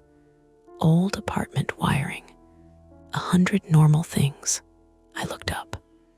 Lena stepped into the window with a laundry basket on one hip and saw me standing there like an idiot on the sidewalk. "What?" she called. I almost asked. Instead, I shook my head. "Nothing." She narrowed her eyes, then laughed and disappeared back into the room. The static stopped. I kept standing there a second longer, listening to the street, to the traffic lights cycling, to a dog collar jingling somewhere behind a fence. Then I went home. And that's the end of today's chilling tale. If you enjoyed this story and want more nights full of suspense, don't forget to hit that like button, subscribe to Mia Horror Stories, and turn on the bell so you never miss a scare. I've got plenty more stories waiting for you, so stick around and check out the other videos on the channel. Thanks for watching, and until next time, stay safe and don't look behind you. Welcome back to Mia Horror Stories. Tonight's tale, the ice skating rink in our town, has a dark secret under the ice, is best experienced in the dark, which is why the screen will stay black. No distractions, no flashing images, just you, your imagination, and the story. So sit back, relax, and listen all the way to the end, if you dare. The first sound wasn't the scream people expect in stories like this. It was a soft, cracking noise under the music, so faint I thought at first it was part of the speakers giving out again. Not a dramatic crack, either. Nothing clean or cinematic. Just a dry, needling series of ticks under the ice, while a dozen kids in rental skates pushed plastic penguin walkers in crooked circles, and the blade grind of teenagers cutting across center rink kept time with the old top 40 playlist coming through the ceiling. Refrigeration units hummed below everything, steady and mechanical. And over by the snack counter, somebody had burned a tray of pretzel bites, so the whole front half of the building smelled like warm salt, old fryer oil, every rink has, no matter how much bleach you use. I was out there with the long aluminum pusher, trying to herd a birthday party away from the far corner before one of them took another spill, when I felt it through my skates more than heard it. A vibration. Tiny, wrong, I stopped. Eli. Someone called from the boards. You dying out there or what? I looked up. My name is Eli Mercer, 27, male, born and raised in western Pennsylvania, in the kind of town that loses one business a year and still calls itself thriving because the high school hockey team keeps making regionals. I'd come back after a failed stretch in Pittsburgh doing HVAC work, and then another failed stretch pretending I was only back temporarily. By the time this happened, I'd been assistant rink manager at Holloway Ice Center for 11 months, which was long enough to know where the pipes knocked in winter, which compressor always ran hot, and which parents would try to slip onto the ice in boots after 2 coffees and no sleep. I'm not proud of this, but one of my private talents has always been not looking too closely at things that might ruin a workable arrangement. A weird noise in a car, a lie in a relationship, a job that only feels stable as long as you don't start asking how stable it really is. You can call that cowardice. My mother called it being too accommodating. Same basic flaw either way. At the board stood Nora Bell, 24, female, lacing up a pair of figure skates. She definitely sharpened herself because she trusted nobody else in the building to do it right. Nora coached the Learn to Skate classes on Saturdays and worked the front desk when she had to. She had a sharp, pale face that never seemed sleepy even when she was tired, and she wore her dark hair in a braid so tight it looked practical to the point of irritation. We'd gone to the same high school, though she was a few years behind me. Back then, she'd been one of those kids adults described as intense, which really just meant she noticed things and didn't let them slide. I coasted over toward her, keeping my eyes on the far corner. You hear that? I said. Hear what? That cracking. She listened. Round us, skates, music, children yelling, the slap of gloves on the boards, the HVAC cycle kicking on in the lobby. Then, under all of it, another faint line of dry popping beneath the ice. Nora's expression changed just a little. That, yeah, she stood, tested one boot edge against the rubber mat, then looked across the rink. Could be temperature stress. Could be. But we were both still watching that corner. The far northeast end of the rink was where the public sessions thinned out first. Not for any obvious reason. The overhead lights worked there. The glass wasn't more scratched than anywhere else. But people tended to bunch toward center or hang near the benches, and that corner stayed oddly open except for little kids who drifted too far and got steered back by parents or staff. Under the ice, somewhere beneath that quadrant, ran old coolant lines from before the 2012 renovation. At least that was what I'd been told by Dean Kessler, the rink manager, in one of his lazy tour of the mechanical room. There had also been, years ago, a leak in the slab. He said that too, then waved it off with a shrug and a everything leaks eventually. Another crackle came up through my blades. Nora glanced at the birthday group. You should get them off that side. I know, but I didn't move yet. A little girl in a purple helmet dragged her skating frame toward the corner, stubborn and pigeon-toed, while her father filmed her from the boards with his phone held vertically like he was documenting a moon landing. I pushed off and intercepted her with a grin I didn't feel. Hey, superstar, let's make a big turn this way for me, she frowned. Why? Because this side's faster. That did it. Kids will do anything if you tell them it's the better route.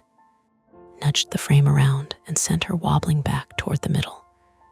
When I reached the boards again, Nora had stepped onto the ice. You didn't have to do that, I said. I know. She glided a few feet, bent her knees, and listened through her edges the way good skaters do, like the ice could speak if you put the right part of your body against it. It's probably nothing. That's comforting. She looked up. You asked. From the lobby, the front door banged open, and a gust of wet February air rolled in. Holloway sat just outside town limits, a low concrete building off Route 28 with a view of leafless trees, the river valley, and a strip mall that had outlived more predictions of death than most people in town. It had rained all morning and frozen into a dull gray skin over the parking lot by noon. By 3, the plows had pushed the slush into ridges along the curb. Through the lobby windows, headlights smeared in the wet. Dean Kessler came in carrying a cardboard tray with 2 coffees and a paper bag darkening at the bottom with grease. Dean was 58, male, barrel-chested and broad in the way of men who have worked around machinery for 30 years and let themselves get soft only recently. He wore the Rink logo on everything. Jacket, cap, quarter zip, even the key lanyard around his neck. He had the calm swagger of somebody who believed experience was a substitute for explanation. And most days, he could make that seem true. He saw us both staring at the same patch of ice and sighed before he'd even reached the gate. What now? I skated over. That corner's talking. Dean handed Nora one of the coffees through the gap in the boards. Everything in this building talks. Not like that, I said. He listened for maybe 3 seconds. Then he lifted one boot and gave the rubber kickplate a casual thump. Thermal shift. Under one corner, Nora asked. Cold's uneven today. It's been uneven all week, she said. He gave her a look. Not hostile exactly, more tired. And yet the roof remains above us. That was Dean. Problems only counted once they interrupted revenue. Still, he came through the gate and walked carefully onto the ice in his cleated overshoes, coffee steam rising in front of him. He moved toward the northeast corner and crouched, one hand on his knee. The music changed tracks overhead, something bass-heavy and cheerful that felt insulting. Kids skimmed past us in bright rental helmets. Dean knocked twice on the ice with his knuckles, then stood. Well, it's ice, he said. Nora made a disgusted little sound and took a coffee sip so hard I could hear the lid click. Dean turned to me. Sam, after public session. Take an extra pass over that end. That's it. That's it unless you want me to tell a building inspector the floor sounds like winter. You could at least check the plant. I checked it this morning. Check it again. For a second, I thought he might snap at me. Instead, he studied my face, probably deciding whether I was actually worried or just in one of my moods. Then he said, fine, after the session. He went back to the lobby with his coffee and bag, like the conversation had closed. Nora watched him go. He didn't check anything this morning. Know that. She turned to look at me, and there it was, the exact thing I disliked having mirrored back at me. That instinct to smooth things over before you even know what they are. You always do that. Do what? Give people the easiest version. It probably is the easiest version. No, she said quietly. It's the version that lets everybody keep moving. That sat between us longer than I wanted. A boy cut too close and clipped my pusher. I steadied him by the sleeve and sent him on. When I looked back, Nora was staring at the corner again, jaw set. There were calmer minutes after that. That's how unease really works. It doesn't usually build in a straight line. It loosens, lets you feel ridiculous, then puts a hand on the back of your neck again. The rest of public skate carried on. Parents laughed from the benches. 2 teenage boys tried to race and went down in a tangle. Someone spilled blue sports drink near the rental counter, and Mick from concessions threw towels on it while complaining that nobody under 18 understood gravity anymore. Mick Dugan was 31, male, and had worked in or around Holloway for so long nobody seemed sure when he'd officially been hired. He ran the snack bar, sharpened skates badly, and knew everybody's gossip before they knew it themselves. He had a broken vein face from too much winter and not enough sunscreen, and he treated every local rumor like a historical record. Around 5:30, when the crowd thinned and the music got louder by default, he leaned over the half door of concessions and called to me. You hear the rink ghost waking up. Nora, unlacing one skate to adjust her sock, shot him a look. Don't start. I'm serious, Mick said. My uncle used to say this place was built crooked over something. Your uncle said the county fairgrounds were over a sinkhole because he lost a truck there once, Nora said. He did lose a truck there. That's not the point. Mick grinned at me. See, she gets mean when she's interested. I'm not interested, Nora said. I just hate stupid. Then you work in the wrong town. I should have laughed. Usually I would have. Another of those small, dry ticking sounds came up from under the ice, and this time I saw a woman near center stop mid-glide and glance down under her skates like she'd felt it too. Nothing visible. No spidering crack. No sag. Just a sound that didn't belong. I went to the gate and stepped off onto the rubber. Where you going? Nora asked. Mechanical room. She stood. I'm coming. You have a class in 20. I have 9 students, 3 of whom cry if I'm 2 minutes late. They'll survive. The back hallway behind the rink always smelled different from the public side. Colder, yes, but also damp concrete, machine oil, mildew in the cinder block seams, and the sour edge of old mop water. The fluorescent lights buzzed overhead, every third fixture a little dimmer than the rest. You could hear the building better back there. Water through pipes, the compressors cycling, the occasional thunk that traveled through the slab and seemed to come from nowhere specific. Dean wasn't in the office. We found him halfway down the hall at the vending machine, trying to tilt a pack of crackers loose without setting down his coffee. He saw us and frowned. Why are you both back here? Check the plant now, Nora said. He straightened. You're not my supervisor.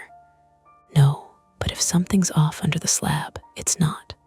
You don't know that. He looked at me. You drag her back here. She came on her own. Coward, Nora said without looking away from Dean. That almost made me smile. Dean pinched the bridge of his nose, then dug his keys from his pocket with more force than needed. Fine. Happy now. Let's go admire the loud, expensive machines. The mechanical room door stuck in damp weather. Dean had to shoulder it. A wash of hotter air rolled out carrying the chemical tang of coolant and the dust-burned smell of old motors. The room itself was all function. Insulated pipes, gauges, valve wheels painted red years ago and chipped down to metal, compressor housings, warning stickers half peeled from cabinets. The noise in there was constant and layered, enough that you felt it in your sternum. I knew the rough layout. I knew where the pressure should sit on a normal day, what temperature ranges Dean liked to mutter about, which unit needed coaxing during cold snaps. But I was not, despite my months of pretending, a refrigeration expert. Dean walked in with the confidence of a man inside his church. He glanced at the gauges, set down his coffee, and tapped one with a fingernail. See what? Nora asked. Everything where it should be. She stepped closer. Then why's that line sweating? Dean turned. One insulated pipe near the back wall had a line of moisture beating down the wrap, darkening it. Not a gush. Not even a leak, exactly.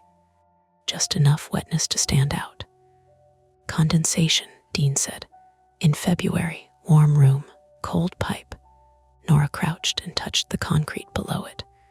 Her fingertips came away wet. I moved nearer.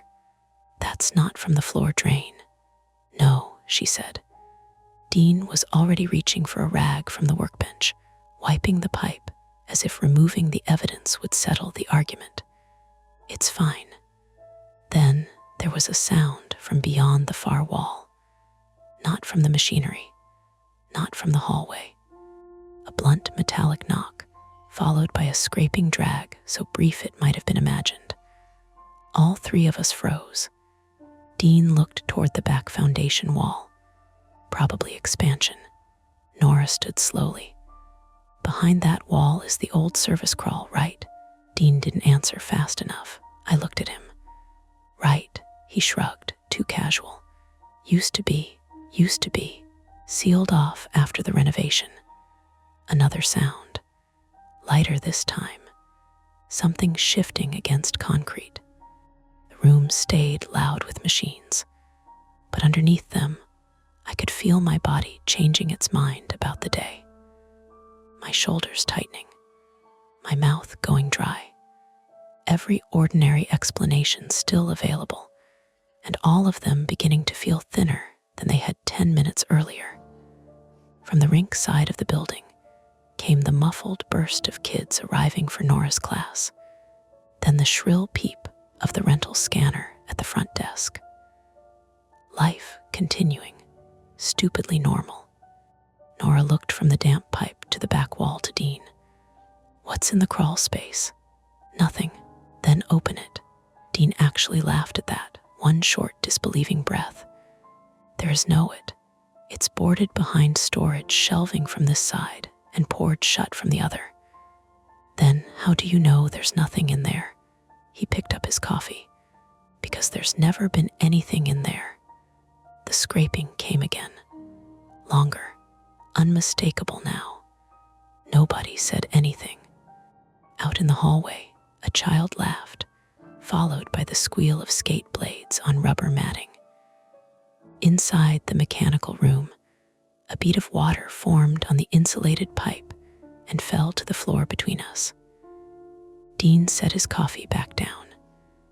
Nora folded her arms, not to look tough, I realized, but because she was cold or scared or both.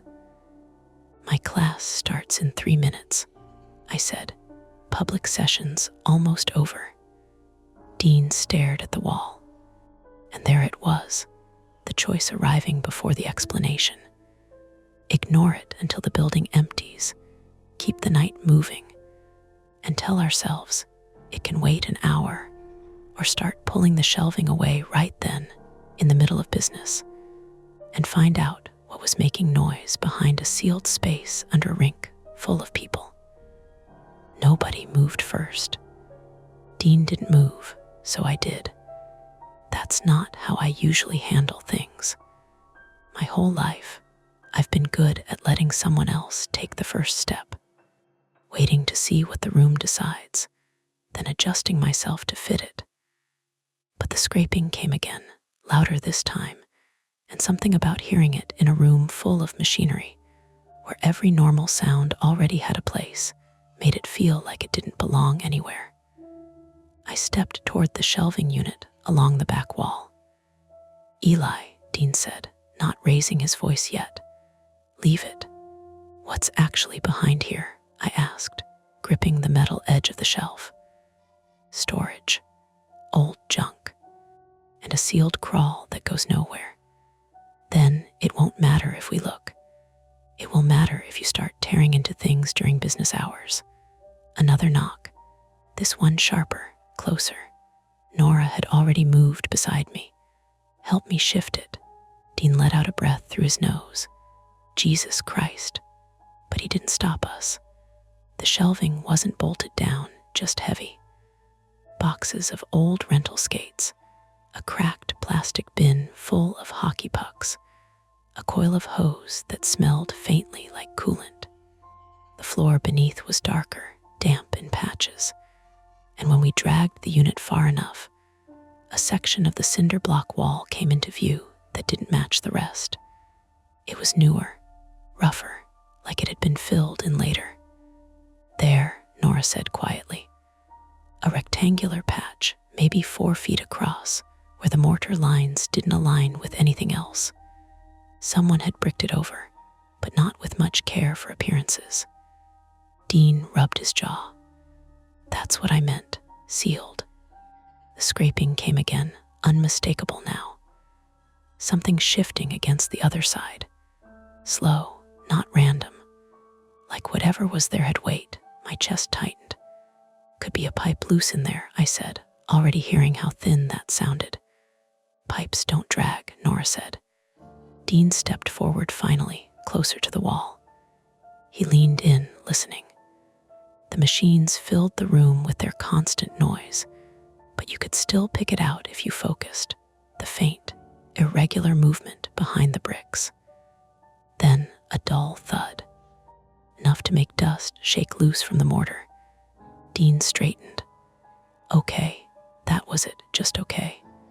What does that mean? I asked. It means, he said, turning to the workbench, we don't open that right now. Nora laughed once sharp. You're serious? Yes, I'm serious. There's something moving back there. There's something shifting. That's not the same thing. Dean, he cut her off, grabbing a flashlight from the bench. We've got a full class out front and a public session still wrapping.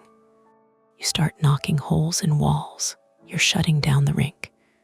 You want to explain that to 50 people. I did a quick count in my head.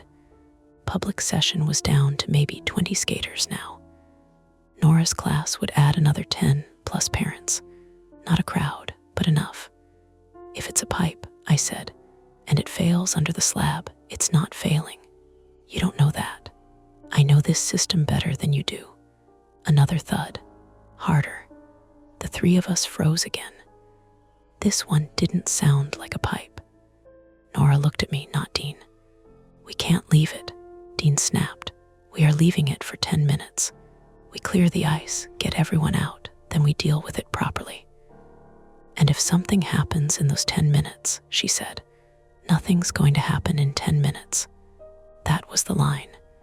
The one people always use right before something does. I swallowed. My instinct, the old one, was already kicking in. Defer. Let Dean handle it. He'd been here longer. He knew the systems. He'd probably seen weirder things than this, and they'd all turned out fine. Except he hadn't checked the plant this morning. I knew that now, and he was still calling this normal. Another scrape, longer, followed by something that sounded like a faint, wet shifting. I pictured the ice out there, families skating, kids falling, getting up, laughing, the northeast corner quiet as always. Fine, I said. We clear the ice now. Dean hesitated. That alone told me everything. You think I'm overreacting, I said. But if I'm not, you're jumping ahead, he said. Then humor me. Nora added, we can frame it as maintenance. No one's going to panic. Dean looked between us, calculating. Lost revenue, angry parents, a call to the owner, paperwork, all of it stacked against the possibility, still theoretical, that something was wrong. Then, finally, he nodded once. 5 minutes. We didn't argue that down. The rink felt different when we came back out. Same lights, same music, same scuffed ice and chatter. But now I could hear it, the faint, irregular ticking under everything, like something tapping from far below. Nora skated out ahead of me, clapping her hands. "All right, guys, we're going to clear the ice for a quick maintenance check. Just head toward the benches, please." There were groans, a few jokes. One dad shouted, "Already paid for the hour," like it was a courtroom objection. "It'll just be a few minutes," I said, forcing a smile. "We'll get you back out as soon as we can." Most people complied. They always do when you sound confident enough. A couple of teenagers lingered until Nora skated directly toward them and pointed. They moved. Dean stayed near the gate, arms folded, watching the crowd thin. I kept my eyes on the northeast corner. The ice looked fine, smooth, no visible cracks, no discoloration, just the faintest sense, maybe imagined, that it wasn't as solid as the rest.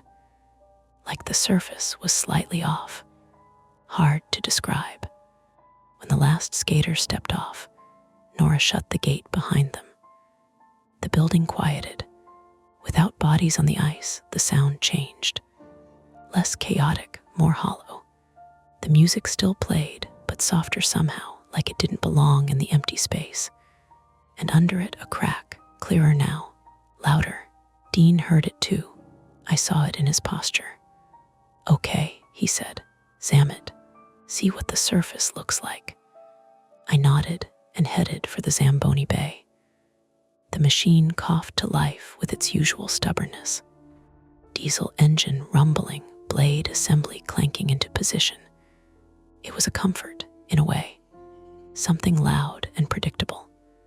I drove it out onto the ice, slow and steady, letting the blade shave a thin layer from the surface. The usual hiss of water laying down behind me. The routine I knew. First pass across center. Second pass, angling toward the far side. As I approached the northeast corner, the vibration came up through the steering column. Subtle, but there. Different from the rest of the rink. I slowed. The blade scraped, and for a second I thought I saw it, a faint line in the ice, no wider than a hair, running diagonally through the corner. "Eli," Nora's voice from the boards. "I think the ice made a sound. Not a crack this time. A low, dull pop, like pressure releasing somewhere underneath." The Zamboni jolted. Not hard, just enough to throw my hands tight on the wheel. "Back it up," Dean called. I did, slow, careful.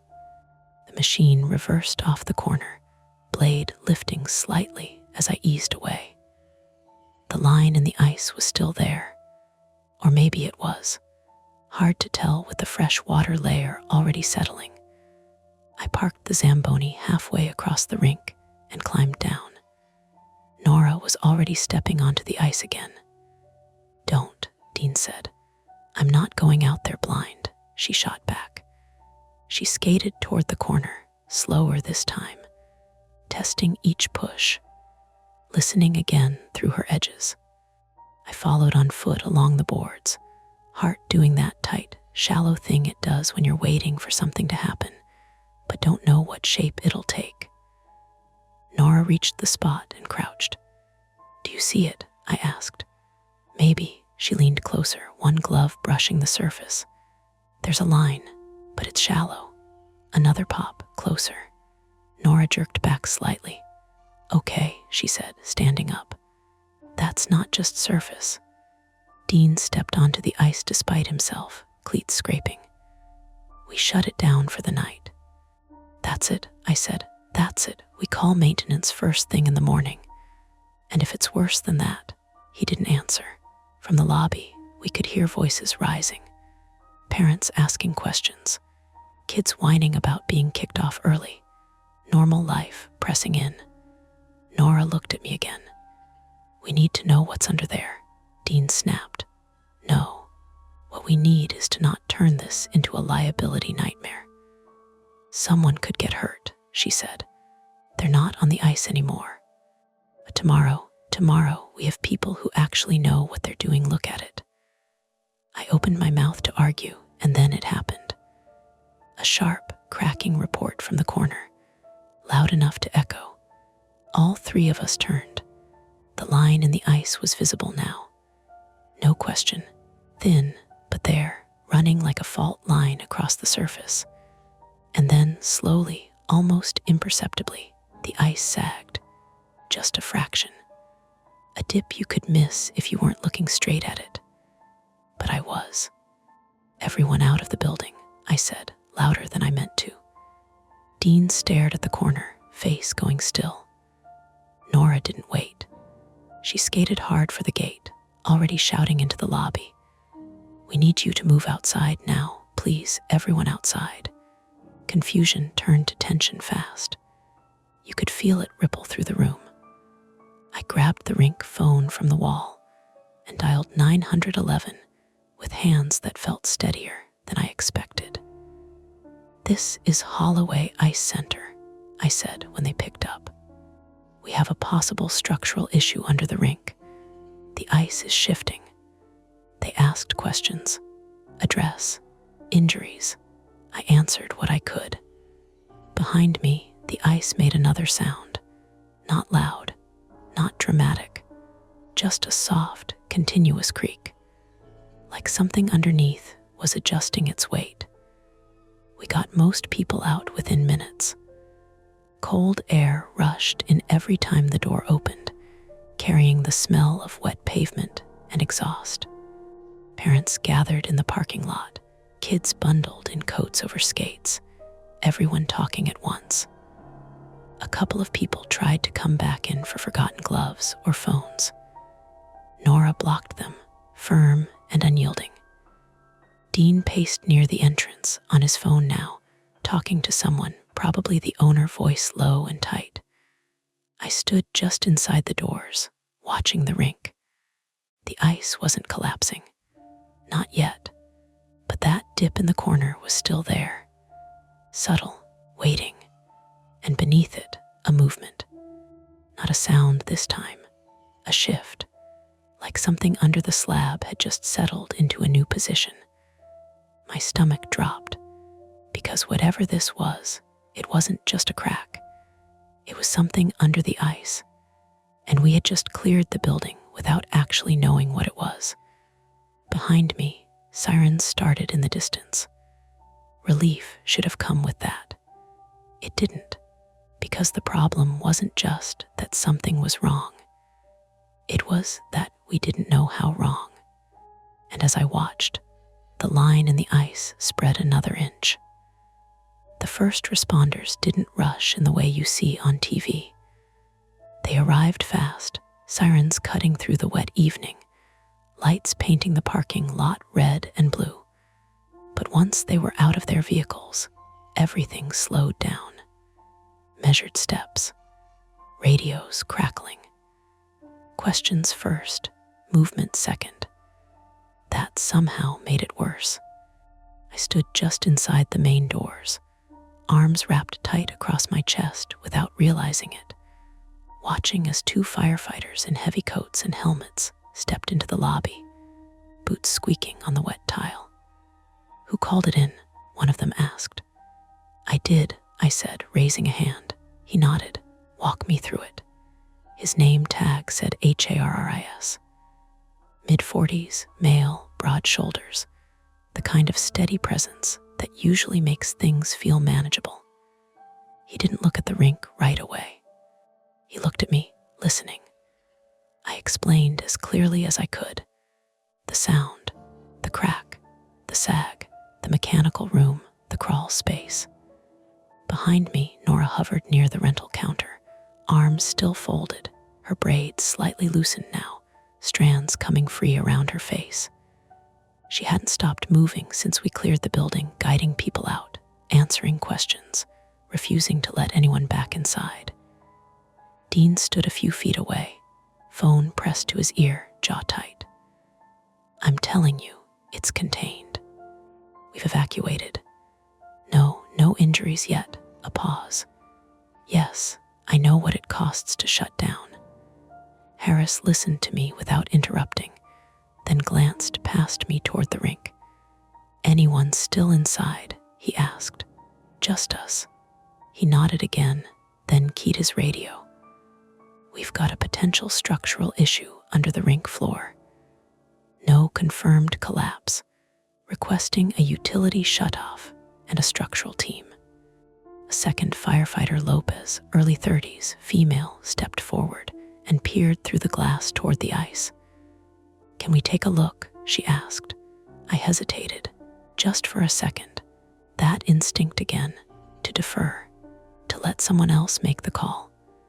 But Harris was already watching me. "It's your building," he said. "You tell us how it behaves." I swallowed. "I'll show you." The rink looked different now that it was empty. No music. Dean must have cut it at some point. Just the low hum of the refrigeration system and the faint tick of cooling metal in the building. The overhead lights buzzed louder without voices to cover them. The ice stretched out in front of us, pale and smooth, except for that one corner, the northeast. You could see it now, no question. The line running through it, not wide, not dramatic, but wrong. Like a crease pressed into something that shouldn't crease. And the dip, still shallow, but deeper than before. Harris stepped onto the rubber edge, stopping just short of the ice. "Nobody goes out there," he said immediately. "Agreed," I said. Lopez circled along the boards, crouching near the glass to get a better angle. "That's not just surface," she said. "Something giving underneath." "Coolant lines?" Harris asked. "Could be," I said. "Or the slab," Nora spoke up from behind us. "There's a sealed crawl space behind the mechanical room." We heard movement from it. Both firefighters turned. "Movement," Harris repeated. "Scraping," she said. "Knocking, not consistent, not mechanical." Dean stepped in then, finally off his call. "Could be debris shifting, old space. Nothing been in there for years." "You sealed it?" Lopez asked. "Before my time," Dean said. "Renovation, they closed it off." Harris looked between the three of us. "We'll need to see that," I nodded. "This way." The back hallway felt tighter with more people in it. Boots thudding on concrete. Radios murmuring. The smell of damp and oil stronger now that the front doors were closed again. By the time we reached the mechanical room, 2 more responders had joined us, along with a utility tech in a reflective vest, who immediately went to the main panel to start shutting down non-essential systems. The door stuck again. Harris forced it open this time. The heat hit us, the noise, and underneath it the sound, clearer now, not masked as much by the chaos of the rink. A dragging scrape, then a dull, hollow knock.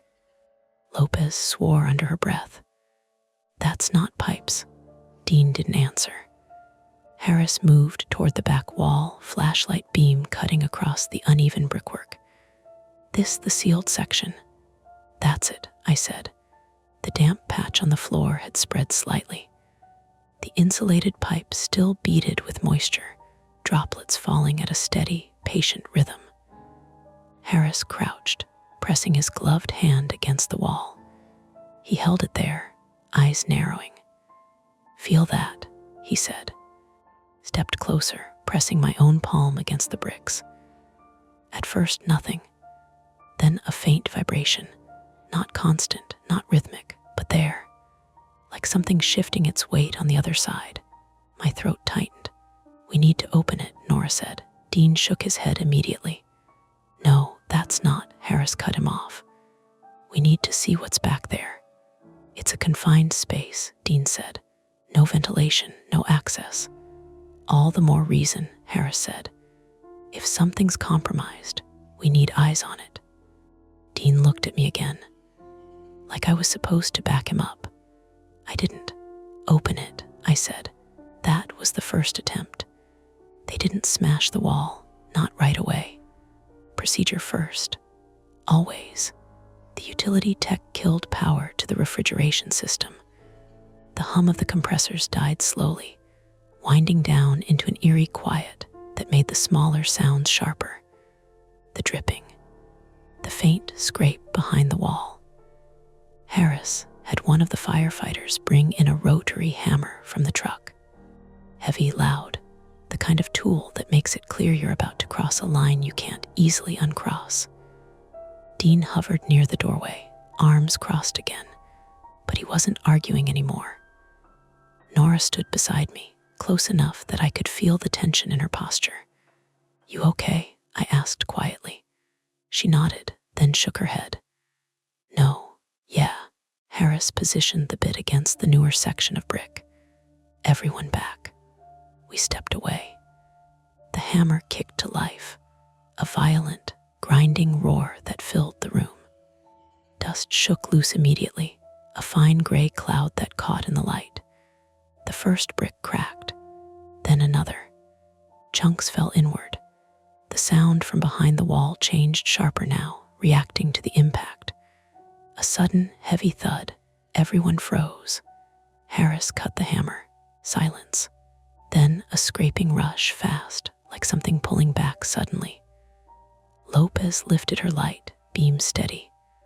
"What the hell was that?" "Could have been debris shifting," Dean said, but his voice had lost its certainty. Harris didn't answer. He restarted the hammer. More bricks came loose. A hole opened, jagged-edged, big enough to peer through. Dust hung thick in the air. It smelled old, stale, like something sealed too long. Harris shut off the hammer and crouched, shining his flashlight into the opening. We all leaned in instinctively. The beam cut into darkness, revealed nothing, empty space, concrete floor, low ceiling, a narrow crawl area running parallel to the wall. No movement, no pipes, just water, Nora said. She was right. The floor of the crawl space wasn't dry. A thin layer of water coated it, reflecting the flashlight beam in dull, rippling patches. "Groundwater," I said. "Maybe," Harris said, "or a leak." He shifted the light. The beam caught on something else. Scratches. Long, irregular marks along the concrete floor. Not deep, but numerous. Overlapping. Like something had been dragged repeatedly across the surface. Lopez leaned closer. "Those aren't from pipes." "No," Harris said. Behind us, something clanged in the mechanical room, a loose panel settling after the power shut off. I flinched. For a split second, it felt like something had moved behind me. Heart hammering, I turned. Nothing, just the room, the machines now quiet, the pipe, the dripping water, misdirection. My brain filling in threats where there weren't any. I forced a breath out. "Okay," Harris said. "We need a better look. Lopez, mask up. We're going in." "That's not safe," Dean said reflexively. Harris didn't even look at him. "We're not going far, just enough to assess." Lopez pulled a respirator from her gear, fitted it quickly, then dropped to her knees and slid through the opening, boots splashing lightly in the shallow water. Her flashlight beam bobbed as she moved. "Careful," I said before I could stop myself. She gave a quick thumbs up. We watched. She crawled forward a few feet, light sweeping the floor, the walls, the low ceiling. "Water's maybe an inch deep," she called. Concrete looks intact. No obvious collapse from this side. "Follow it toward the rink," Harris said. She shifted direction, moving deeper. The beam slid along the floor, caught on something. She stopped. "What is it?" Harris asked. "Hold on." She leaned closer. The light steadied. And then she said, "There's a gap." My stomach dropped. "What kind of gap?" "In the concrete, like a seam. Maybe where the slab meets this space." "Is it open?" Harris asked. "Yeah," she said. "A few inches. Maybe more under the water, a seam." Under the rink. I pictured it immediately. The slab above the ice. The sagging corner. "Is water coming through?" I asked. "Hard to tell," she said. It's already wet down here. Check for flow, Harris said. She shifted again, angling the light. And then she sucked in a breath. Something moved, every muscle in my body locked. Where? Harris said, calm but sharp. In the water, right near the seam. Could be current, he said. Yeah, she said, could be. But she didn't sound convinced. Was the second attempt. We pulled her back out, not because we had answers, because we didn't. Harris stood, dust on his knees, eyes on the hole in the wall.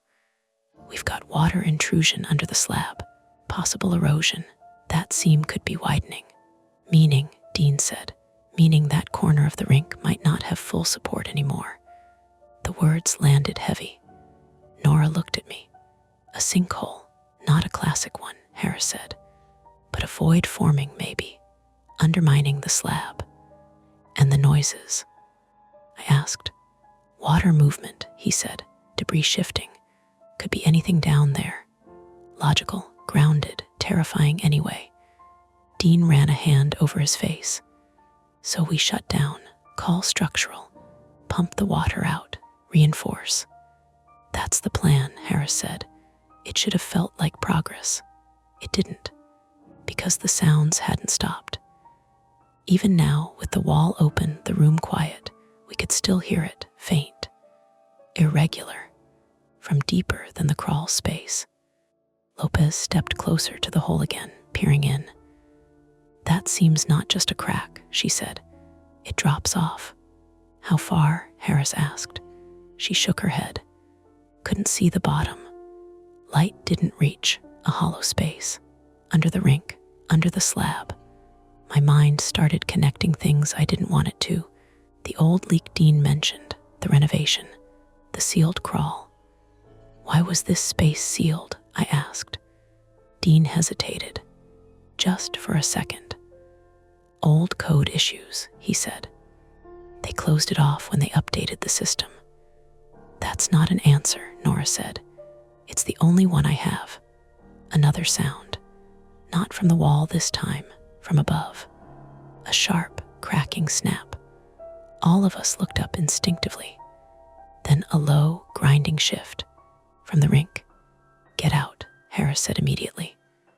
Now, we didn't argue. We moved fast down the hallway, boots and shoes pounding against concrete, the building suddenly feeling too tight, too full of pressure. As we pushed through the door back toward the rink, I could hear it clearly now. The ice, not cracking, moving, a deep, slow creak like something heavy settling. We burst into the rink area and stopped. The northeast corner had dropped, not collapsed, but sunk enough that you could see it. A visible depression now, several inches lower than the surrounding ice. The surface had fractured, lines spreading outward like a web. Water had started to seep up through the cracks, pooling on the surface. Jesus, Nora whispered. Harris was already on his radio, calling for immediate structural support, evacuation perimeter expansion. But I barely heard him, because as I watched, the depression shifted again. Lower, and then a section of the ice gave way completely. Not a massive collapse, not dramatic, a chunk, maybe 3 feet across, dropping, breaking through, revealing dark water beneath. Not just a thin layer. Depth, black, cold, and moving slightly, rippling as if something below had disturbed it. The room filled with the sound of water lapping against broken ice. No one spoke, because whatever was under the rink, it wasn't just a leak, and the slab wasn't just cracking, it was failing. And now that it had started, there was no stopping it. The first person to go back in was Dean, not because he was brave, not exactly. It was uglier than that. The owner had called again, while Harris was setting a wider perimeter outside, and I watched Dean stand just inside the lobby doors, one hand over his free ear, saying things like, "No, I understand," and I'm telling you, it's localized. And then, after a long silence, there are kids' bags and rentals still in there, and the cash drawers. He kept his voice low, but in an empty building, low carries. Nora heard it too. She looked at me with that flat, exhausted disbelief she'd been wearing for the last hour and said, "Tell me he's not thinking about insurance paperwork right now." I wanted to say he was. I wanted to give her the easiest version again. Then Dean hung up, shoved the phone into his pocket, and headed for the side hallway. "Dean," I said. He didn't stop. Harris, who was near the front entrance speaking into his radio, turned at the sound of my voice. "Sir." Nobody re-enters. Dean finally looked back. His face had changed. Less dismissive now. Harder, but also a little blank around the eyes, like something old in him had clicked into place. "The owner wants the office server and the safe box out," he said. "If that section goes, we lose everything." "The office isn't in that section," Nora snapped. "The rental room is adjacent. If the slab shifts further, it could take the wall with it." Harris walked toward him, slow, controlled. "You are not going back into an unstable structure for property." Dean looked at the rink beyond the lobby glass. The northeast corner had sunk another inch, maybe 2. Broken ice now ringed the hole, and black water sloshed below, reflecting the overhead lights in a way that made the whole thing look deeper than it had any right to be. Then Dean said, "Tyler S. still in there." Everything stopped for half a second. "Who?" Harris said. Dean swallowed. "Tyler Voss, night maintenance kid, 19. He came in through the back while we were clearing people. Sent him to grab barricade tape from the storage room." Nora stared at him. "You what?" I forgot. The words came out hoarse and small and terrible. With everything happening, I forgot. There are moments where blame is natural and easy and maybe even deserved, but they don't help because they take up the exact oxygen you need for the next thing. Harris stepped closer. "How long?" Dean looked at his watch like it might save him. 20 minutes, maybe 25. "Phone." I called. It rings. No answer. "Where exactly?" "Storage room off the resurfacer bay. Back side of the rink. Past the mechanical corridor." I pictured it immediately. From the lobby, straight left along the public side, through the employees' only door, down the service hall that ran behind the boards. The storage room sat near the Zamboni Bay on the north side, opposite the mechanical room, but closer to the sagging corner than I liked. Tyler had heard the evacuation and tried a shortcut. He could have ended up trapped behind the service doors without knowing the front was sealed. Nora swore softly. Harris keyed his radio, asked dispatch to try the number from their end, asked for the additional rescue unit to move faster. Then he looked through the glass again and made the calculation we all made. The building was still standing. The collapse was active but partial. There was a narrow window, maybe. He turned to Lopez. "SCBA stays out. Too bulky. Bring a line, pry bar, thermal camera, then to us. You two stay out." "I know the hall layout better than anyone," I said. "No, I know where the door sticks, where the floor drains are, where the side exits jam in winter. No." Nora stepped in. "He's right, and Tyler knows us. If he's scared and hears strangers shouting through walls, that's slower." Harris looked at us both, then at the rink, then back at Dean. "This is not a discussion. If civilians come in, they do exactly what I say or they go out immediately. Understood?" "Yes," I said.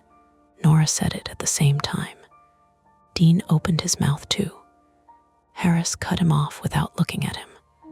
"Not you." That should have satisfied me. It didn't, because as Harris and Lopez grabbed gear, I felt the old, private private weakness in me in a new shape.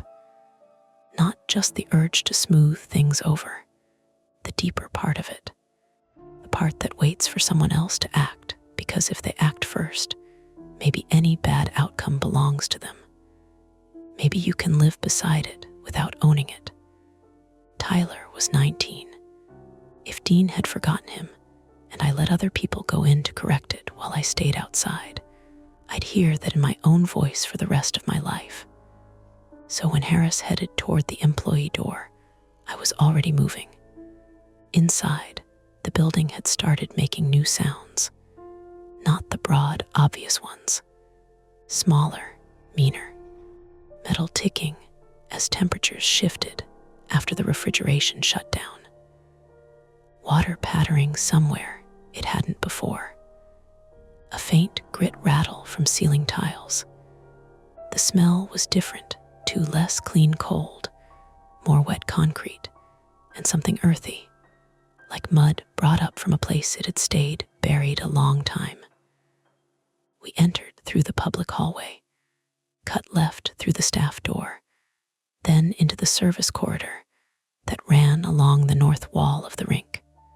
On our right, through wire glass windows in the board's access doors, we could see portions of the ice. On our left were storage alcoves, the skate sharpener room, electrical closet, then farther down the Zamboni Bay, and the maintenance room Tyler had supposedly gone to. The geography of a place matters when you're afraid. I knew every turn in that corridor. Normally, that knowledge made it feel small and manageable. Now, it made the threat feel mapped too precisely. I knew exactly how close we were walking to the failing corner, exactly where the wall between us and the rink narrowed, exactly which doors would bottleneck if we had to run back. Lopez swept the thermal camera ahead. Harris carried the pry bar and a coil of rescue rope. I had a flashlight from the front desk. Nora had grabbed the long aluminum ice pusher on the way in because it was near the gate. And because when people are scared, they hold onto the nearest useful object. She carried it balanced in both hands like a spear she'd be embarrassed to admit she wanted. "Tyler," I yelled. My own voice came back jagged from the cinder block. Nothing. We moved past the skate rental overflow. The corridor floor had a film of water on it now, not deep, just enough to reflect the lights in broken strips. It sloped subtly toward the drains, and the water was coming from ahead.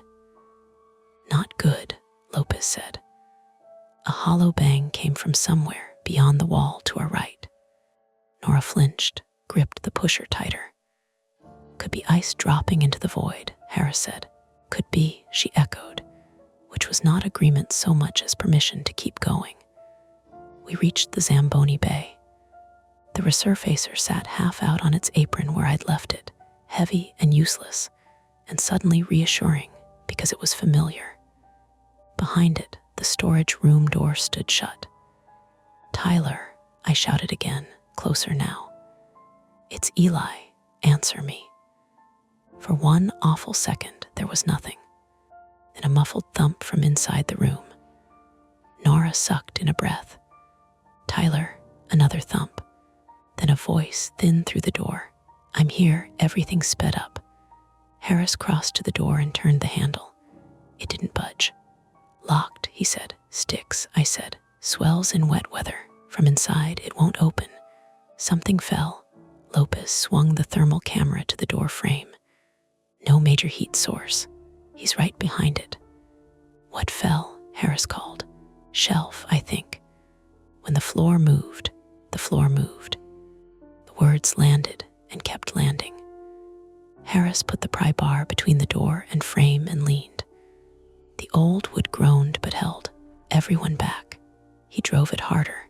The frame cracked. A sharp report sounded from the rink side. Then another, like giant knuckles rapping under the boards.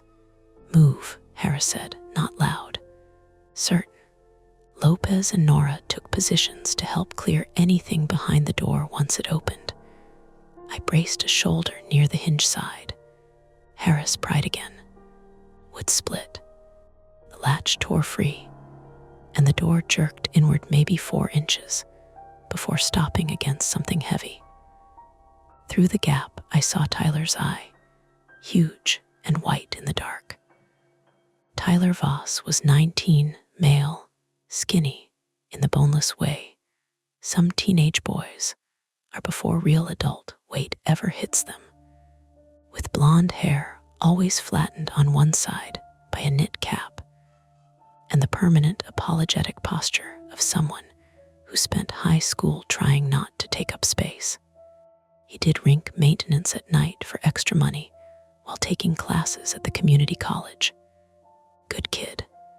Quiet. The kind people forget because he doesn't force himself into memory. Eli, he said, voice cracking. I think the floor's breaking. We know, I said, back up. There's water in here. How much more than before? Before, Harris said. Tyler's eye shifted toward the floor. There was already some in the drain corner, I thought, from boots. Harris swore once under his breath. Push the shelf if you can. I tried. Nora wedged the aluminum pusher through the gap and used the flat blade end to lever at whatever had jammed the door. Metal screeched against concrete. Inside, Tyler pushed too. The shelf shifted an inch. Again, she said through gritted teeth. The building answered for him. A deep cracking boom rolled through the wall to our right, followed by a sloshing rush so loud and immediate it sounded for one impossible instant like something living was charging us under the floor. Lopez spun, raising the thermal camera like a weapon. Then the wall access window beside the bay burst inward in a spray of safety glass cubes as a slab of broken rink ice hit the boards from the other side. Not a creature, not an attack, just the collapse reaching us.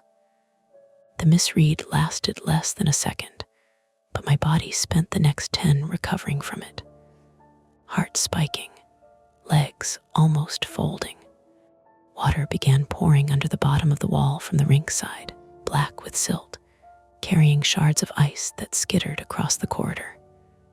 Door, Harris barked. We hit it again. Nora levered. Tyler shoved. The shelf gave enough for Harris to force his arm through and grab Tyler's jacket.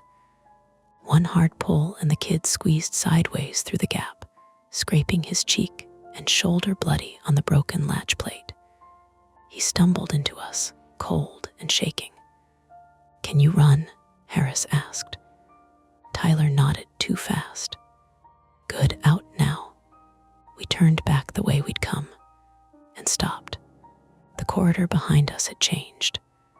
Water still shallow, but rising fast from both directions now, rushing from the rink breach to our right and trickling under the far service door from ahead, maybe from ruptured lines, maybe from the void beneath finding more ways in.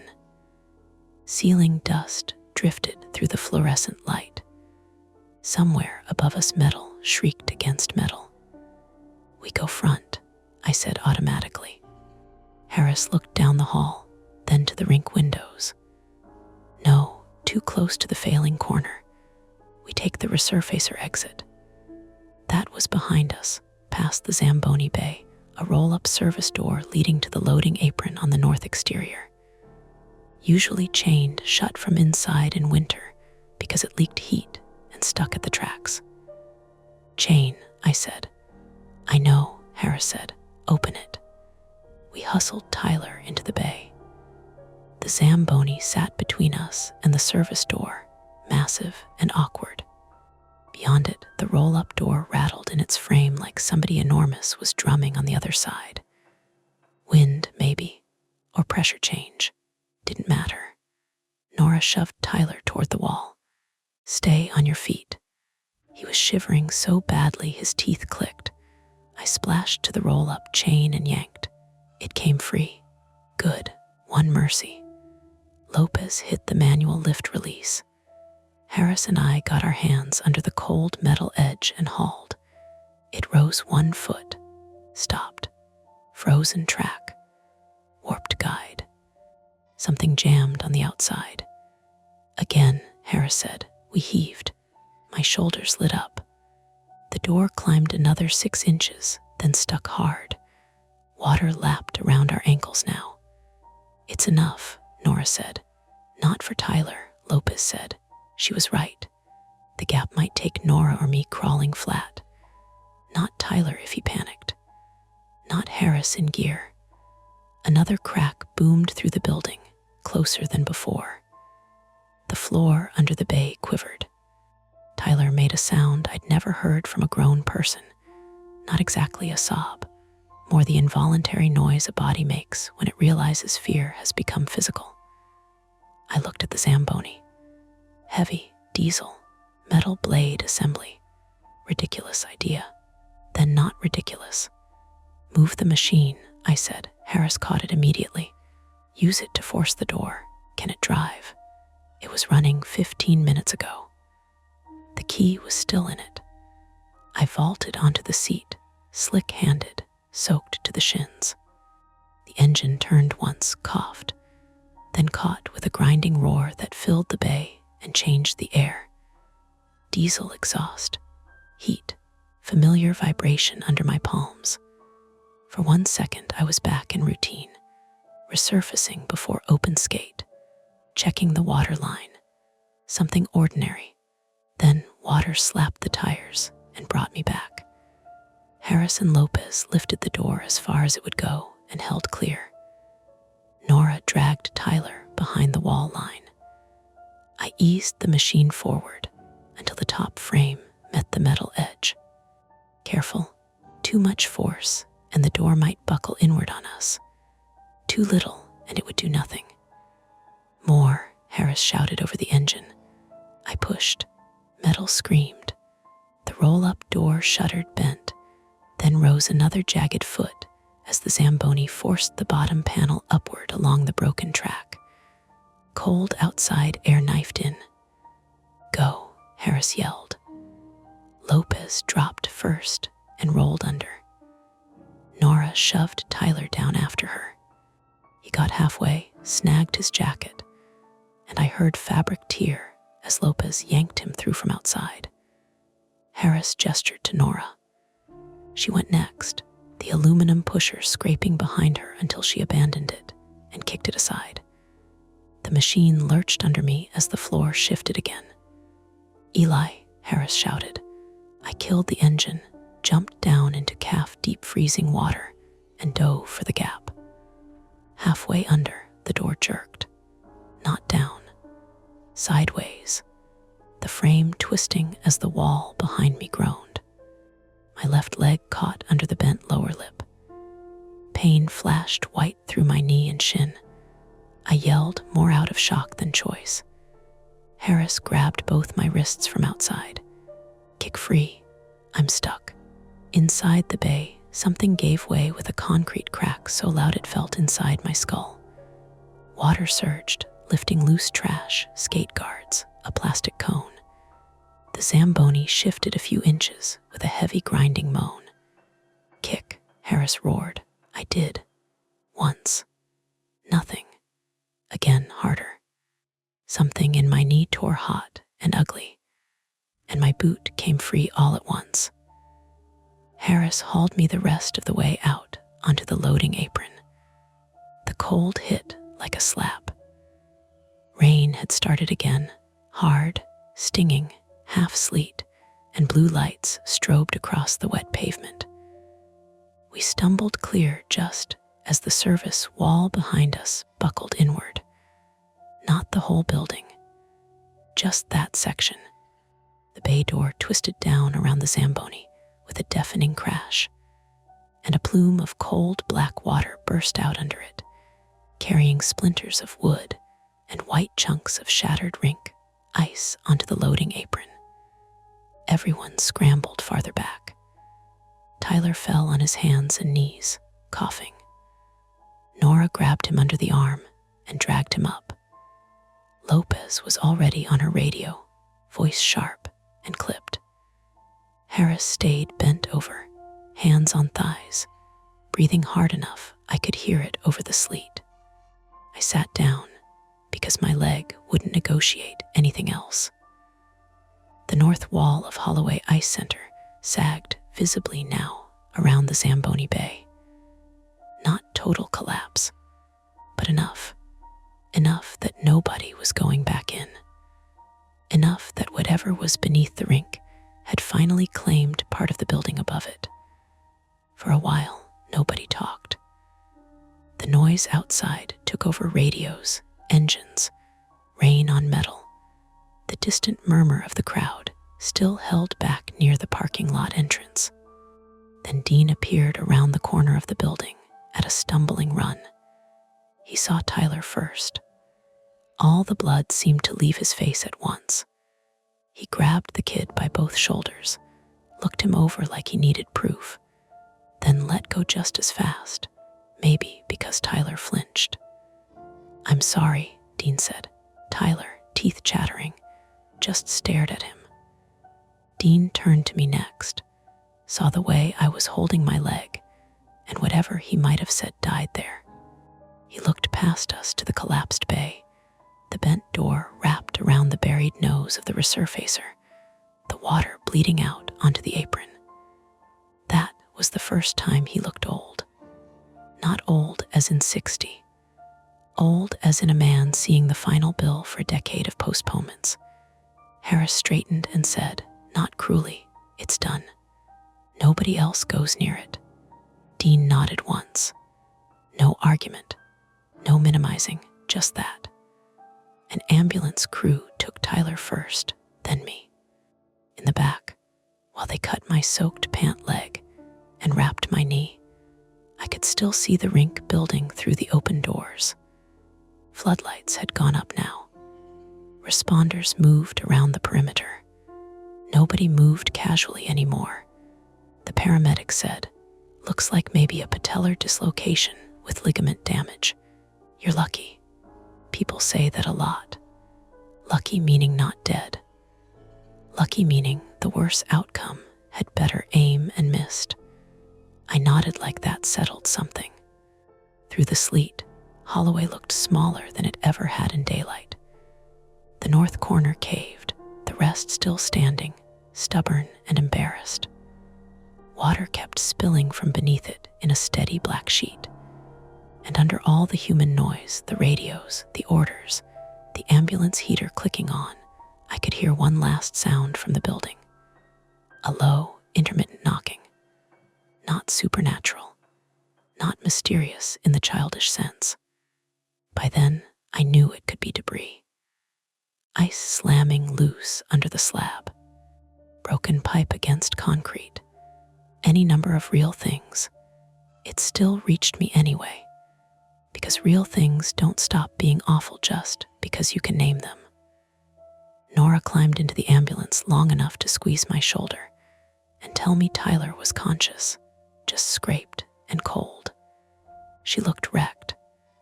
Wet hair loose from her braid, face gray with fatigue, one hand shaking when she pushed it back from her mouth.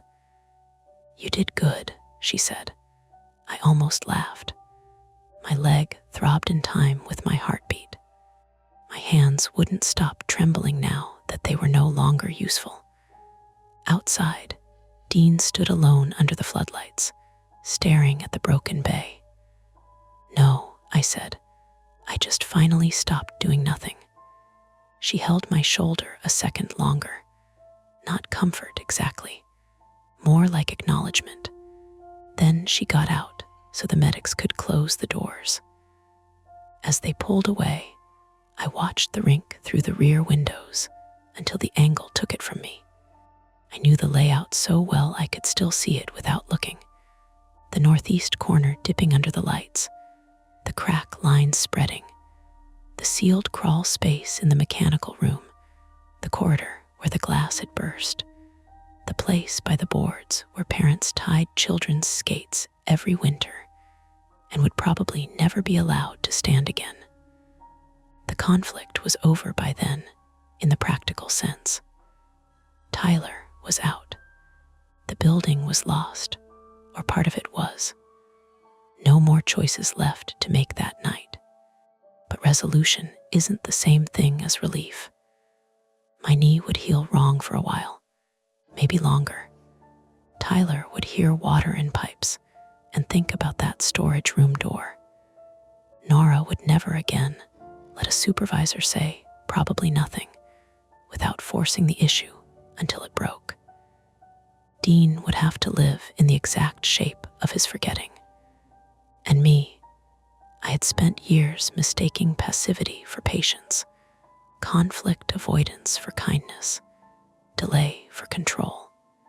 In the ambulance, with my legs strapped and the heater making the air smell like hot plastic and damp wool, I understood something mean and simple. Waiting had nearly buried a kid under our rink. Behind us, somewhere in the sleet and light, Holloway Ice Center kept settling into the hole beneath it. By morning, the local Facebook groups had 3 different versions of what happened. In one, the rink had exploded. Another, a sinkhole had opened straight into an underground river and swallowed the Zamboni hole. In the third, which got shared most, somebody's cousin claimed the fire department had found old bones under the slab, and the burrow was covering it up. I read all 3 from a hospital bed with an ice machine cuffed around my knee and an IV in my arm, and thought, with a tired kind of meanness, that people will always choose the version that lets them enjoy themselves. The real one was slower, more expensive, less satisfying. My kneecap had dislocated cleanly and popped partly back on its own while tearing something along the inside. The ER doctor, a compact woman in her 50s with calm hands and no patience for drama, showed me the scans the next morning and used words like partial ligament damage and orthopedic follow-up. And you're young enough that this should recover well if you don't do anything stupid. That last part felt personal. My mother came in around 9 with a bag of clothes, deodorant, and the face she uses when she's angry enough to be efficient. She hugged me carefully, listened through the medical rundown without interrupting, then asked, "So are you planning to tell me why you went back into a collapsing building? Or should I guess and be insulting?" I said. There was still a kid inside. That changed her face, not softened it exactly, just rearranged it into something quieter. "Oh," she said. Then after a second, "Was there?" "Yes." "Did you get him out?" "Yes." She sat down, smoothed the plastic handle of the overnight bag with her thumb. "All right." That was as close to approval as either of us wanted to get. Nora came later, still in yesterday's clothes under a borrowed coat, hair washed but not fully dry, eyes lined with the kind of purple-gray fatigue you don't fix with one night's sleep. She brought coffee from the diner on Freeport Road because hospital coffee, she said, was what people deserved only after serious moral failure. I laughed harder than the joke warranted and immediately regretted it when my knee throbbed. She took the chair beside the bed and held her cup in both hands. "Tyler's okay." "How okay?" "Cold, bruised, 6 stitches near his cheek, maybe a mild concussion. His mom cried all over Harris in the ambulance bay. Fair. He's embarrassed. Also fair." That got a small smile from her. It didn't last. We sat with the noise of the unit around us. Wheels on linoleum, a distant monitor beeping, someone laughing too loudly 2 rooms down. Ordinary hospital life, which always feels half rude, half merciful after a bad night, because it refuses to make your crisis the center of the world. "What are they saying?" I asked. "Officially," Nora said, structural failure due to voiding under the slab, water intrusion, possible long-term erosion, pending engineering report. Unofficially, she looked at the lid of her coffee. Unofficially, Dean knew more than he admitted. I didn't answer right away, because that was probably true. But there are layers of knowing. There's knowing a thing is dangerous. There's knowing a thing is wrong and hoping it stays manageable. There's knowing enough to postpone action until postponement turns into character. Finally, I said, "Did he say that?" "No." Dean mostly looked like a man who'd just been introduced to consequences. "She told me the borough had yellow taped the whole property by midnight. Structural engineers were coming in from Pittsburgh. Dep 2, because of the water and refrigeration system, and whatever else was under there. The owner had retained a lawyer before sunrise.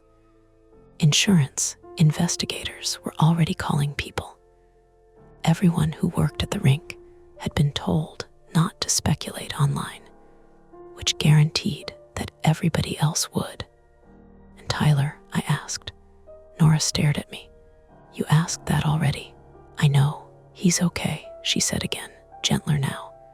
He keeps saying sorry for getting stuck. That made something small and ugly twist in my chest. Of course he did. Quiet kids apologize when the room fails around them. They think inconvenience is the worst thing they can be. Before she left, Nora stood in the doorway and said, I'm giving a statement this afternoon. To the fire marshal, to everyone.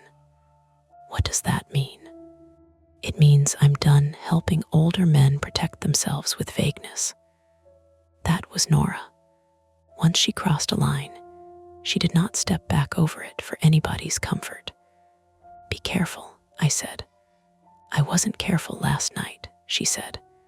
That seems to have helped. Then she was gone. I was discharged around noon with crutches, a brace, pain pills I didn't really want, and instructions not to put full weight on the leg for a while. My mother drove me home through a wet, colorless afternoon that made everything in town look flatter than usual. Bare trees, salt-streaked pickup trucks, fast food signs buzzing themselves awake for lunch. At a red light near the bridge, 2 teenagers in school hoodies crossed in front of us arguing about whether the rink would reopen by hockey tryouts. I turned my head and watched them go until the light changed.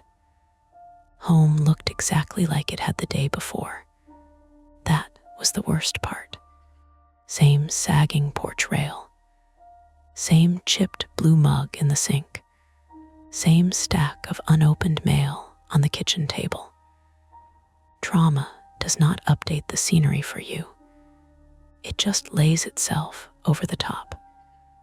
For the first 2 days, I couldn't do much except ice the knee, answer calls, and repeat the story in slightly different language to slightly different people. A police officer came by to take my statement in person because there might be questions later about access decisions, timing, and whether anyone had knowingly ignored a dangerous condition. He was polite, mid-30s, tired around the eyes, and wrote everything down carefully while my mother listened from the stove, pretending not to. A representative from the rink's insurance carrier called and used phrases like incident timeline and pre-existing knowledge indicators. I told her what I knew, and not 1 ounce more than that. The fire marshal called too. That conversation was shorter. Did Dean Kessler tell you there had been previous water issues under that corner? Yes, I said. When? Months ago. Not as a current danger, more like history. Did he mention repairs? He mentioned a leak during renovation years ago. Anything else? I thought about the pipe sweating in the mechanical room, about the look on Dean's face when Nora asked why the crawl space had been sealed, about how quickly he'd said thermal shift as if saying it fast enough could make it true. He acted like the building always had problems, I said, like that made them normal. The fire marshal was quiet a second. Sometimes, he said, that's exactly how this kind of thing happens. 3 days after the collapse, the engineering summary hit the local paper. Not the full report, just the first pass. Enough for public consumption. An old subsurface drainage channel had likely widened over years beneath the northeast portion of the slab. Freeze-thaw cycles, groundwater movement, and at least one documented but insufficiently remediated leak from a deteriorated line had combined to wash out supporting material under that corner. The sealed crawl space, according to permit records, had been closed during renovation because it no longer met code for access or ventilation, but also buried lower in the file because inspectors had noted persistent moisture intrusion in that section and recommended further site work that apparently never happened. That last sentence sat on the page like a quiet knife. Nothing supernatural, nothing cinematic, just water, time, deferred maintenance, paperwork folded under other paperwork until it became part of the structure. And under the slab, according to the same summary, there really had been deeper standing water where there shouldn't have been. Not a river, not some secret reservoir, more like an irregular void collecting runoff and seepage in the dark until the weight above finally asked one question too many of the concrete. The scratches in the crawl space floor got an explanation too, eventually. Drag marks from old maintenance equipment and pipe supports, made years apart and highlighted only because we were looking for meaning in every surface. Even the terrifying knocking likely came from broken sections of slab and loose utility, housing shifting as support failed. Most fear becomes blunt once it's diagrammed. Not all of it. Tyler came by my house a week later with his mother because he still didn't drive on the highway if he could avoid it, and because his mother, Cheryl, looked like the kind of woman who would personally escort her son to the moon if recent events suggested he might need supervision there too. She hugged me before I could object. Tyler stood in my doorway with a grocery store fruit tray none of us wanted and a scrape healing pink along his cheek. "Hey," I said. "Hey." He held up the tray a little. "My mom insisted," Cheryl said. "You almost died getting him out. You can take the grapes." We sat in the living room awkwardly for a while until the awkwardness became normal enough to speak through. Tyler told me he kept replaying the sound the storage room floor made before the shelf tipped. Not a bang, he said. More like a small crunching underneath, as if gravel had been compacting somewhere under the concrete. "I thought it was the drain," he said. "I kept thinking I should have noticed it sooner." "You were sent to get tape," I said. "You weren't hired to diagnose sub-slab erosion." He gave a weak smile. Still, that was the word of the month. Still. A tiny word people use when facts have failed to move guilt out of the body. Before he left, Tyler said, "Dean called me." And he cried. That surprised me less than I thought it would. "What'd you say?" Tyler looked down at his hands. I said, "Okay." "Do you mean it?" He thought about that seriously. "I don't know." Neither did I. Dean called me 2 days after that. I almost let it go to voicemail. Then I answered because avoidance had already cost enough in this story. He sounded tired in a way that had gone past exhaustion into something flatter. He had been placed on leave pending the investigation. The owner was evaluating operational liability. His words, not mine. He asked about my knee, asked about Tyler. Then there was a silence long enough that I thought he might hang up. Finally, he said, "I should have shut it down last week." I looked out the kitchen window at my neighbor trying to coax a tarp over his woodpile in the wind. Ordinary, fiddly misery. Life continuing. "Probably," I said. I knew that corner was losing temperature faster than it should. We'd been overcompensating on the plant. I told myself it was old lines. Then the floor drain smell got worse back there after rain, and he stopped. I kept meaning to push for a full inspection. Owner didn't want the cost. Hockey season was busy. You know how it goes. I did know how it goes. That was the whole problem. "But you asked what was behind the wall," he said. And I already had an answer ready, did I? "Yes," he exhaled. It sounded almost like a laugh, except there was no humor in it. I don't know whether I was lying to you or to myself at that point. After we hung up, I sat for a long time with the phone in my hand and the brace locked around my leg, and tried to decide whether confession matters if it arrives after the building caves in. Nora's statement did exactly what she intended it to do. She spoke to investigators, then to the local paper. Not theatrically, not cruelly, just clearly. She described the sounds, the moisture, the resistance to closing. She didn't speculate beyond what she knew. That made it land harder. Half the town praised her. The other half said she was disloyal, dramatic, enjoying attention, hurting a local business. Small towns love truth in theory. In practice, they prefer versions that don't inconvenience Christmas parades or youth sports schedules. Weeks passed. My knee improved in uneven little humiliations. First, I could stand without swearing. Then, I could manage stairs like an elderly pirate. Physical therapy hurt in the honest way useful things often do. The therapist told me I had a habit of anticipating pain and locking the joint before I moved, which made recovery harder.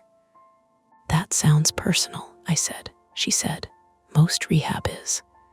By early spring, the chain link fence around Holloway had weathered enough to look permanent. The borough removed the sign after engineers deemed most of the north side unsalvageable. Demolition would come later. Funding, liability, environmental review.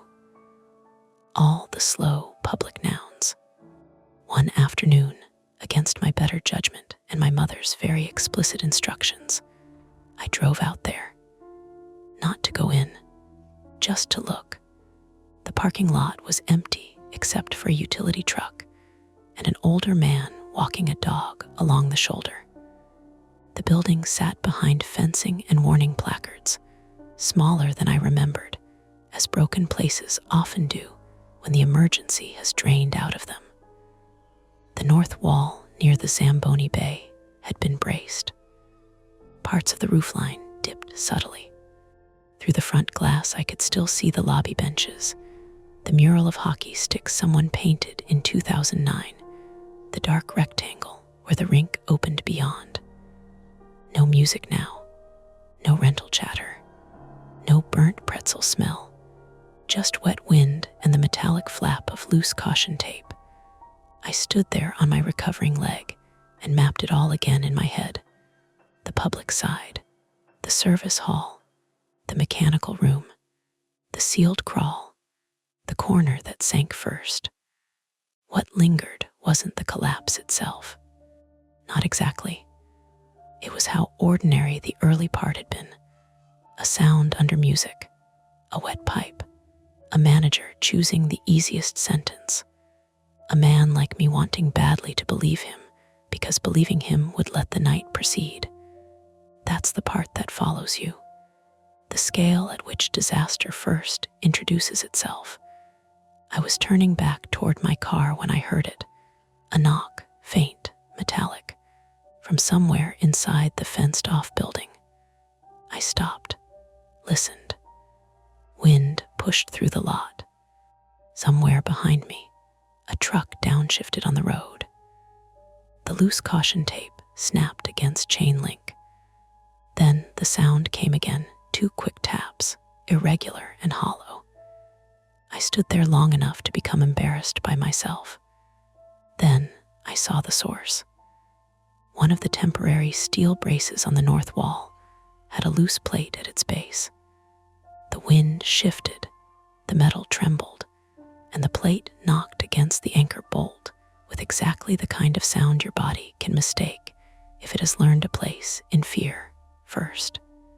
I let out a breath. Small, shaky, annoyed, ordinary. Again. But while I was getting back into the car, I looked once more through the front glass toward where the rink used to shine under the lights. The engineers had drained what water they could access. They had bored test holes, mapped the void, photographed the damage. They had turned the hidden thing into measurements and liability language and a demolition plan. Still, there was one detail from the report that sat badly in me and never quite settled. The void under the northeast slab was larger than expected. Not impossibly large, not fantastical, just larger than the visible failure alone accounted for. It extended beyond the first collapse zone, irregular and branching under parts of the old foundation, suggesting years of quiet change in the ground beneath the building before anyone above understood what shape it had taken. That was all. Nothing haunted, nothing alive, just a hidden emptiness that had been there longer than people wanted to think. I drove home with the window cracked to clear the fog and passed kids playing roller hockey in a church parking lot because spring had finally come and they needed somewhere flat to move on. One of them fell, got up, and laughed. A parent on a folding chair yelled for somebody to keep their stick down. Almost ordinary. That's how things return. Not fully. Never clean. Nora took a job at a rink north of the city by summer. Better pay, stricter safety culture. She sent me a photo the first week. Bright ice, fresh paint, a mechanical room so clean it looked fake. Tyler switched his class schedule and stopped doing maintenance work anywhere. Dean, last I heard, was still in town, no longer at Holloway, consulting with lawyers and looking older. And me, I finished physical therapy, though rain still gets into the knee in a way I feel before weather apps do.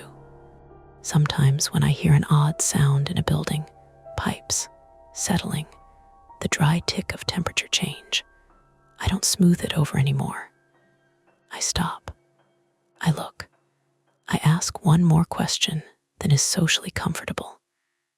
It doesn't make me brave. It just means I know what can live for years under a normal evening if everybody agrees not to check. And that's the end of today's chilling tale. If you enjoyed this story and want more nights full of suspense, don't forget to hit that like button, subscribe to Mia Horror Stories, and turn on the bell so you never miss a scare. I've got plenty more stories waiting for you, so stick around and check out the other videos on the channel.